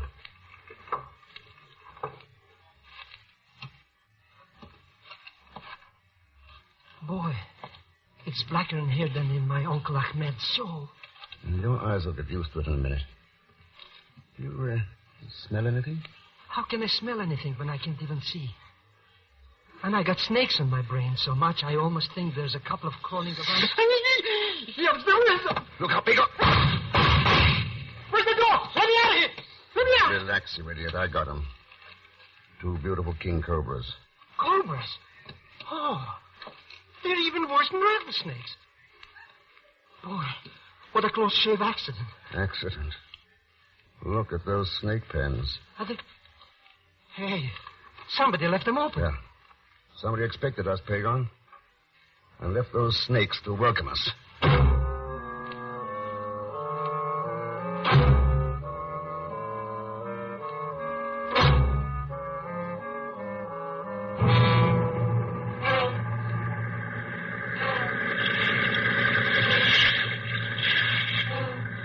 Send those radiograms to the chief, Pagan. Use the commissioner's shortwave station at Banam. Then bring the answers back to me at the dam. But maybe the snake men's still after us.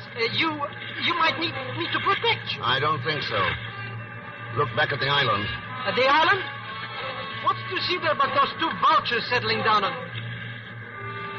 Vultures? Mr. X. Yeah. I don't think we'll have to worry about the snake man any longer.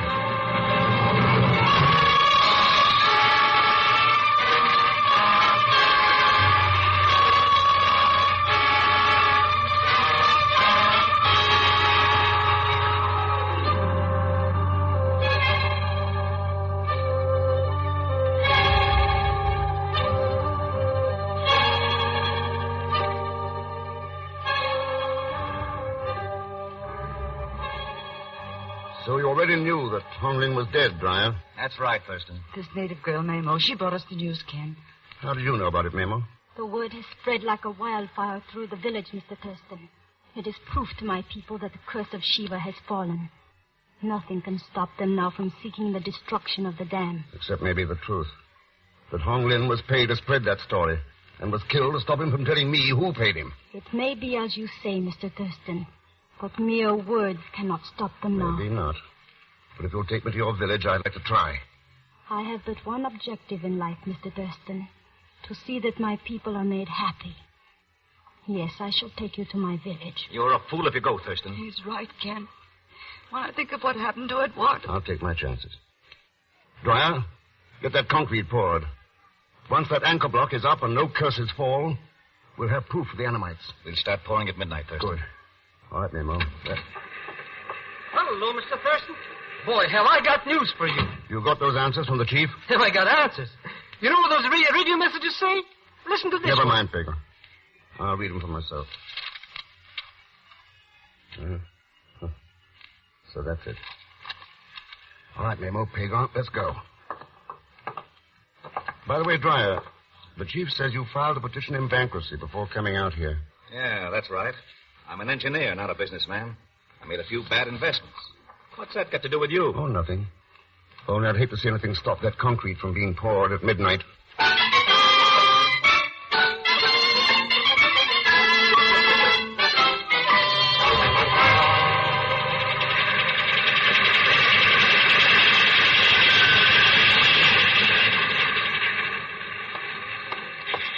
I don't get it, Mr. X.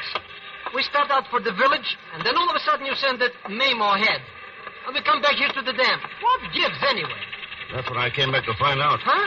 Suppose I asked you to stop that concrete from being poured a few minutes from now. Could you do it?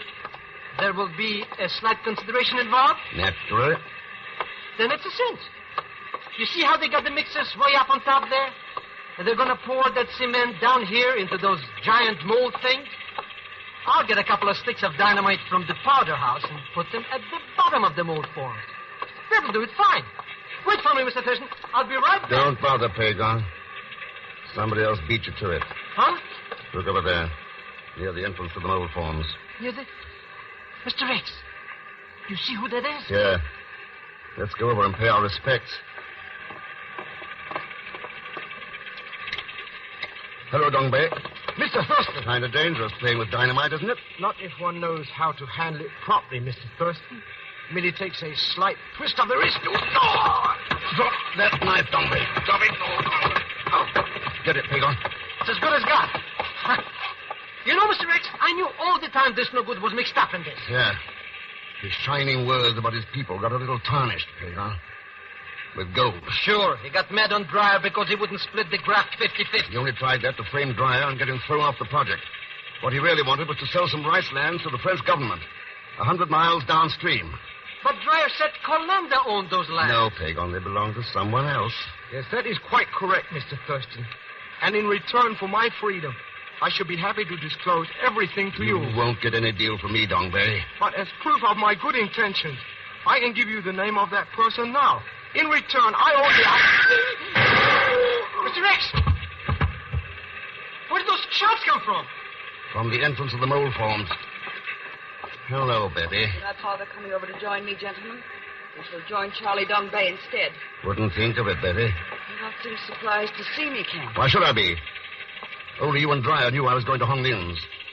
One of you prepared that snake trap. And Dryer doesn't wear perfume. The scent was still in the hut? Yeah. You know, Betty, your window dressing was perfect. No one would suspect the rich young Miss Della Costa with any ulterior motives. Then what way did you think I had one? You went just a little too far. Talked just a little too much about your lack of financial interest, your fortune. There was something phony about it. And the chief's radiogram told me where he was. Hey, that's right. It told all about the gambling she was doing on the stock market. All the dough she lost. You were losing control of your stock in the Hanoi Mining Company, Betty. I needed big money to recoup. Money you could get by selling that rice land as a site for that dam. So you tried everything you knew to get it moved down there, even to killing Dryer. Dryer? But it was Colenda who got bumped That off. was a mistake, Pagon. The shadow on the wall fooled the killer. Which one of your stooges did it, Betty? Honglin or Dongbei? It happened to be Dong Bay, Ken. Not that it matters. The knowledge will do you very little good now. Very better check with the commissioner from Benam before you pull that trigger. His men have this place surrounded. Sir, what is this, a trick? It is not trick, mademoiselle. I have warrants for your arrest on charges of sabotage and murder. You will please to surrender at once. Surrender? I don't think so, Commissioner. Sit down, Pagon. Monsieur Thurston, you are all right. Yeah, but never mind me. Get the girl. But she has run into the mold forms, monsieur. She will get away at the other end. No, Commissioner. No, she won't get away. Mr. Rex, that noise. Wait. Yeah. Wait. That's right, Pagon. They've started to pour the concrete.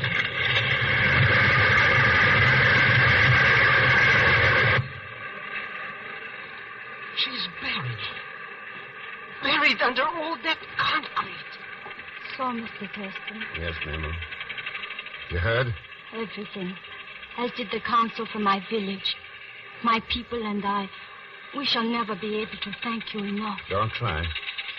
When that dam gets built, I'll have thanks enough. You need worry no longer, Mr. Thurston. Good night, and may God bless you and your nation for what you have done for us. Mr. X. Huh? That girl's really civilized. Of course she is, Pagan. Mama was reared humbly in the heart of Asia. And Betty Delacosta among the advantages of a modern world. But one thought only of her people. The other only of herself. Which one was really civilized? Sometimes it makes you wonder.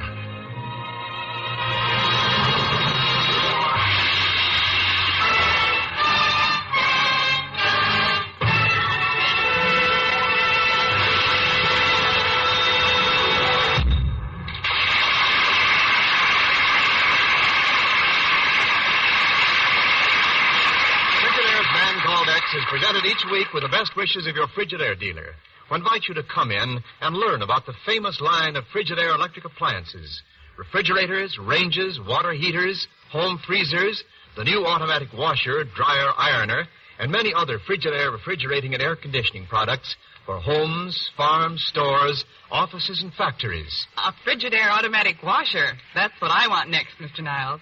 You'll like it as well as your Frigidaire refrigerator, and that's saying a lot. When you're at your Frigidaire dealers, ask to see the new Frigidaire automatic clothes dryer and electric ironer, too.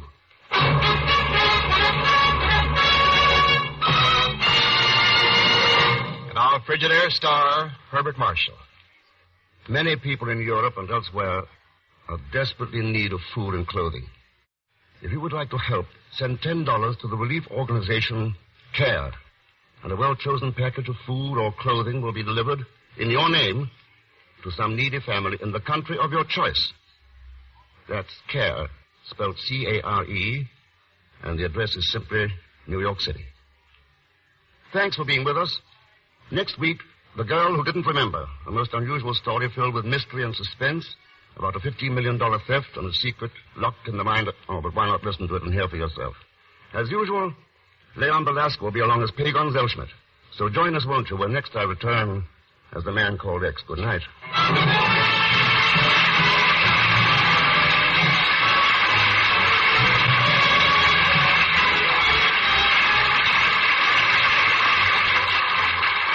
Frigidaire's Man Called X is directed by D. Engelbach, with music composed and conducted by Johnny Green. Tonight's story was written by Sidney Marshall and Maurice Zimm. So until next week, same time, same station, this is Wendell Niles speaking for Frigidaire, made only by General Motors. All characters and incidents used on this program are fictitious, and any resemblance to actual persons or incidents is purely coincidental. This is CBS, the Columbia Broadcasting System.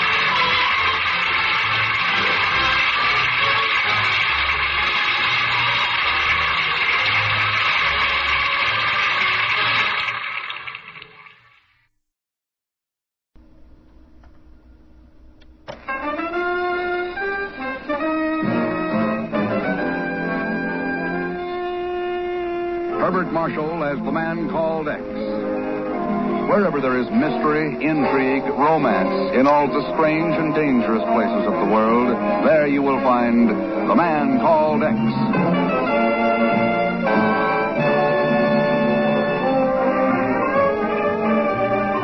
Ken Thurston first saw the girl in the lobby of a New York building in which the offices of the Bureau were located. She was pleading with the elevator starter, pleading in a dazed, frightened manner. The man who is known as X, I must speak with him. It is about Maggiore, you understand? Per favore, please, I must speak with him. I must.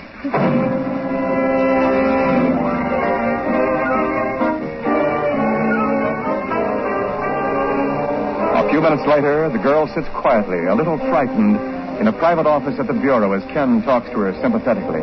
So you want to talk with this man called X? See, the man who is X. You know him, senor?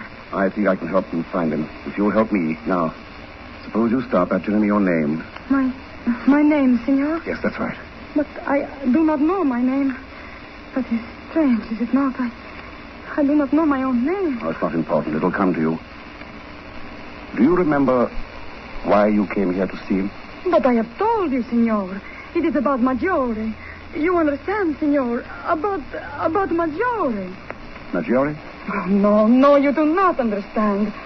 But this man who is X, he will know. See, he must know. Of course, but when we see him, you must tell me where you're from, what is troubling you. But I cannot do this, senor.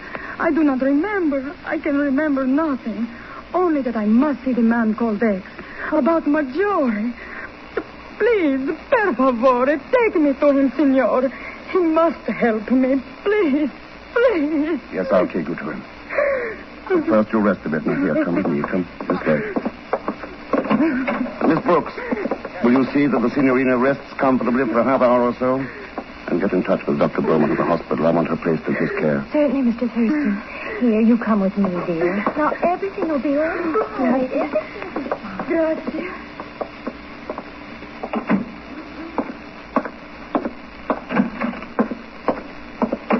Did you get it on the dictograph, Chief? Yes, I got it, Ken. An amnesia case, eh? Sounds like it. Think it might be a fake? Dr. Beaumont will tell us. Mind if I use your office phone, Chief? No, go right ahead. Hello, Esmond. Thurston. The Spartivento sailed from Naples last week en route to New York. The Maggiore art collection was aboard. The Maggiore art collection, of course. Yeah, now check on it and see where it is now, will you? Thanks. So you think the girl was talking about the Maggiore collection, eh, Ken? Could be. What do you know about the collection, Chief? Well, let's see. It's world famous. Looted by the Nazis. Recently recovered. And it's coming over here for some kind of public exhibition, isn't it? That's right. It's going to tour the country. Proceeds going to a rehabilitation fund for Italian war orphans. Yeah, but if that's what the girl was talking about, why should she look for you?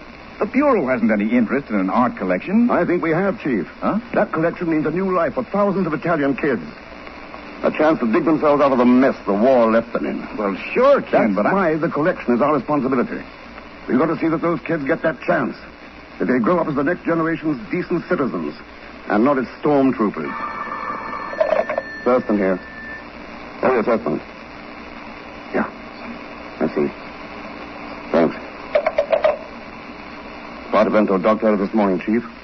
The Maggiore collection went through customs about an hour ago. And what do you want us to do, Ken? Chief, the truck taking the collection to the Niles Art Gallery was hijacked. The guard and driver killed. And the paintings are gone.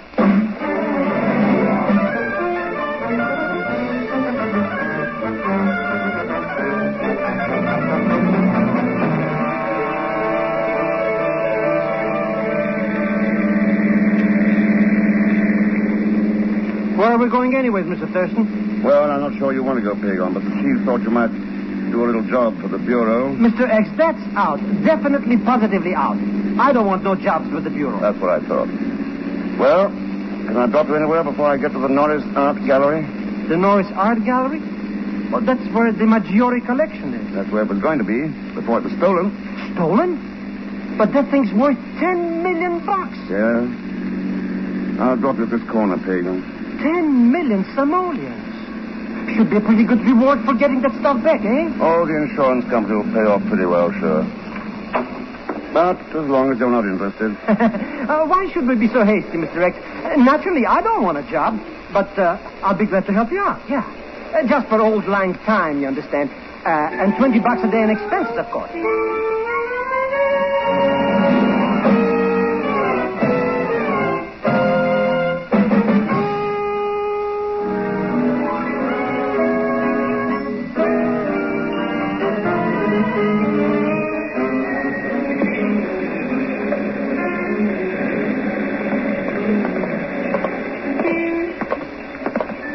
straight now, Pagan? Oh, sure. It's a cinch.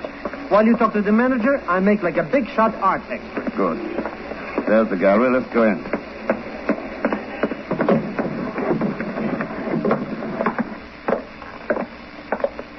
There's the office, Mr. Thurston. It says Muriel Bowen, manager. Yes. Okay, Pagan. I'll see you back at the car. You understand, Miss Bowen, that I consider the loss of the Maggiore collection to be the result of unforgivable negligence on your part. I'm not particularly interested in your thoughts on the subject, Mr. Cameron. Well, as manager of this gallery, you should be.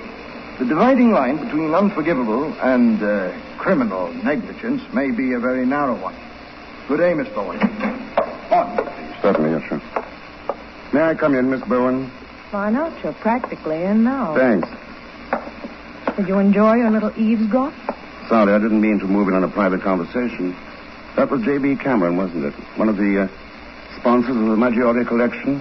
I'm sure that Mr. Cameron and I don't know nearly as much about you. Oh, my name's Ken Thurston.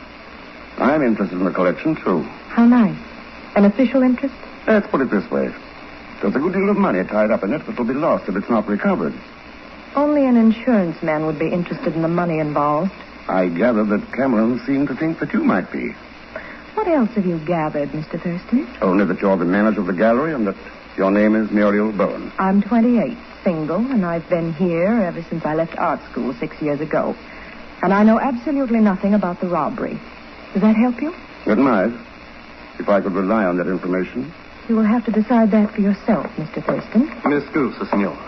That is a problem with which perhaps I may assist you. Oh? I am Luca Rosselli, signor, representing the Italian organization which sent the Maggiore collection over here. Well, I'm glad to know you, Rosselli. Your Rosselli is also a carbon copy of J.B. Cameron in a way, Mr. Thurston.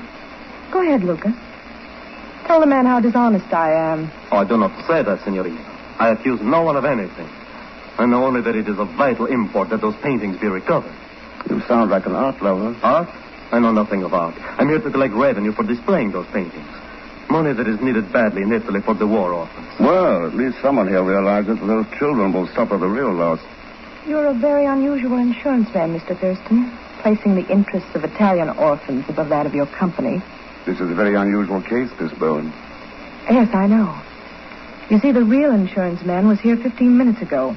That makes your interest in this matter most unusual.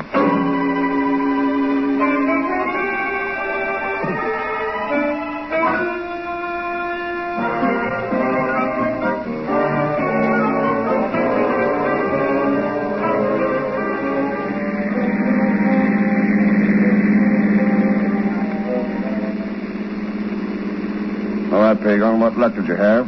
Can always depend on his Elspeth. You know that Cameron guy? What about him? He thinks I'm a big shot art collector. You know, he's a collector himself. Specializes in Da Vinci painting. What's so important about that? Well, maybe I can pick up a bit of change. After all, I've got a friend who paints Da Vinci's even better than Da Vinci. I think you can make a better deal with Cameron. I can? How? Find the Maggiore collection for him. That's got 2 genuine Da Vinci's in it.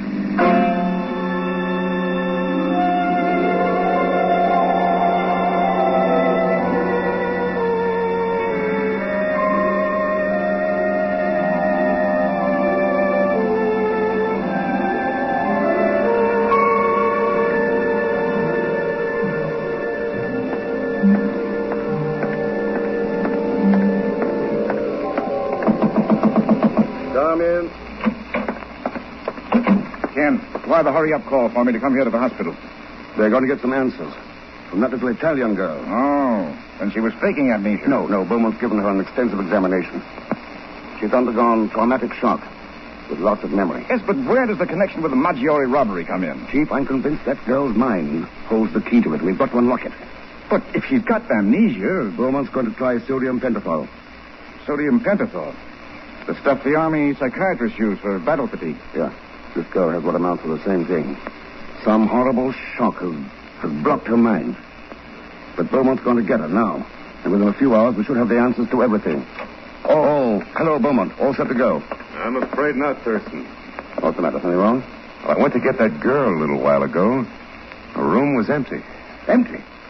Well, how'd you get out? I don't know. I ordered a search. Failed to turn her up. I'm sorry, Thurston, but that girl's disappeared.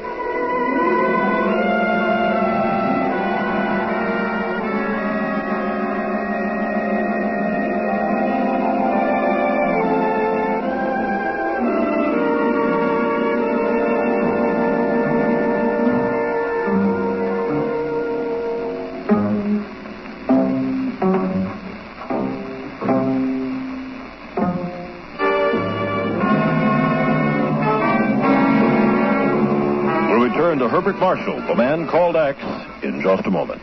48, we present Part 2 of The Man Called X. The Maggiore art collection has been stolen. Thousands of Italian war orphans will be without rehabilitation unless it's recovered. And the girl who didn't remember, whose mind holds the key to the mystery, has disappeared. Now, an hour later at the Bureau office, Ken is talking to one of the Bureau's agents over the phone. Yeah, keep the Norris Gallery covered, Esmond. I want to report on everything that Muriel Bowen and Luca Rosselli do. Right. Call me back when you have anything.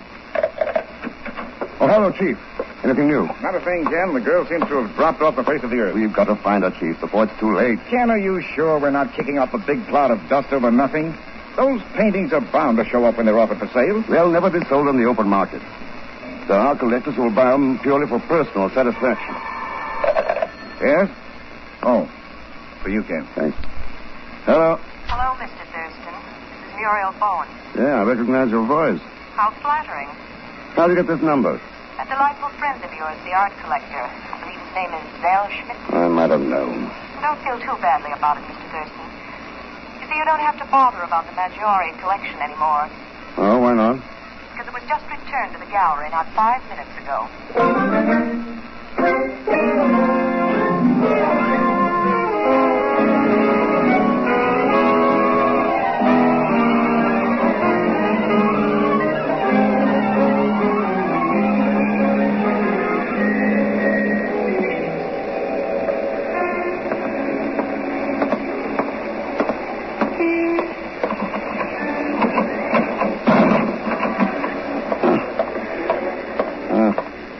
Trying to get into the gallery, Mr. Thurston. Nobody's home. What are you doing here, Pagan? Oh, I just came back to get Mr. Cameron's address. I got a painting to sell him. A brand new Da Vinci. Strictly a part of my job for the Bureau, you understand. Yeah, well, forget about it. Your job is over. Huh? The Maggiore paintings have been returned. They're in the gallery now. Oh, no, they're not. What do you mean? Oh, I was just inside there. By accident, the key I just happened to have in my pocket fit at the back door. And I know a Bellini or Da Vinci when I see one. And I didn't see one. Let's get to that rear door. Sure. It's right down in the back of this driveway. There it is, Mr. Thurston. Right where that big truck is parked. Yeah, let's take a look at that truck. So it's a truck, so what? A closed panel job. With a few bullet holes in it. Bullet holes? Mr. X. Yeah. This is the truck that was hijacked. Hey, then maybe the paintings are still in there. Oh, Mr. X? Are they? No, but something else is. Huh? What? A Bureau agent named Esmond. With a bullet in his head.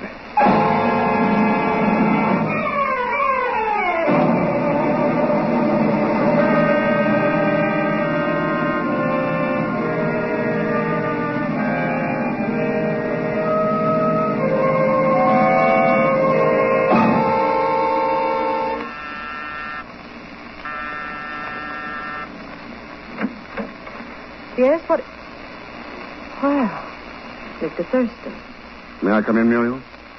Why, of course, Mr. Thurston. I'm honored. Thanks.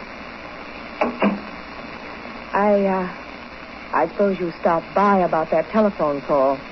An explanation might help. It was merely a stupid mistake. One of the attendants told me the truck had been returned. I misunderstood, thinking he meant the paintings. I called you before I checked. Yeah, that could happen to anyone. You should have told me you were going to drop in. I'd have had the apartment more presentable. Oh, you wouldn't have been here at all. Why, Mr. Thurston, how can you say such things? Those suitcases and half-packed clothes said them first. Ah, the evil finger of suspicion. It moves, it writes, and still spells my name. Why not try erasing it? Never erase a line once drawn seeking perfection. The line may be improved, but the soul of art destroyed. My art teacher taught me that once. Art school, the Matisse and Picasso on your wall. Painting means a lot to you, doesn't it, Muriel? Ah, you've uncovered my scarlet secret, Mr. Thurston.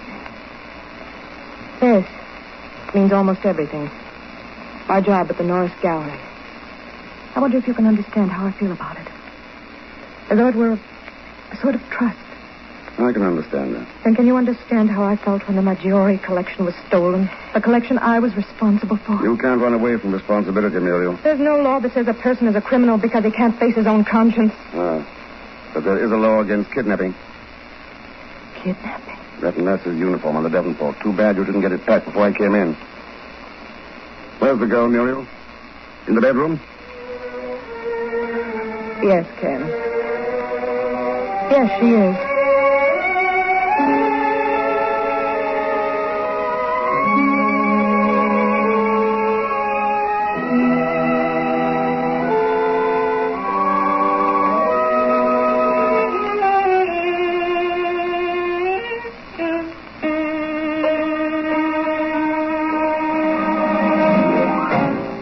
Think of it, Mr. Cameron. Where else could you pick up such a bargain? A genuine Da Vinci. And for only, shall we say, $5,000? That is quite a bargain, Mr. Zellschmidt. Why let it go so reasonably? You hit the nail on the hammer, Mr. Cameron. Yeah, you know how it is when you need some ready cash. Oh, need to get rid of a stolen painting. Stolen?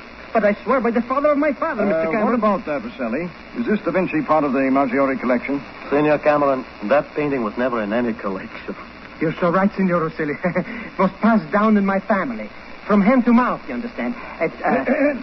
Your pardon, Mr. Cameron. There's a Mr. Ken Thurston to see you. Oh, no. Show him in, please, William. Yes, sir. This way, please, Mr. Thurston. Thank you. Hope you don't mind my barging in on you like this, Mr. Cameron. No, not at all, Mr. Thurston. You're the insurance man Rosselli was telling me about, aren't you? I'd like to talk to you about the collection. Oh, yes, of course. Rosselli dropped in for the same reason. Frankly, we got nowhere, and we're just amusing ourselves listening to a sales talk about this Da Vinci copy. Copy? Any fool would know that, Zellschmidt. Well, look at the necklace on the portrait. The links in several places are not even joined. Now, do you think that Da Vinci would ever make a mistake like that? But the copy is bound to look pretty shabby compared to the paintings you have here, Cameron. Yes. They are pretty fine, aren't they? Yes, that Franz Hals, for instance. One of the best I've ever seen. I practically had to kidnap the owner in Amsterdam to keep the Frick collection from getting it. And that coil. I don't think he's ever had a finer feeling for the haze of twilight than in that one. No. No, it cost me $10,000 more than I wanted to pay. Old man Carpenter was bidding against me. But I got it. Oh, senores, please. This is all very interesting, but we should be discussing the Maggiore collection. Art is not as important at this time as those children in Italy. You're right, Signor Vaselli. And I've good news for you. We found a young girl, an amnesia case, who apparently knows all about it. Why, that's wonderful, Thurston. But if she has amnesia, how can she tell you anything? She's going under sodium pentothal at the hospital tonight. I think she's going to tell us all we need to know.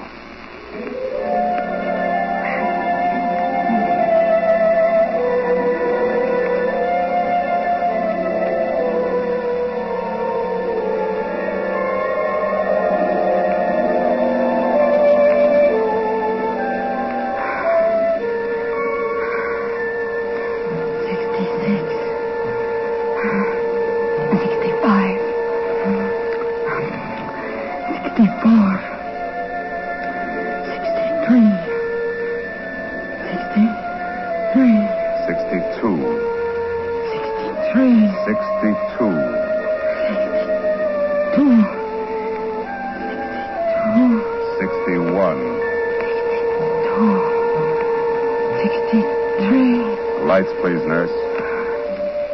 All right, Thurston, she's ready. We can begin. Now, you understand the procedure? I think so, Doctor. We've got to make her face the thing that brought on the traumatic shock. Bring it out in the open. You're here because the man called X is the one thing she's clinging to. So when she talks directly to you, answer her. But when we reach the point where the trauma began, I'll take over and reconstruct the situation with her. I understand. Good. I'll ask her if she can hear you. Can you hear me, Signorina? This is the man called X. Can you hear me? I can hear, Signor X. You were looking for me, Signorina? See, I was looking for you. Friends. Friends of yours told you about me? Children. Naples. You helped them. Ask her why she needed help. Why do you need help, Signorina? It is about Maggiore. The Maggiore art collection? See, the paintings. I've come for the children. Nothing can happen. Nothing. You must help. You must help. Help with what? What help did you need? Where? The boat. The boat from Naples.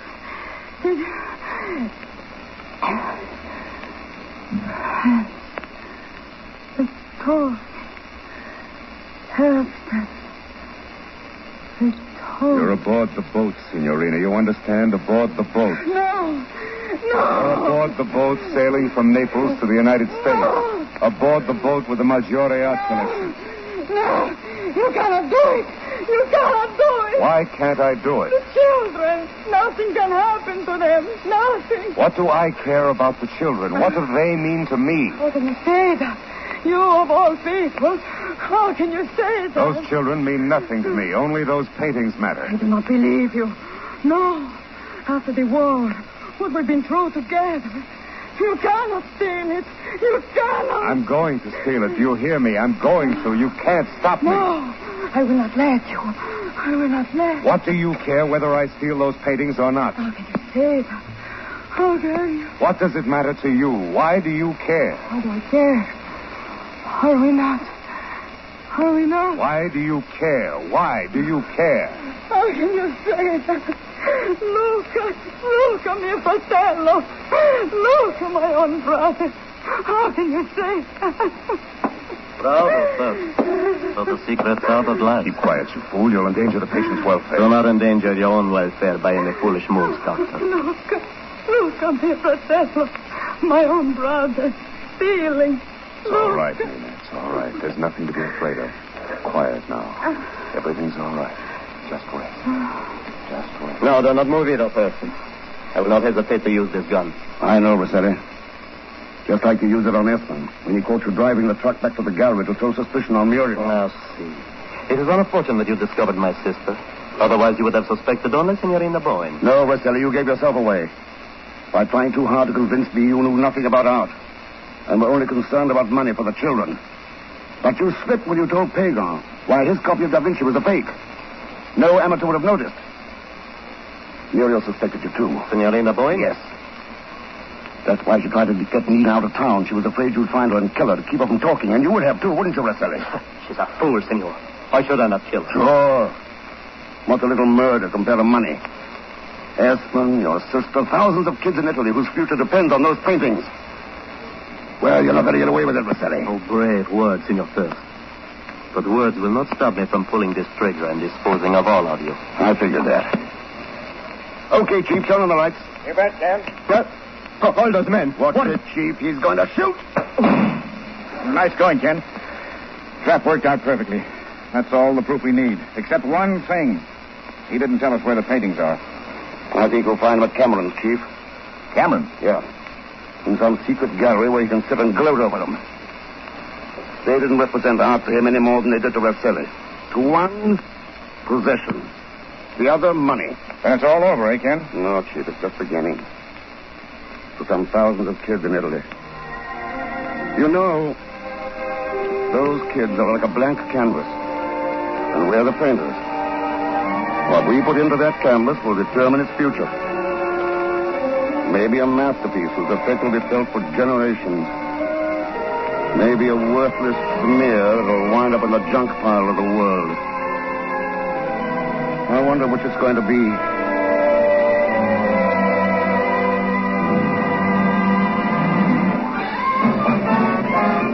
And that's The Man Called X on the Golden Age of Radio Theater. First broadcast August 15th, 1948. In just a moment, we'll be back.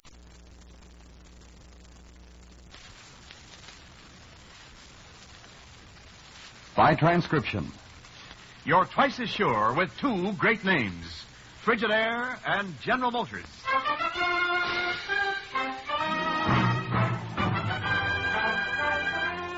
Frigidaire presents Herbert Marshall as the Man Called X. Wherever there is mystery, intrigue, romance, and all the strange and dangerous places of the world, there you will find the Man Called X.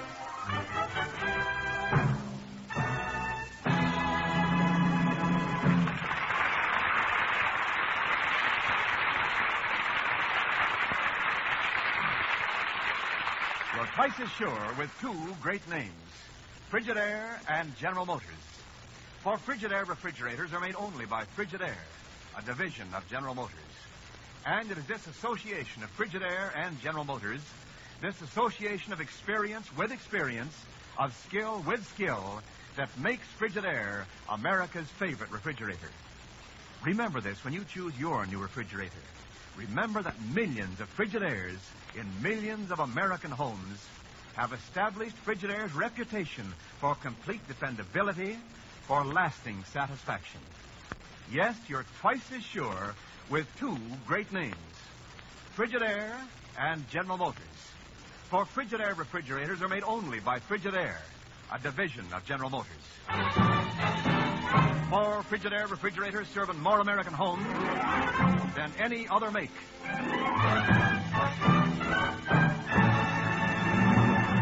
And now Frigidaire presents Herbert Marshall as Ken Thurston, the man called X.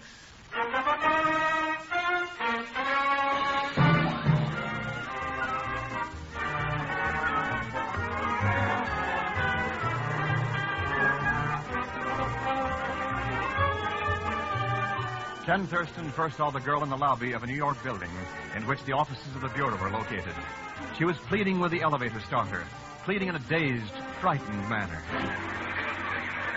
The man who is known as X, I must speak with him. It is about Maggiore, you understand? Per favore, please, I must speak with him. I must.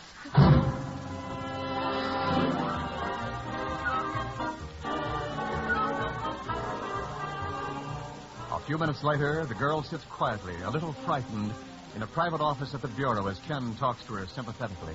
So you want to talk with this man called X? See, the man who is X. You know him, senor? I think I can help you find him. If you'll help me. Now, suppose you start by telling me your name. My name, senor? Yes, that's right. But I do not know my name. It is strange, is it not? I do not know my own name. Oh, it's not important. It'll come to you. Do you remember why you came here to see him? But I have told you, senor. It is about Maggiore. You understand, senor? About Maggiore.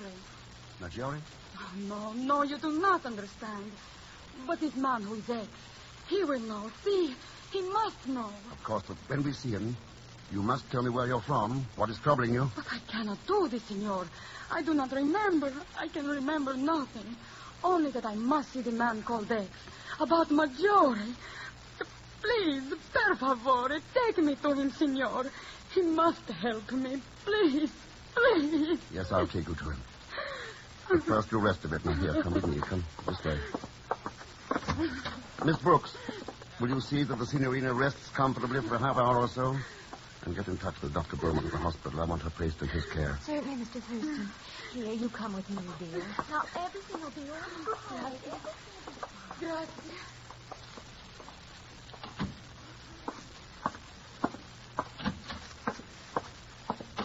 Did you get it on the dictograph, Chief?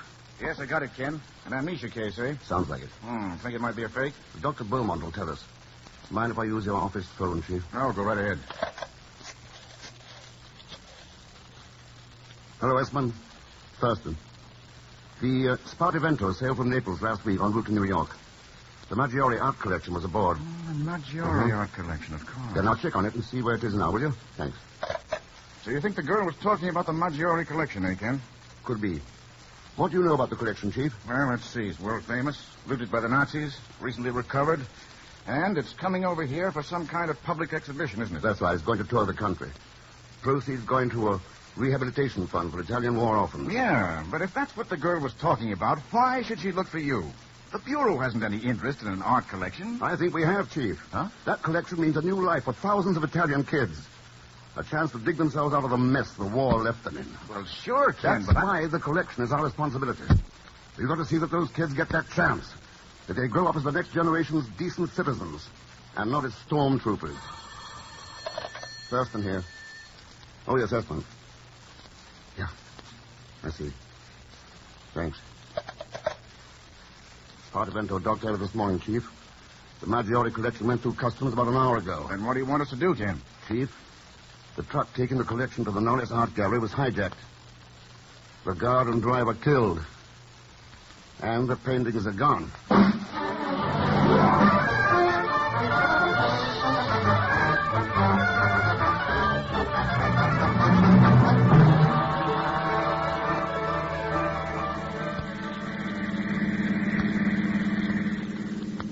Where are we going anyways, Mr. Thurston? Well, I'm not sure you want to go, Pagon, but the chief thought you might do a little job for the Bureau. Mr. X, that's out. Definitely, positively out. I don't want no jobs with the Bureau. That's what I thought.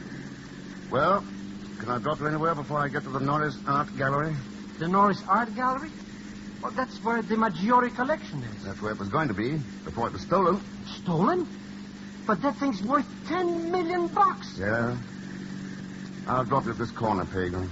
10 million simoleons. Should be a pretty good reward for getting that stuff back, eh? Oh, the insurance company will pay off pretty well, sure. But as long as you're not interested. Why should we be so hasty, Mr. X? Naturally, I don't want a job, but I'll be glad to help you out, yeah. Just for old lang time, you understand. And $20 a day in expenses, of course.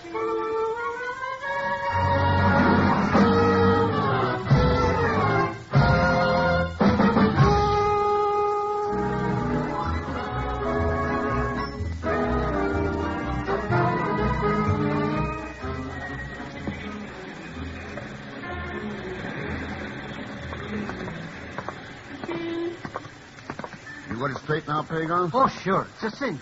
While you talk to the manager, I make like a big-shot art expert. Good. There's the gallery. Let's go in.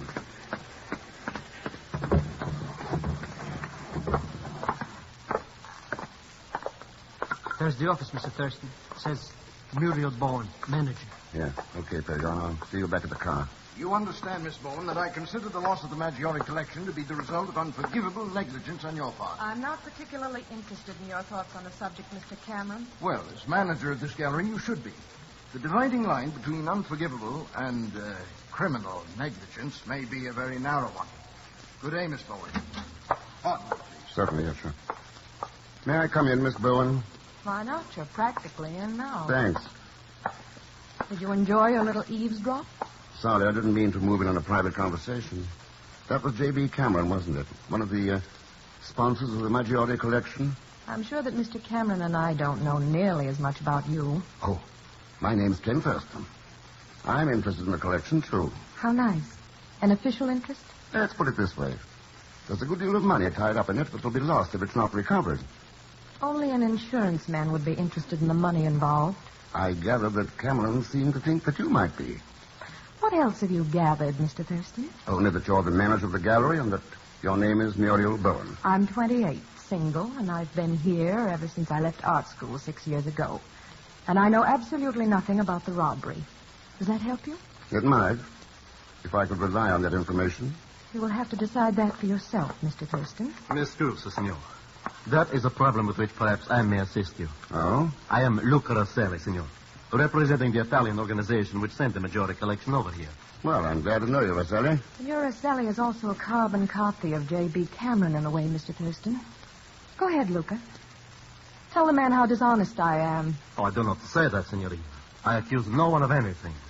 I know only that it is of vital import that those paintings be recovered. You sound like an art lover. Art? I know nothing of art. I'm here to collect revenue for displaying those paintings.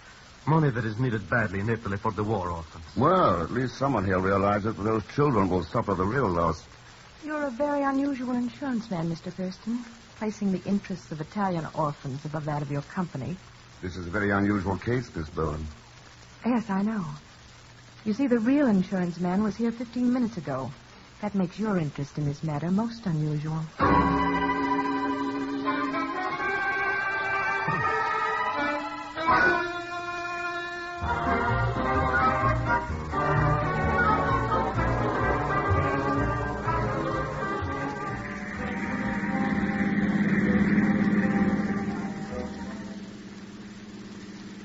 All right, Pagon, what luck did you have?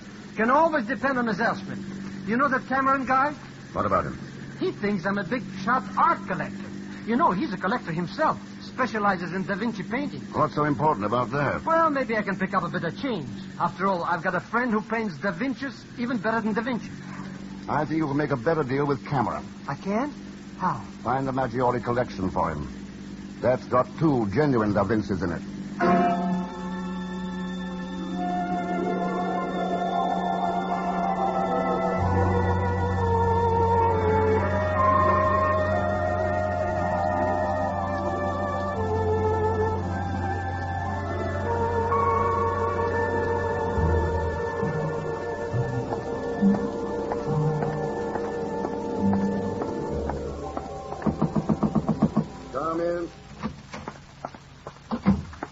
Why the hurry-up call for me to come here to the hospital? They're going to get some answers from that little Italian girl. Oh, when she was faking amnesia. No, Beaumont's given her an extensive examination. She's undergone traumatic shock with loss of memory. Yes, but where does the connection with the Maggiore robbery come in? Chief, I'm convinced that girl's mind holds the key to it. We've got to unlock it. But if she's got amnesia... Beaumont's going to try sodium pentothal. Sodium pentothal? The stuff the Army psychiatrists use for battle fatigue. Yeah. This girl has what amounts to the same thing. Some horrible shock has blocked her mind. But Beaumont's going to get her now. And within a few hours, we should have the answers to everything. Oh, hello, Beaumont. All set to go. I'm afraid not, Thurston. What's the matter? Something wrong? Well, I went to get that girl a little while ago. Her room was empty. Empty? Well, how'd she get out? I don't know. I ordered a search. It's failed to turn her up. I'm sorry, Thurston, but that girl's disappeared.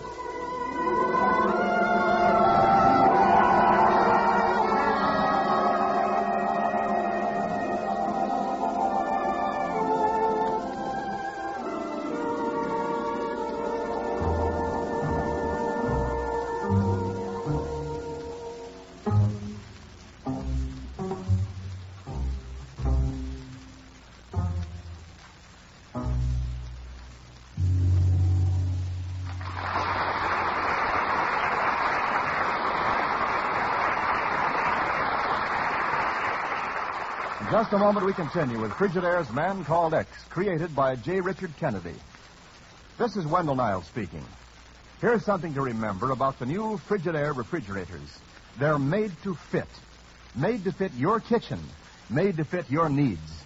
Because, you see, Frigidaire offers you a wide variety of refrigerator types and sizes.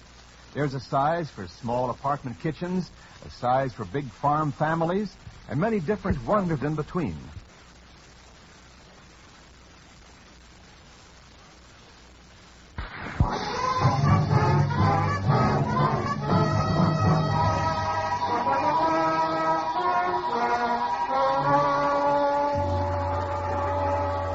Now to continue with Frigidaire's Man Called X, starring Herbert Marshall. The Maggiore art collection has been stolen. Thousands of Italian war orphans will be without rehabilitation unless it's recovered. And the girl who didn't remember, whose mind holds the key to the mystery, has disappeared. Now, an hour later at the Bureau office, Ken is talking to one of the Bureau's agents over the phone. Yeah, keep the knowledge gallery covered, Esmond. I want to report on everything that Muriel Bowen and Luca Rosselli do. Right. Call me back when you have anything. Oh, hello, Chief. Anything new? Not a thing, Ken. The girl seems to have dropped off the face of the earth. We've got to find her, Chief, before it's too late. Ken, are you sure we're not kicking up a big cloud of dust over nothing? Those paintings are bound to show up when they're offered for sale. They'll never be sold on the open market. There are collectors who will buy them purely for personal satisfaction. Yes? Oh, for you, Ken. Thanks. Hello. Hello, Mr. Thurston. This is Muriel Bowen. Yeah, I recognize your voice. How flattering. How do you get this number? A delightful friend of yours, the art collector. I believe his name is Zell Schmidt. I might have known. Don't feel too badly about it, Mr. Thurston. You see, you don't have to bother about the Maggiore collection anymore. Oh, why not? Because it was just returned to the gallery not 5 minutes ago.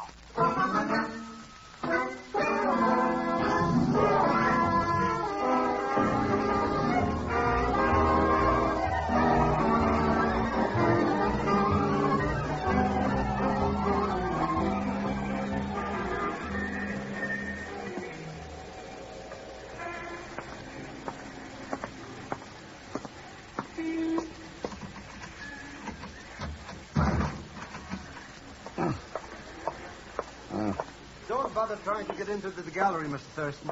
Nobody's home. What are you doing here, Pagan? Oh, I just came back to get Mr. Cameron's address. I got a painting to sell him. A brand new Da Vinci. Strictly a part of my job for the Bureau, you understand. Yeah, well, forget about it. Your job's over. Huh? The Maggiore print paintings have been returned. They're in the gallery now. Oh, no, they're not. What do you mean? Oh, I was just inside there. By accident, the key I just happened to have in my pocket fitted the back door. And I know a Bellini or Da Vinci when I see one. And I didn't see one. Let's get to that rear door. Sure. It's right down in the back of this driveway. There it is, Mr. Thurston. Right where that big truck is parked. Yeah, let's take a look at that truck. So it's a truck, so what? A closed panel job. With a few bullet holes in it. Bullet holes? Mr. X. Yeah. This is the truck that was hijacked. Hey, then maybe the paintings are still in there.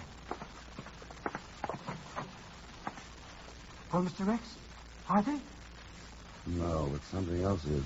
Huh? What? A bureau agent named Esmond. With a bullet in his head.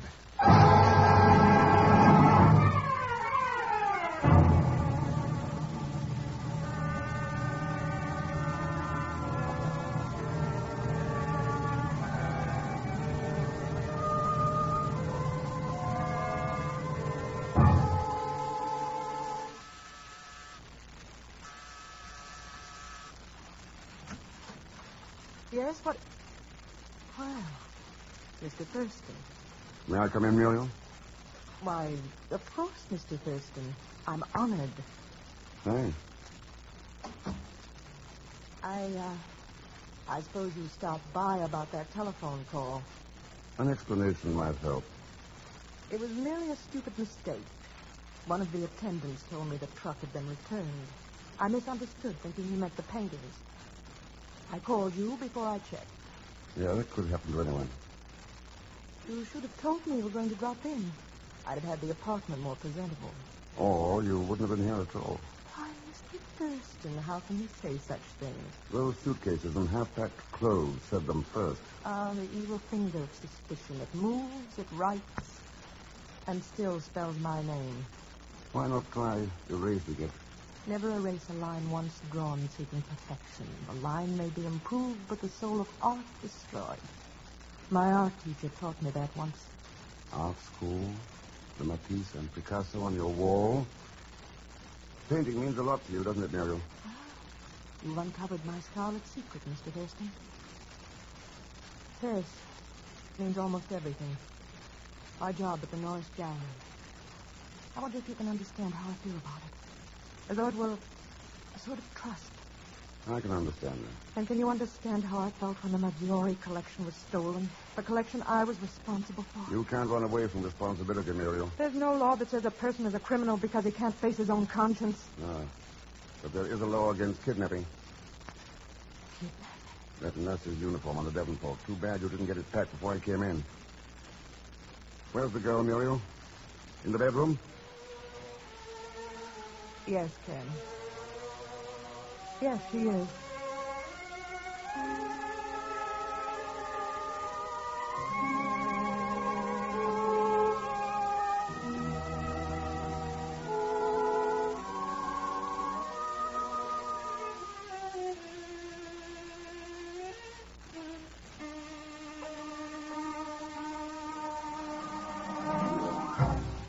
Think of it, Mr. Cameron.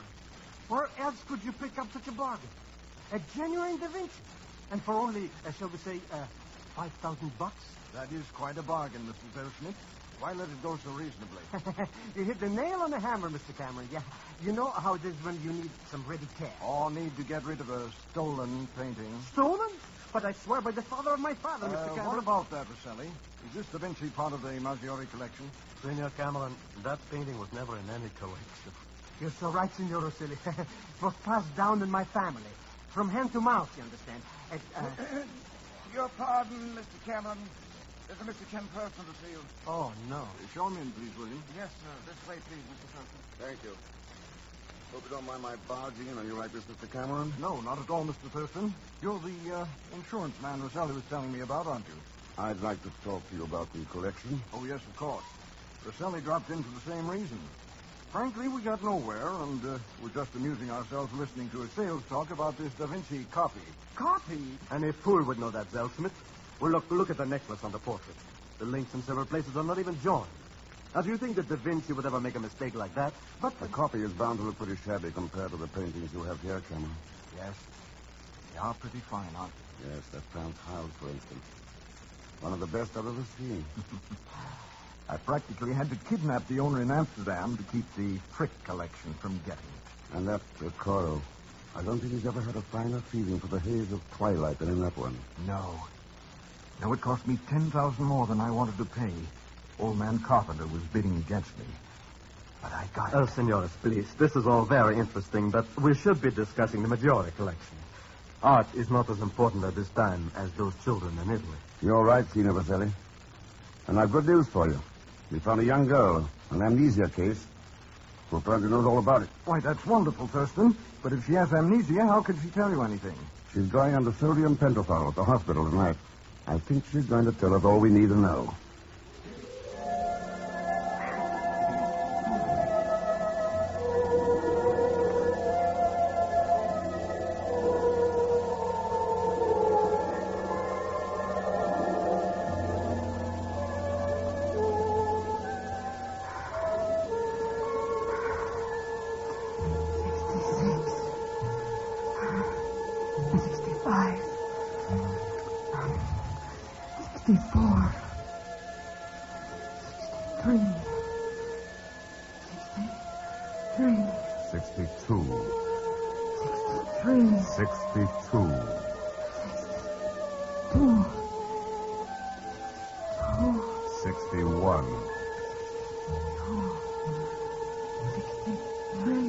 Lights, please, nurse. All right, Thurston, she's ready. We can begin. Now, you understand the procedure? I think so, Doctor. We've got to make her face the thing that brought on the traumatic shock. Bring it out in the open. You're here because the man called X is the one thing she's clinging to. So when she talks directly to you, answer her. But when we reach the point where the trauma began, I'll take over and reconstruct the situation with her. I understand. Good. I'll ask her if she can hear you. Can you hear me, Signorina? This is the man called X. Can you hear me? I can hear your X. You were looking for me, Signorina? See, I was looking for you. Friends. Friends of yours told you about me? Children. Naples. You helped them. Ask her why she needed help. Why do you need help, Signorina? It is about Maggiore. About Maggiore. The Maggiore art collection. See, the paintings. I've come for the children. Nothing can happen. Nothing. You must help. You must help. Help with what? What help did you need? Where? The boat. The boat from Naples.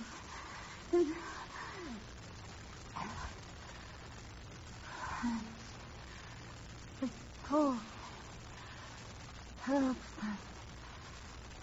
It's told. You're aboard the boat, Signorina. You understand? Aboard the boat. No. You're aboard the boat sailing from Naples to the United States. No. Aboard the boat with the Maggiore art collection. No. You cannot do it. You cannot do it. Why can't I do it? The children. Nothing can happen to them. Nothing. What do I care about the children? What do they mean to me? How can you say that? You of all people.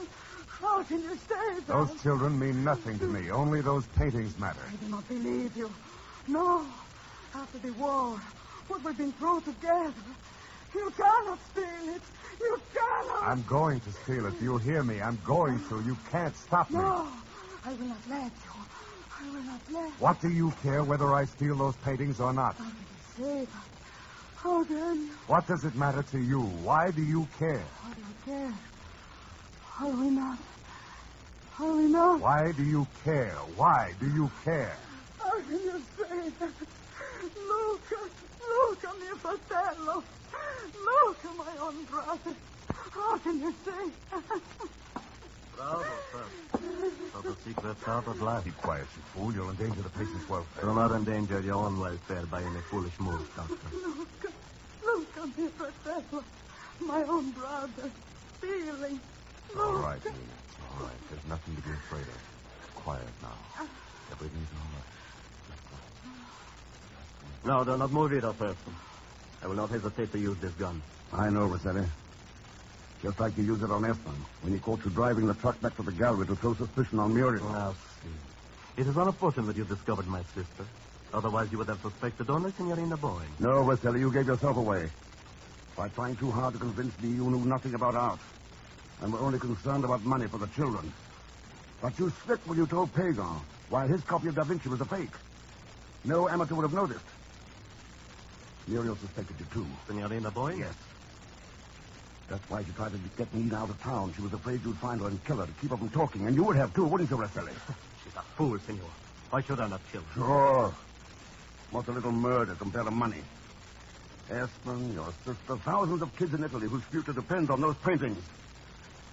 Well, you're not going to get away with it, Rosselli. Oh, great words, Senor Thirst. But words will not stop me from pulling this trigger and disposing of all of you. I figured that. Okay, Chief, turn on the lights. You bet, Sam. What? All those men. Watch it, Chief. He's going to shoot. Nice going, Ken. Trap worked out perfectly. That's all the proof we need. Except one thing. He didn't tell us where the paintings are. I think you'll find them at Cameron, Chief. Cameron? Yeah. In some secret gallery where he can sit and gloat over them. They didn't represent art to him any more than they did to Rosselli. To one, possession. The other, money. Then it's all over, eh, Ken? No, Chief, it's just beginning. For some thousands of kids in Italy. You know, those kids are like a blank canvas. And we're the painters. What we put into that canvas will determine its future. Maybe a masterpiece whose effect will be felt for generations. Maybe a worthless smear that'll wind up in the junk pile of the world. I wonder which it's going to be.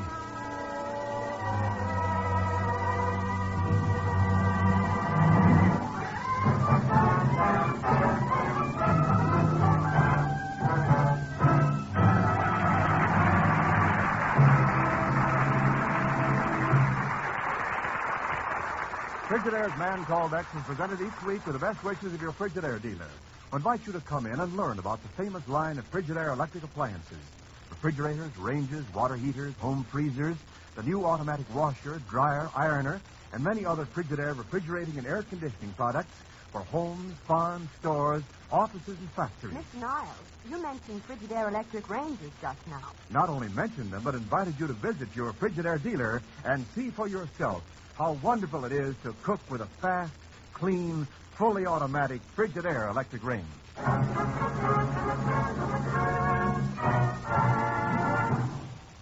And our Frigidaire star, Herbert Marshall. Thanks for being with us. Next week, the story of 100 displaced people who dream of a promised home in Burma, only to be rudely awakened by someone's ruthless desire for power. As usual, Leon Belasco will be along as Pagon's Elsman. So join us, won't you, when next I return with The Man Called X. Good night. The Man Called X came to you by transcription. This is CBS, the Columbia Broadcasting System. You're twice as sure with two great names, Frigidaire and General Motors.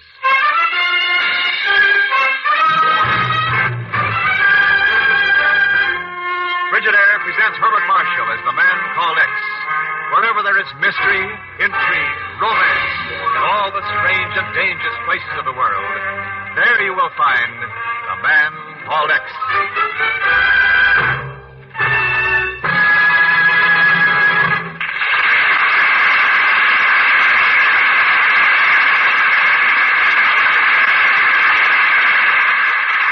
You're twice as sure with two great names, Frigidaire and General Motors. For Frigidaire refrigerators are made only by Frigidaire, a division of General Motors. And it is this association of Frigidaire and General Motors, this association of experience with experience, of skill with skill, that makes Frigidaire America's favorite refrigerator. Remember this when you choose your new refrigerator. Remember that millions of Frigidaires in millions of American homes have established Frigidaire's reputation for complete dependability, for lasting satisfaction. Yes, you're twice as sure with two great names, Frigidaire and General Motors. For Frigidaire refrigerators are made only by Frigidaire, a division of General Motors. More Frigidaire refrigerators serve in more American homes than any other make.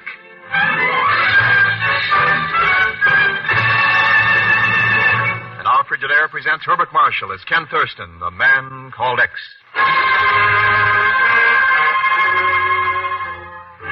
Behind the switchboard in the outer office of the Bureau, Miss Brooks is usually able to prevent visitors from getting past her into the chief's office. But there's one exception. Pagan Zellschmidt. But what's the difference, Mr. Chief? I knew you'd be happy to see me, of course, so why should I wait to have myself announced? Zellschmidt, get out. Where's Mr. Thurston? Australia. You can get a plane out in 30 minutes. If I didn't know you so well, I wouldn't know you were trying to get rid of me. But this is important. So just tell me where he is and I'll... Oh, Chief. Ken. Hello, Mr. Thurston. Oh, hello, Pagan. Mr. Thurston, I just found out that... Chief, have you seen this morning's paper? Why, no, Ken, I was... But, Mr. Thurston, do you know that... Later, Pagan. Here, Chief, take a look. Down at the bottom of the page. Oh, Rangoon, Burma. Though few details are yet available, apparently a condition of serious unrest prevails in the Principality of Tavoy, 500 miles south of here, following the shooting yesterday of a man named Paul Zarley. Zarley died a few minutes after... Paul Zarley? Ken, that's not the... That's right, Chief. The leader of that group of displaced persons who left Poland to find new homes around Rangoon. Mr. Thurston, just let me tell That you... must have been 6 months ago, Ken. About that. They landed near the south end of the peninsula and started overland through the jungle.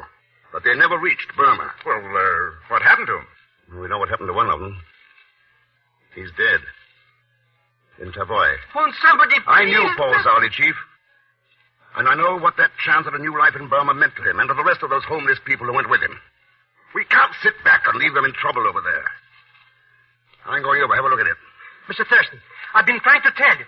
I got an old friend in Tavoy. Oh. Who is it, Pagan? Prince Khan, the guy who runs the joint. The prince, eh? You know him pretty well? Oh, sure. I lived there in the palace for 6 months. All right, then. How about coming along with me? The usual expenses, of course. Must be something wrong with the acoustics in here. Can't hear a thing. Plus a couple of $100. A couple of hundred? No, I can hear you as plain as anything. Mr. Thurston, when do we leave?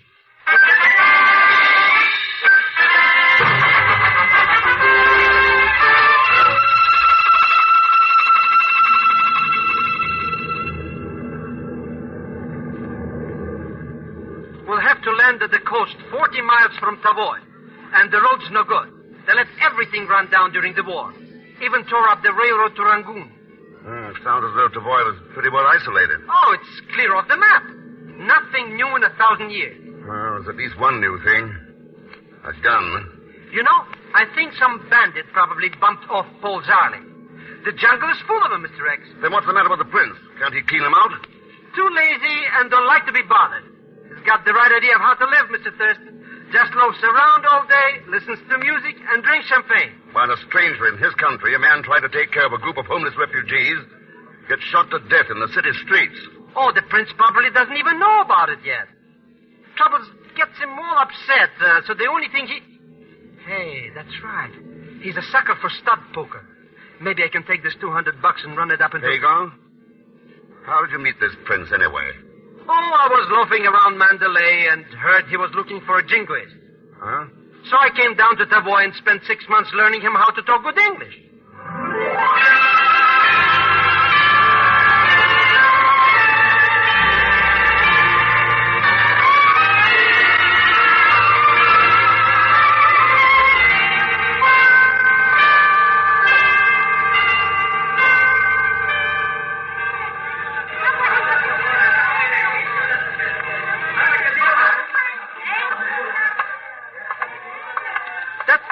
Gate right there at the corner of the square, Mr. Thurston. I told you this place was a regular paradise. Looks more like a powder keg. I can't understand it. These people didn't used to be so unfriendly. I'll have to ask my old friend the prince what's wrong. I hope he's your old friend. We may need him. Well, if ever I saw a town that was smoldering under the surface, this one is. What happened? Somebody threw a rock. Broke a shop window over there. They're starting a riot. A riot? Holy smoke, what's happened to this town? It's flaring up pretty fast. This is the kind of thing that... There go the palace guards, Mr. Thurston. They ought to be able to stop it. Fired over their heads. Looks like they're breaking it up, all right. Good thing they were right here. If it once got out of hand, it's hard to tell what might have... What's wrong with you? Why did you not help? Huh? Why should you stand here with... Oh, you're not one of us. Who do you mean by us? I made a mistake. I beg your pardon. No, you wait. My name's Ken Thurston. I'm Helen Zarley. Zarley, then was Paul Zarley. He was my father. I'm sorry, Helen. Bob, what happened to him? My father was shot in the back, Mr. Thurston. Here in this very square. He died not more than 20 feet from where we stand. You know who killed him? I know who had him killed. Neruda. Neruda? A Burmese native, sir. Leader of the sugar farmers here in Tavoy. Oh, Mr. Strong. Hope I'm not intruding, Helen. Oh, no, Mr. Strong. This is Mr. Thurston. How do you do? How do you do? Are you one of this homeless group, Mr. Strong? No, I've made my home here in Tavoy for the last 2 years. I came here from Cuba. Mr. Strong has been the one friend we've had here. Had it not been for him, we should have starved. Unfortunately, one friend for 100 helpless people just isn't enough. I could certainly use an ally, Mr. Thurston. That means helping a group of people who never should have been kicked around in the first place. Then I am an ally. Perhaps you're making a mistake, Mr. Thurston. We're the most thoroughly hated people in Tavoy. Why did you stop here, Helen?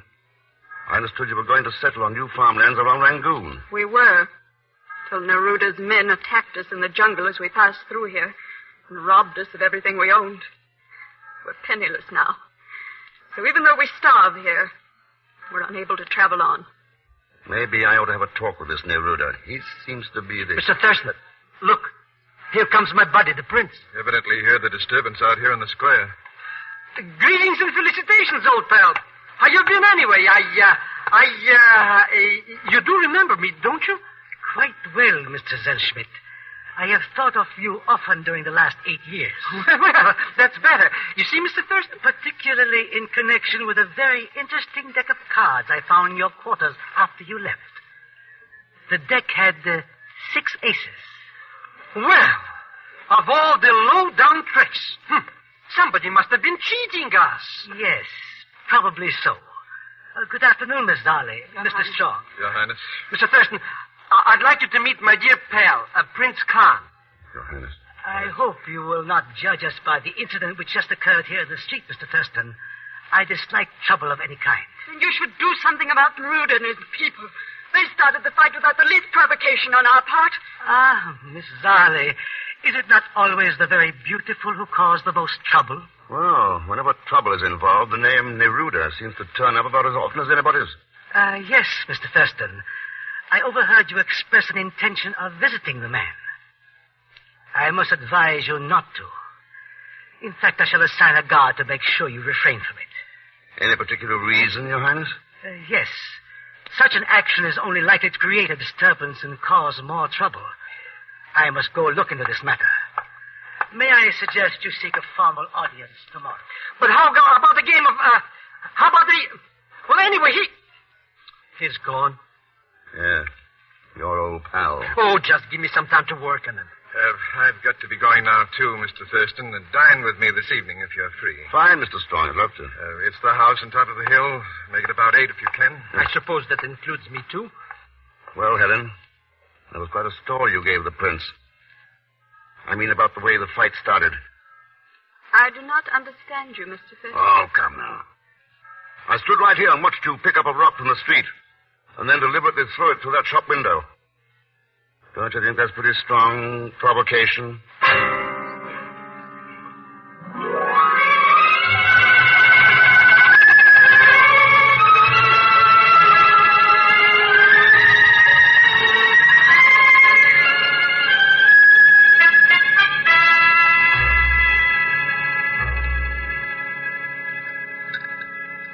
As you can see, Mr. Thurston, the lines between the two factions are pretty clearly drawn. On one side, around 100 of these homeless people from Europe, led by Helen Zarley, now that her father's dead. And against them, several hundred Burmese tenant farmers with their unofficial leader, Neruda. Just what is the basis of their hatred for each other, Mr. Strong? Well, I'd say it is lack of understanding, suspicion more than anything else. Difference of race, languages, different ways of life. It's the hardest thing in the world to fight. The Burmese have the idea these people may try to move in and take their tiny farms that they rent. Things have been getting worse for weeks, but Zali's murder really touched it off.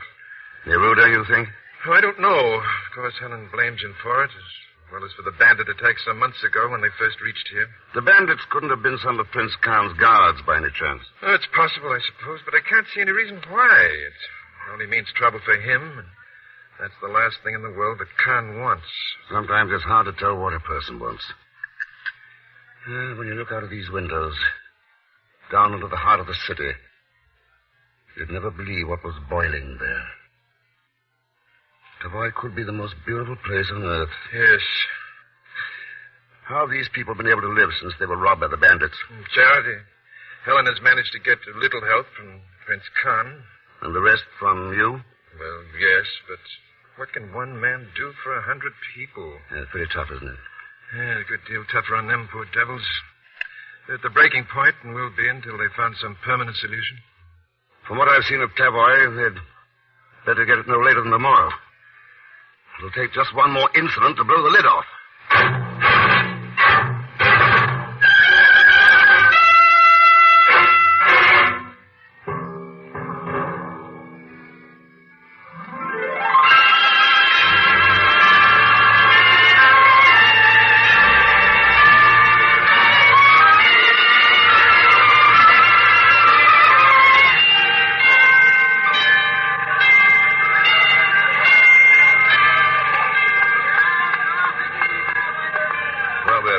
Early. Here's the palace. Oh, he said about noon, Mr. Thurston. That's when he sent word for Neruda to come here. Still don't know how you did it. It wasn't easy. Took me till 3 o'clock this morning. Wonder where the palace guard is today. Nobody around the gate. Oh, probably eating lunch. Hey, get a load of this garden, Mr. Thurston. Yeah, it's beautiful, all right. That's the main entrance over there past the fountain. The Khan says the palace was built over... Hey, what's all this racket out there in the square? I don't know. Sounds as though something happened. Mr. Thurston.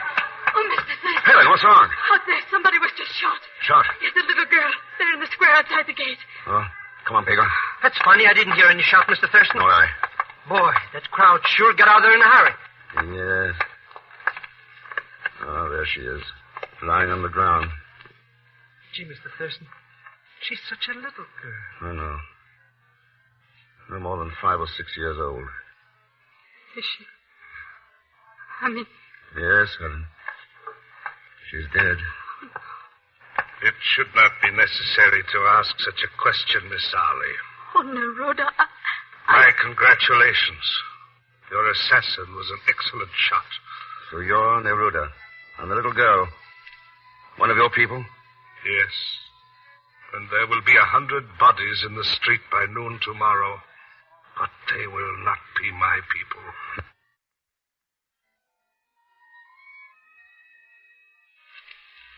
Neruda, listen to me. I know how you feel. Do you? Then you, too, must have once come to a conference to speak of peace. Only to find that the one who is lying murdered in the dust is your own sister.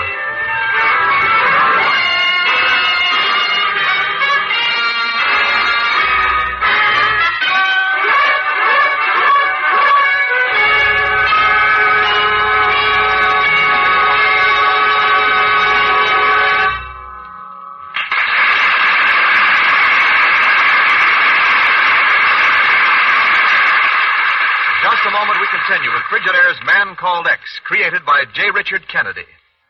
This is Wendell Niles speaking. There's an easy way to tell how good a refrigerator is, and that's to see what kind of a job it does in the summertime. Take a Frigidaire refrigerator, for example. With its extra storage space, you have plenty of room in the summertime for chilled salads, desserts, melons, and other treats. Plenty of room all the year round for all the foods you want to keep refrigerated. There's lots of room for frozen foods that make meals so easy in the summer and in any season of the year. Big hydrators keep fruits and vegetables fresh as can be for days. Frigidaire Quick Cube trays give you ice cubes without a struggle, so cool drinks are really enjoyable. And providing all the cold required to keep food good to eat, to freeze foods and keep them frozen, to keep you supplied with ice cubes is the famous Frigidaire Meter Miser. You know the Meter Miser will do its work faithfully because it's the simplest refrigerating mechanism ever built. Has proved itself in over 5 million installations. Uses only a trickle of current. Remember how a Frigidaire refrigerator passes the all-important hot weather test. And remember, for all the advantages you want all the year round, ask to see the name Frigidaire when you ask to see a new refrigerator.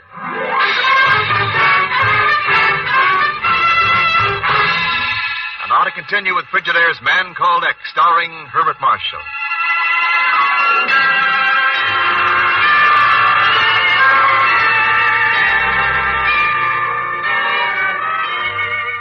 In a tiny principality on the Burma Peninsula, a bloody riot seems ready to break at any moment. On one side is a group of displaced persons led by Helen Zarley, and against them, several hundred Burmese sugar farmers led by a man named Neruda, whose sister was killed in the street a half hour ago. Now Ken is sitting in a palace, talking to Prince Khan, the ruler of Tavoy. I have placed a line of guards between the native section of the city and the encampment of the others. But the number of guards I have, Mr. Thurston, are far too few. Has there been any attempt to break through the guard line yet, Prince Khan? Apparently not, and I doubt there will be before evening. However, both sides have a few guns and many knives. Once darkness falls, nothing can prevent a riot. Then we've got to prevent it before dark. Why didn't you wire Rangoon for help? I did not wish to cause any trouble. Well, you've got trouble out there now, whether you want it or not. Plenty of it. And more coming. The guard will resist as long as possible. That won't be long enough. There is nothing else to do. Then, in that case, I'll take over. You have some plan? I will have. Will you be here if I want you? Yes, Mr. Thurston. I have sent for Miss Darley. I hope I can persuade her to listen to reason. I think you'll have some trouble persuading her, but maybe you know that already. All right. I'll see you later. One cannot be sure. There is much danger, but let us hope so.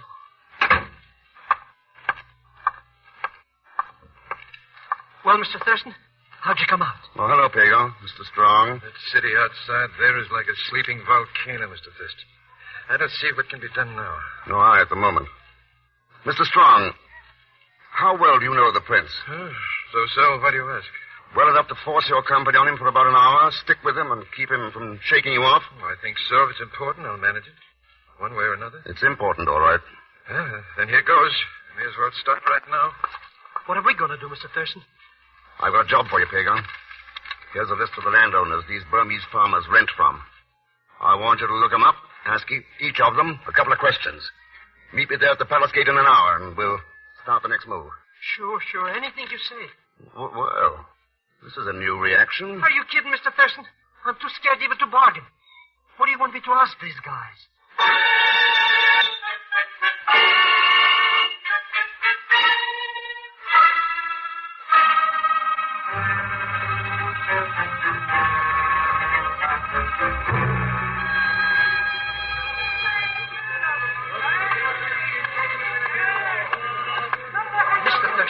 If I had known this was what you were planning, I'd have never come back to the palace.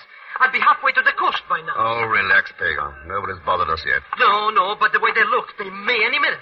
This is a fine time to come prowling down here in the native section. Had to be done. Oh, that must be Neruda's headquarters there. What did you find out from the landowners? Oh, it's about like you figured, Mr. Thurston. Farming is practically the only business here. The prince gets most of his taxes of the farm, and...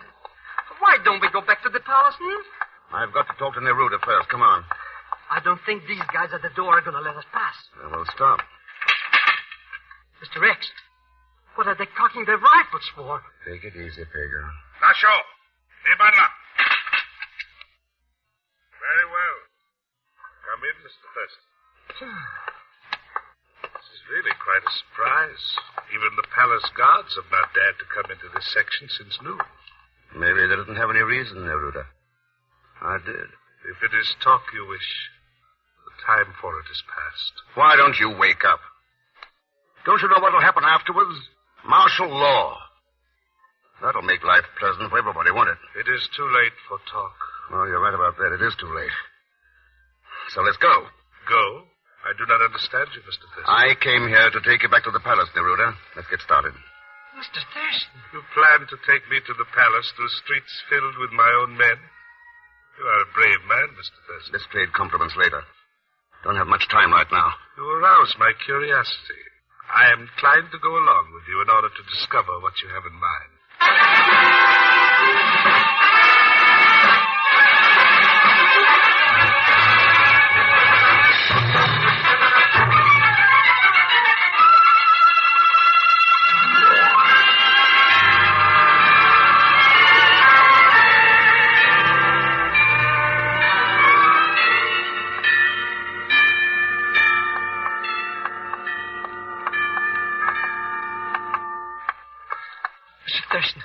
I never thought we'd make it. Oh, good. Everyone was apparently gathered there at the palace gate. Come on. You display an amazing confidence, Mr. Thurston. You know, of course, what would have happened had I raised my hand at any I time. know, Neruda, but I was pretty sure you wouldn't. Mr. Thurston, if I had known where you were going, I'd been a lot more worried than I have been for the past hour. There wasn't any real danger, Mr. Strong. Oh, Helen, glad you're here. Thought I might have to send for you. Prince Khan here did send for me, though I've no idea why. And I did not expect me to kill her here. Are you claiming that I killed my own sister? It would not surprise me, Neruda. You would do anything to make it appear That's that you're enough. This kind of thing leads no place. It's not over a half hour until dark. You've got a lot to do. Not much time to do it. How much longer must I follow your advice without seeing some result, Mr. Thurston? Not too much longer, Prince Khan. Right now, I want you to detail 5 men from your palace guard to work under instructions from Pagar. Well, a bodyguard. I feel safer already. Neruda, Helen, I want both of you to send word to your people not to make any move until they hear from you personally. I'm not sure my men will obey, Mr. Thurston, but I shall do as you say.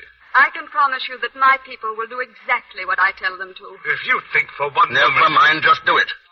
Mr. Strong, is it all right if we meet at your house? It's the only neutral territory I know of. Yes, of course. Neutral territory? But why not my palace here, Mr. Thurston? No, Prince Khan. Not the palace.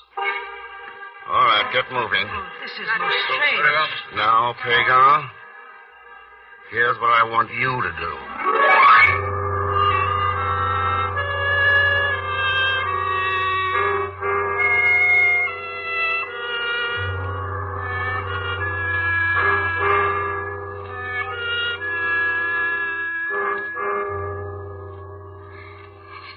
Dark outside.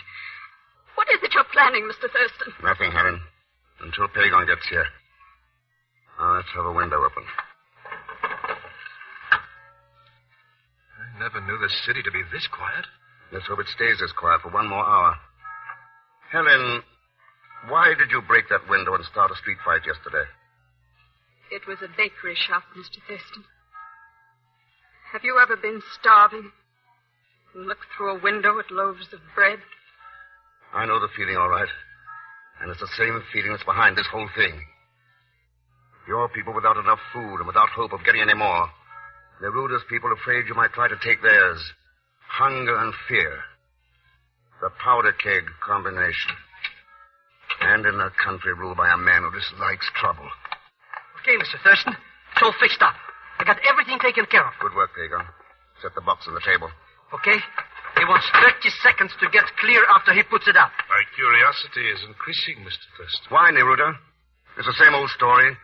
The love of power, ambition to be a dictator, and hungry, desperate people ready to be used for that ambition. But why was my father killed and Neruda's sister? To bring about the very thing that's ready to break out down there in those quiet streets tonight. Riot, bloodshed, and then martial law. You seem to forget one thing, Mr. Thurston. I inherited the throne of Tavoy from my father. I am already a dictator. Are you really, Prince Khan? There's a signal, Mr. Thurston. The temple bell. Yeah, and there's the light. Yeah, I see it, Pagan. What is it, a flashlight? Sure, and it's on the top of a pile about 6 feet high. Good. Here.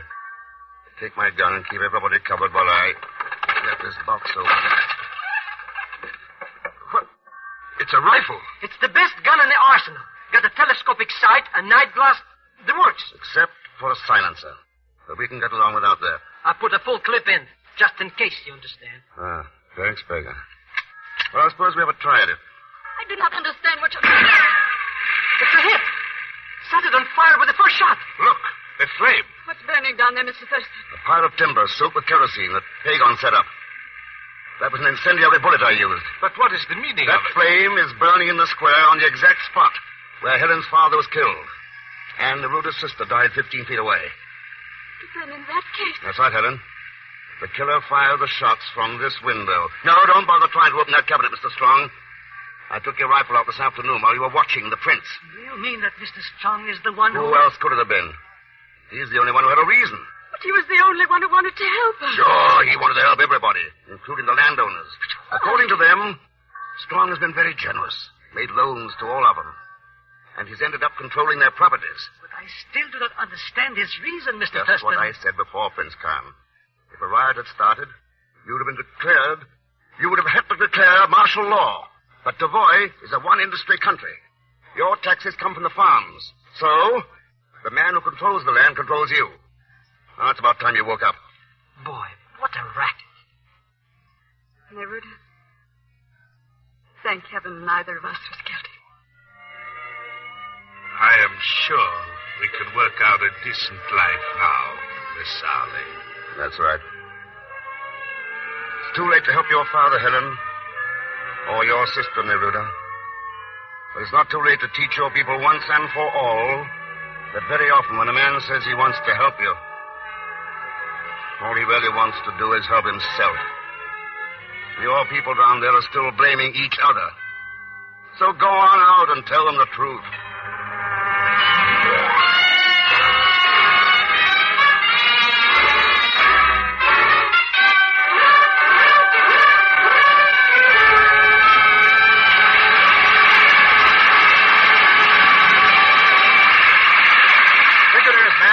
Is presented each week with the best wishes of your Frigidaire dealer, who invite you to come in and learn about the famous line of Frigidaire electric appliances. Refrigerators, ranges, water heaters, home freezers, the new automatic washer, dryer, ironer, and many other Frigidaire refrigerating and air conditioning products for homes, farms, stores, offices, and factories. I'm glad to hear that Frigidaire makes home freezers, Mr. Niles. We've been wondering what kind to buy. Yes, you know you can depend on Frigidaire's years of experience and on the meter miser that makes the cold in a Frigidaire home freezer.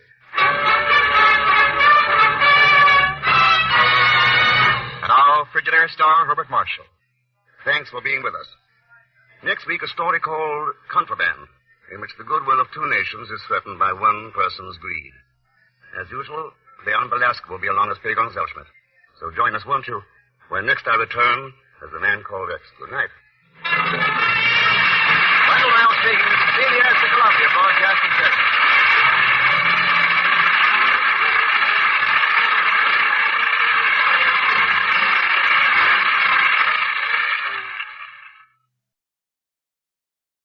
You're twice as sure with two great names, Frigidaire and General Motors.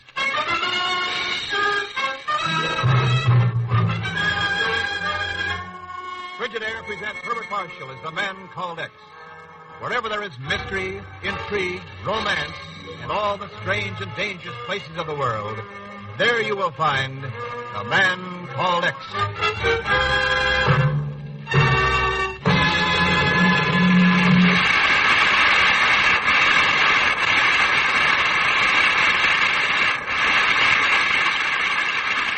You're twice as sure with two great names, Frigidaire and General Motors. For Frigidaire refrigerators are made only by Frigidaire, a division of General Motors. And it is this association of Frigidaire and General Motors, this association of experience with experience, of skill with skill, that makes Frigidaire America's favorite refrigerator. Remember this when you choose your new refrigerator. Remember that millions of Frigidaires in millions of American homes have established Frigidaire's reputation for complete dependability, for lasting satisfaction. Yes, you're twice as sure with two great names, Frigidaire and General Motors. For Frigidaire refrigerators are made only by Frigidaire, a division of General Motors. More Frigidaire refrigerators serve in more American homes than any other make.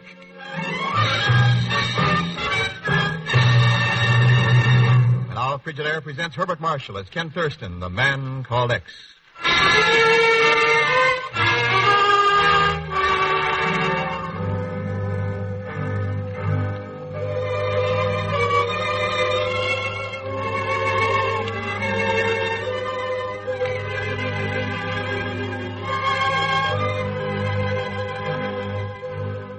It all started with that long-distance call from Monterrey, Mexico. Pagan Zellschmidt was on the wire. After all, it's really nothing, Mr. Thurston. Just a small teensy favor. All you have to do is drop down here for a couple of days and get me out of jail.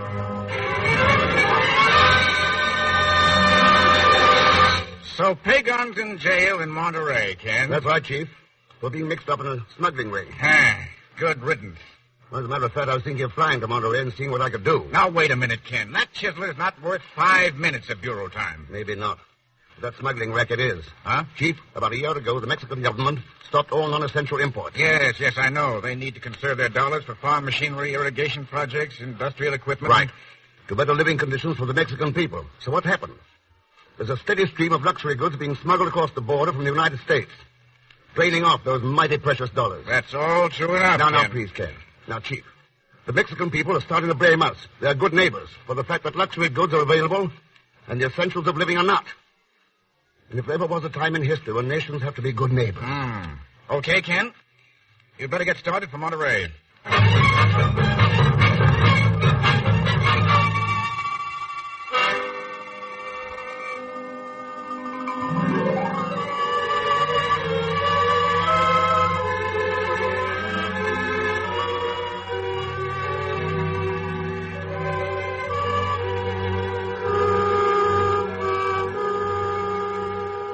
Naturally, with your credentials, Senor Thurston, we shall be happy to release Senor Zellschmidt into your custody. Thanks, Inspector Martinez, but how'd you happen to pick him up?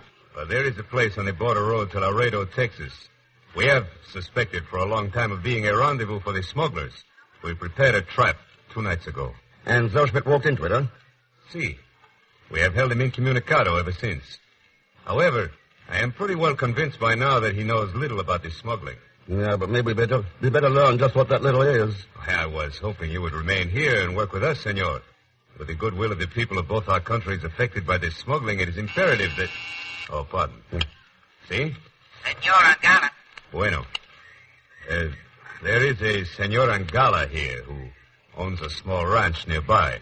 He called a short while ago saying he had some information that might concern the smuggling. I thought you might care to meet with him. Of course, Inspector. Buenas tardes, señor Inspector. ¿Cómo está usted? Bueno, gracias, Angala. Senor Thurston, this is Senor Angala.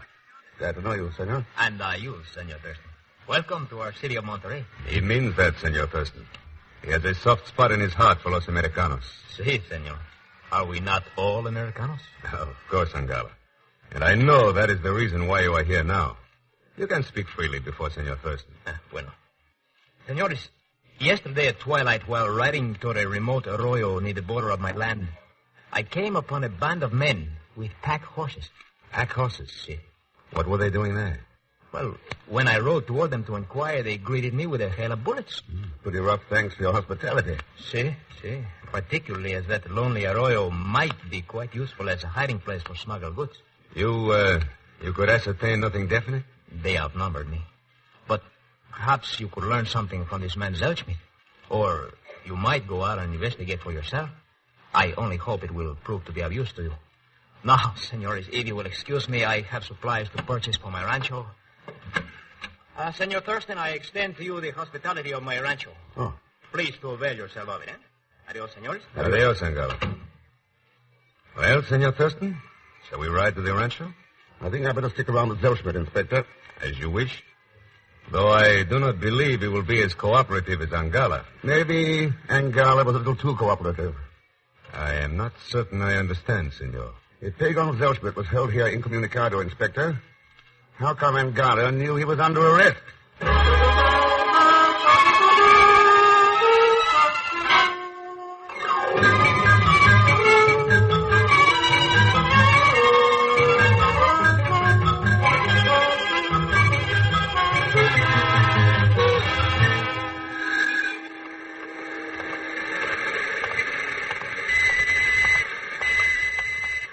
But I swear to you, Mr. Thurston, it happened like I say. I was down here temporarily embarrassed for funds when this guy Carlos came up to me and gave me a C-note to carry an envelope to somebody on the border road.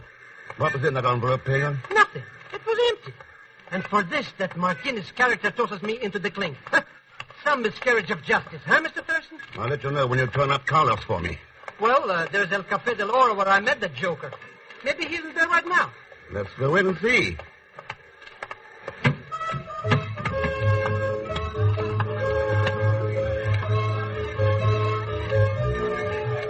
Well, Pagan? I don't see hide nor seek of him, Mr. Thurston. Maybe he... Hey, there's Stu Harding. Stu Harding? Sure, a Texan. He knows Carlos. Anyway, he said hello to him. Let's talk to him.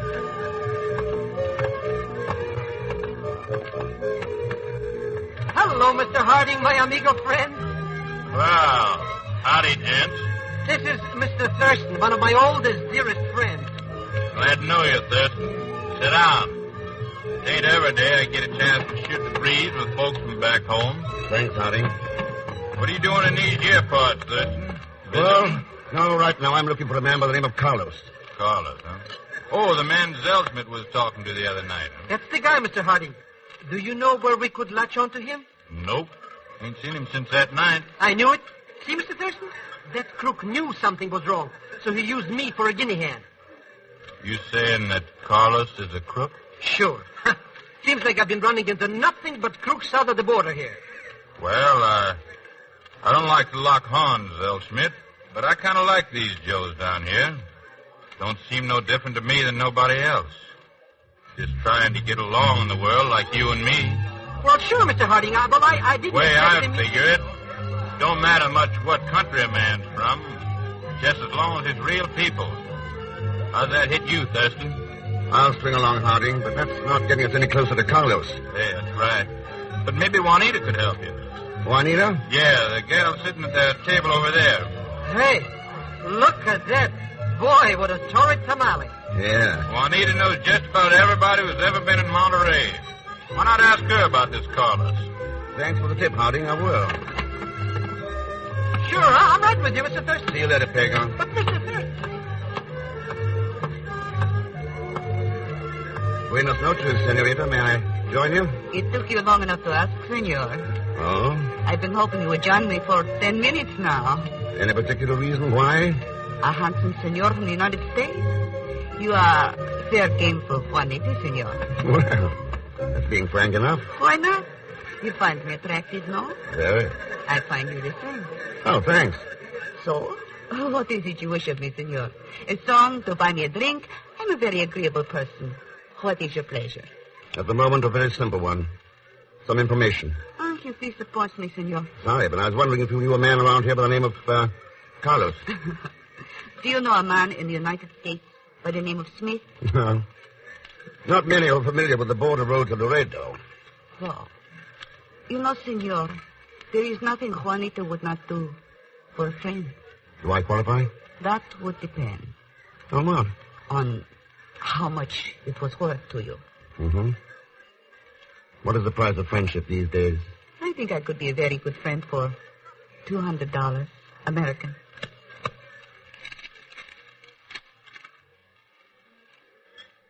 Happy? Gracias. You know El Mercado, senor? The marketplace? Si. Mm-hmm. The cattle stores are at the north end. If you will be there in 2 hours from now, I think you will find what you seek. I can depend on that. How could you doubt it, senor?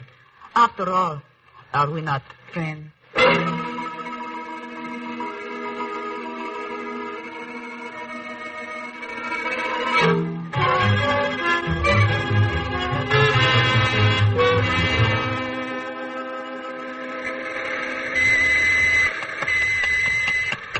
1 minute, senor Thurston, please.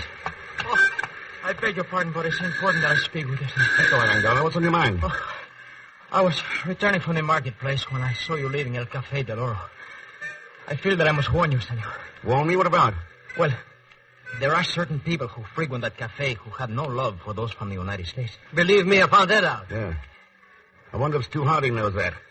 Senor Harding? You know him? Si. He owns the rancho directly next to mine. We have become quite good neighbors. That could be very interesting, Angara. Oh? What do you mean, Senor Thurston? That ravine where you saw those men on pack horses. Didn't you say it was near the border of your land? See, that is correct. It lies directly between... Senor. Between your ranch and Harding's. Si, senor, but I never gave it a thought. Yeah. He has been such a good neighbor. I guess it's hard to tell sometimes just how far good neighbor policy will go.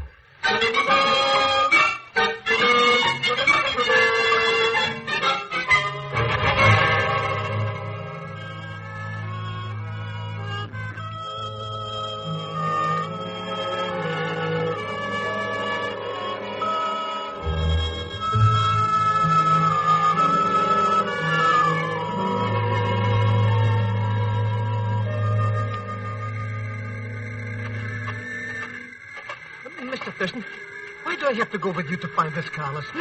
After all, I could be back at the cafe giving that Juanita 3 or 4 degrees. Forget it, Pagan. I want you to identify him. But it's so dark here at this time of night. Why did Juanita have to pick such a lonely spot anyway? Well, the cattle stalls are just up ahead. We'll know in a few minutes whether or not Carlos... Down, Pagan, get down.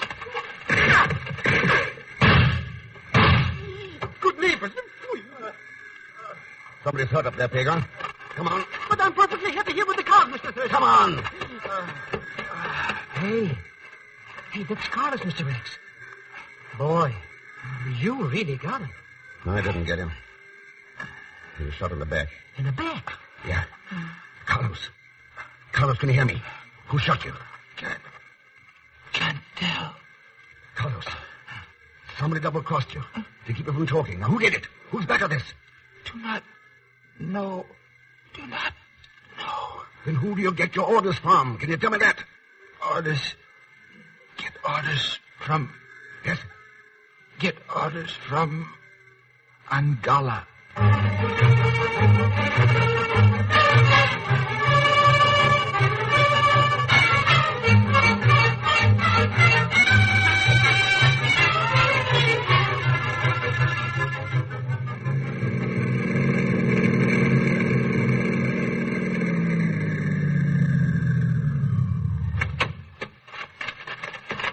Hey, the ranch house is all lit up. That Senor Angala must be expecting us. Then we want this on, Pagan. Come on, Pagan.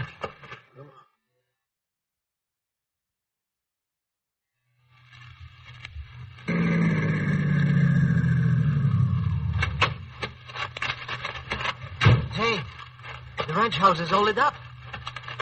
That Senor Angala must be expecting us. Then we won't disappoint him, Pagan. Come on.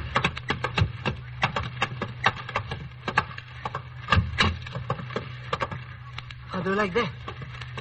Nobody home. And I thought this job was over. Did you, Pagan?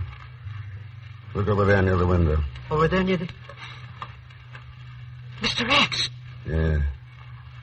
His face. What happened? A shotgun blast. At close range. But the clothes say it's Angala.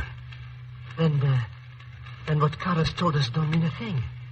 If this Angala's been murdered, there must be somebody else mixed up in this. Hey, maybe somebody who was giving him orders. Yeah. That's right, Pagan. This job isn't over. It's just begun.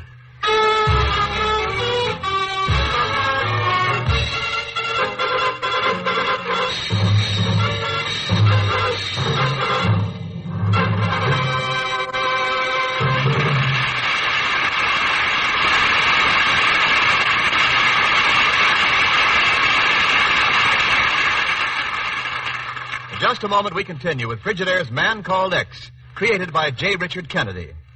This is Wendell Niles speaking.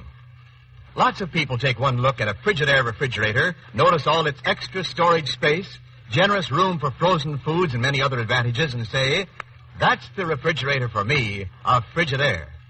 But if you would like to take a little longer to think about such an important purchase as a new refrigerator, then think about this. More Frigidaires serve in more American homes than any other refrigerator. So when you buy a Frigidaire refrigerator, you get extra refrigeration experience. Experience which costs nothing extra, but does assure extra satisfaction. Just one example. The famous Frigidaire Meter Miser, a product of Frigidaire experience, is the simplest coal-making mechanism ever built. And think about this, too. Your Frigidaire dealer is a substantial member of your community, in business to stay. So you can depend on him to advise you correctly when you buy, to be at your service always. Yes, here are 3 things to think about when you buy a refrigerator. The refrigerator itself, the manufacturer who makes it, and the dealer who sells it to you. You'll be sure on all 3 counts if you follow this one simple rule. Ask to see the name Frigidaire when you ask to see a new refrigerator.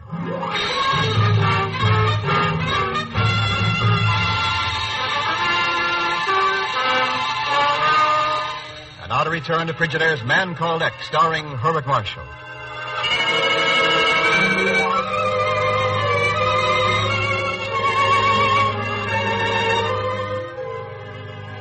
The Mexican government has stopped non-essential imports in order to use its precious dollars for the betterment of living conditions among the people. But the smuggling of American luxury goods across the border threatens to drain away those precious dollars. That's why Ken Thurston flew to Monterey. Now, an hour after the discovery of a Senor Angala's body, Inspector Martinez has taken over, and Ken and Pagan are driving away from the ranch house.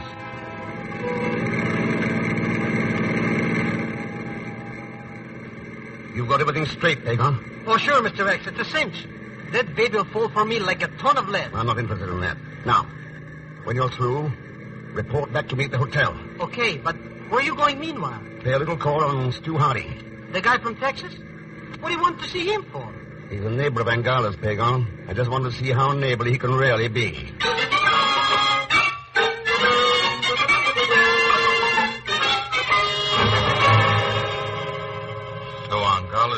Murdered. Thurston, that's downright hard to take. I didn't know he was such a close friend of yours, Hardy. He wasn't. But I always figured him to be a right nice hombre. Uh-huh. Ever have any business dealings with him? Nope. Didn't even ship our cattle together. Kind of a shame, too. Why's that? Well, we both shipped to Laredo. Both got cattle in there right now, as a matter of fact. Would have saved money by sharing the same cattle trucks. Why didn't you? I didn't know these people were going to be so friendly-like when I bought this place a year ago, so I got my own. Yeah. Well, if nothing more, you can tell me I'll be on the way. By the way, Hardy. Yeah? That's a can of gun oil on your table. You wouldn't have been cleaning a shotgun recently, would you? Matter of fact, I was, Thurston. Coyote was bothering my chickens. Just got the critter tonight. No harm in that, is there? No. Just as long as the coyote's name wasn't Angala. Good night, Hardy.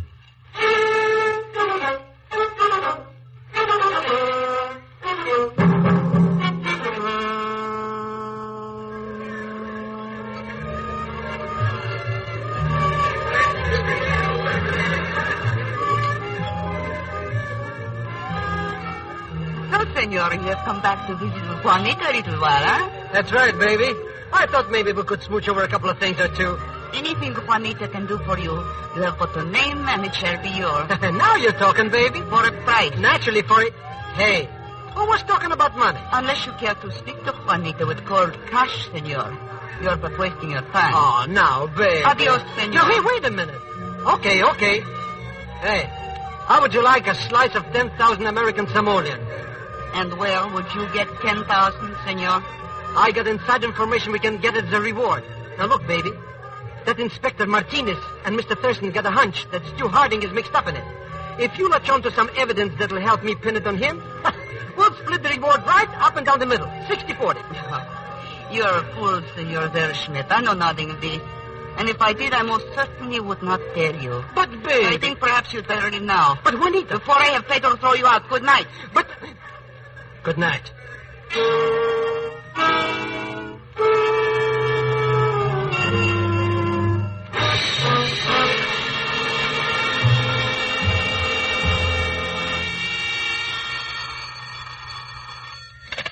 Thurston speaking. Hello, amigo.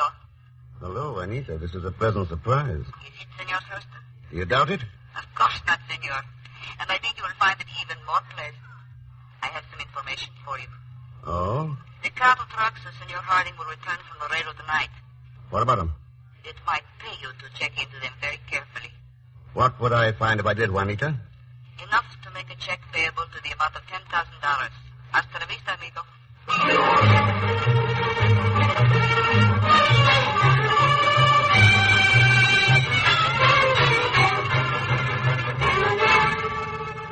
Everything set, Inspector Martinez? Si, Senor Thurston. My men have blocked the road from Laredo. Nothing can get by. Good. I only hope you know what you're doing, Senor. Don't worry, Inspector, I do. You see, I got the tip from a very good friend of mine.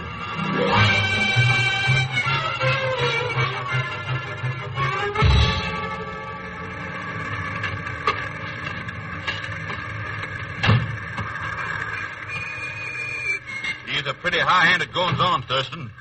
Inspector Martinez knows what he's doing, Harding. But, man, it just don't make sense. Checking my empty cattle trucks for smuggled stuff. Maybe he's right, eh, Mr. Thurston? They've almost finished and they haven't found nothing yet. And they ain't going to, neither. Man alive, you think I'd be crazy enough? Thurston? Yes, Inspector? Would you and Senor Harding come over to this truck, please? Well, Harding? Sure, why not? What is it, Inspector? Look here, senores. This section of the flooring. Hey, look at that, Mr. Thurston.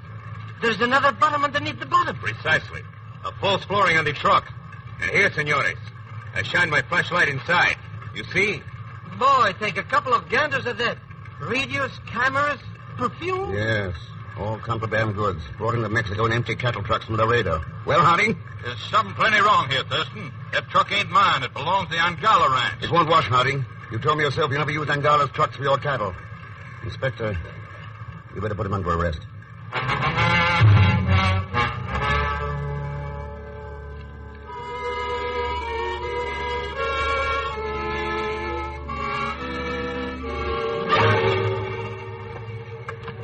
I don't get it, Mr. X. We clean up this smuggling racket thanks to my invaluable services and start back for USA. Only instead of crossing the border, we stop at this jerk whistle hotel. That's right, Pagan. Here's the elevator. 2, please.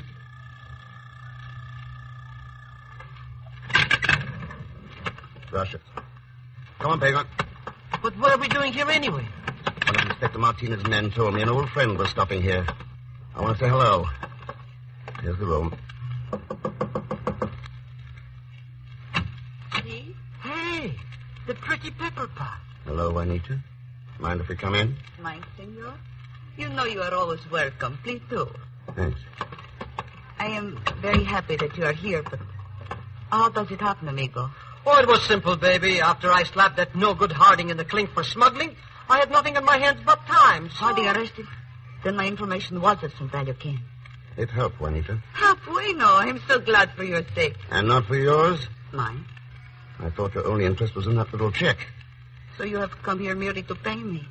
I must confess I'm a little disappointed. You'll be more than a little disappointed, Juanita. You're not getting any check. Not getting it? But if Senor Harding is under arrest... You didn't lead us to any evidence against him. Sure you're joking. Did I not inform you to stop his trucks? That's right.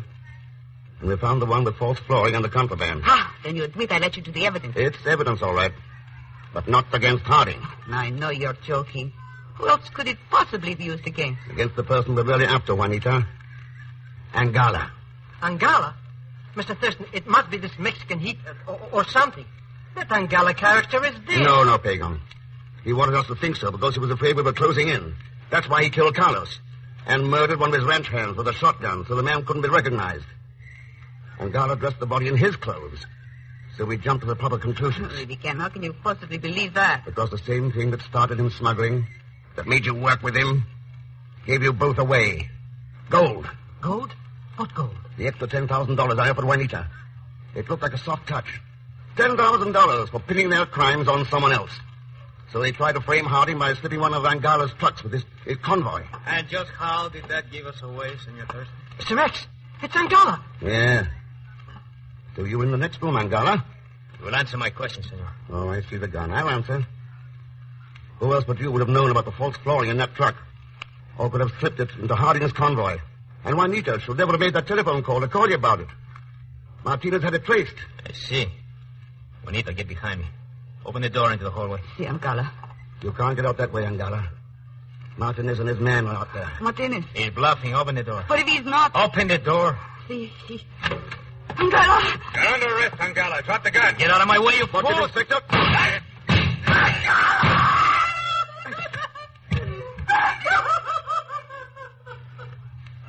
So, it's all over, Mr. X. No, Pagan, it's not over. There are others besides these two, many others. But they'll give themselves away someday, just as these two did. You see, Juanito and Angala thought of their neighbors only in terms of money, not as fellow men. They didn't know that man can't live without the faith and goodwill of others. Well, they've learned now, all right. Yes, they've learned that man can't live for gold alone.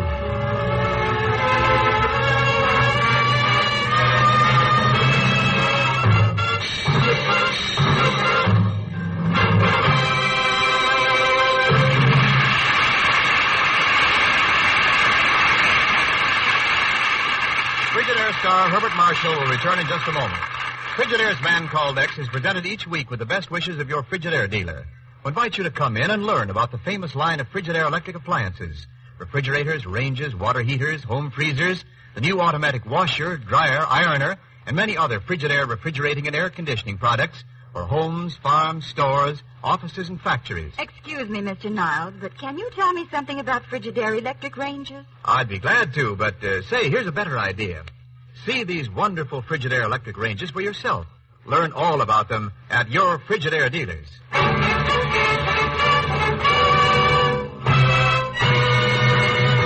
now Frigidaire star Herbert Marshall. Thanks for being with us. Next week, Worth Your Weight in Gold, the story of modern piracy off the China coast. As usual, Leon Belasco will be along as Pagon Zellschmidt. So join us, won't you, when next I return as A Man Called X. Good night. Frigidaire's Man Called X is directed by D. Engelbach, with music composed and conducted by Johnny Green. Tonight's story was written by Sidney Marshall and Maurice Zimm.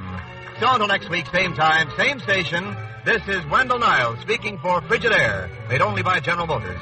All characters and incidents used on this program are fictitious. Any resemblance to actual persons or incidents is purely coincidental. CBS, the Columbia Broadcasting System.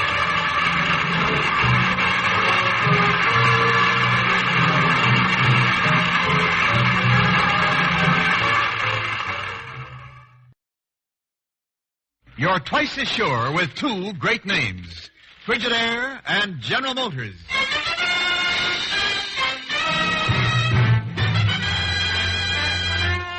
Frigidaire presents Herbert Marshall as The Man Called X. Wherever there is mystery, intrigue, romance, in all the strange and dangerous places of the world, there you will find The Man Called X.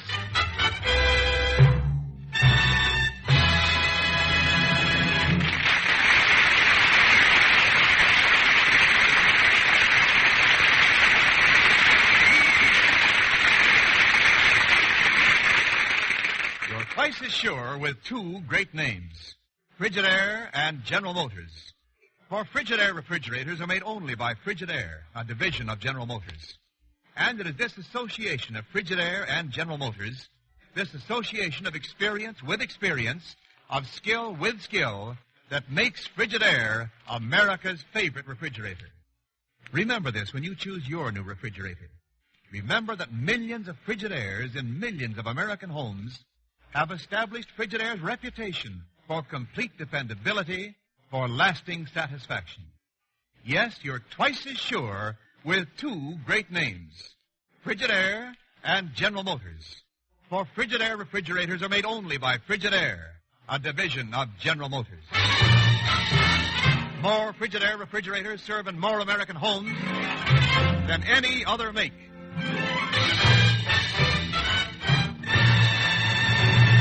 Now, Frigidaire presents Herbert Marshall as Ken Thurston, The Man Called X.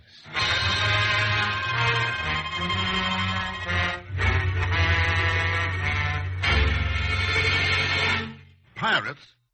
Did you say pirates, Chief? That's what I said, Ken. Pirates. You don't mean those jokers with trick hats, patches over one eye, and knives in their mouths. That's from Technicolor. This is 1948. Zellschmidt, the modern pirate is a little different. Uses two-way radio, machine guns, and diesel engines. And he looks like any other ship's passenger. You mean these pirates are for real? Mr. Thurston, you told me we were going on a little cruise. We are, Pagan. A cruise down the China coast. Now, this gang of pirates have taken more than $2 million in gold from China coast steamers in the last 6 months. The Chinese Maritime Bureau expects to hear from them again soon. And they've asked for you, Ken. But they didn't ask for Zelschmidt. So I'll get my money back on my yachting suit. No pirate is going to make me walk the plank. I resign, please. That's too bad, Pagan. My Mandarin dialect will do up north, but farther south in Hong Kong, I could use your knowledge of Cantonese. Hong Kong? Well, why didn't you say we were going to Hong Kong? I withdraw my resignation. Huh. The black marketeer's heaven. Who's afraid of pirates? Excuse me now, please. Okay, Chief. Now, look, Ken, I know Pagon's a hard man to keep a secret from. But no one, not even the captain of the ship, the Manchu Queen, which you're boarding in Tsingtao, will know there's 1,000 pounds of gold aboard her. With the present price of gold, that's over $1 million. Yes, and it belongs to the China Food Mission for the purchase of grain. With China's ruinous inflation, gold or foreign currency is all that can be used in business. What do you say, Ken? Well, if I don't go and the gold isn't delivered, it means a couple of million people won't live out the winter. That's what it would mean, Ken. Starvation. Oh, it's a strange thing about gold, Chief. You ever notice that where gold is dear, life is cheap? Well, I'll tell Miss Brooks to make your reservations for Tsingtao.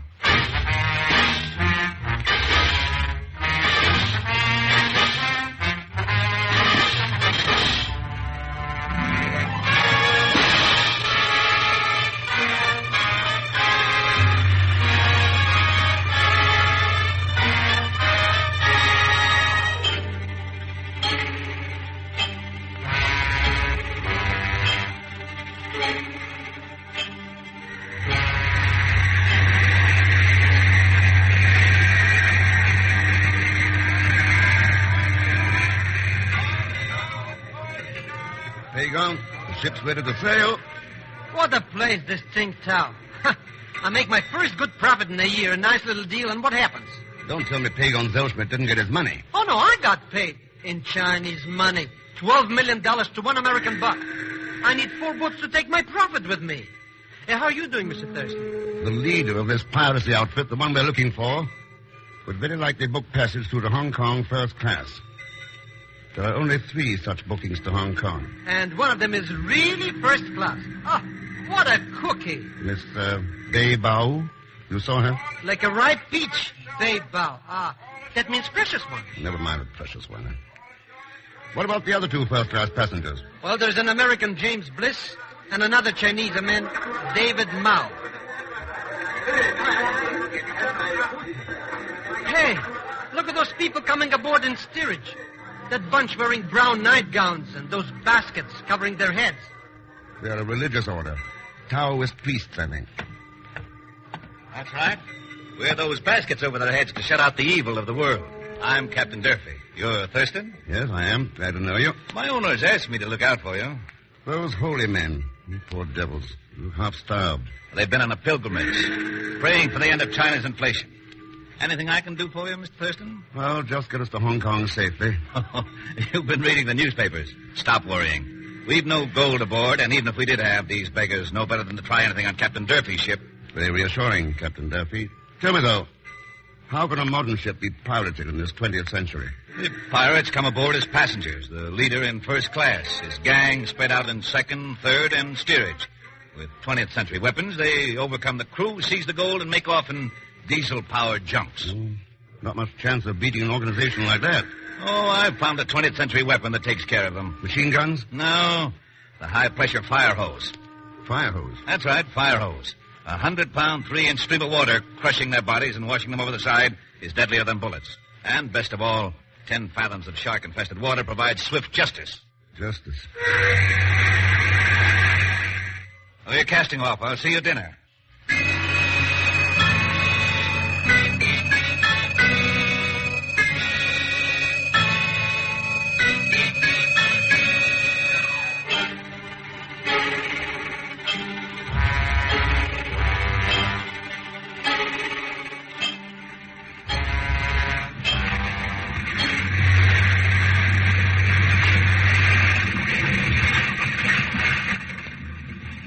Mr. Thurston and Mr. Zelschmidt will be with you all the way to Hong Kong. You are interested in business in Hong Kong, Mr. Zelschmidt? Oh, sure, Miss Precious.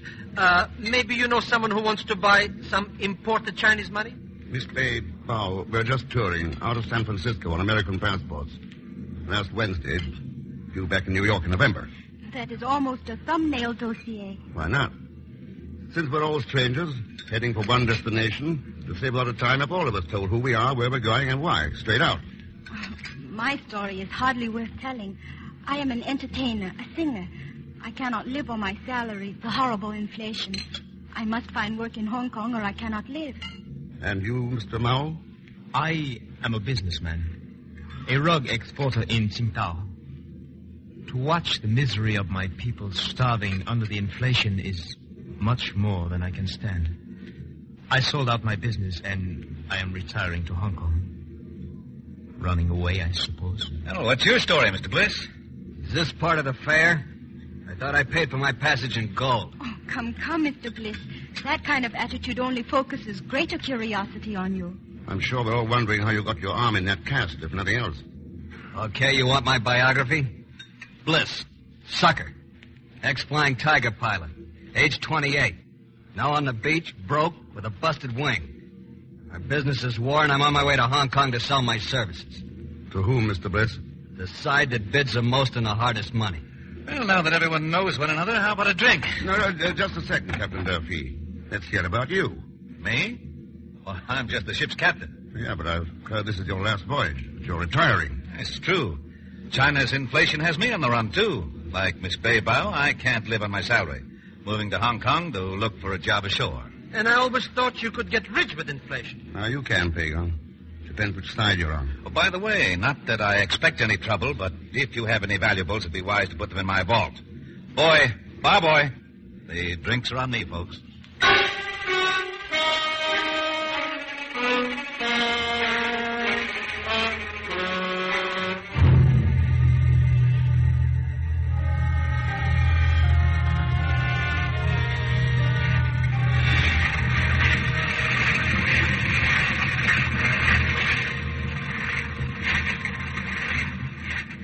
That Bliss fellow or that Precious one, even the captain, all broke running from inflation. All but David Mao.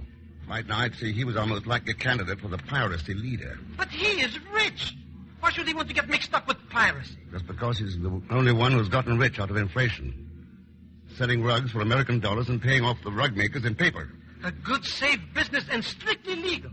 Why should he run off to be a pirate? It doesn't make sense. A man running away from hard money and gold could only be running to harder money and more gold. Come on. Let's have a talk with Mr. Mao.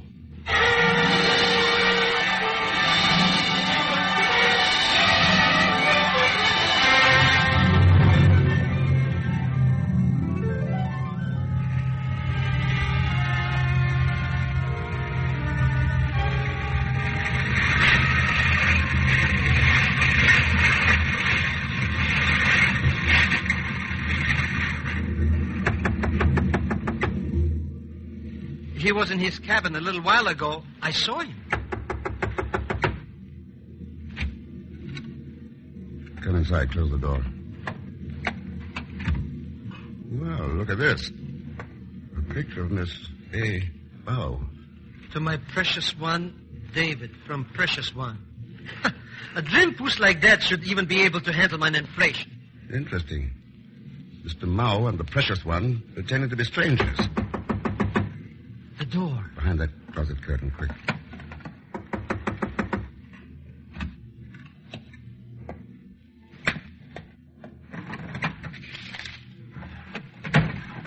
Good evening, Mr. Bliss. Thirsty.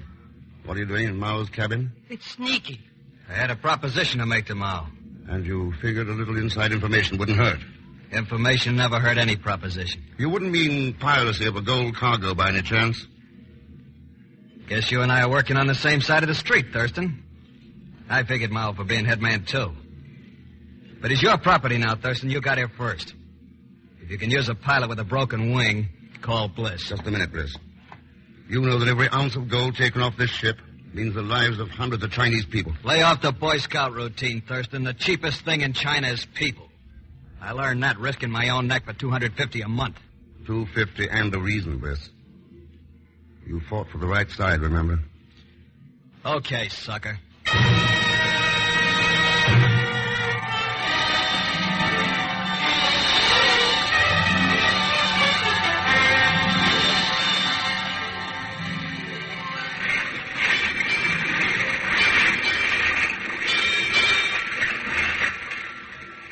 Any sign of Mao yet, Pedro?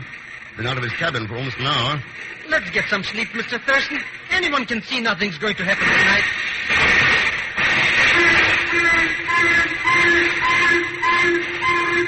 This is it.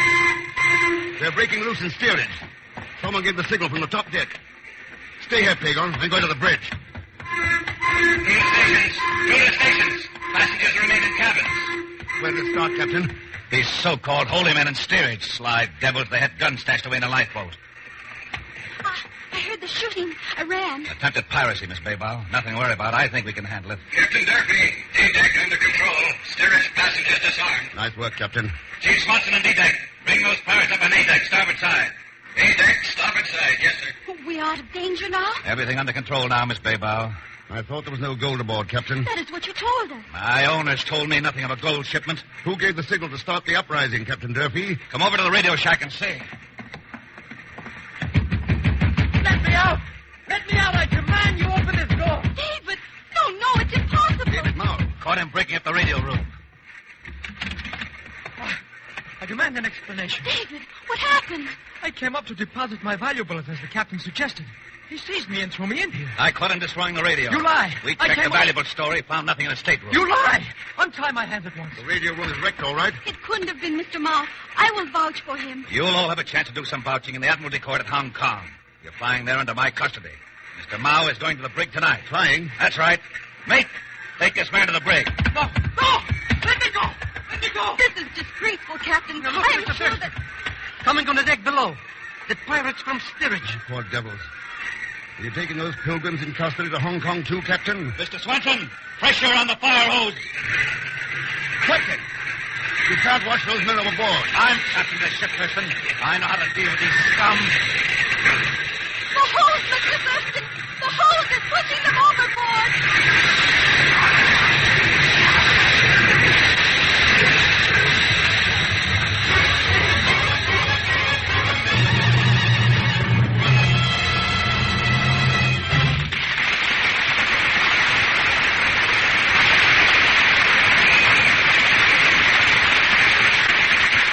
In just a moment, we continue with A Man Called X, created by J. Richard Kennedy. This is Wendell Niles speaking. If you're a homemaker, you know that whenever there's a 2 or 3 day holiday, like this Labor Day weekend, you need extra room in your refrigerator for things that you have to buy ahead of time. That's when you really can be grateful for Frigidaire's new design that gives you up to 50% more food storage space in the same kitchen space. Yes, even in a small kitchen, you can have more room to store foods than ever before. In any size kitchen, you can have more refrigerator room for your money.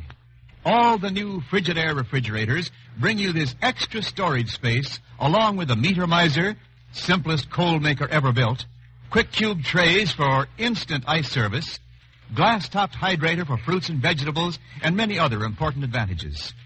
Frigidaire Deluxe refrigerators give you such extra features as a full-width super freezer chest that holds up to 50 pounds of frozen foods and a unique sliding basket drawer for eggs and small packages. Remember how Frigidaire refrigerators give you more room, make housekeeping easier in countless ways. And always remember, ask to see the name Frigidaire when you ask to see a new refrigerator.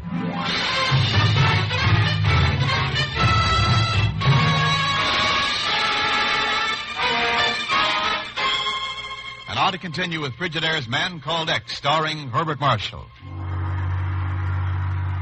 An attempt to seize $1 million worth of gold at sea belonging to a famine relief organization was blocked by the ship's captain.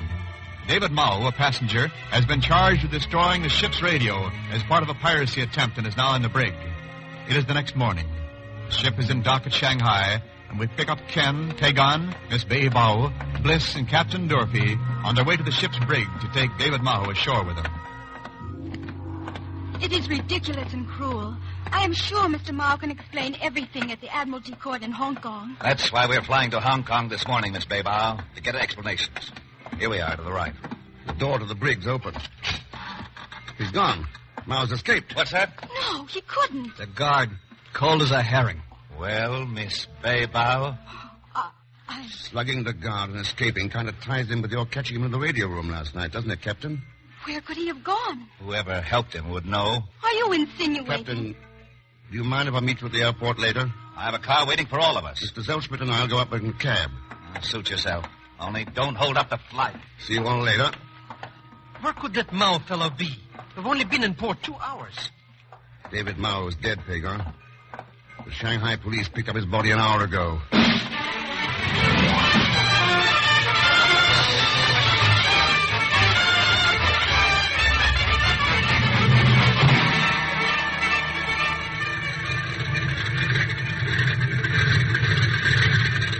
American Airlines, flight number 7, leaving Shanghai for Kobe, Osaka, Yokohama. I'm sorry, Thurston, but as dispatcher of this field, I have to tell you that the old two-engine bomber's capacity is 2,000 pounds and won't take even 100 pounds of overloading.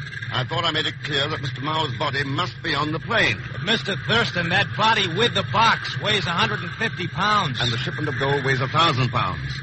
That's 1,150. That's 850 pounds to go. Look, Mr. Thurston, you, your partner, Bliss, Captain Durfee, Miss Baybao, and the pilot are a good 900 pounds. So that puts you 50 pounds over the 2,000. Thurston, if you've got to risk overloading, leave the dead man here and take a live guard with him. Mao's body goes with us. I'll get rid of 50 pounds by stripping the passengers of luggage. Don't you understand? It's your life you're risking, Thurston. That plane is 10 years old, and the floor under you is the door of the old bomb hatch. Put the gold and Mao's body aboard before you take the plane out of the hangar. Okay. The box with the body and the gold will be locked up in the cargo compartment aft. Better get your passengers lined up.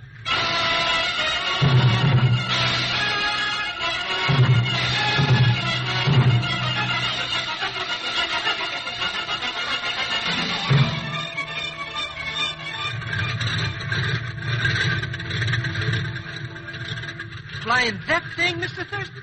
I'd rather walk. If it crashes, Pagon, you'll go to a glorious death. You can tell your grandchildren you were buried with $1 million in gold. Now, go get the container of food and bring it aboard. Who'll want to eat in that crate? Did you know we were searched for firearms, Mr. Thurston? Yes, Miss Baybao, and I'm sorry, we're overloaded. You'll have to leave that overnight bag here. All right, if I must. Has there been word of David Mao? Not yet, Miss Baybao. What do you mean, telling them I can't take my logbook aboard the plane? Sorry, Captain. We're overloaded. Every ounce counts. It's bad enough that my owners didn't tell me there was a gold shipment aboard. But the least you could have done, Thurston, was to tell me you were in charge of it. Suppose we discuss it after the Admiralty Court hearing, Captain. Dispatcher back there took my pistol. Weighs too much. Let's get in. This old bomber was a flying coffin in 1940. Here's the food container. Thanks, Pagan. I'll take that bag of silver coins. Fasten to your right leg. Oh, Mr. Thurston, a few pounds. All my profit. Why, that fellow Bliss's cast weighs more than my silver. 5 or 6 pounds, I bet. More, Pagan.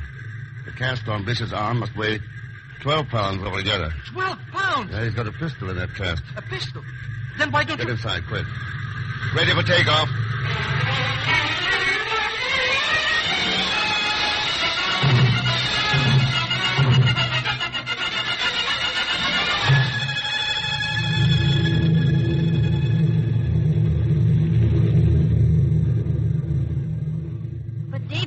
Nothing to run away from, Mr. Thurston. Maybe he was running to something, Miss Baybao. I'm getting hungry. Have a sandwich, Thurston? Old container full of them back aft. No, thanks. Pagan, you look hungry. Go back with the captain. Who, me? Oh, sure. I'll take a sandwich, Captain. Okay, Zellschmidt. I didn't like that takeoff, Thurston. This old crate's overloaded. It was a close shave over those trees. That guy Mao did us all a favor by running out. Another 150 pounds, we never have cleared those trees.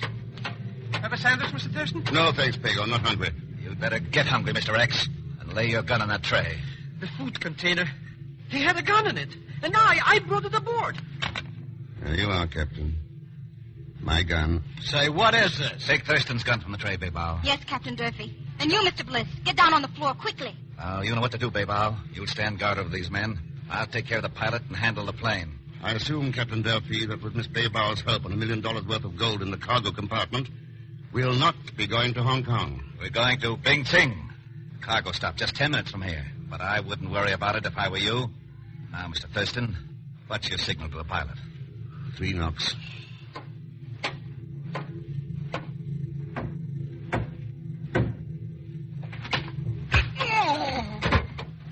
Bliss, pull the pilot away from the door. And no funny stuff. Now, down on the floor, all of you. Please, Miss Baybauer, your gun pointed at someone else, huh? If you have any trouble, Baybauer, just call me. I am sure there won't be enough time for Mr. X to make much trouble, Captain. Bing Ting. That's an abandoned American airfield. Durfee's going to pick up the gold from the last 3 piracies. You are clever, Mr. X. None of that loot has ever appeared on the world gold market. This is his last chance to get it out of China. The piracy attempt last night was a fake. Purposely miscarried for Durfee to get rid of some of his partners. Durfee's only problem now is weight. He needs space for another 1,000 pounds of gold.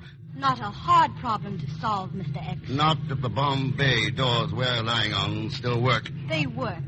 How much do you weigh? Oh, not me. I'm anemic. Light as a feather. As soon as we open the bomb hatch doors and drop you, Mr. Zellschmidt, Bliss, and the pilot, and get rid of that box of cargo in the rear compartment, we'll have room for another 1,000 pounds of gold. Your arithmetic is poor. The 4 of us and the box of cargo back aft weigh only 850 pounds. Durfee needs another 150 pounds to get that gold out of Ping Sing. What are you driving How at? much do you weigh, Baybao, precious one? Durfee and I are partners. Up here, you're just 130 pounds of human life, precious one. The cheapest commodity in China. Your weight in gold means $145,000. Do you think you're worth that to Durfee? I have reasons to trust Captain Durfee. I know. That is why you let him use David Mao to cover up the slaughter of 22 other partners in steerage last night with a fire hose. Stop talking or I'll... Durfee told you he put Mao in the brig and let him escape. To join you later. And he did let David escape. I am joining him. I'm afraid you are a precious one, but not in this world. David Mao's dead. Durfee killed him. You lie. You cannot provoke me with your lies. Look in the cargo compartment, in the big box. You'll see Mao's body. Liar! You take me for a fool. David Mao was the fool. He loved you. He knew nothing of you and Durfee or the gold. You are trying to provoke me to open the cargo compartment so that you may get off these Bombay doors. I'm telling you the truth. Go and see for yourself.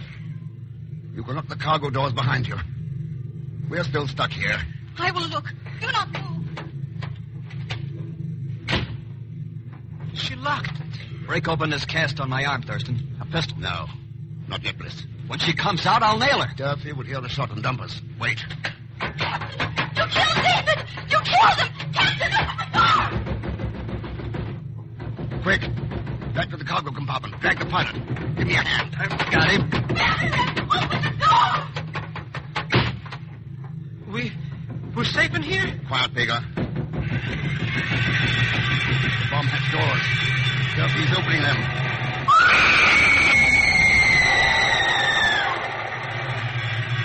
He's got her out. Now, he's closing the bomb hatch doors. Now he's putting the plane on the automatic pilot. Yeah, I could feel it take over. Now break open that cast of yours, Bliss. Get that pistol out. It's Durfee. He's coming in here after the gold. Let him have it, Bliss. I'm ready.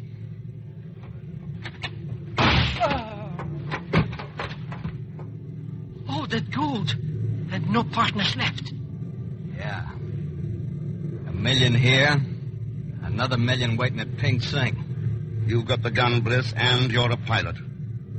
This is what you came aboard the Manchu Queen looking for. Please, Mr. Thurston, don't invite him to knock us off. This is the big chance you've been waiting for, Bliss. Please, Mr. Thurston, let him make up his own mind. What are you waiting for, Bliss? It's just 2 human beings standing between you and 2 million in gold. Shut up, Thurston. Remember? Only a sucker thinks human life can't be measured in terms of gold, Bliss. I said shut up. Here. Take my gun. Let me get up to the controls before we're all killed.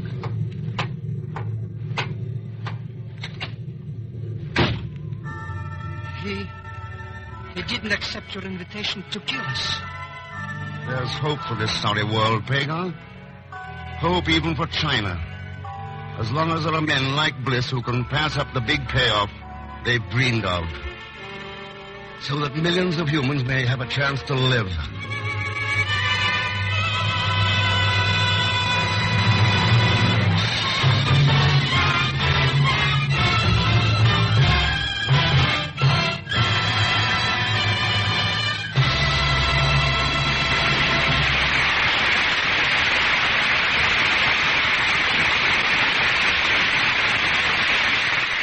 Frigidaire star Herbert Marshall will return in just a moment. Frigidaire's Man Called X is presented each week with the best wishes of your Frigidaire dealer who invites you to come in and learn about the famous line of Frigidaire electric appliances. Refrigerators, ranges, water heaters, home freezers, the new automatic washer, dryer, ironer, and many other Frigidaire refrigerating and air conditioning products for homes, farms, stores, offices, and factories. Mr. Niles, does Frigidaire make home laundry equipment as well as refrigerators? Lady, you should see the new Frigidaire automatic washer with live water action that washes clothes cleaner, rinses them brighter than ever before. When you have a Frigidaire automatic washer installed in your home, you'll say goodbye forever to wash day work and worry.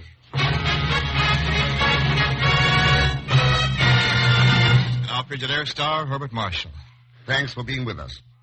Next week, Dangerous Island, a tiny spot in the Indian Ocean where an atomic scientist is trapped with a killer. As usual, Leon Belasco will be along as Pagon Zellschmidt. So join us, won't you, when next I return as a Man Called X. Good night.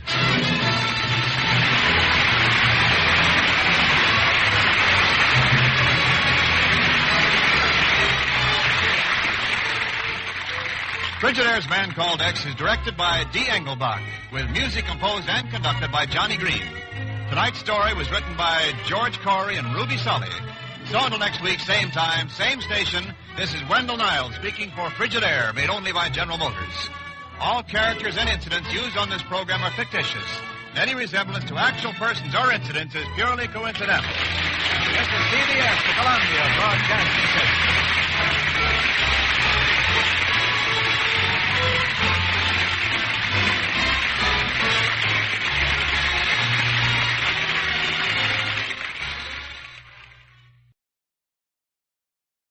You're twice as sure with two great names, Frigidaire and General Motors.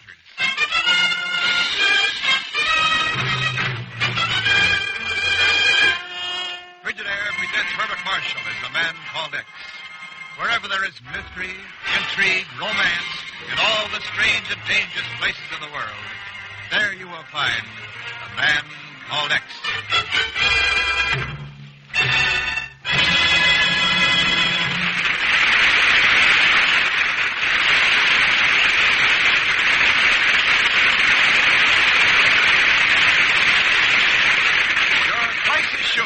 Two great names, Frigidaire and General Motors.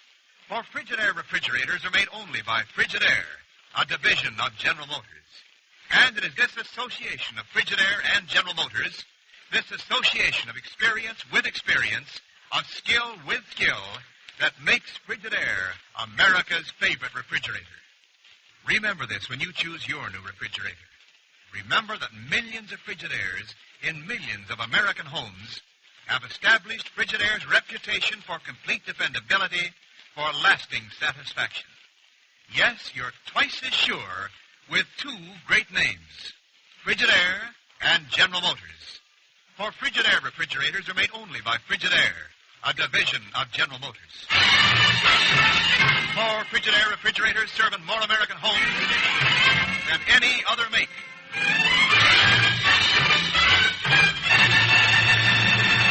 Now, Frigidaire presents Herbert Marshall as Ken Thurston, the Man Called X.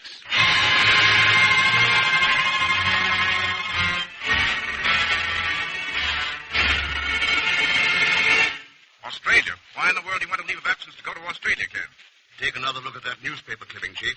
Ken, those fairy tales about sea monsters have popped up every year since I can remember. Sure, but this one was reported in Kangaroo Bay, Australia. Well, what's so different about that? Chief, do you remember Clark Kirby? Kirby, that engineer friend of yours? Yeah, he's working on a practical, economical method of converting seawater into fresh water. Now, think of it. Fresh water in limitless quantities. Every desert on Earth turned into fertile soil. Oh, sure, Ken, I know. But what's that got to do with this sea monster business? I just got a letter from Kirby. He says the experiments are progressing well. He's sure he's on the right track. Only now he's afraid that, as he puts it, some unbelievable fantasy might put an end to the entire project. Unbelievable fantasy? Now, wait a minute, Ken. Where's Kirby making these experiments? That's right, Chief. In Kangaroo Bay, Australia.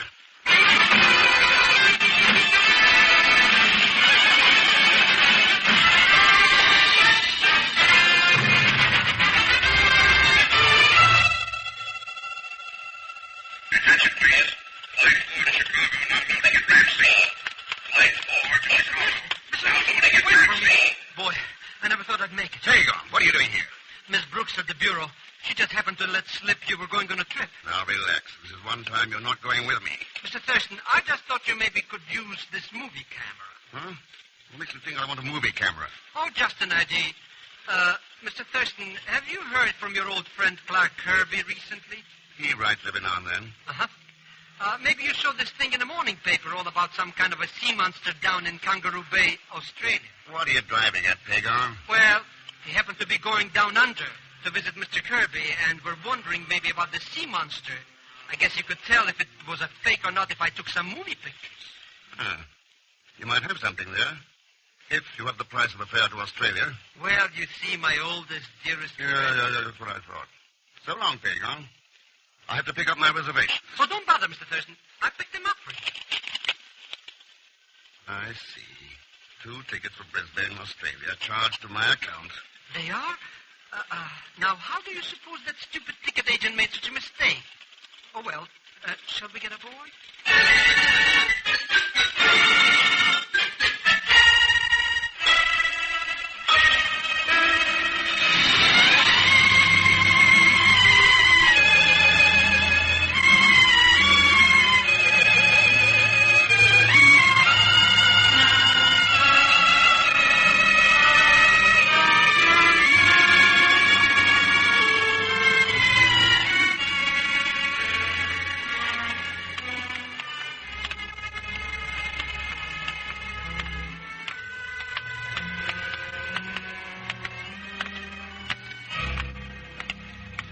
So this is Kangaroo Bay, eh? Boy, what a joint. Nobody's around, not even kangaroos. Mr. Thurston, I thought you sent a wire from Brisbane so Kirby would meet us. I did. Something must have held him up at the laboratory. Let's see if there's a phone in that tobacco shop across the street.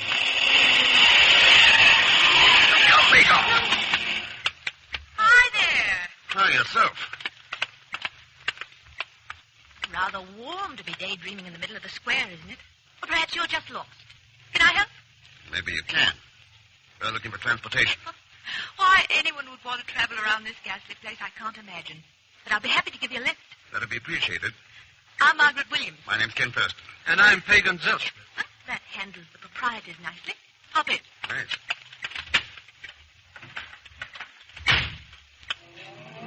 Well, don't you want to know where we're going? Well, that's hardly necessary. Oh? There are only 2 places to go. The desert or the cove of Kangaroo Bay. You're hardly the desert type. Well, thanks. Americans, eh? Naturally. Can't you tell by our accents? Why, 2 Americans should come down here, I'll never know. With New York to live in, Paris and London only an overnight trip away. Why, Mr. Thurston? Just visiting an old friend of mine, Clark Kirby. Clark Kirby? You know him, Miss Williams? Are you another fool dreaming of turning sea into fresh water? I didn't know that only fools dreamt of that. Well, there's nothing sensible about wasting a fortune trying to bring dead land back to life, when the money might be better spent in enjoying life that's available. I'd call that a rather short-sighted attitude. Call it what you will. If you want my advice, you'll turn right back for the States. Any particular reason for saying that? Yes, Mr. Thurston. You made your trip for nothing. Last night, Clark Kirby was drowned in Kangaroo Bay.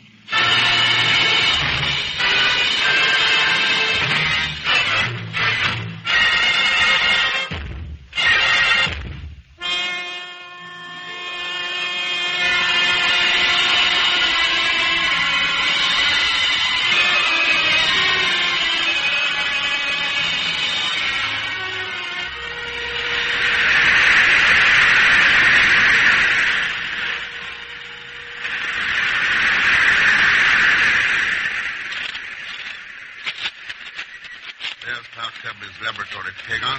Boy, what a gloom-looking place. Nothing happening here but seagulls. Are you going in there? Yeah. Take the camera down to that cove. Shoot some test film of the bay. Maybe we'll get some shots of that sea monster to make the trip worthwhile. Okay, Mr. Thurston. I'll meet you there.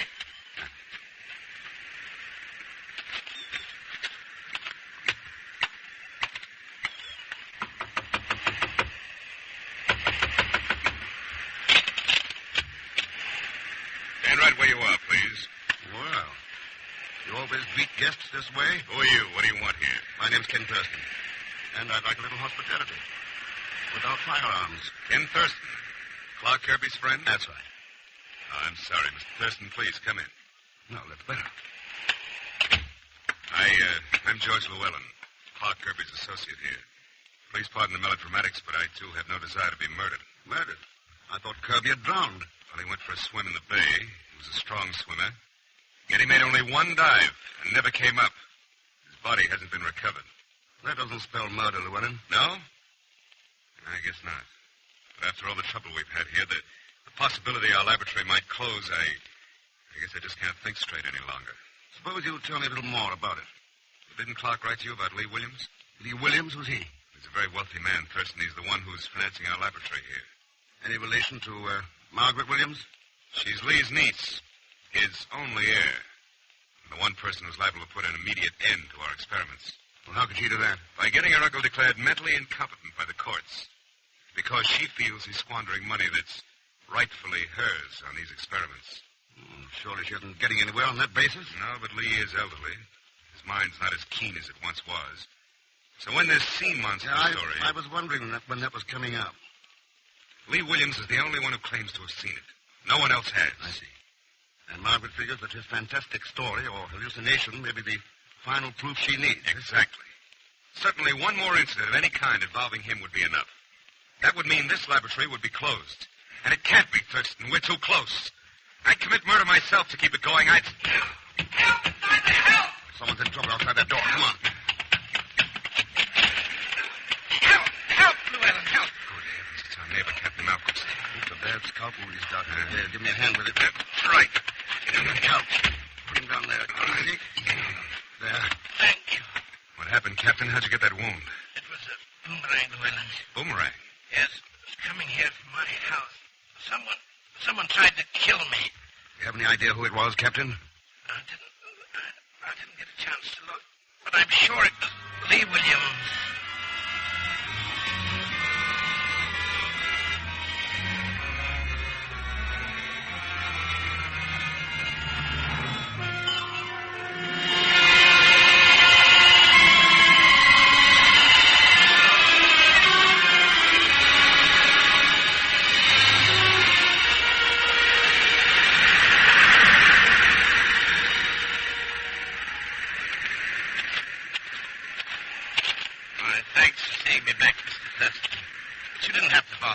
Heading for the cove anyway, Captain Malquist.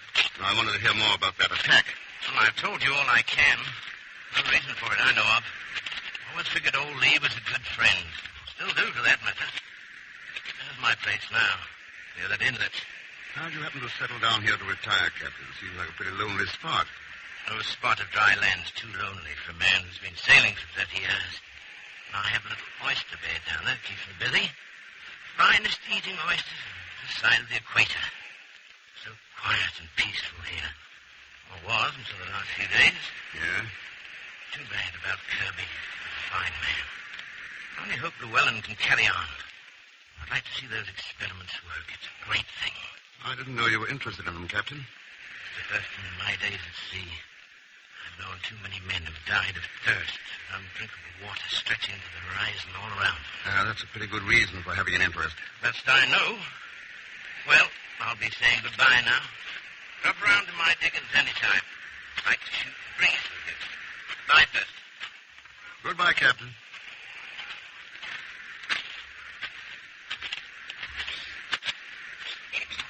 Pagan.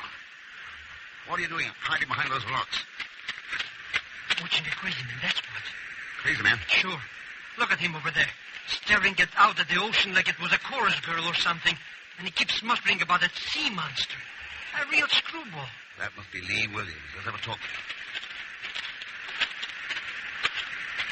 Good evening, Mr. Williams. Oh, good evening, sir.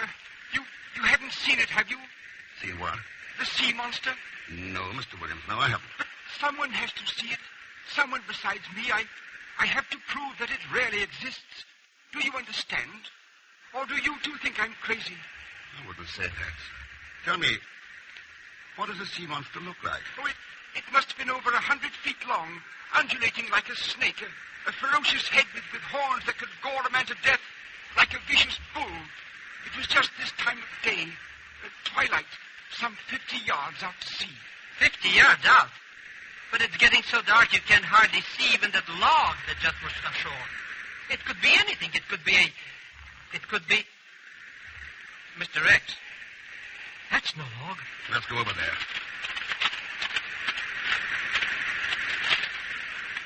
Mr. Thurston, it's a dead man. Yes, Peter. That's the body of Clark Kirby. But what happened to him? He looks like he was gored to death. Maybe by a bull or by... Yes, my friend. Exactly. Or by some strange monster of the sea.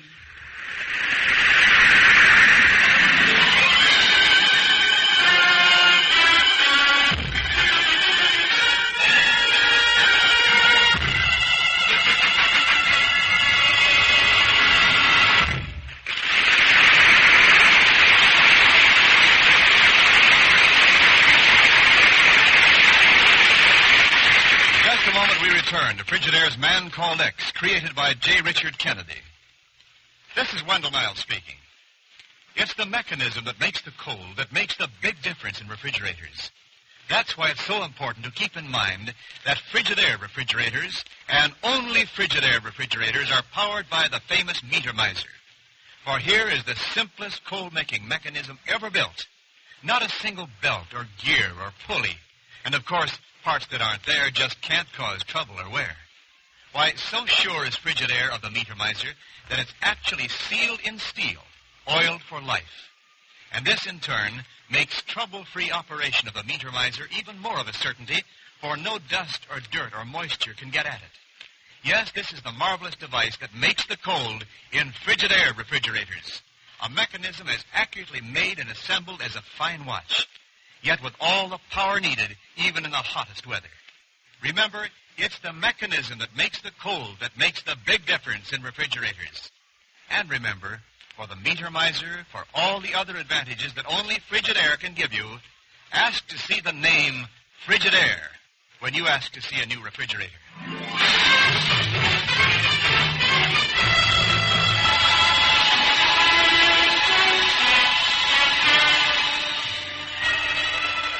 And now to return to Frigidaire's Man Called X, starring Herbert Marshall.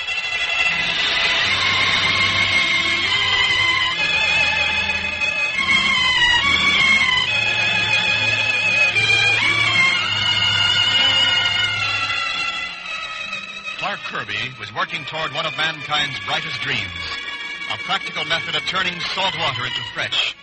But his last letter from Kangaroo Bay, Australia, said that something strange threatened to halt the entire experiment. And when Ken flew down there, he found Clark dead, his body gored as though by a ferocious bull or some monster of the sea. Now, later that night, Ken is in the laboratory talking with George Llewellyn, Kirby's associate, when the door opens. Wayfarers seek shelter from the terrors of the night. Your dramatics possess little humor, Margaret. Come in. I trust you take more delight in my presence than George does, Mr. Thurston. Why so happy this evening, Miss Williams? Why, haven't you heard about my uncle's little boomerang throwing party? The attack on Captain Malquist? Well, why were you so elated about that? Who would suddenly and without provocation attack anyone with a boomerang? Unless the attacker were insane. Insane? Now, just a moment, You can Margaret. save your breath, George. Between sea monsters and homicidal attacks, I'm afraid Lee Williams is totally incompetent to handle his affairs. Constable's looking for him now to place him in custody. And what happens to the laboratory if you take over the estate? You know the answer to that, Mr. Thurston. There'll be no more money thrown away on ridiculous experiments like this one. There's nothing ridiculous about wastelands being made fertile. About fields of grain replacing rocks and sand. Foolish dreams, Mr. Thurston. Not nearly as practical as mine. Paris, London, New York, living the way I want to live. No, you can forget about this laboratory. From now on, it's Margaret Williams first, and flowers blooming in the desert be hanged.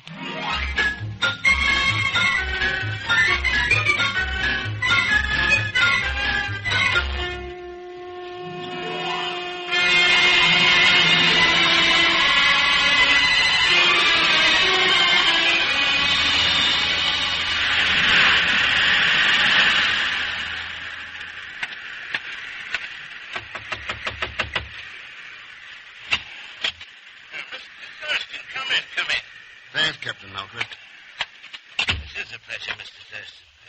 Sit down, sir. Sit down. I've only a minute, Captain. I just wanted to tell you that Lee Williams is going to be arrested because of that attack on you last night. Why, that's nonsense, Mr. Thurston. I won't press charges against him. I didn't think you would, but Margaret Williams will. Oh, the insanity hearings again. That's right. She thinks that attack will be the clinching argument. Yes, perhaps it will. And she'll have the money in Clark Kirby's dream. Well, there's nothing we can do about it. I see you've quite a collection of mother-of-pearl articles, Captain. Yes, I make them, Mr. Thurston. Knife handles, buckles. Keeps a man busy during the off-season. Now, look at this one here. Just finished it yesterday. The sea serpent with a horned head. Yes, I made it from poor Lee's description. What do you think about that? Did he really see it? Your guess is as good as mine.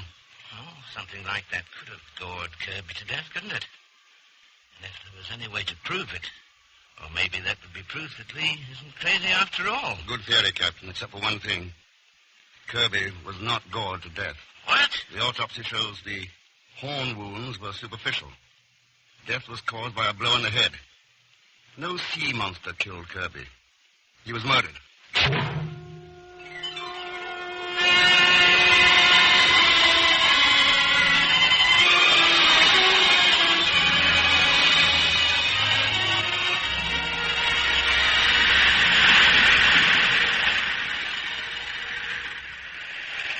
But who goes swimming at 7 o'clock in the morning, Mr. X? I never heard of such a thing. That water looks like liquid ice. What do you care? I'm going in, you're not. Sure, but the very thought of diving into that stuff gives my goose pimples. Just keep your eyes open. I want to learn what Clark Kirby ran into. And I don't want any trouble from above the water. Don't worry, Mr. X. I'll kick my... Clark Kirby? Is this the place he took a dive? That's right. So watch it. But Mr. Thurston... How can he do things like that? Perhaps he's looking for the spot where the body's buried. Oh, Miss Williams, don't say things like that.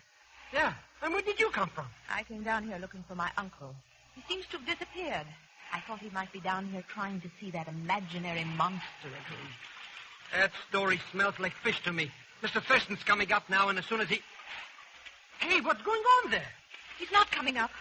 He's fighting something under the water. Under the water? Hey, the sea monster, maybe. Well, do something, you idiot. He'll drown down there. Oh, if I only had a gun or something. Come up, Mr. Thurston, come up. Oh, I can't look. Save your tears, Hagar. Mr. Thurston, you're all right? Yeah.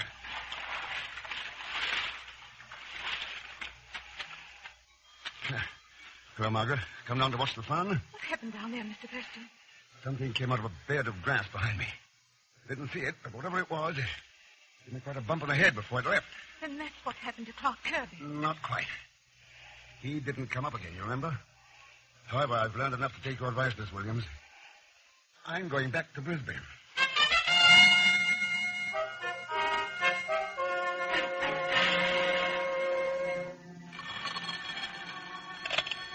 Pagan Zelschmidt speaking. Hello, Pagan. Mr. Thurston, are you still in Brisbane? Yeah, that's right. What happened since I left? Practically nothing. That screwball Lee Williams is still missing, and so is my exposed movie film. Some no-good crook stole all of it. Yeah, I know. Look, Pagan, I'm coming back tonight. Have Margaret Williams, George Llewellyn, and Captain Malquist at the laboratory. What do you want them for? Pagan, I'm going to show them the worst monster they ever saw.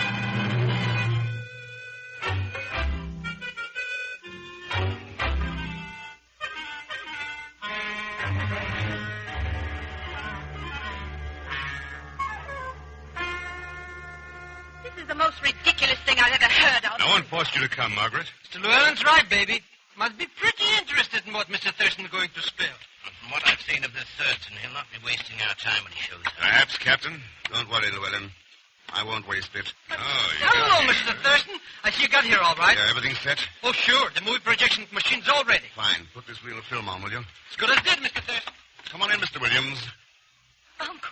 So, old Williams himself.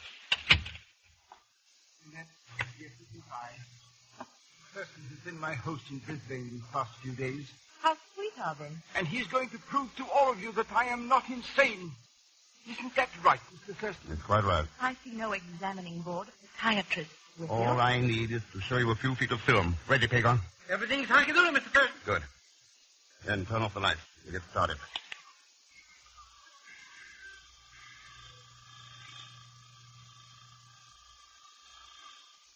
That's some film of that cove along Kangaroo Bay, isn't it? Hey, sure is. That's the film I shot. The stuff some dirty crook stole from me. Nobody stole it. I took it to Brisbane for processing. I must say it hardly seems worthwhile. Lights poor, photography rather amateurish. That's because Pagon shot that film near twilight, Llewellyn. The same hour of the day that Lee Williams was wandering near the cove. The same hour of the day he looked out toward the sea and saw something. Something strange, weird. Swimming out there in that haze. Something that looked like it might be The sea monster! The sea monster! There it is! See it! The monster! He's right. There is something out there. Thank God, it's like a snake, a huge snake swimming out at sea. All right, Pagon. Stop the projector. Turn on the lights. Oh, it was there, right on the film. Just as I saw it that evening. The rest of you saw it too. Didn't you? Yes, they saw it, Mr. Williams. But I didn't take no pictures of anything like that. Of course you didn't. It was all a trick. Admit it, Mr. Thurston. It was a trick, wasn't it? Yeah, it was a trick. But I proved that Lee Williams didn't have to be insane to see a sea monster. He saw what all of you just did. A herd of sea cows. Sea cows? Are you serious, sir? That's right, Llewellyn. There was an old travelogue shot of a bull manatee leading his herd. It was processed with Pagon's shot to the bay. And those 8 creatures, swimming single file, seen at a distance in twilight. Looks like one giant sea serpent. I should have thought of that myself. I've seen them many times in New Hebrides. So that might explain my uncle's hallucinations, Mr. Thurston. But it doesn't explain Clark Kirby's death. Or the attack made on you in the cove. No, Margaret. Another kind of monster was responsible for those. One that walks on 2 feet. That sounds strangely like some human being you're referring to, Thurston. If you can call anyone human who killed Kirby, tried to kill me, and was willing to destroy an experiment that could open new eras of prosperity for the entire world. And just to preserve a secret. Secret, Mr. Thurston? Must be a very valuable one. Valuable? That depends on how you look at it. Judge for yourself.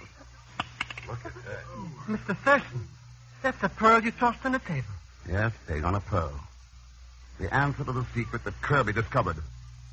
There's a fabulous pearl oyster bed lying in the cove of Kangaroo Bay. Isn't there, Captain Malquist? You'll never prove it. Too late for guns now. Captain Malquist. Yes, Margaret, my old friend. Everything he did, even to faking that boomerang attack, is to close the laboratory so that he could have the cove all to himself. But how did you know, Thurston? His mother-of-pearl handiwork gave him away. Thick layers like that are found only in pearl-bearing oysters, and it took someone with a diving rig to stage those underwater attacks.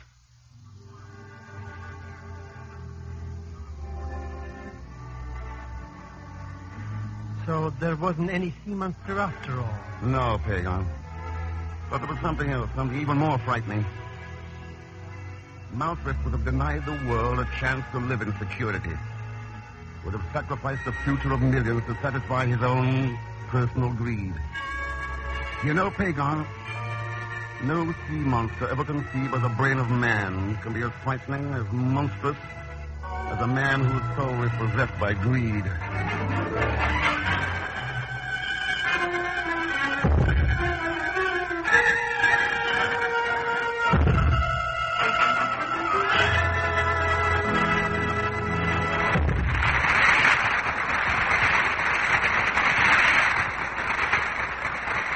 Frigidaire star Herbert Marshall will return in just a moment. Frigidaire's Man Called X is presented each week with the best wishes of your Frigidaire dealer. I invite you to come in and learn about the famous line of Frigidaire electric appliances. Refrigerators, ranges, water heaters, home freezers, the new automatic washer, dryer, ironer, and many other Frigidaire refrigerating and air conditioning products for homes, farms, stores, offices, and factories. Mr. Niles, how does the Frigidaire electric range compare with Frigidaire refrigerator? Lady, it's just as good at making things good to eat as the Frigidaire refrigerator is at keeping things good to eat. It's fast, it's easy to use, it's a beauty. I hope you'll see it soon at your Frigidaire dealers.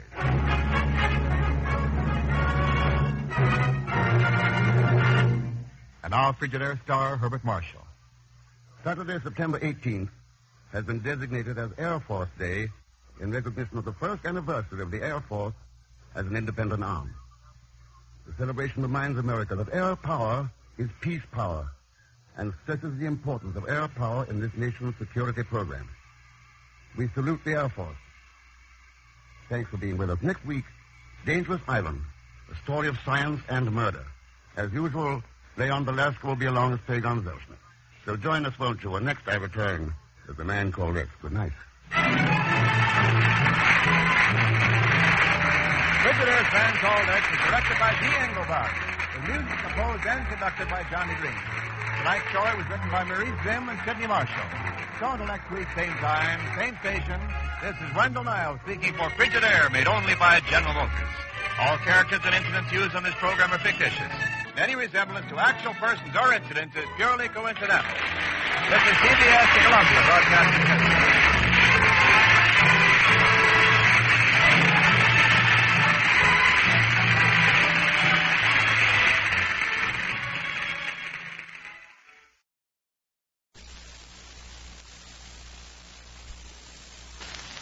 Your attention, please. During this program, Frigidaire will make a very important announcement. Please listen for it.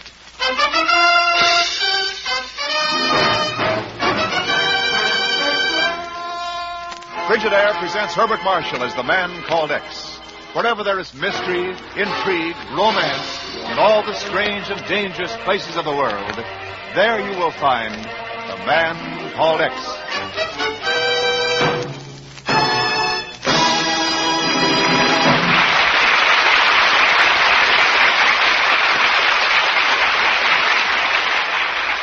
You're twice as sure with two great names, Frigidaire and General Motors.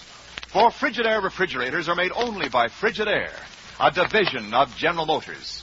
And it is this association of Frigidaire and General Motors, this association of experience with experience, of skill with skill, that makes Frigidaire America's favorite refrigerator. Remember this when you choose your new refrigerator. Remember that millions of Frigidaires in millions of American homes have established Frigidaire's reputation for complete dependability, for lasting satisfaction. Yes, you're twice as sure with two great names, Frigidaire and General Motors. For Frigidaire refrigerators are made only by Frigidaire, a division of General Motors. More Frigidaire refrigerators serve in more American homes than any other make.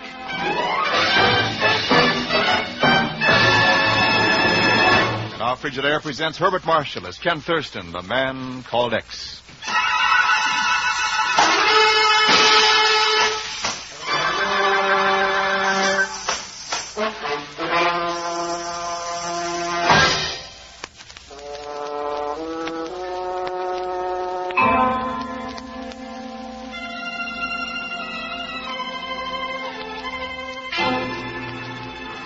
Listen to this news dispatch from Rome, Chief. The Italian government today announced the beginning of an all-out drive to destroy the secret Sicilian organization known as the Mafia, whose systematic terrorism against the Sicilian people has defied Italian law enforcement agencies throughout the years. It's been rumored, Ken, that the guns and ammunition the Mafia are using have been smuggled in from America. Yeah, that means a special responsibility in finding out how the Mafia is getting those guns. And since this is out of the Bureau's jurisdiction, I'd like to take on this assignment on my own. Okay, but it's a tough one. The Mafia is hard to put a finger on. They've existed for generations, terrorizing their victims to the point where they're afraid to go to the law for protection. I'm sorry, but officially we won't be able to give you any help. Well, something done up this morning that might be a lead. Take a look at this. A pair of tickets for the circus at Madison Square Garden tonight. Chief, look at what's written on the back of the tickets. Importante. Parilli. Importante. Well, who's Parilli? Here's the report I just received on him. Alfredo Parilli, famous Italian acrobatic clown, owner of a bankrupt circus, just arrived from Palermo, Sicily, came to this country to earn money to keep his circus going. Palermo, Sicily? Well, that's the base of the mafia organization. That's right, Chief. It's only a hunch, but fear of making a direct contact with me could be a clue.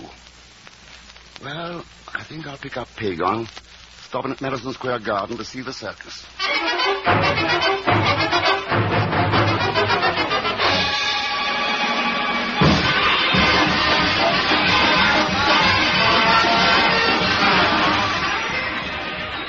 Look at it, Mr. Thurston. It's more like a musical comedy than a circus. Even the clowns are wearing nylon costumes. Now, when I was in the circus business...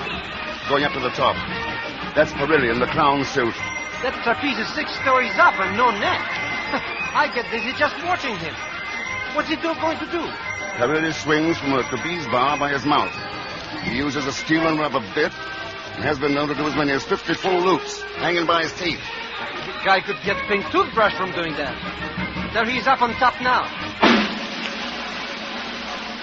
Ladies and gentlemen, the great Parilli, hanging by his feet 85 feet in the air, will try to beat his own world record of 57 loops on the trapeze. There he goes. 1,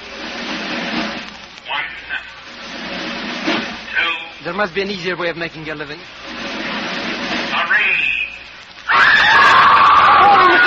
Pagon, quick to the office entrance.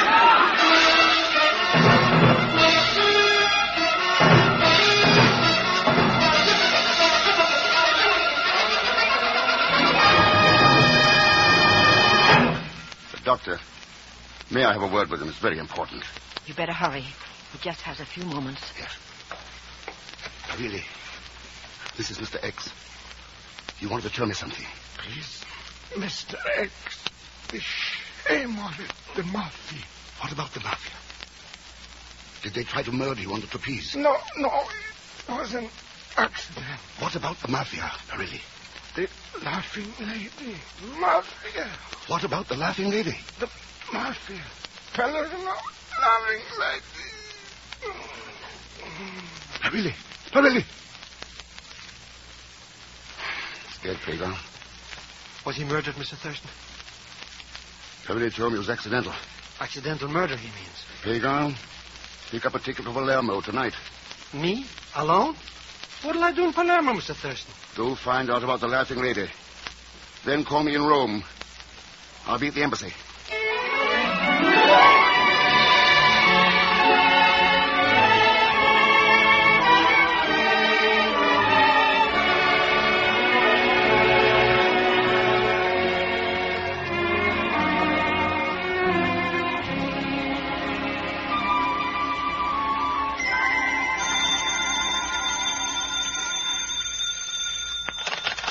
Hello?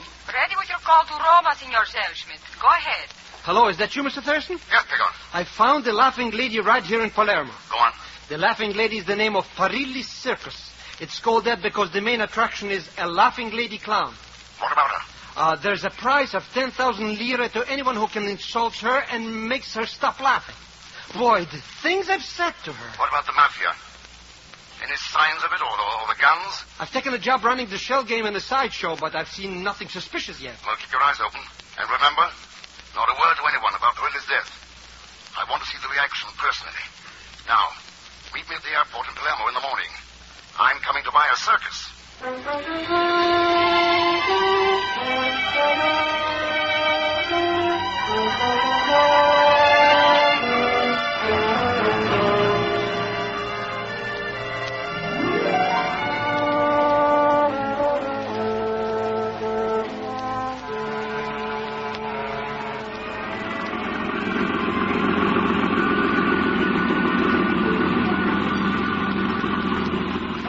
How'd you like this Jeep, Mr. Thurston? In Sicily, it's practically a Rolls Royce. Lucky I was able to borrow it. Sicily knows real poverty. 20 years of being robbed by Mussolini, and now the mafia is picking its bones. Can't say that again. And Parilli's circus is the first good love they had in years. I wonder. The report I got in Rome indicates that after the Laughing Lady Circus leaves the village, the mafia terror begins. Well, maybe Parilli could have been killed because he found this out and wanted to tell you.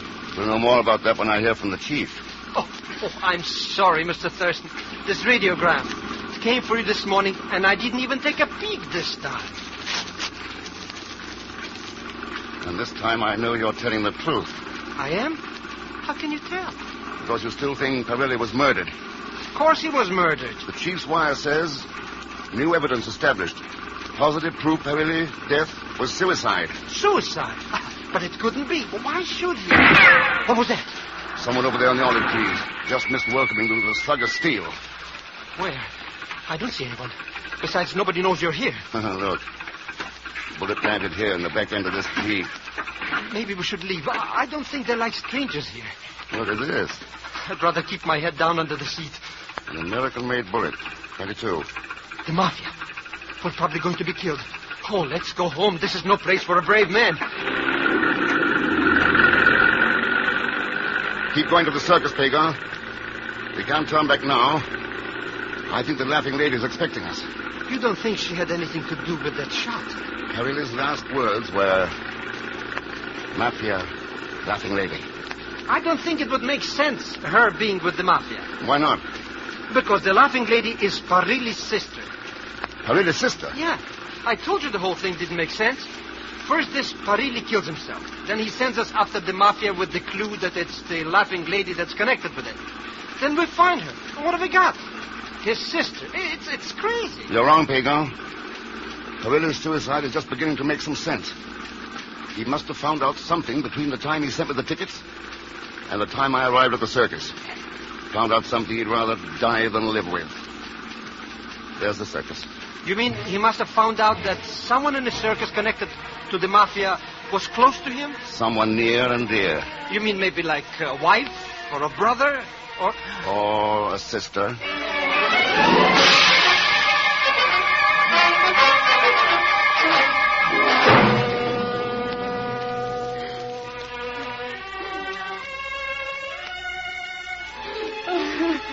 I'm Ken Thurston, Signora Parilli. I knew your husband in New York. Alfredo, mia cara, mia Alfredo. I'm afraid to call, Mr. Thurston. I'm with the show. I'm afraid Signora Parilli is too upset to talk.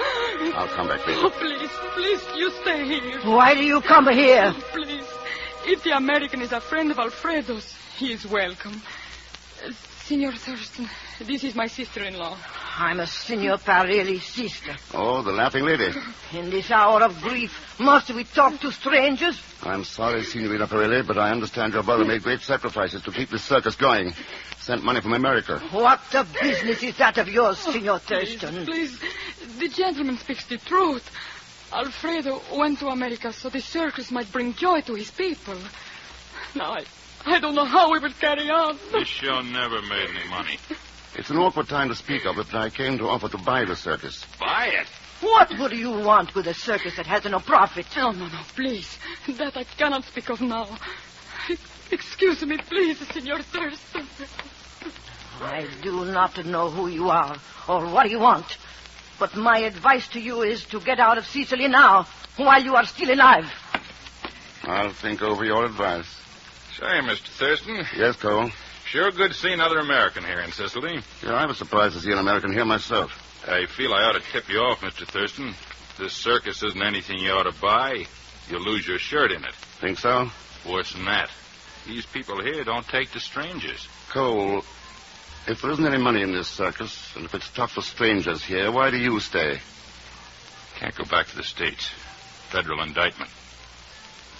Thanks for the advice, Cole. Well, the least I could do for a countryman. Drop around and see my act.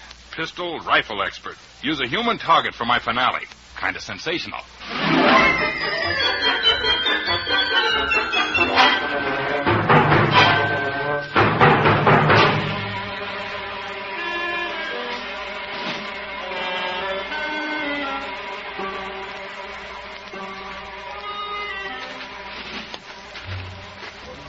I was snooping around the sideshows like you told me when this gypsy dame came up and said she wanted to see you. Read your fortune free. Her wagon is at the top of this hill. Might be a good idea. I'd like to ask your gypsy friend why Perilla's widow and his sister, who own this bankrupt circus, won't sell. Well, maybe it's sentiment. The Parilli family have owned the circus for years. Could be. Then again, it could be the circus is bringing in money from another source. The mafia, for instance. Here we are. Knock on the door of this wagon. She's inside. You wait outside. Fancy? I was told you wanted to see me, Signorina. Never mind the Signorina, Mr. Thurston. What's the gag about buying this broken-down circus? Well, Yeah, that's right. Jane Bishop, Miss Omaha of 1937. I tell fortunes with a show. and what makes you think, Miss Bishop, that my wanting to buy this circus is a gag? Because buying a circus is a pretty expensive way of finding out how the mafia is using it. And who in the circus is working with the mafia. You know a cheaper answer to those two questions? Much cheaper. For the price of 2 tickets to New York. A ticket for you and who else? That's my business, Thurston. Well, fair enough. How soon do you talk? How soon can you get the money? In an hour, say 3 o'clock. Meet me here in the wagon. I'll sneak away from the show just before the pistol act goes on. Pistol act? Yeah. I've got another job besides telling fortunes. I'm the human target in the pistol act.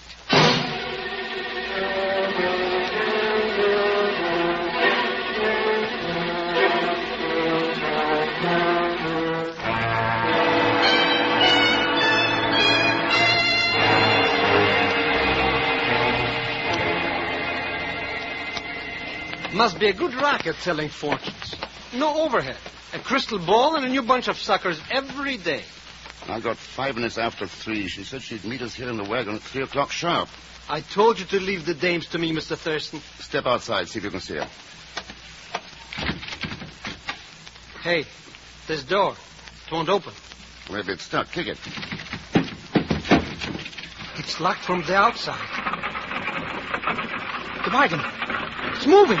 Someone's taking the brakes off and pushing us down the hill. Oh, our gooses are cooked this time. We're heading for those olive trees at the foot of the hill. Hold on, Pagan.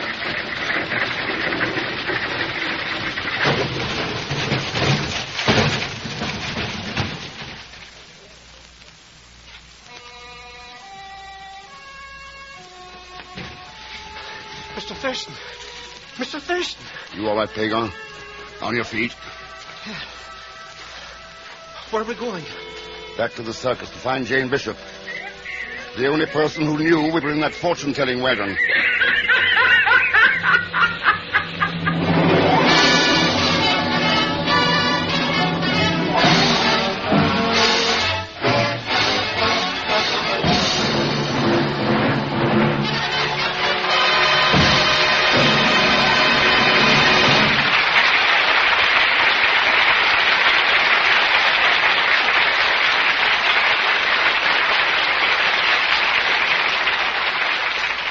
In just a moment, we will continue with A Man Called X, created by J. Richard Kennedy. This is Wendell Niles speaking. Every good cook knows how much trouble it saves to have everything handy right where it belongs and easy to get at. Frigidaire engineers know that, too. That's why Frigidaire refrigerators are designed the way they are. The Frigidaire Deluxe, for example, has a super freezer chest that holds up to 50 pounds of frozen foods.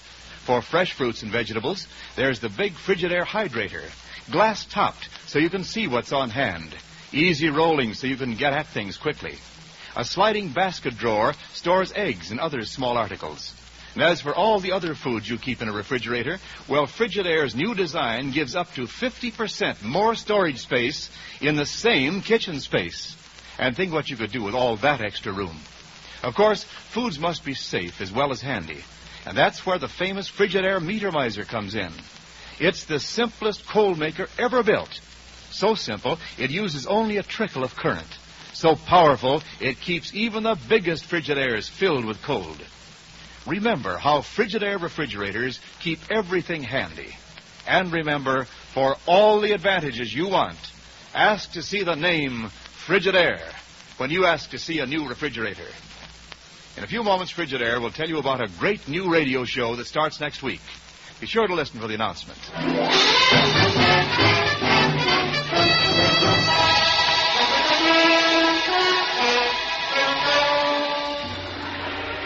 to continue with Frigidaire's Man Called X, starring Herbert Marshall.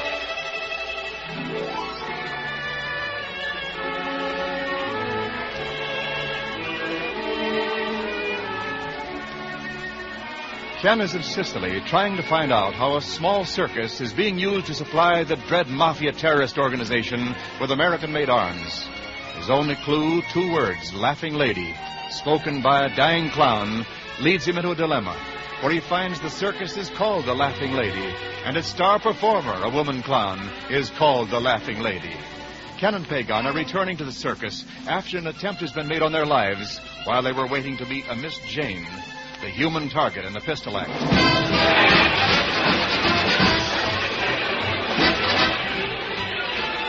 Hurry, Pagon. We've got to get to Jane Bishop before she goes on. If she offered to sell information to us, she could just as easily get a higher price from the mafia not to sell. Well, business is business.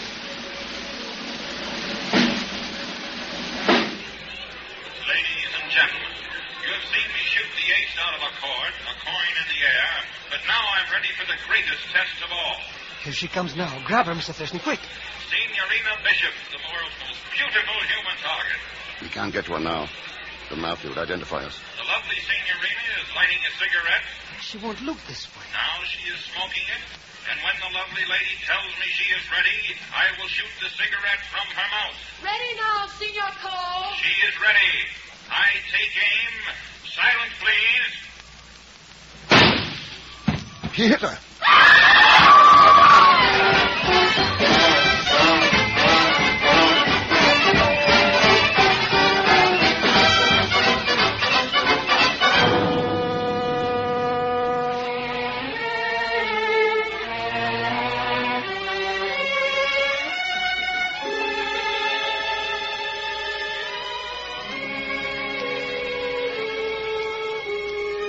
Why did you do it, Cole? I didn't do it. I swear I didn't. I couldn't kill Jane.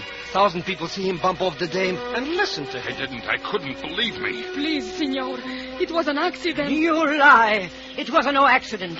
He killed her. He wanted to get rid of her. Why did you want to get rid of her? I hated her. I wanted to get rid of her, Thurston, but I couldn't. I couldn't miss my target. Please, Senor Thurston. Have pity. Leave him alone. It's your fault, Senora. For years I tell you to get rid of this foreigner. Always you say no. Now we are in trouble. The police will come. Alfredo, he insisted Senor Cole stay. I still want to know why Cole wanted to get rid of Jane Bishop. This is not your affair, Senor. You go, please. It is my affair. Someone tried to kill me a few minutes ago. I swear I didn't kill her. I wanted to be free, but I didn't kill her. She was my wife.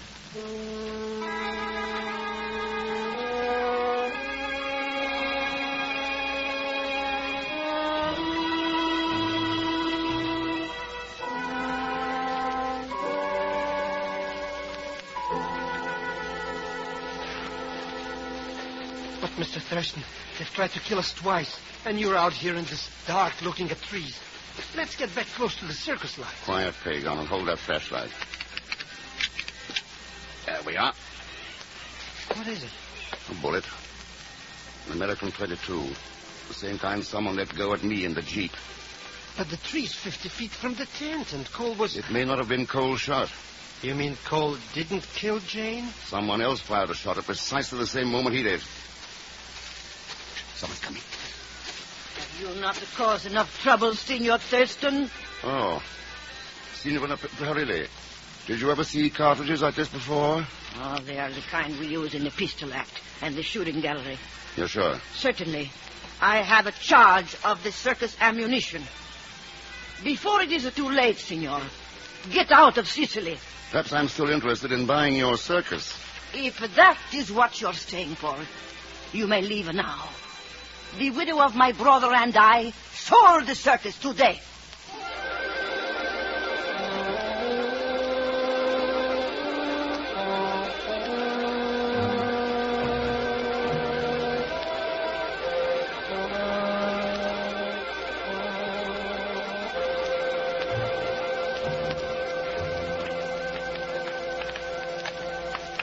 Senor Thurston, this is the bullet taken from the dead woman. Another American 22. Thank you. Matches the other two. Now, would you take me back to Senor Cole's cell? Si. Follow me, please.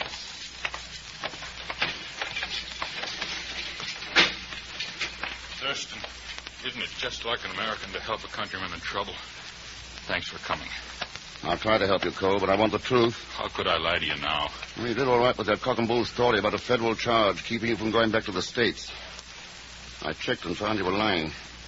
I love Alice Pereira. That's why I don't go back to America. Alice Pereira, Alfredo's widow. Yes. She needs me now. The Laughing Lady hates us both. What do you know about the Mafia? How is it using the circus, and who's connected with it? Mafia? I don't know, I swear. You're lying. Your wife, Jane, knew about the Mafia and was going to tell me. She made the mistake of telling someone else and got killed. But I didn't kill Jane. I couldn't. If you didn't, whoever did is using you for a fall guy. Who was it, Cole? I don't know, so help me, I don't. Okay. Just have to sit in jail here until I find out. No! Don't leave me here! Senor Thurston, a stranger just came with 50,000 lira for Senor Cole's release. 50,000 lira? The only one around here with that kind of money is the Mafia. You think Senor Cole is with the Mafia? I don't know. But I'm sure the Mafia is getting guns tonight from the circus. I'm going to need you and your men.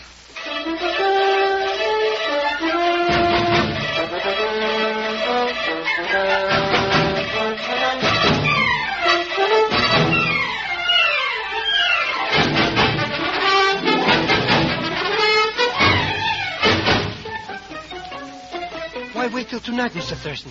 Grab the Laughing Lady. I've no proof she is the Mafia agent yet, Pagan. But Parilli said she was the Mafia agent. She has charge of the circus ammunition, and now she sold out her share of the circus. Yes, but Parilli's widow sold out her share of the circus, too. Oh. And someone in the Mafia just bailed Cole out of jail.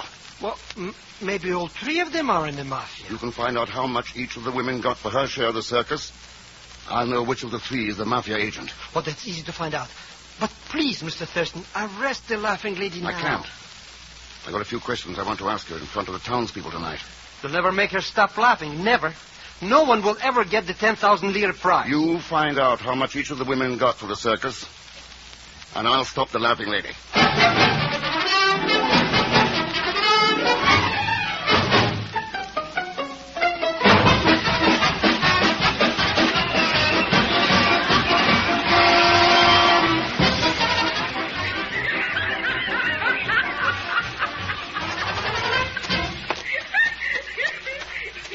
Hardly get inside to you, Mr. Thurston.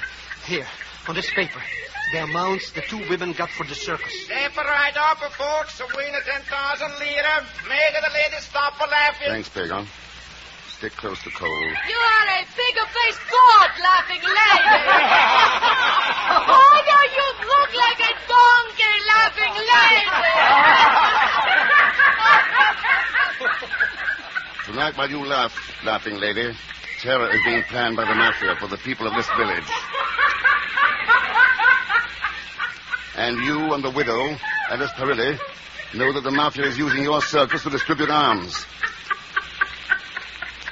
You, Laughing Lady, are permitting this crime out of fear of the Mafia. You think your partner, Alice Perilli, also fears the Mafia. Your brother knew the truth and killed himself out of shame when he found out it was his wife, Alice, who was connected with the Mafia. You lie. Out of fear, you sold your share of the circus for a few $100s. But Alice got $100,000 in gold from the Mafia. You and your brother were betrayed. Tell the citizens here where the guns were hidden before it's too late. In the livestock tent, buried in the bales of hay. Pagan, grab the widow. Alice? The Mafia? No, she couldn't. The widow killed your wife because Jane was going to tell me about the Mafia. You were blamed for it. But she bailed me out of jail. To make the story stick with the Laughing Lady. Your beloved Alice was leaving for Rome alone. Mr. Thurston, you won the prize, 10,000 lira. What a way to stop the Laughing Lady. I'll forfeit my winnings this time, Pagan. The Laughing Lady is going to need it. Don't tell me she's going on with that phony laughing act. I hope so. Now that the false laughter, the mask for terror is cleared away, the people can get the joy of laughter they really try to give them.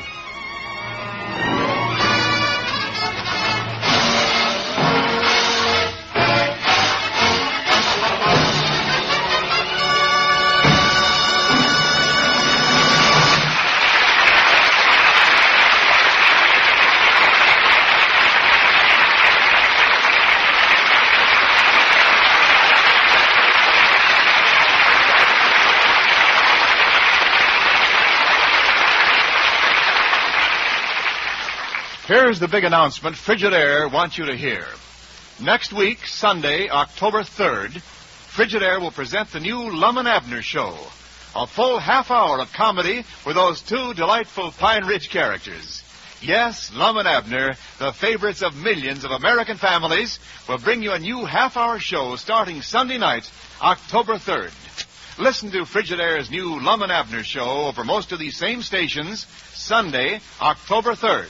See your newspapers for the exact hour. And now, in saying goodbye to the man called X, we say goodbye to our good friend, Herbert Marshall. Bart, on behalf of our sponsor, Frigidaire Division of General Motors Corporation, thanks for the grand job you've done and for the fine performances of the entire cast. Leon Velasco, Ted Von Elso, all the rest.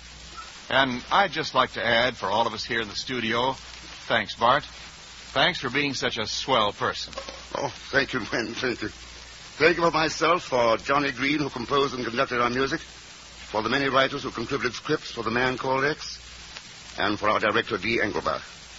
Will you please express our appreciation to Frigidaire for a most happy association? It's been a great pleasure to be with you. The best of luck from all of us to you on your new show. So long, Bart. And so, folks, this is Wendell Niles saying good night for Frigidaire. See you all on the new Lum and Abner Show next week. CBS, the Columbia Broadcasting System.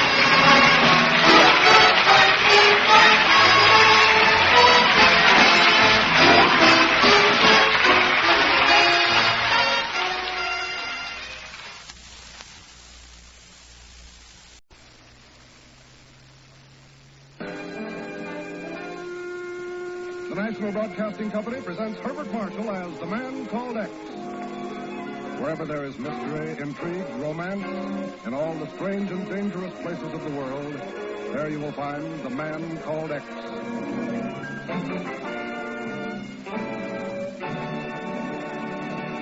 This week, our suave, sophisticated detective is visiting Ankara, Turkey, where he, of course, is about to find even more mystery and adventure in just a few moments. Herbert Marshall as The Man Called X. The Istanbul Express is speeding through the night en route from the fabulous city of Baghdad. The next stop is Ankara, Turkey. Aboard the train is Ken Thurston, The Man Called X. Suddenly, the door of his compartment bursts open. You are Mr. Thurston. Mr. Ken Thurston. That's right. Come in. Not in time, Mr. Thurston. It's safety. Keep them for me, please. Huh? Cigarettes? Much more than that, as you know. That box of cigarettes comes in. The light. The train lights have gone out. Yeah. It looks like they... Wait, quiet. Compartment door. It's open. Mr. Thurston. Down, get down fast.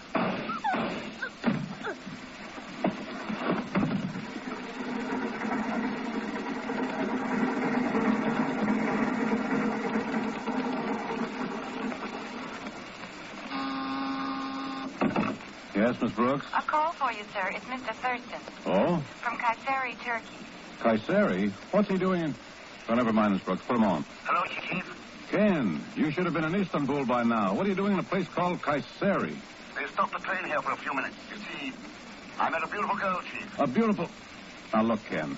Your report to the consulate at Istanbul is more important than a dozen girls. The police don't think so. The police? Yeah. She was killed in my compartment on the train about 2 hours ago. Over a box of cigarettes. Custom made by Kupian tobacconists of Ankara. Ken, what in blazes are you talking Chief, about? the customer's name is printed on each one of those cigarettes. In this case, it's Henry Evers. Well, what's it? Henry Evers? Good Lord, Ken. Yeah, that's the way I thought about it. Hank was one of the best men the Bureau ever had.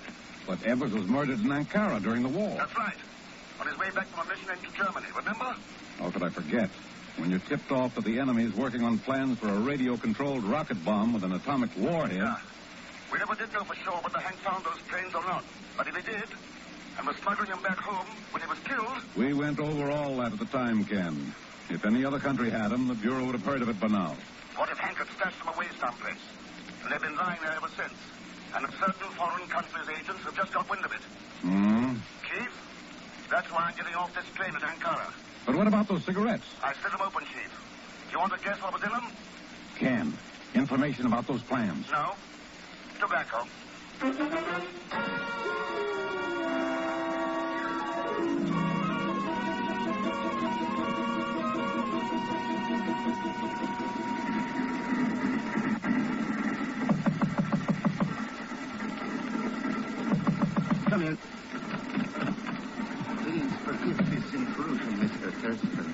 but it was necessary for me to speak with you. Oh, well? I am a man of incurable curiosity, Mr. Thurston. When I learned of the poor unfortunate girl who was murdered in this compartment just before we stopped at Cassari, but I forget my manners. My card, sir. It will introduce me. Mm-hmm. P. Lebedev, wholesale tobaccos. Yes, only the most excellent tobaccos, Mr. Thurston. There is a fine art to cultivating a fragrant mellow leaf, you know. Yes. You were talking about your curiosity and the murdered girl. Yes, so I was. You know, Mr. Thurston, I have always felt that some invisible bond exists among people who travel together. That is why I could not sleep tonight until I learned more about her. Undoubtedly, you knew her name. She didn't have time to introduce herself, Mr. Lebedev. Too bad. It would have made things so much easier for the police. They have been unable to identify her, you know. That bush you're beating around is getting pretty big. How about coming to the point? Oh, there is no point, Mr. Thurston. I merely wish to congratulate you upon the ease with which you convinced the Cassari police of your innocence.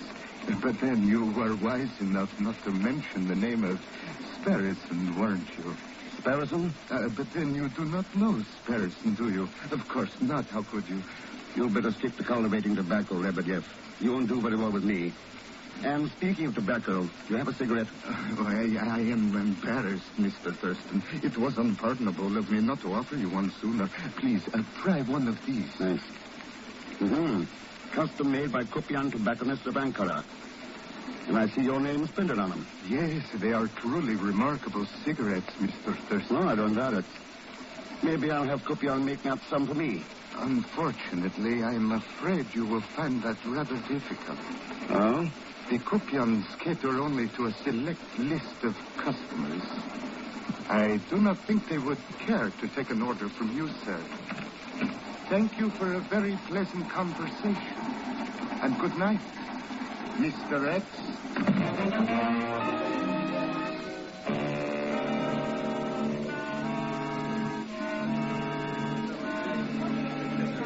I have been desolated by this inconvenience to you, Mr. Thurston. I assure you delays like this are not customary at Hotel Imperial, but your room is ready for you at last. Huh? I'll have the boy take you up at once. Boy, you were ringing for me? Oh, no. Show this gentleman to room 219, please. 219? Such a hole in the wall. Now, room 322, for instance. You will show this gentleman to room 219. Okay, but he won't like it. This way, please. Hello, Mr. Thurston. Glad to see you, Mr. Thurston. I thought you would be surprised to see me, huh? Yeah. Well, naturally, you want to know what I'm doing here. Well, of course, if you're going to be class-conscious about those things... Dagon, I'm not surprised to see you. I'm not glad to see you. And I don't want to know what you're doing here. Well, thank you, Mr. Thurston. Thank you. Mr. Thurston, I've worked in every big hotel in Turkey waiting for you to show up. Ever since Miss Brooks told me you were... Miss Brooks again. Well, can I help it if she likes my accent? Anyways, I've decided I'll go back to work for you, like before. Without payment, even. Well, maybe there should be a slight consideration. Dagon, I'm very happy as I am. I want to open up. This is being very short-sighted, you understand. A reasonable man would... Look out, Dagon! Get down! I told you wouldn't like this room, Mr. Thurston. Not the room, it's the balcony. Huh? That's where those shots came from. Let's have a look. Huh? There's nobody here on this balcony. It opens onto a dozen rooms. You could have disappeared into one of them. Wait a minute. Move your foot, Dagon. Huh? You're stepping on something. So what? It's only a half-smoked cigarette butt. Yeah. With printing on it. Y-E-V. And what could that mean? It could mean that a man named Lebedev doesn't smoke his cigarettes down far enough.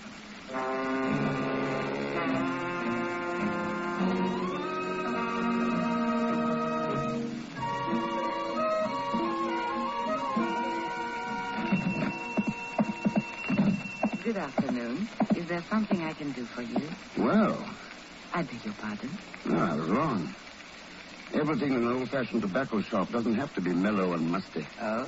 You do not find croupions that way? I don't find a croupion that way. That is, if you're one of the family. Yes, I am Marilyn Croupion. And like all of my family, I am here to sell tobacco. Good. I'm here to buy some. For a moment, I had my doubts. I'd like some custom-made cigarettes, Miss Croupion. Of course. What blend would you prefer? I'll take the recommendation of the house. Oh, you have confidence in our choice? I have confidence in the choice of Henry Evers. Henry Evers? Yeah, an old customer of yours. You remember him? Who are you? My name's Ken Thurston. Mean anything to you? Yes. Yes, Mr. Thurston, it does. What's your recommendation? Well, leave this shop, now. And do not ever return to it. That's not the recommendation I was looking for. It is the only one you will get. What Evers? Did he get one like that, too?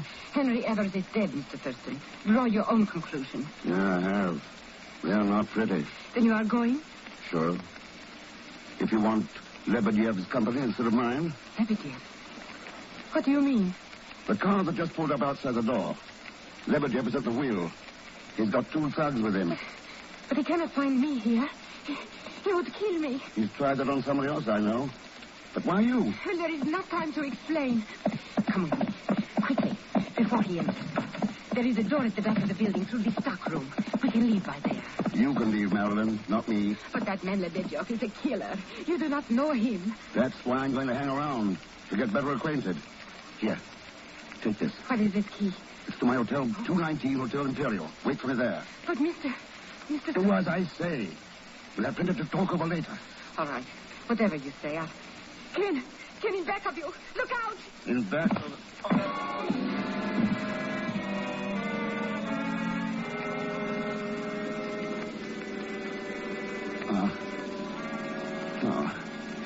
Is it?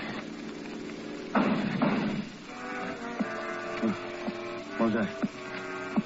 What? Who are you? Can't see. My head,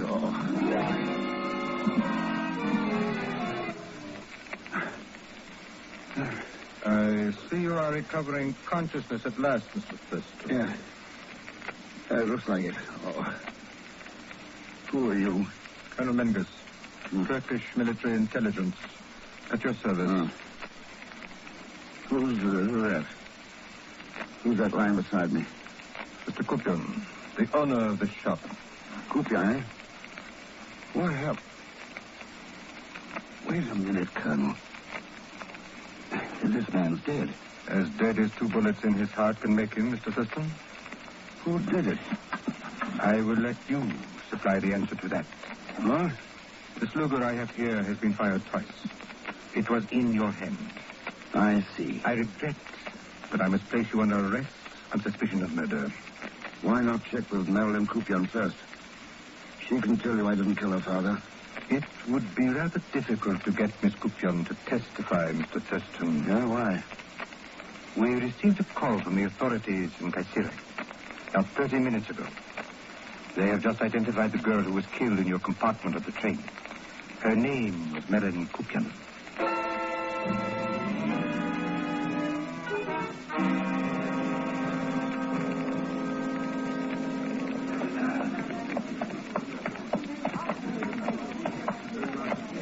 Yes, gentlemen, what can I do for you? I am Colonel Menges, military intelligence.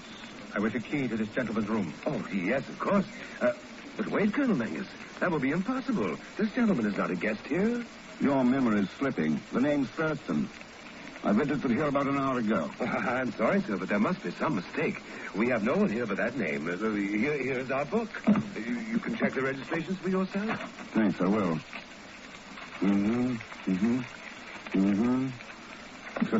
Well, Mr. Thurston?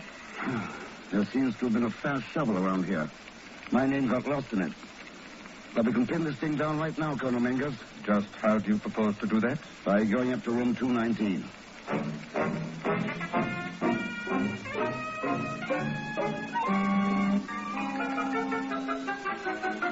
what you say, monsieur. C'est impossible. My bride and I have occupied this room for our entire honeymoon. Is that not correct, mon petit chou, mon beau légume? Oui, amour. Oh, monsieur, what a glorious day. Are you satisfied now, Mr. Thurston? Your pardon, monsieur, madame, for this intrusion. Good day. Come along, Thurston. Au revoir, monsieur. Au revoir. Oh, no. Mr. Thurston, you are now formally under arrest for murder.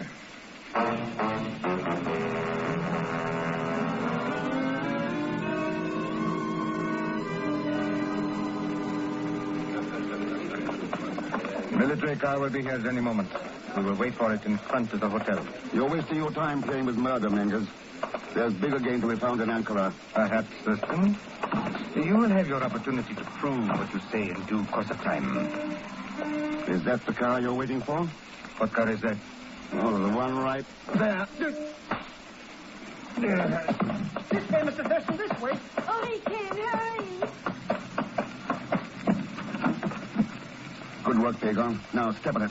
Shouldn't we talk about your financial arrangement first, Mr. Thurston? Oh, no. Later, you idiot. Hit that gas. Absolutely not. I'm a man who believes in cash on the line, strictly. We don't budge 1 inch until... We're off.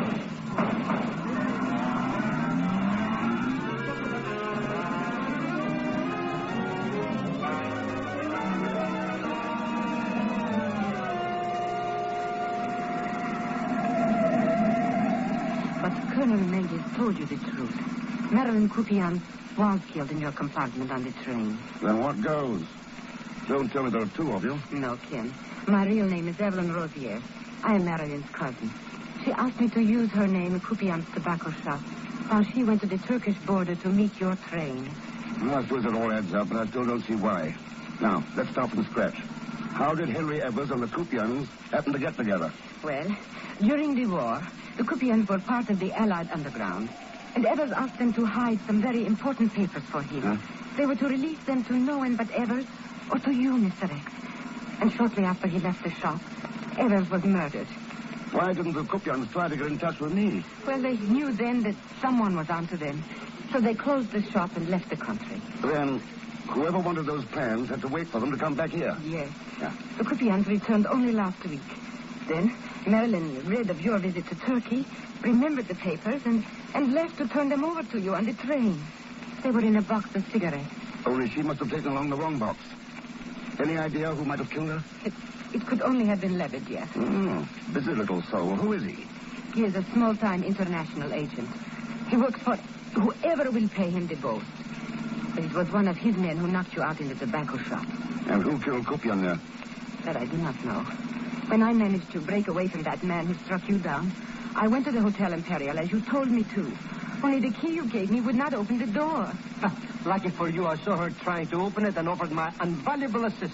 We compared notes, Ken, and were discussing the situation in the car when you came out with Colonel Menges. A pretty snafu set up, eh, Mr. Thurston? It boils down, Pagon. Evers' papers are still somewhere in Ankara. And someone's trying to get me out of the way while he finds them. That was the reason he planned that hotel room frame-up. To make sure I'd have no alibi. And that Menges would arrest me. Then what do you intend to do, Ken? Hide out until after dark. Then I'm going back to the tobacco shop. Uh-huh. Exactly like I figured. And here is just the place for you to hide. Are you kidding? Mr. Thurston, I happen to have a room in that lovely building. It is yours for the asking. At a modest little rental, of course. No, not much. Well, considering we've been such good friends all these years, the mere pittance of 1,000 piastres, or $80 cash.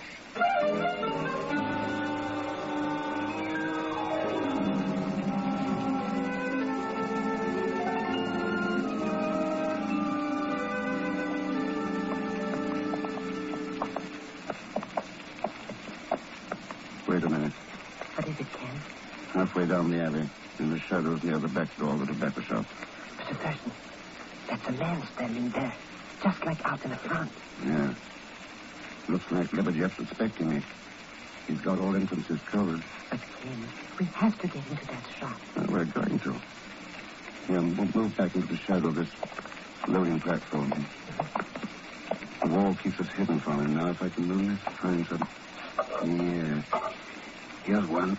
What are you going to do with this old tin can? Toss it out down the alley. Huh? Like this. Who's there? Speak up before I shoot. Oh, he's coming this way. He'll kill us, murder us, maybe even knock us up conscious. Quiet. All right, let's have it. What's it? What are you doing? Just this.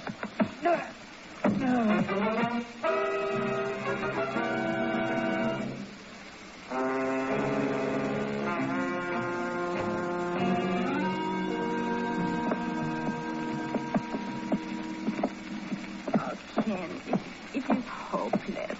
We cannot find anything here. They have torn this stock room to pieces. Yeah. Looks like they didn't miss a trick. Unfortunately, they got here before we... Oh, What is it, Ken? A box of cigarettes. yeah. Well, well. Mr. Thurston, look at the name of those butts. Henry Evers. Then these are the cigarettes we are looking for. We found them, Ken. Let's tear open a few of them and see. There is nothing in them, Ken. Nothing but tobacco. We have found a blind trail. Well, maybe not. How many cigarettes did Kupian pack in the box? 15, I think. Well, there are only 11 here. What happened to the other 4? Uh-huh. Maybe somebody smoked them. Cans for rockets don't make good smoking, Pagan. No? Lebedev must have got them. And if he's only a small-time agent, he won't have contact with any principals. He'll have to sell those plans to someone else. Sell them? To whom? Maybe to someone called Sperrison. Sperrison? Where did you learn about Sperrison? Lebedev mentioned him on the train.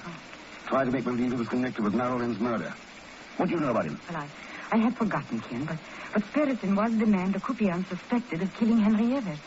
Why, he is as big an international agent as Lebedev is a small one. Do you know anything about him, where he hangs out? Yes, I do. The Kupians told me Sperrison owned the Byzantium Artware Company in Istanbul. And if Lebedev has gone there to sell the plan... Yes. Let's see if we can get in on the bidding.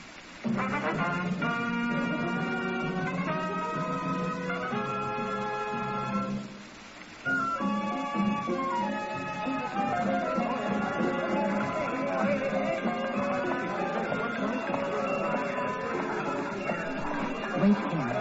This is the place. The Byzantium Artware Company. It's a creepy-looking joint, only those dim lights shining inside. Maybe the place is closed, huh? So we'll have to come back in the daytime, huh? How about it? Better luck next time, Pagan. Come on.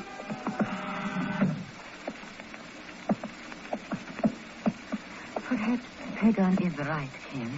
It does look deserted. Sure. Who'd want to buy any of this old junk anyway, especially this time of the night? Let's come back in the morning, hey, Mr. X? Those shots came from the gallery in the back. Come on, but stay behind me. Ken, it's Lebedev. Someone tried to kill him. So he isn't the one who fired at us from the... Look out, down!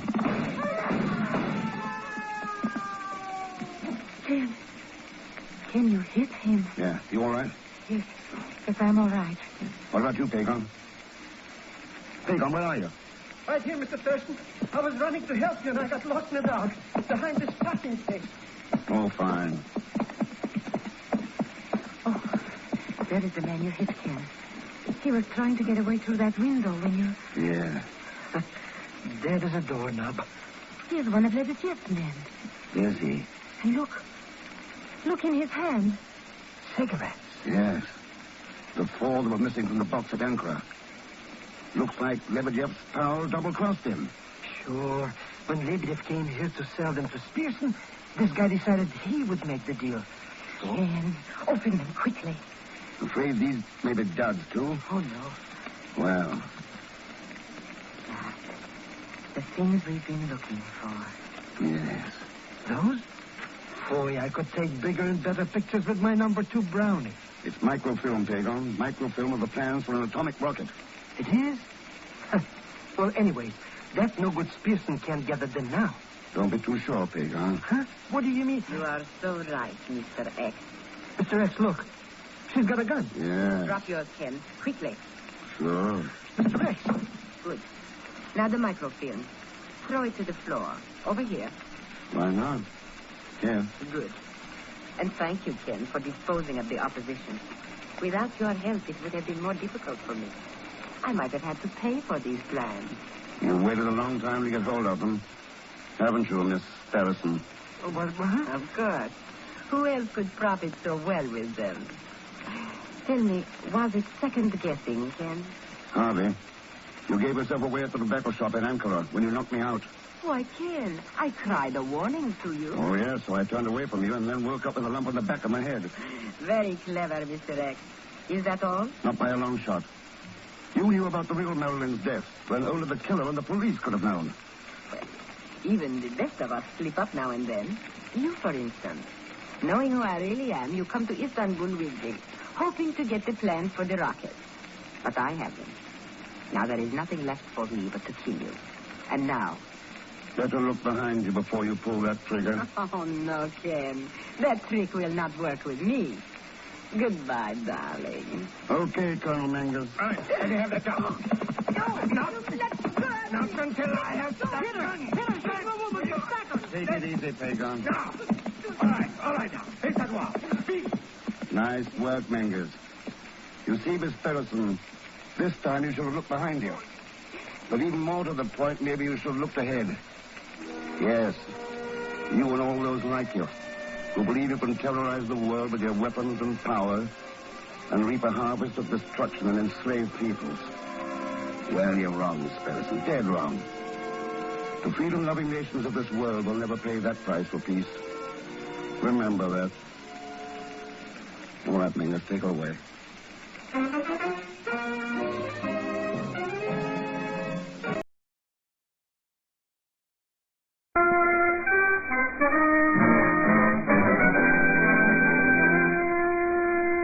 Herbert Marshall as the man called X. Wherever there is mystery, intrigue, romance, in all the strange and dangerous places of the world, there you will find the man called X.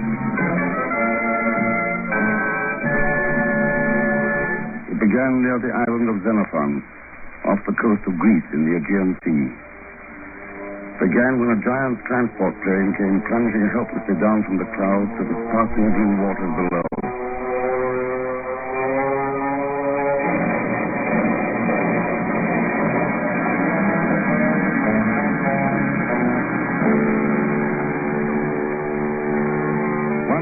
In Athens, Greece, the disaster that hit that plane caused another.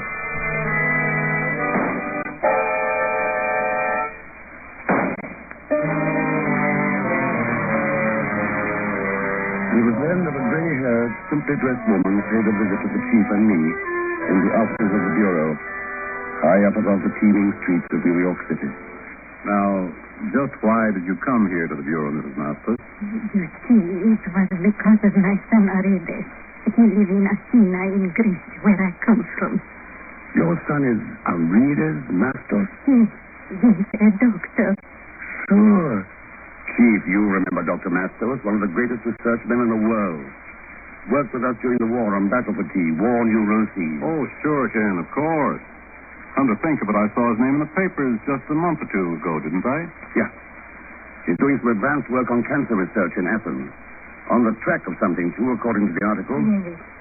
My son wrote me letters telling me about some medicines, miracle work, as he called them. The names I have here. Oh, thank you.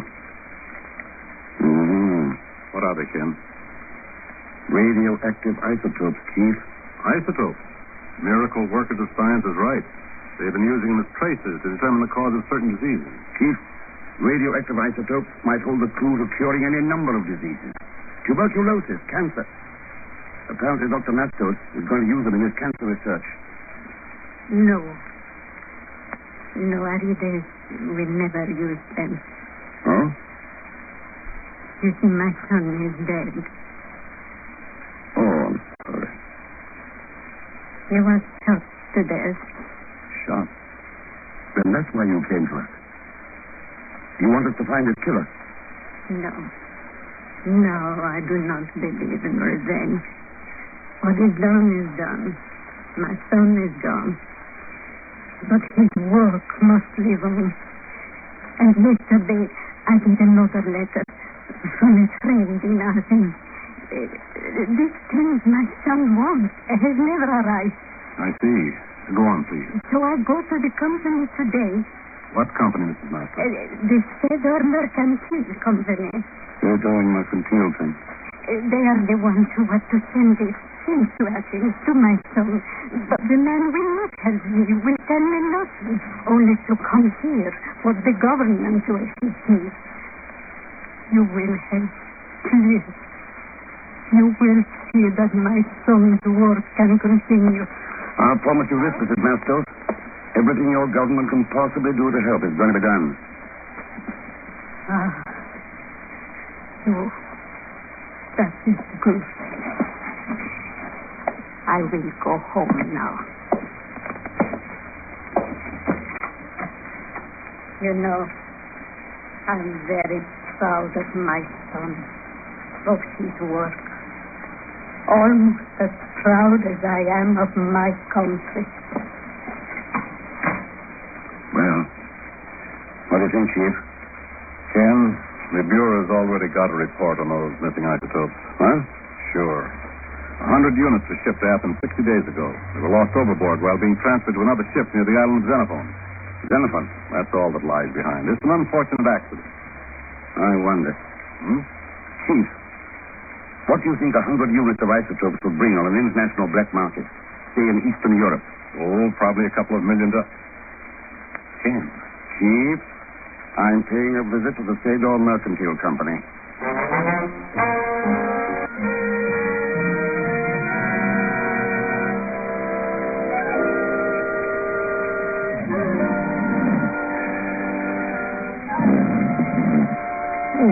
Pay them another petty cash, Herman. It's only $2 million. Sure. Don't be so impetuous, Prince Krapunik. You'll have to stand in line with the others. Pagon. Get your feet off that desk and wake up. I'll have your head for waking me up like this. Hello, Mr. Thurston. Pagon, what are you doing here at the Fedor Mercantile Company? Where? You mean here? Why, I'm the vice president and general manager in charge of mercantiles and things. So you're the one who sent Mrs. Master to see me? Of course, I didn't know what she was talking about. Besides, I wanted you to find out about my salary. That big fat man hasn't been back since. What big fat man? The one who hired me 3 days ago. He hasn't been back since. And the joint is clean as a fiddle. No papers, no supplies, no nothing. I think I got that fast brush up somewhere. Yeah. Were there any phone calls, any mail? Telephone is unconnected, and the only thing in the mail was this. I opened it accidentally at this time. Oh, sure. Pagon, this is a shipping invoice. 3 days ago, 50 units of radioactive isotopes were shipped air express via Rome to a Dr. Mitter of Athens General Hospital. What does that mean? It could mean that the Fedor outfit muscled in on $3 million worth of isotopes. And they're going to shoot them into Eastern Europe. But... That's right, Pagon. They flew the coop after this last shipment and left you holding a bag.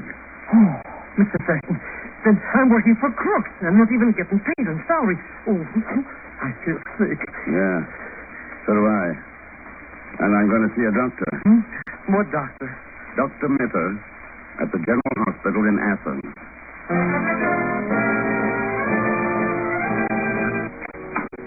Dr. Mitter will see you now, Mr. Thurston. Oh, thanks, nurse. Well. You seem surprised, Mr. Thurston. I am. I didn't expect Dr. Mitter to be so feminine. Someone should have told you that the name is Eleanor Mitter. Won't you sit down? Thanks. You wish to speak with me concerning radioactive isotopes and our interest in them here at the Athens General Hospital. That's right. What can you tell me about them? We had a great man working at this hospital, Mr. Thurston. Dr. Aridas Masters. I know. Do you also know that he was very close to determining the cause and the possible cure for cancer? So he applied for radioactive isotopes under the ECA grants to Greece. He did. And the hospital contracted with the Sador Mercantile Company to send the isotopes from the United States to Athens. 100 units of them? Yes. It's a pretty large order for one hospital to handle, isn't it? Cancer is a pretty large order for humanity to handle, Mr. Piston. What happened to him? The first shipment was lost at sea. Wasn't another 50 units shipped by air express a few days ago? It was. But the plane crashed off the island of Xenenphon 2 days ago. Xenenphon. That was the scene of the first lot, too, wasn't it? It was. Coincidence? What else could it be? They were both accidents. Yeah. What about Dr. Masters' death, Dr. Mitter? Was that an accident, too? Dr. Masters was murdered, Mr. Thurston, while resisting a bandit who was attempting to rob him. You're sure that's what it was? I am not interested in theories about murder. Only in carrying on Dr. Masters' research if I am able. Could you persuade your government to ship us still additional units of isotopes? Asking us to stretch our generosity a bit, isn't it? We have no place else to turn. There's always the black market, Doctor. Mr. Thurston, there is no black market in radioactive isotopes. Yeah. Oh, well. Thanks for the information, Dr. Mitter. I'll see if I can do anything for you. Bye, Doctor. Goodbye, Mr. Thurston. And thank you. Sparta 2573, please. Hello. This is Dr. Mitter. Mr. Ken Thurston was just here. He might possibly be taking the steamer to Xenenphon. And it is also possible that Mr. Thurston is a man called X.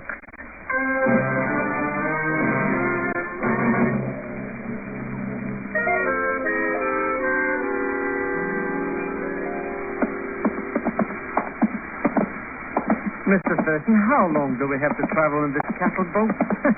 Already my stomach is telling my nose to move away. Cheer up, Hagar. We'll be in Xenenphon in 24 hours. Now, this should be our cabin. Yes. Yes? Hello, you must be Colonel Creighton. And if I am? The passenger agent tells us we'll be sharing this cabin. The ship's pretty crowded. Yes. I've already been informed of these miserable arrangements. The very idea of a member of the King's personal guard being forced to share his quarters with strangers. We're not complaining, Colonel. Why should you? Just bear in mind, please, that this enforced proximity does not entitle you to any social amenities. Now, if you'll excuse me, I shall leave for dinner. I trust the cabin shall be in an orderly condition upon my return. Well, What a stiff shirt. Am I going to tell him a couple of things or two? Yeah, sure. Let's put our bags away at Kagon. Yeah, come in. Well, good evening, gentlemen. Good evening. Your pardon for this intrusion. My name is Demetrio Sador. I came here as a friend to warn you. There is someone aboard this ship, sir, who intends to take your life. What makes you think so? My sources must remain a secret, sir. However, this much I can tell you. There is no one named Colonel Creighton connected with His Majesty's Guard. And at the moment, the Colonel is dining with a last-minute passenger.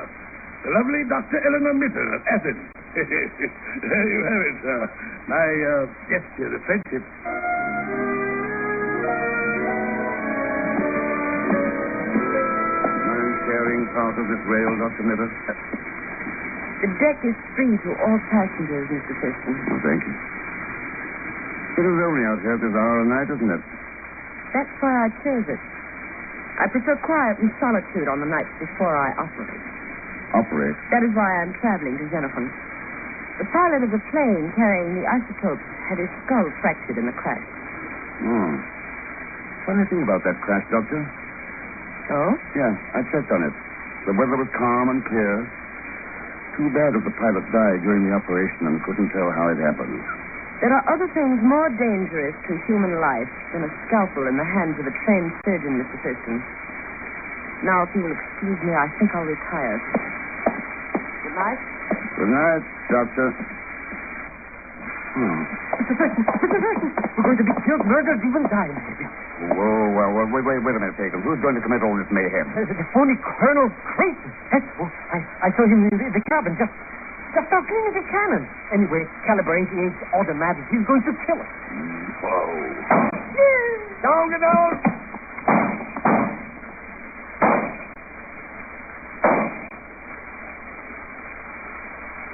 All right, Pagon. Dig your nose up out of that deck. Whoever it was is gone in the shadows. Whoever it was, huh? Yeah. Who else could it be but that no-good colonel? Dr. Mitchell left in the direction of those shots. Hmm? Look over there now. What do you see? That doctor? Nothing but a big shadow. It's a person. It's moving. Coming toward us. It's a person.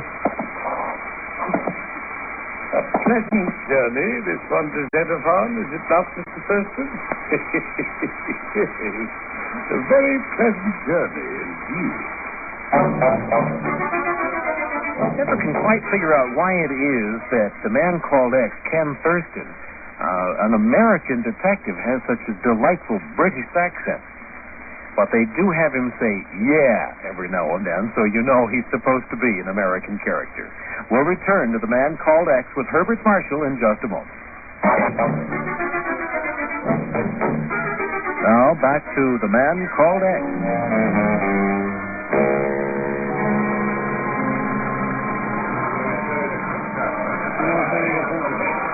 Mr. Thurston, why don't we get off this floating cattle car? Dr. Mitchell sneaks ashore.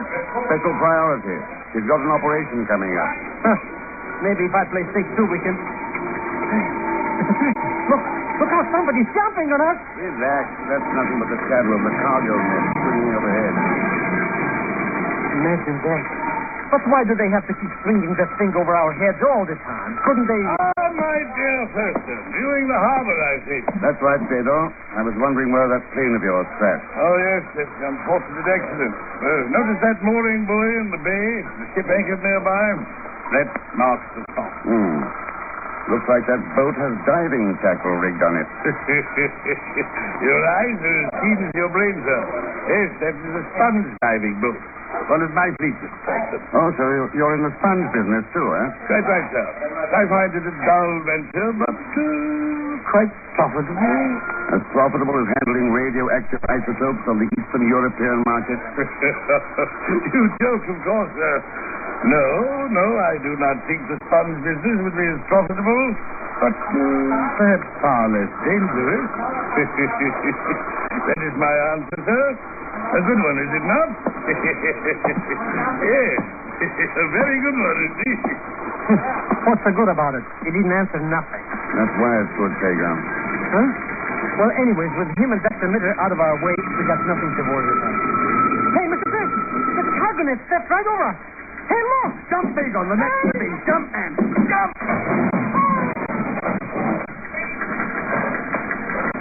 Yes. The crates are right where we're standing. Tons of them. Yeah. They're good enough. Flattered and flapjacks, yes, even flattered. What an accident. I wonder if Colonel Creighton had called it that. Colonel Creighton? What's he got to do with it? I don't know, but he's standing over there beside the donkey engine. Beside it? With the person. That engine? Yeah. It handles the cargo net that's spilled over our heads.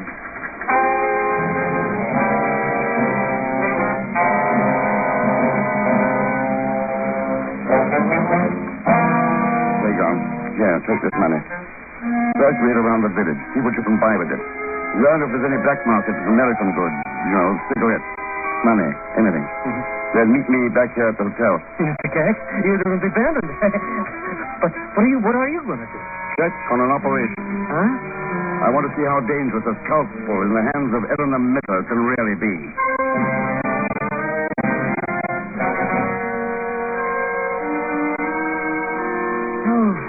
Ken, you've come to the hospital to check up on me. Not quite, Eleanor. I want to talk to your patient, that pilot, about accidents to cargoes of isotopes. That is, if he's still alive. You talk like a fool. Do you think he deliberately fractured his skull in such an accident, merely to make it look legitimate? No, I think the fractured skull was the only accidental thing about that plane crash. I see. And I suppose an unsuccessful operation would mean I deliberately let him die in order to steal his lips. Did he die, Eleanor? The operation was successful. Come, I will take you to see him. I hope this will end these suspicions you have, Ken. This is his room. Kind of drafty, isn't it? Oh, that stupid nurse left the window open. She knows the patient is vulnerable to pneumonia. Don't stir nor don't bother him. He's not vulnerable to anything. What? He's dead. Oh. It must have been post-operative shock. Or an embolism. Yes. All that knife sticking out of his chest.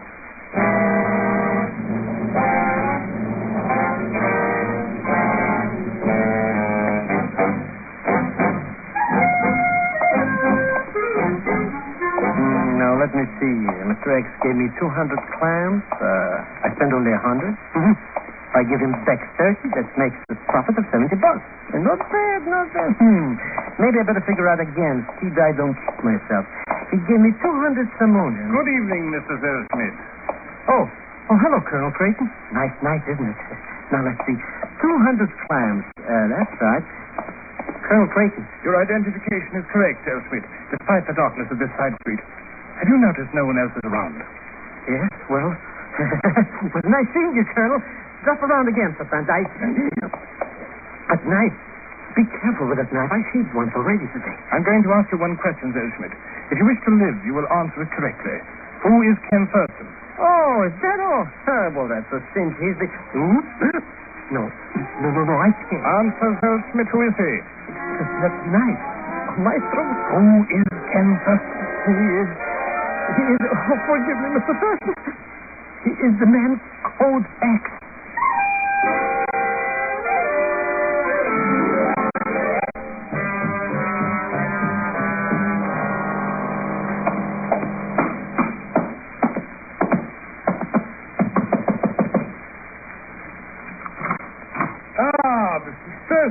Come in, sir. Please come in.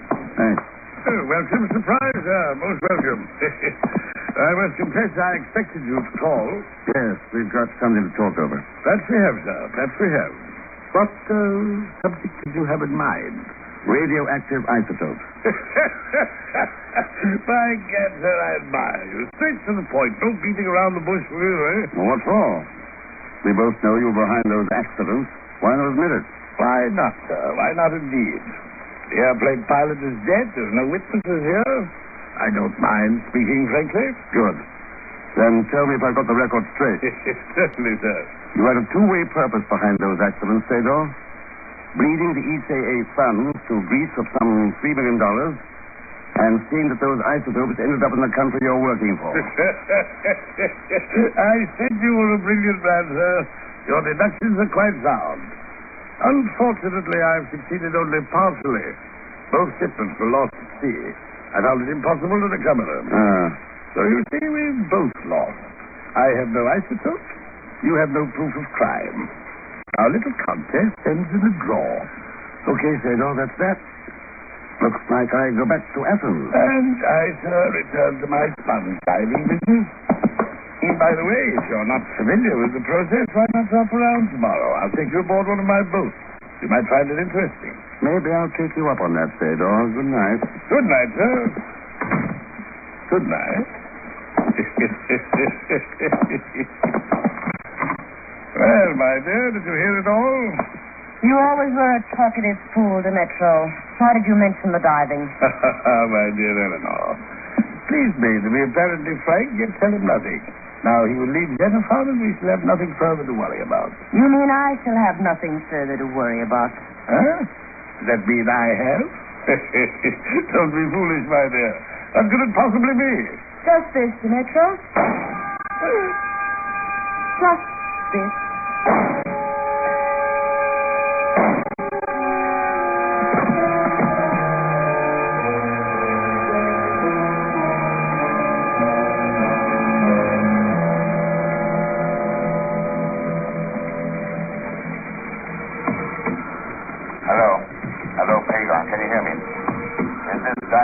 Telephone working all right. Feel like yourself, Mr. Thurston? Good. How's the motor operating the air pump? That little putt-putt is purring like a puppy. Even if it stays that way. I'll keep it running smooth like a carpet. Unless maybe the crew of this boat is coming back. Don't worry. They've ordered to stay away officially. Then who is coming this way in a speedboat? Speedboat? Well, what do you know? It's the pretty little sport peddler, Dr. Mitter. Hello. Is that you, Mr. Delson? That's right, Miss Dr. Mitter. Welcome on board. Thank you. And Mr. Thurston, where is he? I must speak with him at... The air pump. The driving equipment is working. Sure. We're learning how to be sponges. Aren't we, Mr. Thurston? I see the diving rig phone is working.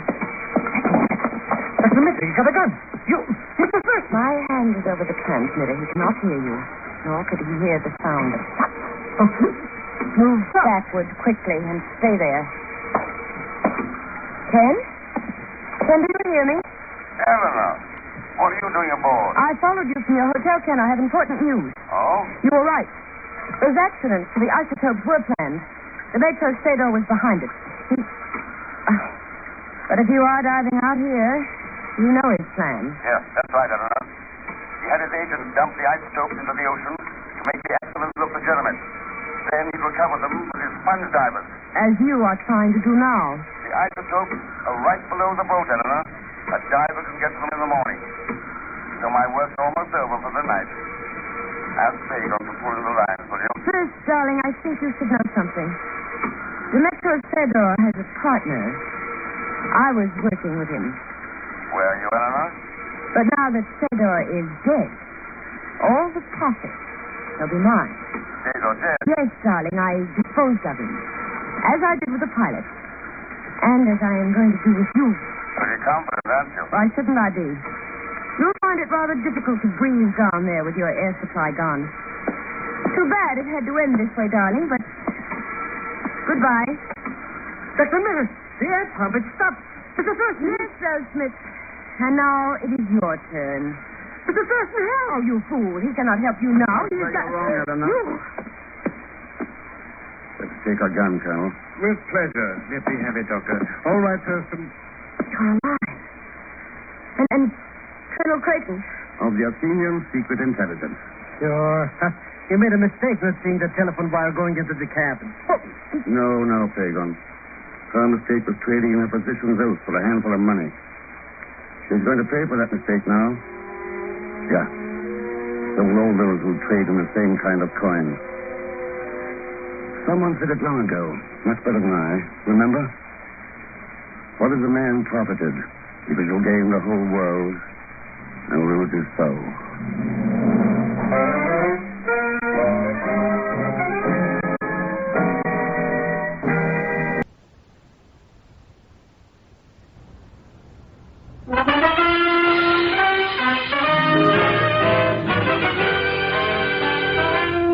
The National Broadcasting Company presents Herbert Marshall as Ken Thurston, the man called X. Wherever there is mystery, intrigue, romance, in all the strange and dangerous places of the world, there you will find the man called X.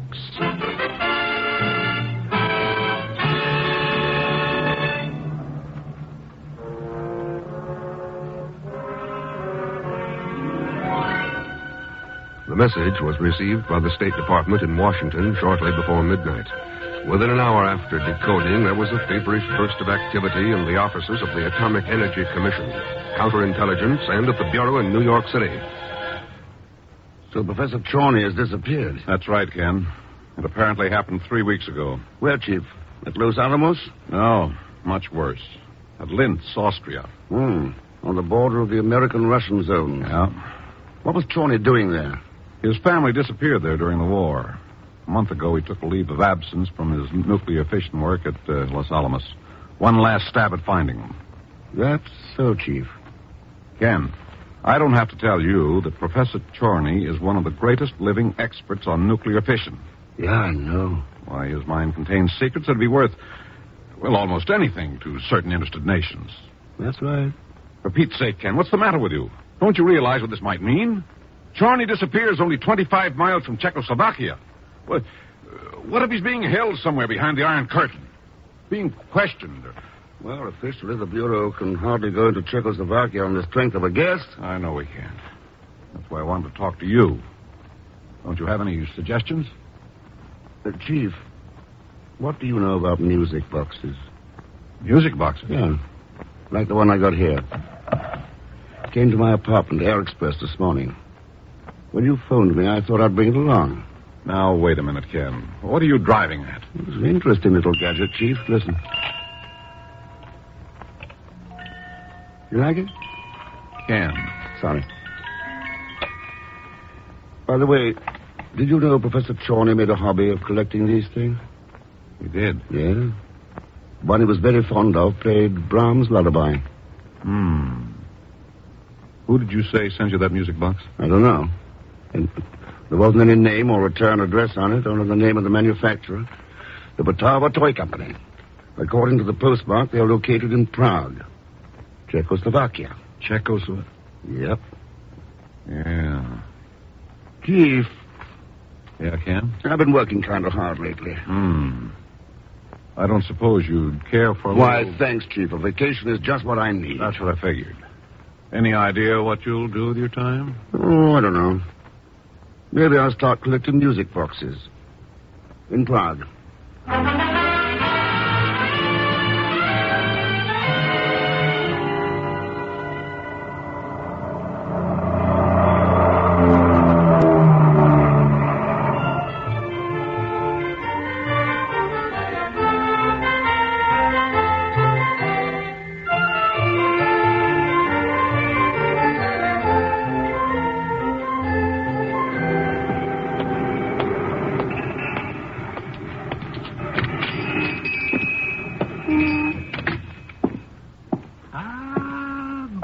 Afternoon, sir. Welcome to Bratava's toy shop. Thanks. Is the owner around? I am Papa Bratava. Is there something I could do for you? Maybe. My name's Ken Thurston. Ah? An American? That's right. And what is it that brings you to see me, Mr. Thurston? Oh, you have quite a reputation back in the United States, Papa Bratava. Oh, that is most pleasing. Yep. You've been recommended to me as an excellent manufacturer of music boxes. Oh. You are interested in music boxes, Mr. Thurston? That's right. A friend of mine has one that came from there. I could use one just like it. And the name of this friend, could you tell me that? Yeah. Professor Charney. Well, Papa Bratava? Mr. Thurston, there is down the street from here a caverna, a cafe known as Flecus. Flecus? Yes. If you will go there, please, and wait for me, I will join you within an hour. Why an hour, Papa? It will take me that long to make up my mind, Mr. Thurston. Oh? What about? If I should give you what you seek, or if I should kill you, at Flecos within the hour then, Mr. Thurston.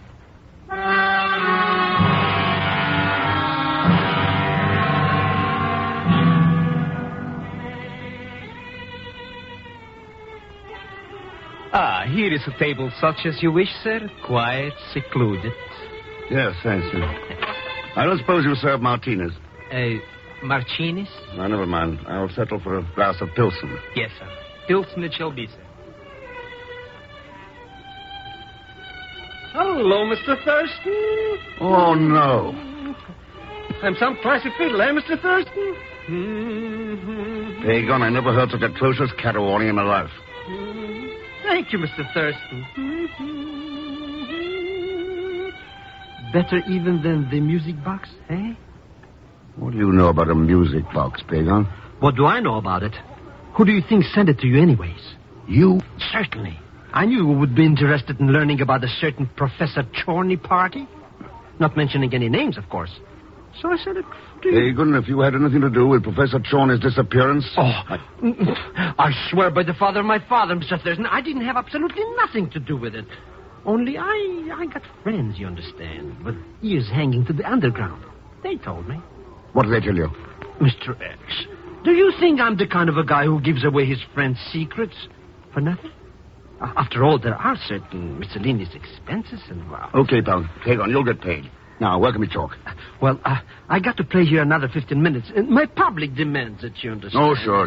But there's an alleyway behind this gypsy juke joint. I'll meet you back there when I get through. Now, if you will excuse me, I'll go tear a few more hearts out with my music. I might have known. Here is your pilsen, sir. Thanks. 2. I didn't know I looked that thirsty. The other one is for me. Well, Do you mind? mine. Sit down, please. Thank you. Here, keep the change. No, thank you, sir. Thank you very much. My name is Ilsa. What is your name? Ken Thurston. American? American. I like Americans. I like you. Well, thanks. You would like to be friends with Ilsa? Do you always make friends this quickly? Why not? Life is too short to be wasteful of it. I like you. If you like me, why should not we be friends? Well, that seems to make sense. Only I was wondering What? about your real reason for coming to my table. You sound almost as suspicious as Kumlov. Kumlov? You do not know him? Well, should I? No. But I will not spoil this moment of our meeting by discussing him. Goodbye for now. Well, that was a pretty short friendship. Oh, no. It has hardly begun. Here. This is my address. I will see you there about 8 o'clock tonight. You seem pretty confident that I'll be there. Of course. We have much in common to talk about. Kumlov, ourselves, a missing professor. Uh-huh. Yes. I am quite confident you will visit me at 8 this evening. Mr. X.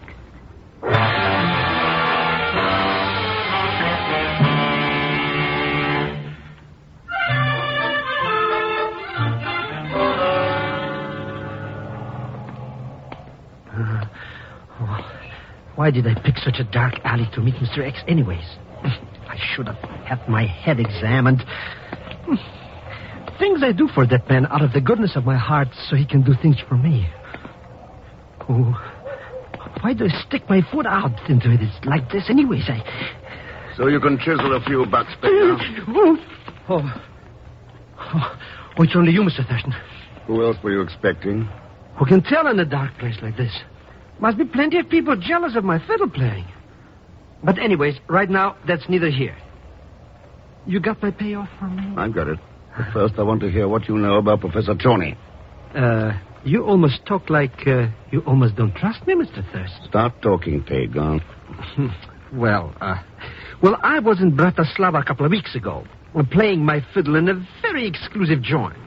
That's when I heard this couple of guys talking. Wait a minute, Pagan, wait a minute. Huh? Hey, that car. What are they doing? And flashing their flashlights in my eyes. They could be looking for us, Pagan. With guns in their hands. Now, that's ridiculous. Why should they... Guns! Do not move, either of you. We will fire at the first motion. Mr. Thurston! Better do as he says. Surround the two of them. At any sign of resistance, shoot. So, now which one of you is Pagan Zellschmidt? Pagan? Oh, Pagan Zellschmidt. Now, never heard of that character. You lie. But I swear by the father of my father, like my great-great-uncle George Washington Zellschmidt used to say, I cannot tell. Dobrovich. Take him away. Mr. Thurston, do something! With these guns in my back, sorry. Oh. You speak very wisely, my friend. You are not able to do anything. Hey, look what you've done. You knocked him subconscious. Okay, let go of me. Into the car with him. Now, to headquarters. They are most anxious to question him. Yeah, Comrade Kumlov is anxious to question him.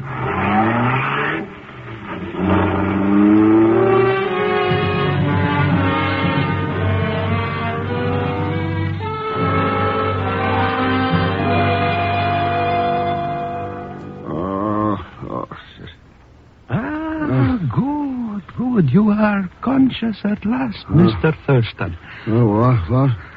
Oh, it's Papa Potava.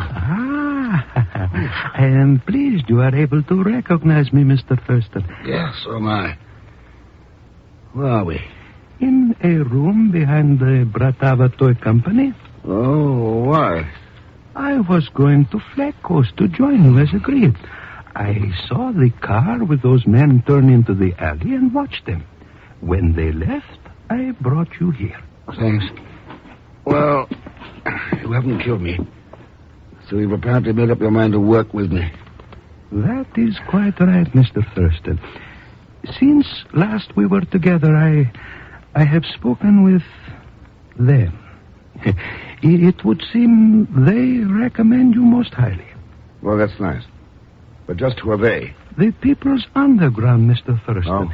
The democratic resistance movement here in Czechoslovakia. Some of them worked with you during the war against the Germans. I remember. And now they're still working. As long as there are those like Kumlov who seek to deprive us of liberty and freedom, we shall continue to work and to fight. Kumlov again. Who is he, Papa? He is head of a secret police organization in Czechoslovakia. Terrorists and cutthroats, all whose one aim is the destruction of everything democratic. Sounds like a pleasant soul. He wouldn't happen to be the one who's got Professor Charney? He is. Ah, you know what that means? I do. And Professor Charney's knowledge must be put to work for the benefit of mankind, not for its wholesale destruction. You must get the professor back to the United States before it is too late, Mr. Thurston. That's what I'm here for, Papa. What help can you offer? An underground escape route. We use it for loyal patriots who have become known to Kumlov and must leave the country to preserve their lives. Good. What is the route? I can only tell you that from here, one goes to the Radkani kaolin mines at Benistov. Our contact there is Pietkev. Pietkev at Benisov? Yes. He will have to direct you from then on. Each station knows only the next one along the line. So, if Kumlov questions one of us, he cannot possibly get information about the whole system. What else have we got to work with? There is Joseph Atakar. Atakar? One of our men who has succeeded in getting into Kumlov's secret police. He has been made a deputy commissioner. He can help us locate the professor. Good. And lastly, we can supply you with forged credentials. Though that will take some time, a week perhaps. Oh, that'll be too long, Papa. Kumlov's already had 3 weeks with Charney. We've no time to waste. We'll have to... Expecting someone? Yes, Joseph Atakar. He was to come here as soon as he finished his tour of duty. I shall be right back.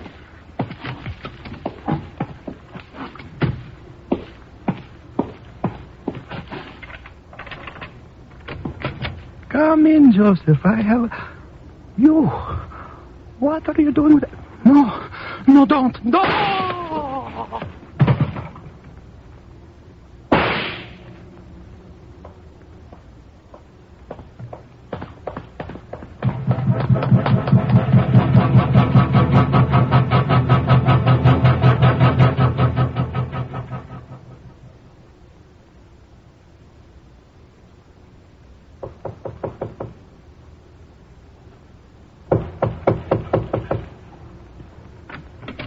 Please come in, Ken. Thanks, Elsa. We are to be friends, then? Or are you here merely because of what I said at Flekus? That'll pretty much depend on what you say now. You'd better get started, Elsa. I have a hunch time is running out. Oh? Why do you say that? Papa Butava just had a very convincing demonstration. Yeah, I know. You know why? I will answer that, comrade. Well, that gun in your fist looks familiar. Ah, you recognize me then? The alley behind Flekus wasn't that dark. Where's Pagan? He's being detained, awaiting questioning. I suppose I'm next in line. Would your question be answered, Mr. Thurston, if I put this gun away? So? No. Oh, do you not understand, Ken? The gun was but a precaution to prevent you from some hasty action when you recognized Joseph. Joseph? Attica? That is correct, Mr. Thurston. Now, do you see, Ken? Joseph and I are with the Czech resistance movement also. Well, then why that double talk at Flekus about Kumlov and Charney? I recognize you from your work here during the war. I know you must be here on one or both of those matters. And I could not talk there. So... Yeah, well, you got me here. And apparently you know about Papa Butava. That is so, Mr. Thurston. I was approaching the toy shop when he was killed by one of Kumlov's men. What about the arrest of Pagan? Kumlov's orders. He seemed quite interested in obtaining information about you. Uh-huh. Do you think Pagan will talk about you? Oh, he'd talk about anything if there's a price tag attached to it. And that's what I meant by time running out. If we're going to get Professor Charney, we've got to do it fast. Do you know where they're holding him? Yes. At the detention cell of the secret police. An old brick warehouse in the Vlatava River near the outskirts. Who's in charge there? At night? Only the captain of the guards. Squad of men. Good. Good. What do you have in mind, Ken? Attica is Kumlov's deputy. What if he and I walk in there with a signed order to release Charney into our custody? Oh, that is impossible. Joseph may be Kumlov's deputy, but he would hardly sign an order for you releasing the professor. Wait, Ilse, wait. It can be done. Yes. I can obtain forged documents in an hour. Orders, credentials for Thurston. A police car for us to escape in. Then get him out of the car. We're going after Charney tonight.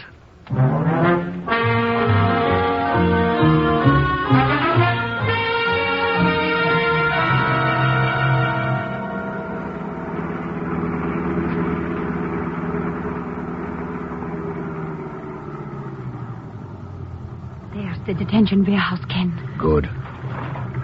Keep the motor going, Ilse. The minute you see us at the gate, get there fast. Yes, Ken. Okay, Attica. Let's go.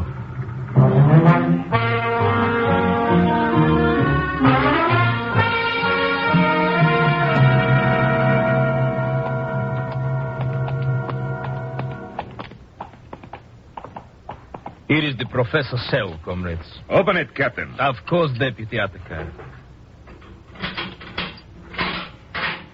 All right, Charney. You have visitors. Get up. I said get up. Get up! You're wasting time, Captain. Those drugs and all the questioning have left him only semi-conscious. We'll have to help him, Deputy. Of course. Come on, Charney. On your feet. On your feet. Come along, Professor. Oh, you, Mr. Thurston. Oh, no. Thurston? Don't forget me, Mr. Thurston. I want to get all of this my stuff, too. What is that prisoner saying? It's the third cell on your right. I'm all packed up and ready for travel. There is something wrong here. Guard! Guard, report to the front!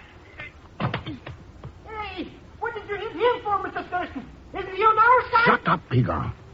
Keep your gun handy, Attica. Looks like we've a long way to go.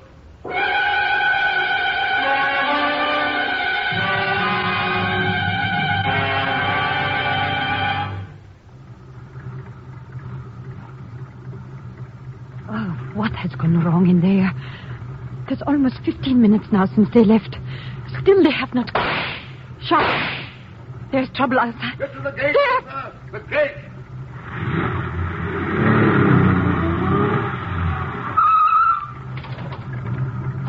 All right, Joseph. Let's get him in. Come on, Professor. In the car. In the car. Mr. Thurston. Stand back, Pegon. What is it, Ken? What went wrong? Time for that later. Okay, Attica. Hey, go and get in.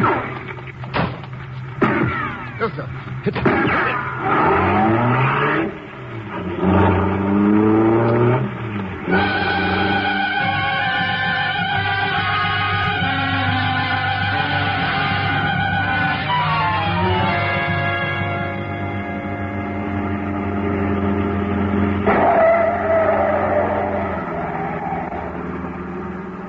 How's the professor? It'll be all right, Thurston. The questioning was painful, but without any permanent injury. Good. Boy, it sure is lucky for you I broke out of that jail joint, Mr. Thurston. Well, those guys didn't want to know about you. Yeah, I'll bet. This is the road to Benisov, Ken. It is there we will find the first station of the Underground Railway. Yeah, at the Kaolin Mines. I'll contact a man named Pietkev. And from there, Thurston? Pietkev will have to tell us. Each station knows only the next one along the way. Say, maybe this Underground Railroad will be a Cannonball Express, huh, Mr. Thurston? Pagon, you better pray that it is. Because Kumlov's going to try to wreck us. All the way down the line.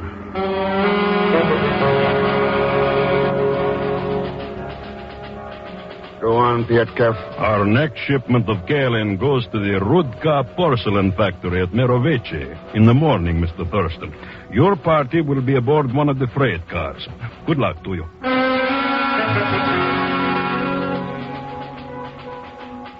There it is, Pagon, the riverboat that will take us from Mirovice to Tin. Riverboat? First I bum around the freight car wrapped up in clay, and now you want me to make like a bilge in a boat. I wouldn't do it. I'll travel on a train by myself. Okay. But be sure to give my regards to Kumlov when he spots you. Mr. Thurston, welcome aboard.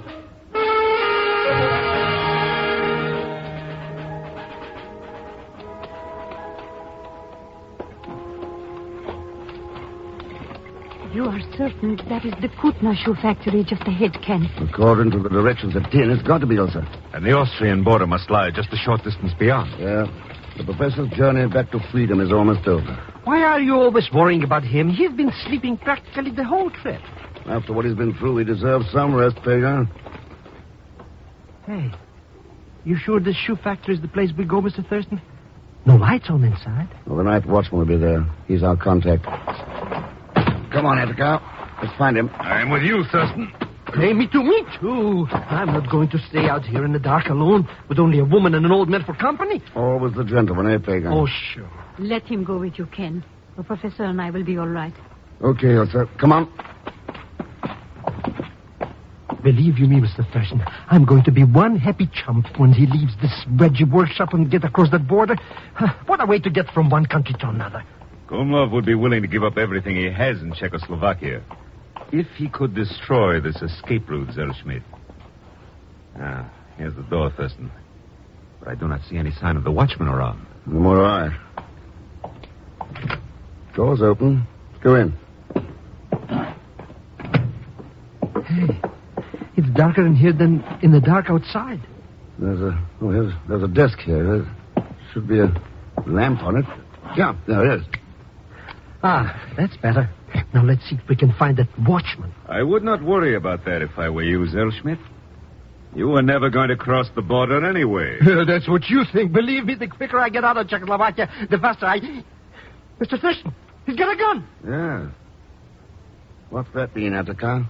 A glance through the window will show you what it means. A glance through the... Mr. Thurston, there are lights out there, and men, and guns. Yes, Zellschmidt. You have reached the end of your travels. Mr. Thurston, what's the matter with this joker anyways? Has he blown his noggin or something? That's pretty simple, Pagan. Kumlov's learned what he'd give his soul to learn, if he had one. The escape route. The members of the Underground Railway. The names of resistance leaders in every town we've visited. Kumlov? Yes, Zellschmidt. I am Kumlov. Oh, no, that's... You had it all carefully planned, didn't you, Kumlov? Even to the master stroke of letting us rescue Professor Charney. Why not?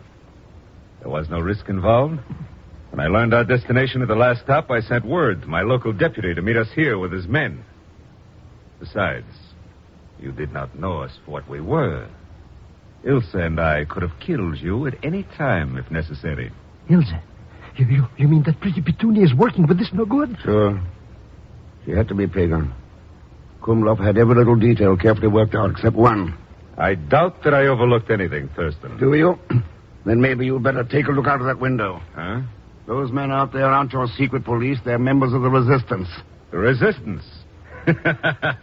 You're mad. No, Kumlov. You're not the only one who made preparations at our last stop. I told the underground contact there all about you and Ilsa. What you hope to gain by this fairy tale, I do not know, Thurston. How could you possibly have known about us? Ilsa said she recognized me in Prague because I'd worked there during the war. I recognized her too, Kumlov. She was working for Nazis then. Go on. Batava said it would take a week to get false credentials for me. You got them within an hour. There was no time to forge them, so they must have been real. And who but Kumlov could have put the genuine signature on them?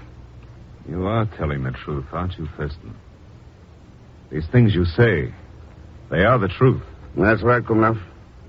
You and Ilse are the ones who reached the end of your travels. Yes. So it would seem. But your might end yours also, Thurston. Mr. Rick! Down, Pico.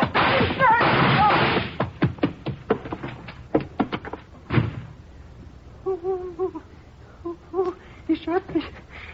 I'm dead. Dying. Oh, relax. Those bullets didn't come within 3 feet of you.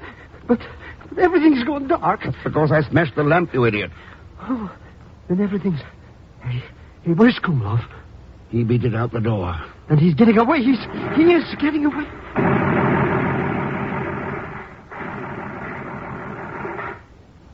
No, Pagan. This kind never get away. You know, Kumraf thought he could destroy an escape route to freedom. But nobody can do that.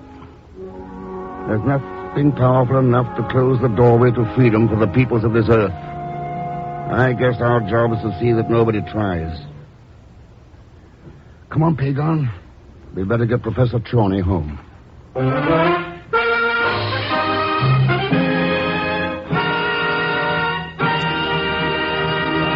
And now, ladies and gentlemen, here's our star, Mr. Herbert Marshall. Thanks for being with us. Next week, the mysterious disappearance of an obscure plantation owner leads Ken Thurston to a rendezvous in Rangoon. That becomes a rendezvous with death. And need I add that Leon Velasco will be along as Pagan's Zelsprit. So join us, won't you, when next I return as the man called X. Good night.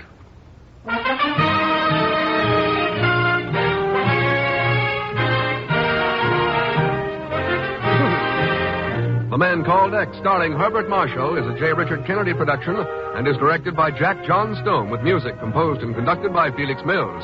Tonight's story was written by Sidney Marshall. Heard in tonight's cast were Jeanette Noland as Ilsa, Tony Barrett as the guard, Lou Merrill as Bratava, Gerald Moore as Attakar, and Will Wright as the chief. All characters and incidents used on this program are fictitious, and any resemblance to actual persons or incidents is purely coincidental.